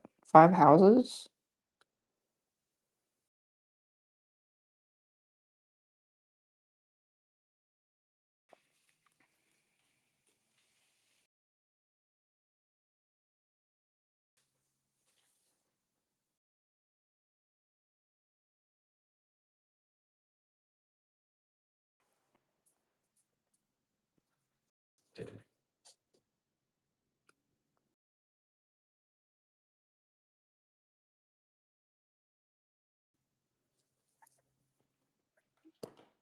They needle to stitch the backs?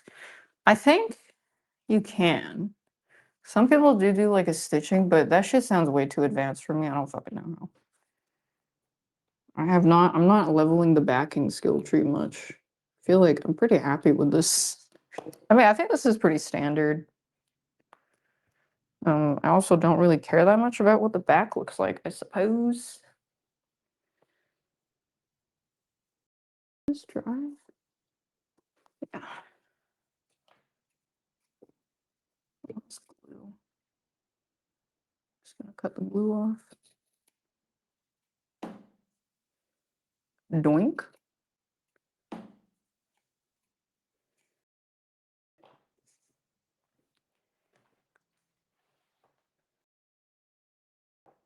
Okay, I guess we'll start on the bottom first. Let me unplug my glue gunner so I don't burn myself and die.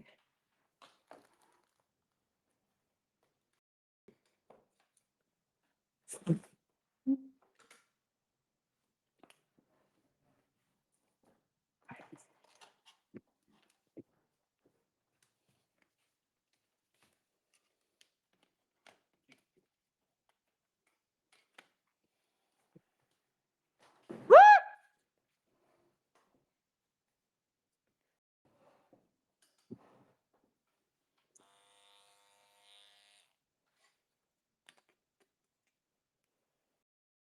dies anyways.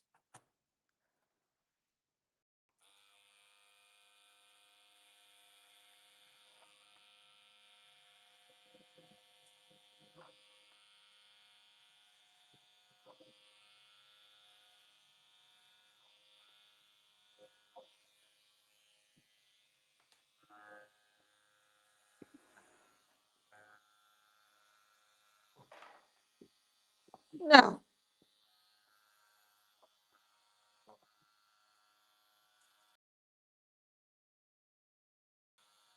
I just wouldn't roll myself.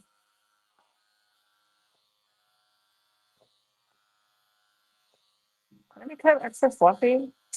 Well, usually the shaving is for making it even.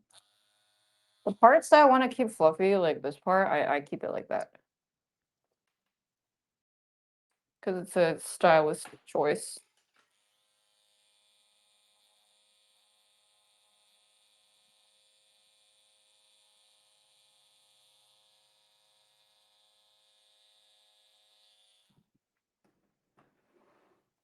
Girl. What the fuck? The hell? How did this even come out?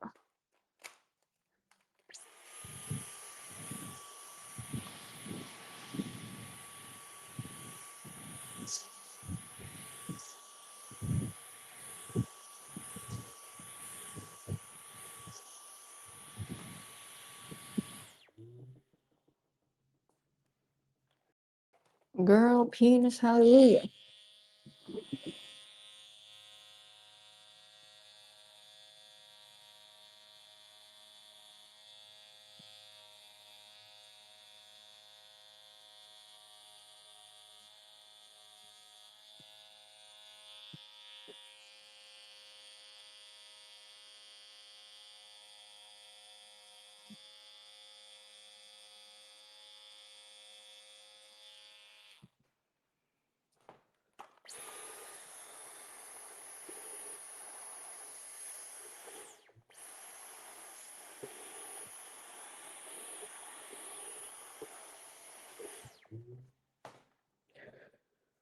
Girl, penis, hallelujah.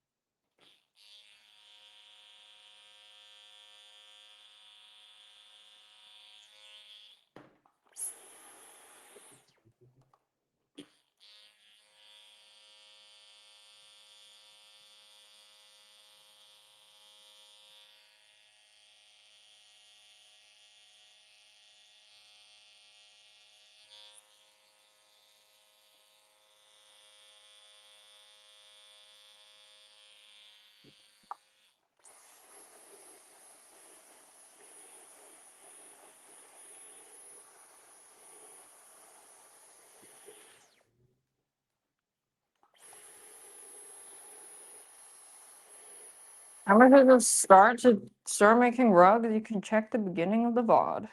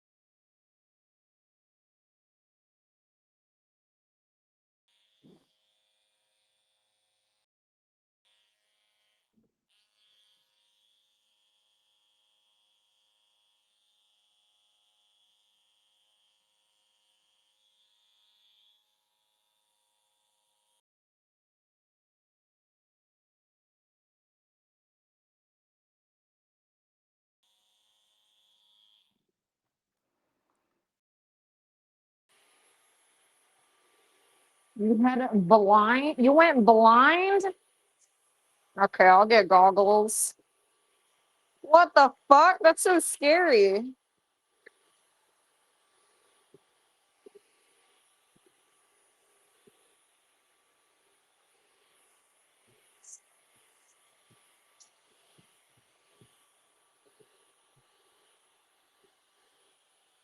What if you just, what, can you go to the eye wash station?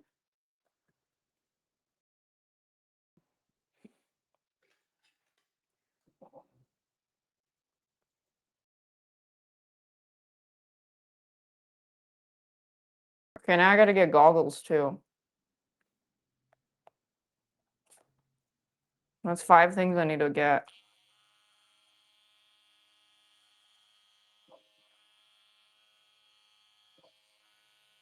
Wait, I have these. Yes.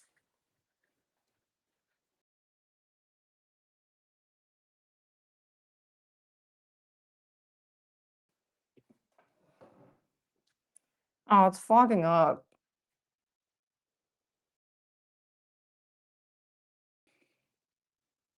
It's fogging up. Can I get like windshield wipers?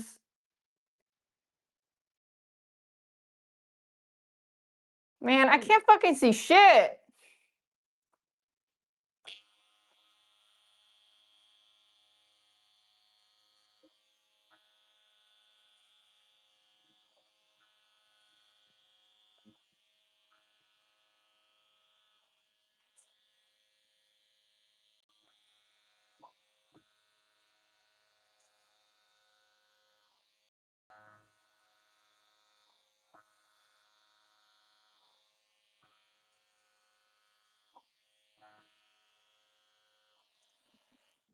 Behind the eyes residue? Well, it doesn't, it's, there's nothing behind your eyes, but it like, I would assume you mean between the sclera and the muscle, or like the tissue fiber.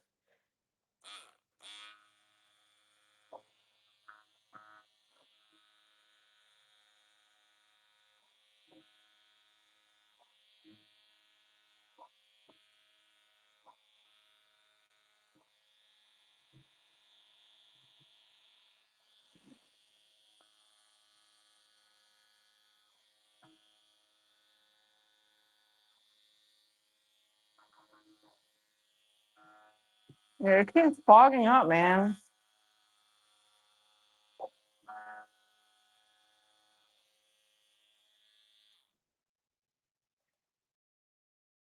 Severs the connection. That's so scary. Yeah, let me get non-fog goggles. Yeah, this is some serious shit. That's 10 years though. Damn, that's a long time. Oops, sorry.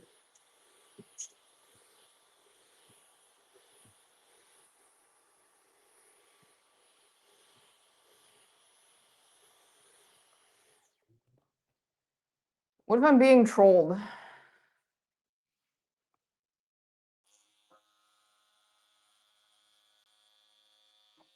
Actually, I know. I don't think I'm being trolled. You know why? Because I have noticed that my eyes get a little itchy after.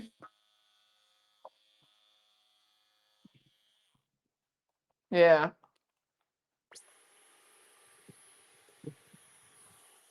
So that means like there's definitely shit getting in there.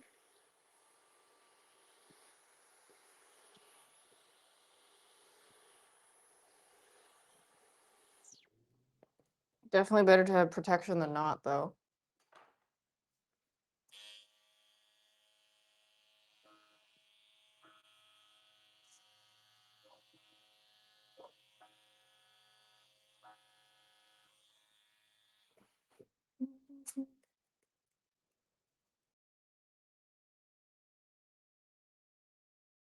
My shit is fucking fogging up.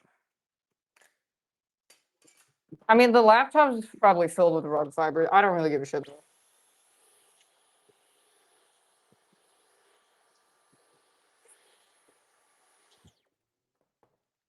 I got this laptop for free, baby. I got that shit for free. Shout out Alienware.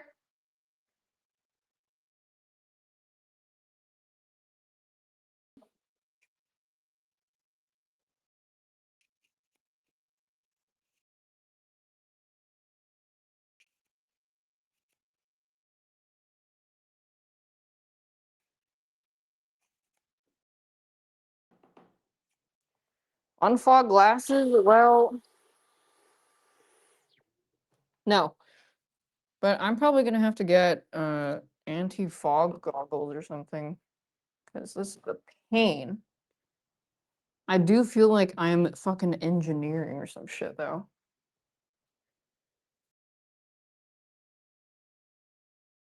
Good. Girls dick hallelujah.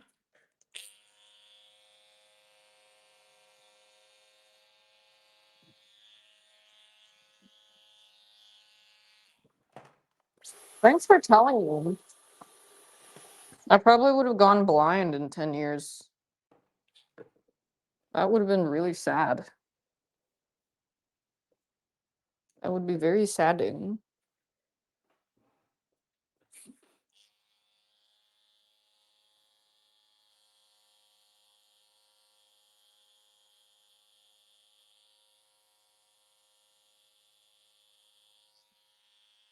There's a weird bump there.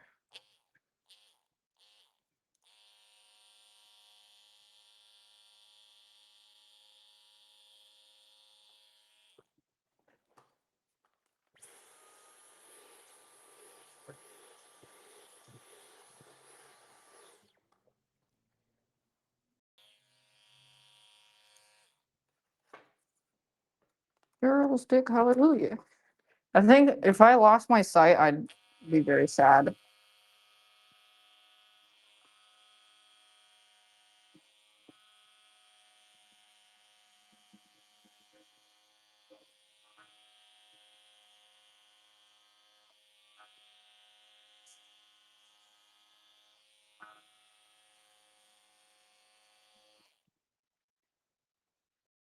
Curtain breading? No. What is, I don't know what that is.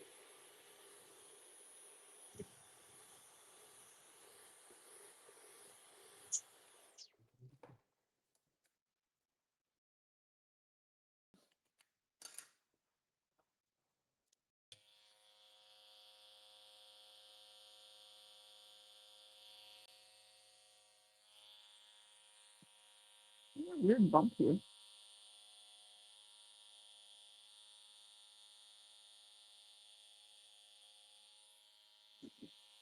I think I'm just gonna leave it before I make it worse.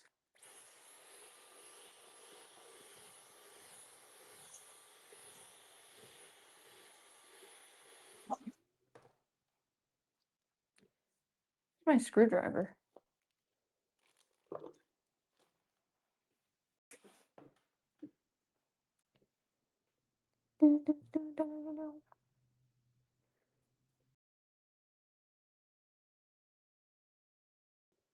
No, I'm not gonna go blind. Please, no. Instead of me going blind, can I transfer it to the nearest pedophile or something? Please. Not me. Not me, please.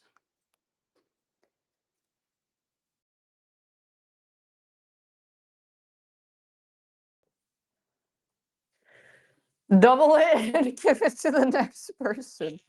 Yeah, when I laugh, it just. Wait, can you see it fog up? Yeah, you can.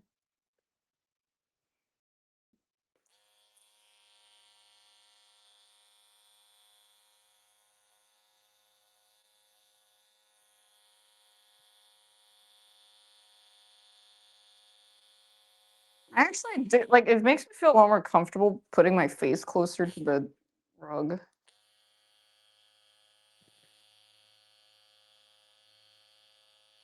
I should just get a full, wait, like full mask of scuba.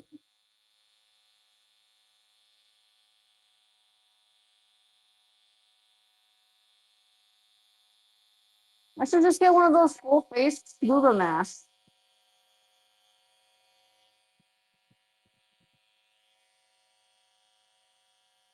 Okay, so I accidentally shaved the wrong way, so now we're gonna have to improvise.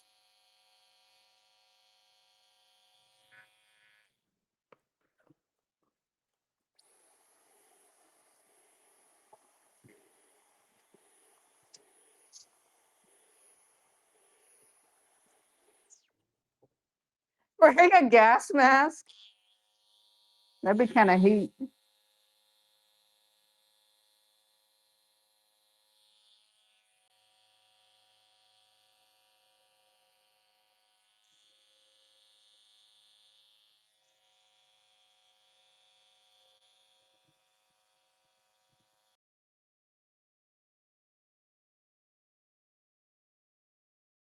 But thanks for letting me know. That's very scary.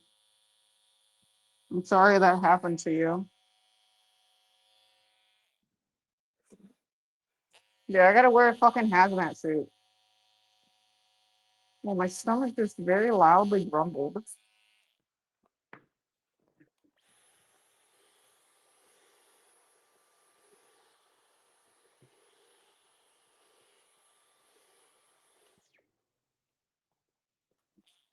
Uptown Funk gonna give it to ya.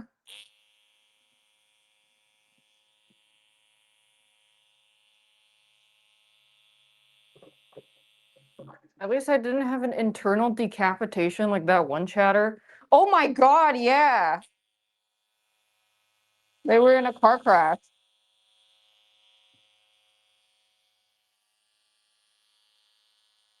I was so curious about that. Basically, their neck separated from their head in the spine from a car crash, and they showed us X-ray.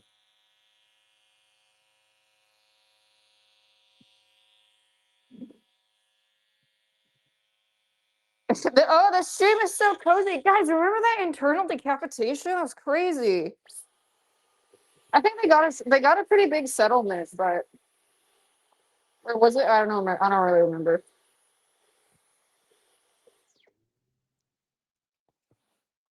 They lit. Yeah, they're alive, but you know, I think they might have some neck problems.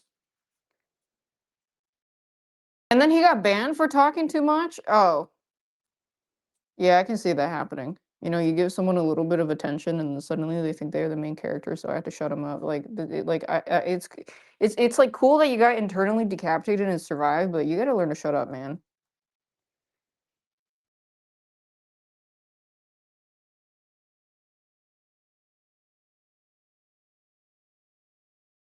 Yeah, the fame got to their head. What can I? Fuck! Every time I laugh, my shit fogs up.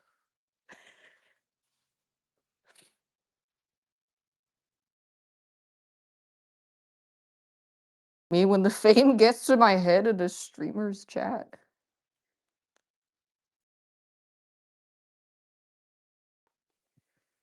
Okay, let me.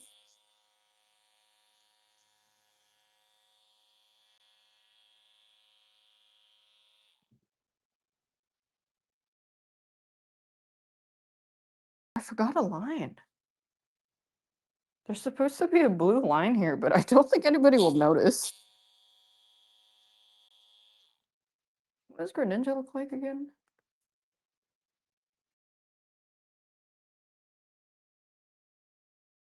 Oh yeah, I forgot a line here.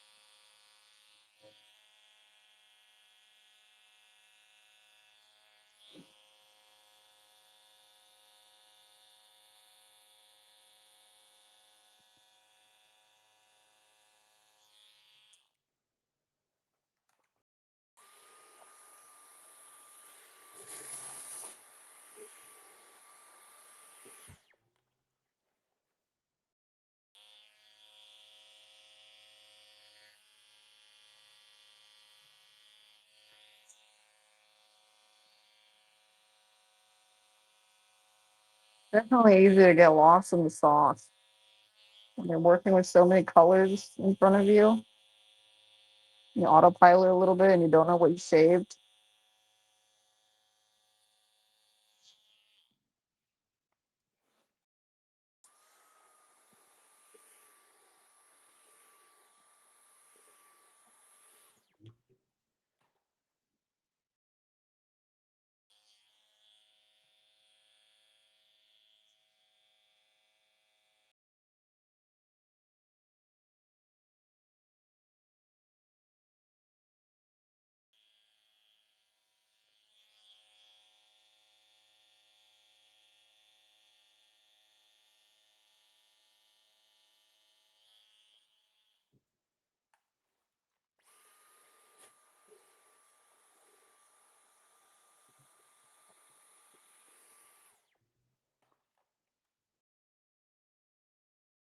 Laughing about internal decapitation. Well, getting decapitated sucks.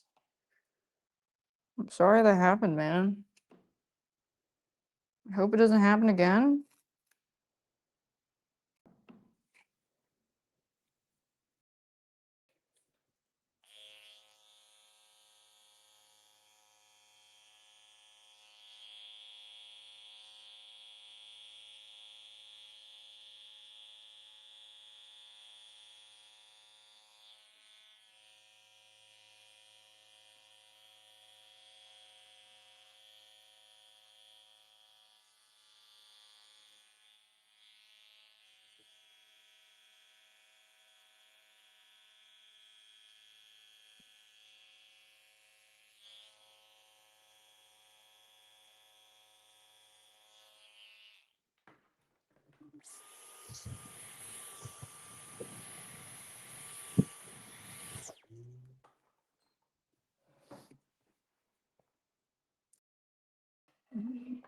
I gotta work on his other foot.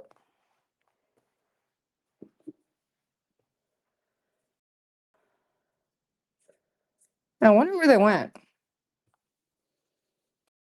Physical therapy? Maybe?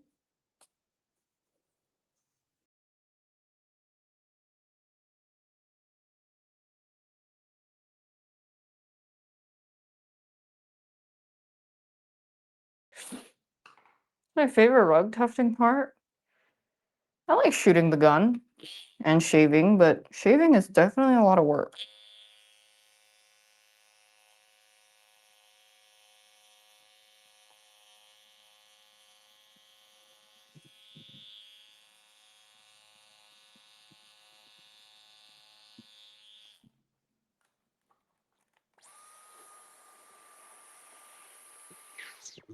Am I donating this one? No, this one's for sale. I gotta recuperate my furniture and rug or yarn costs.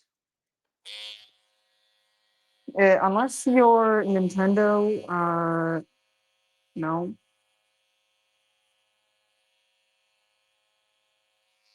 No.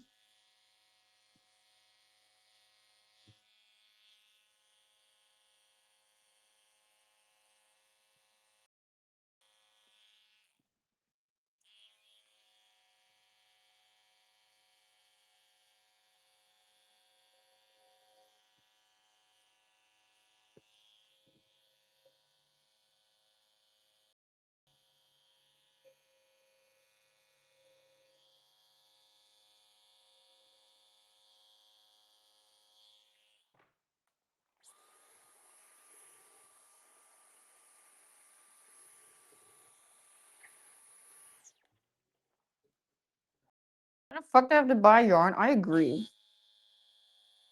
I should just have everything I ever want up here.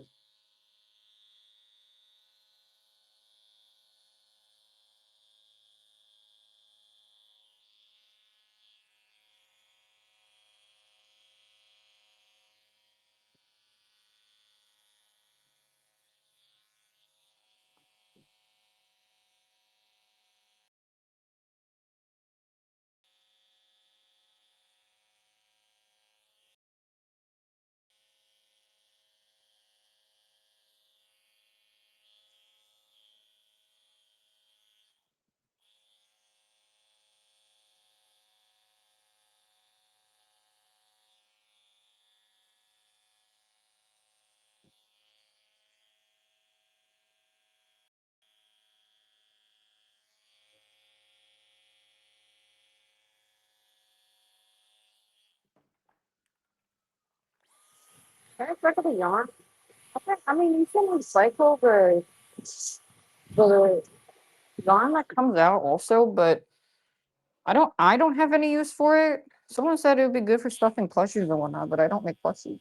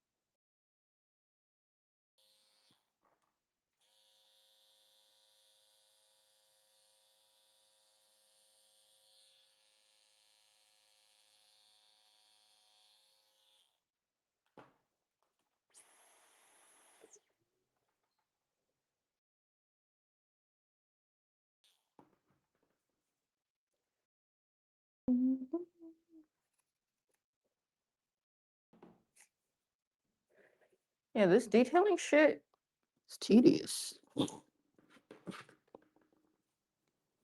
But also, to be fair, I don't have to put all this extra work. To be fair, I am creating more work for myself.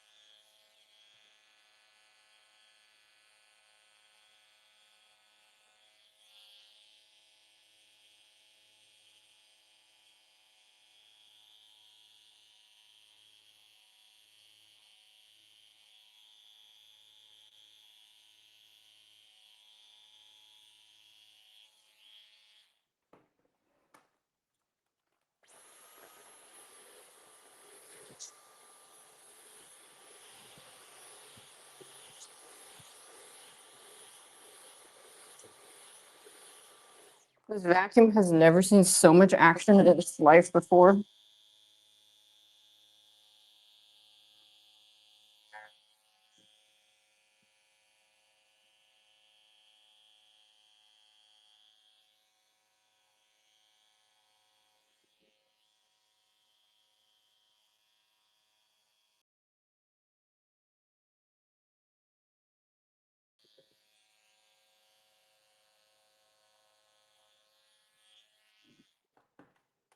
Vacuum eating goog.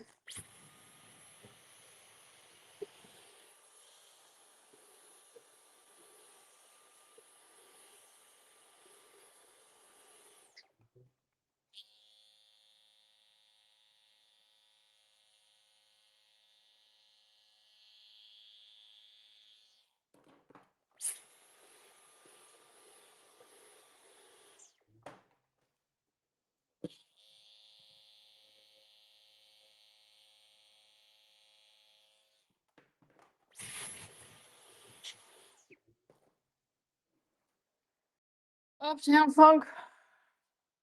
Uptown.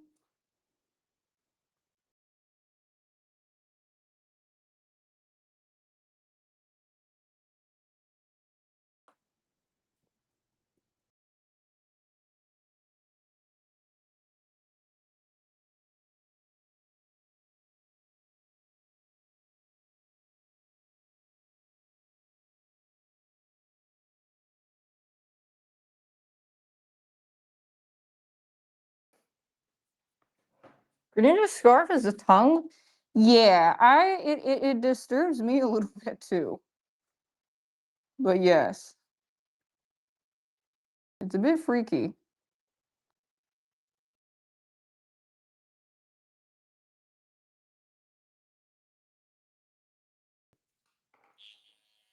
What did we do? We did a rug giveaway.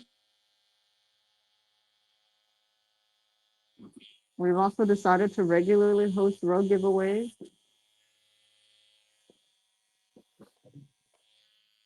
because it would be fun.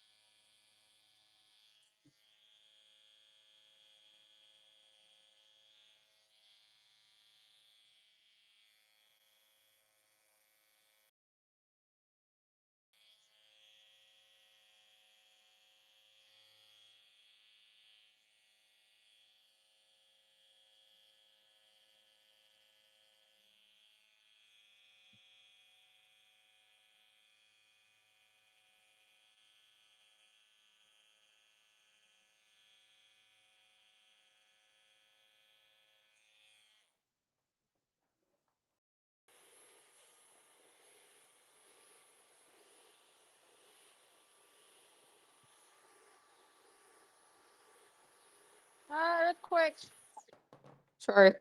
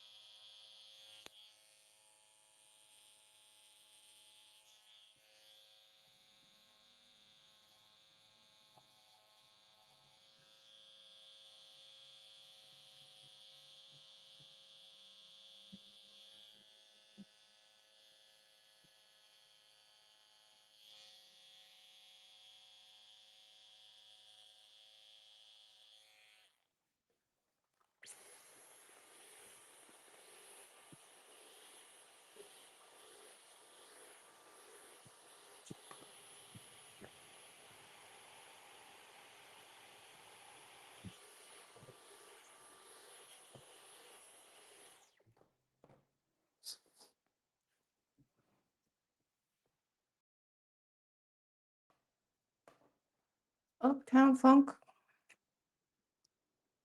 Girl penis hallelujah. Girl penis hallelujah. Girl penis.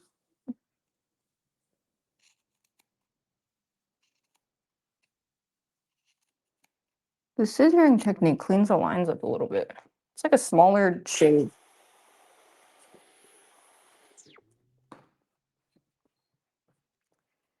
Girl's penis hallelujah.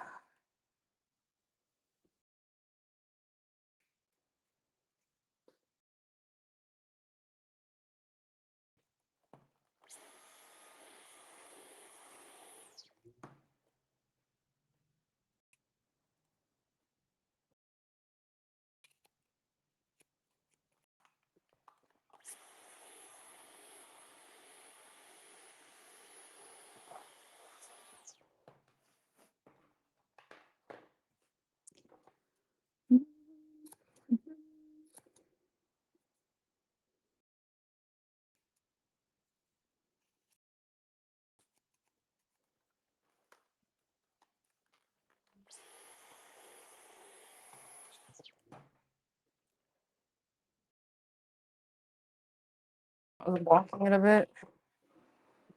Sorry, was focused on work.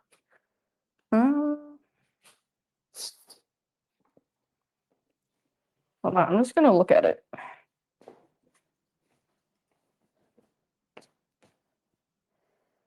Mm.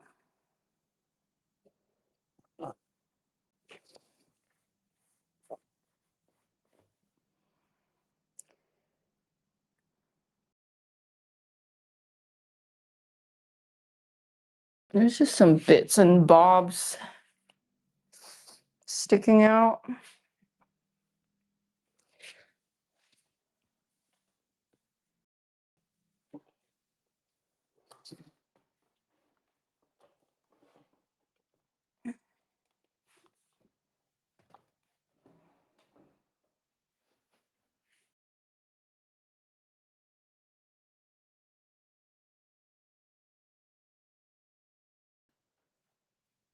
Fluff, yeah, I gotta protect my everything, my orifices.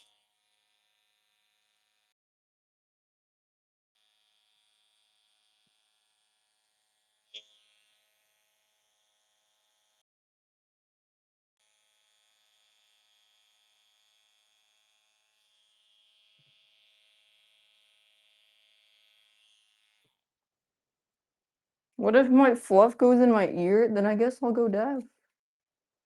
Bye bye.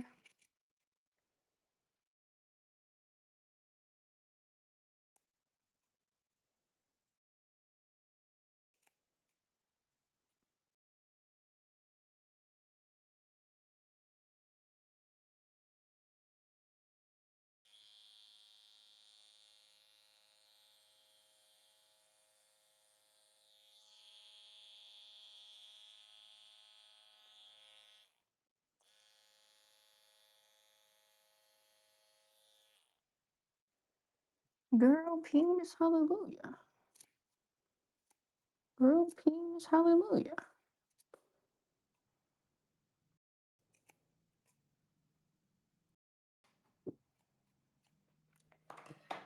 There's a spot I accidentally oh, it's here. I think it's fine.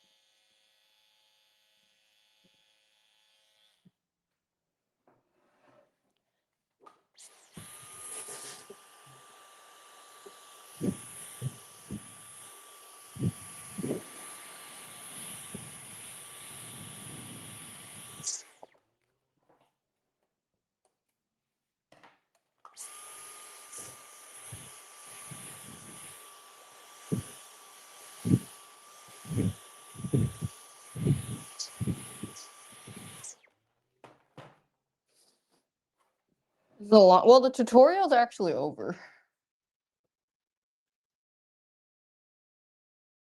Tutorial ended. I'm gonna cut the pink.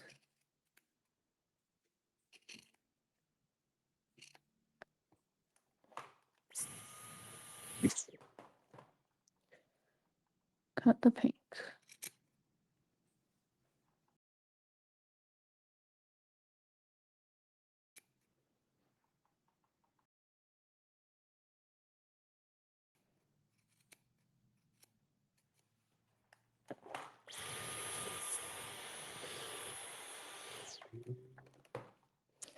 Tutorial ended, map found.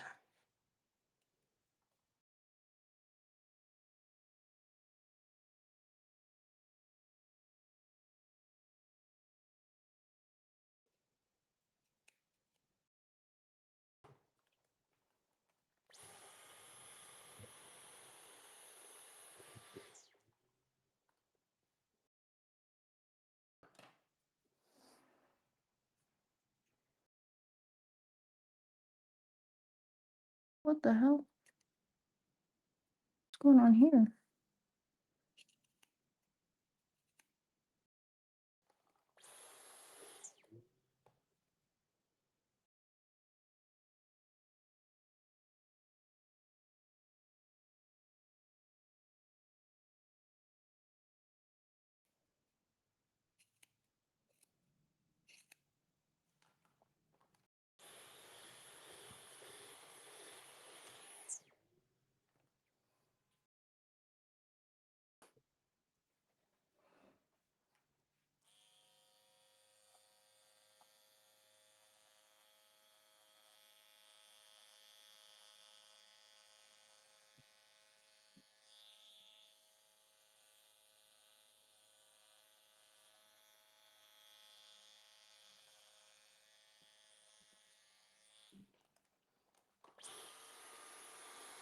Earthquake.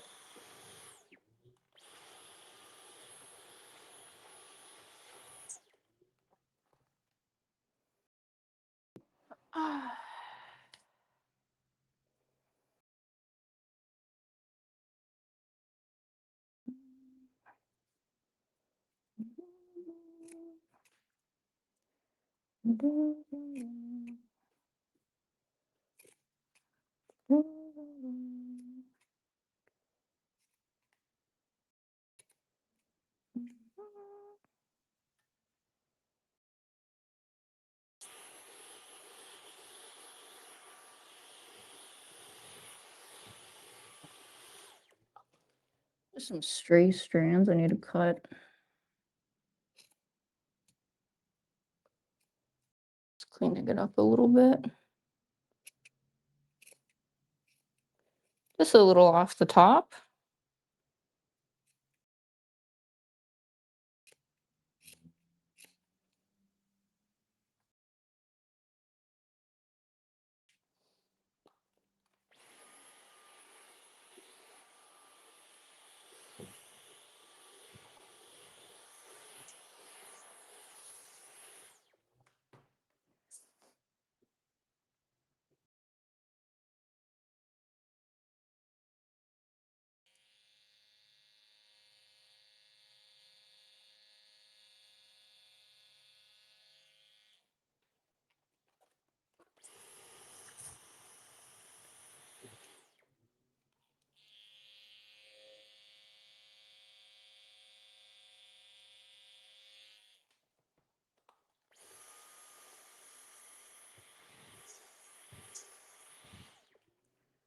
Thank you, Chief Beef.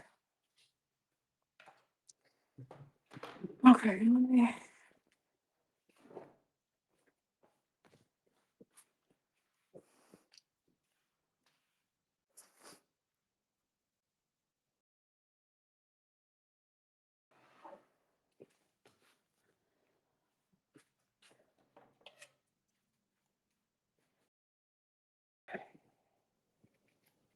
No, I'll get furniture tomorrow. I'll just have to build it.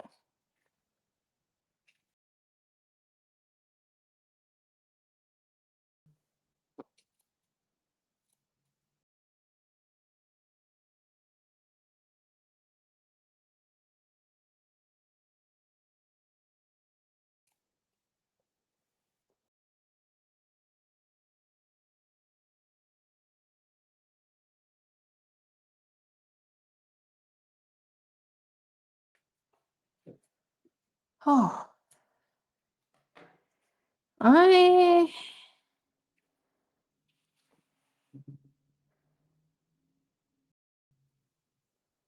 don't think there's much else for me to add. Thanks, fire on apple.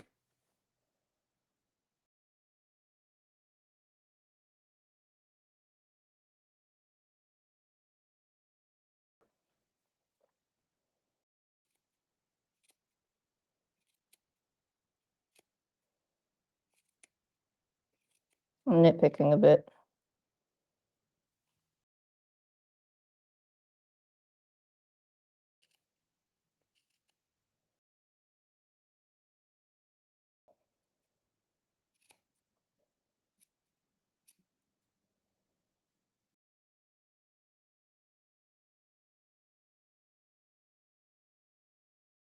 Okay. Whoa, this looks so cool. Look at this.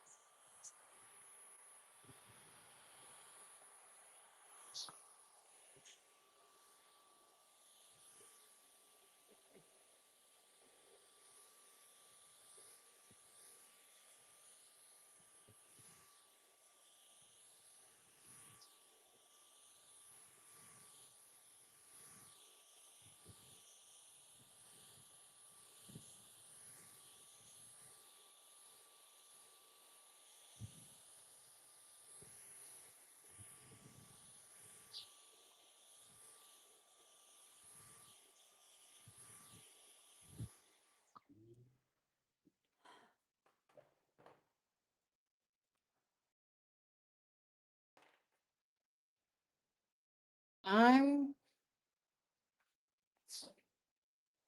done. Ta-da! And yeah.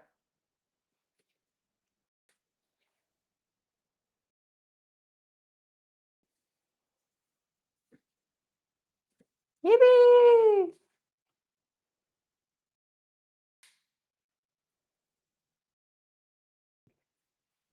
I pressed the wrong button. Yeah, so it's got some layering. Obviously, it looks better farther away, so you don't see the rug strands. Yippee!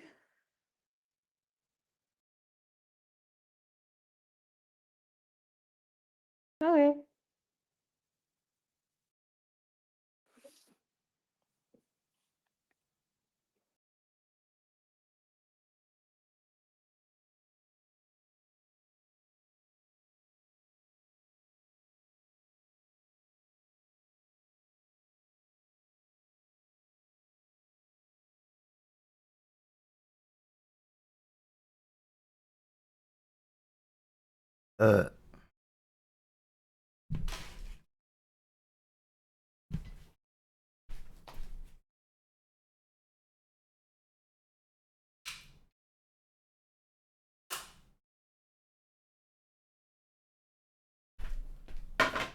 What a productive day today.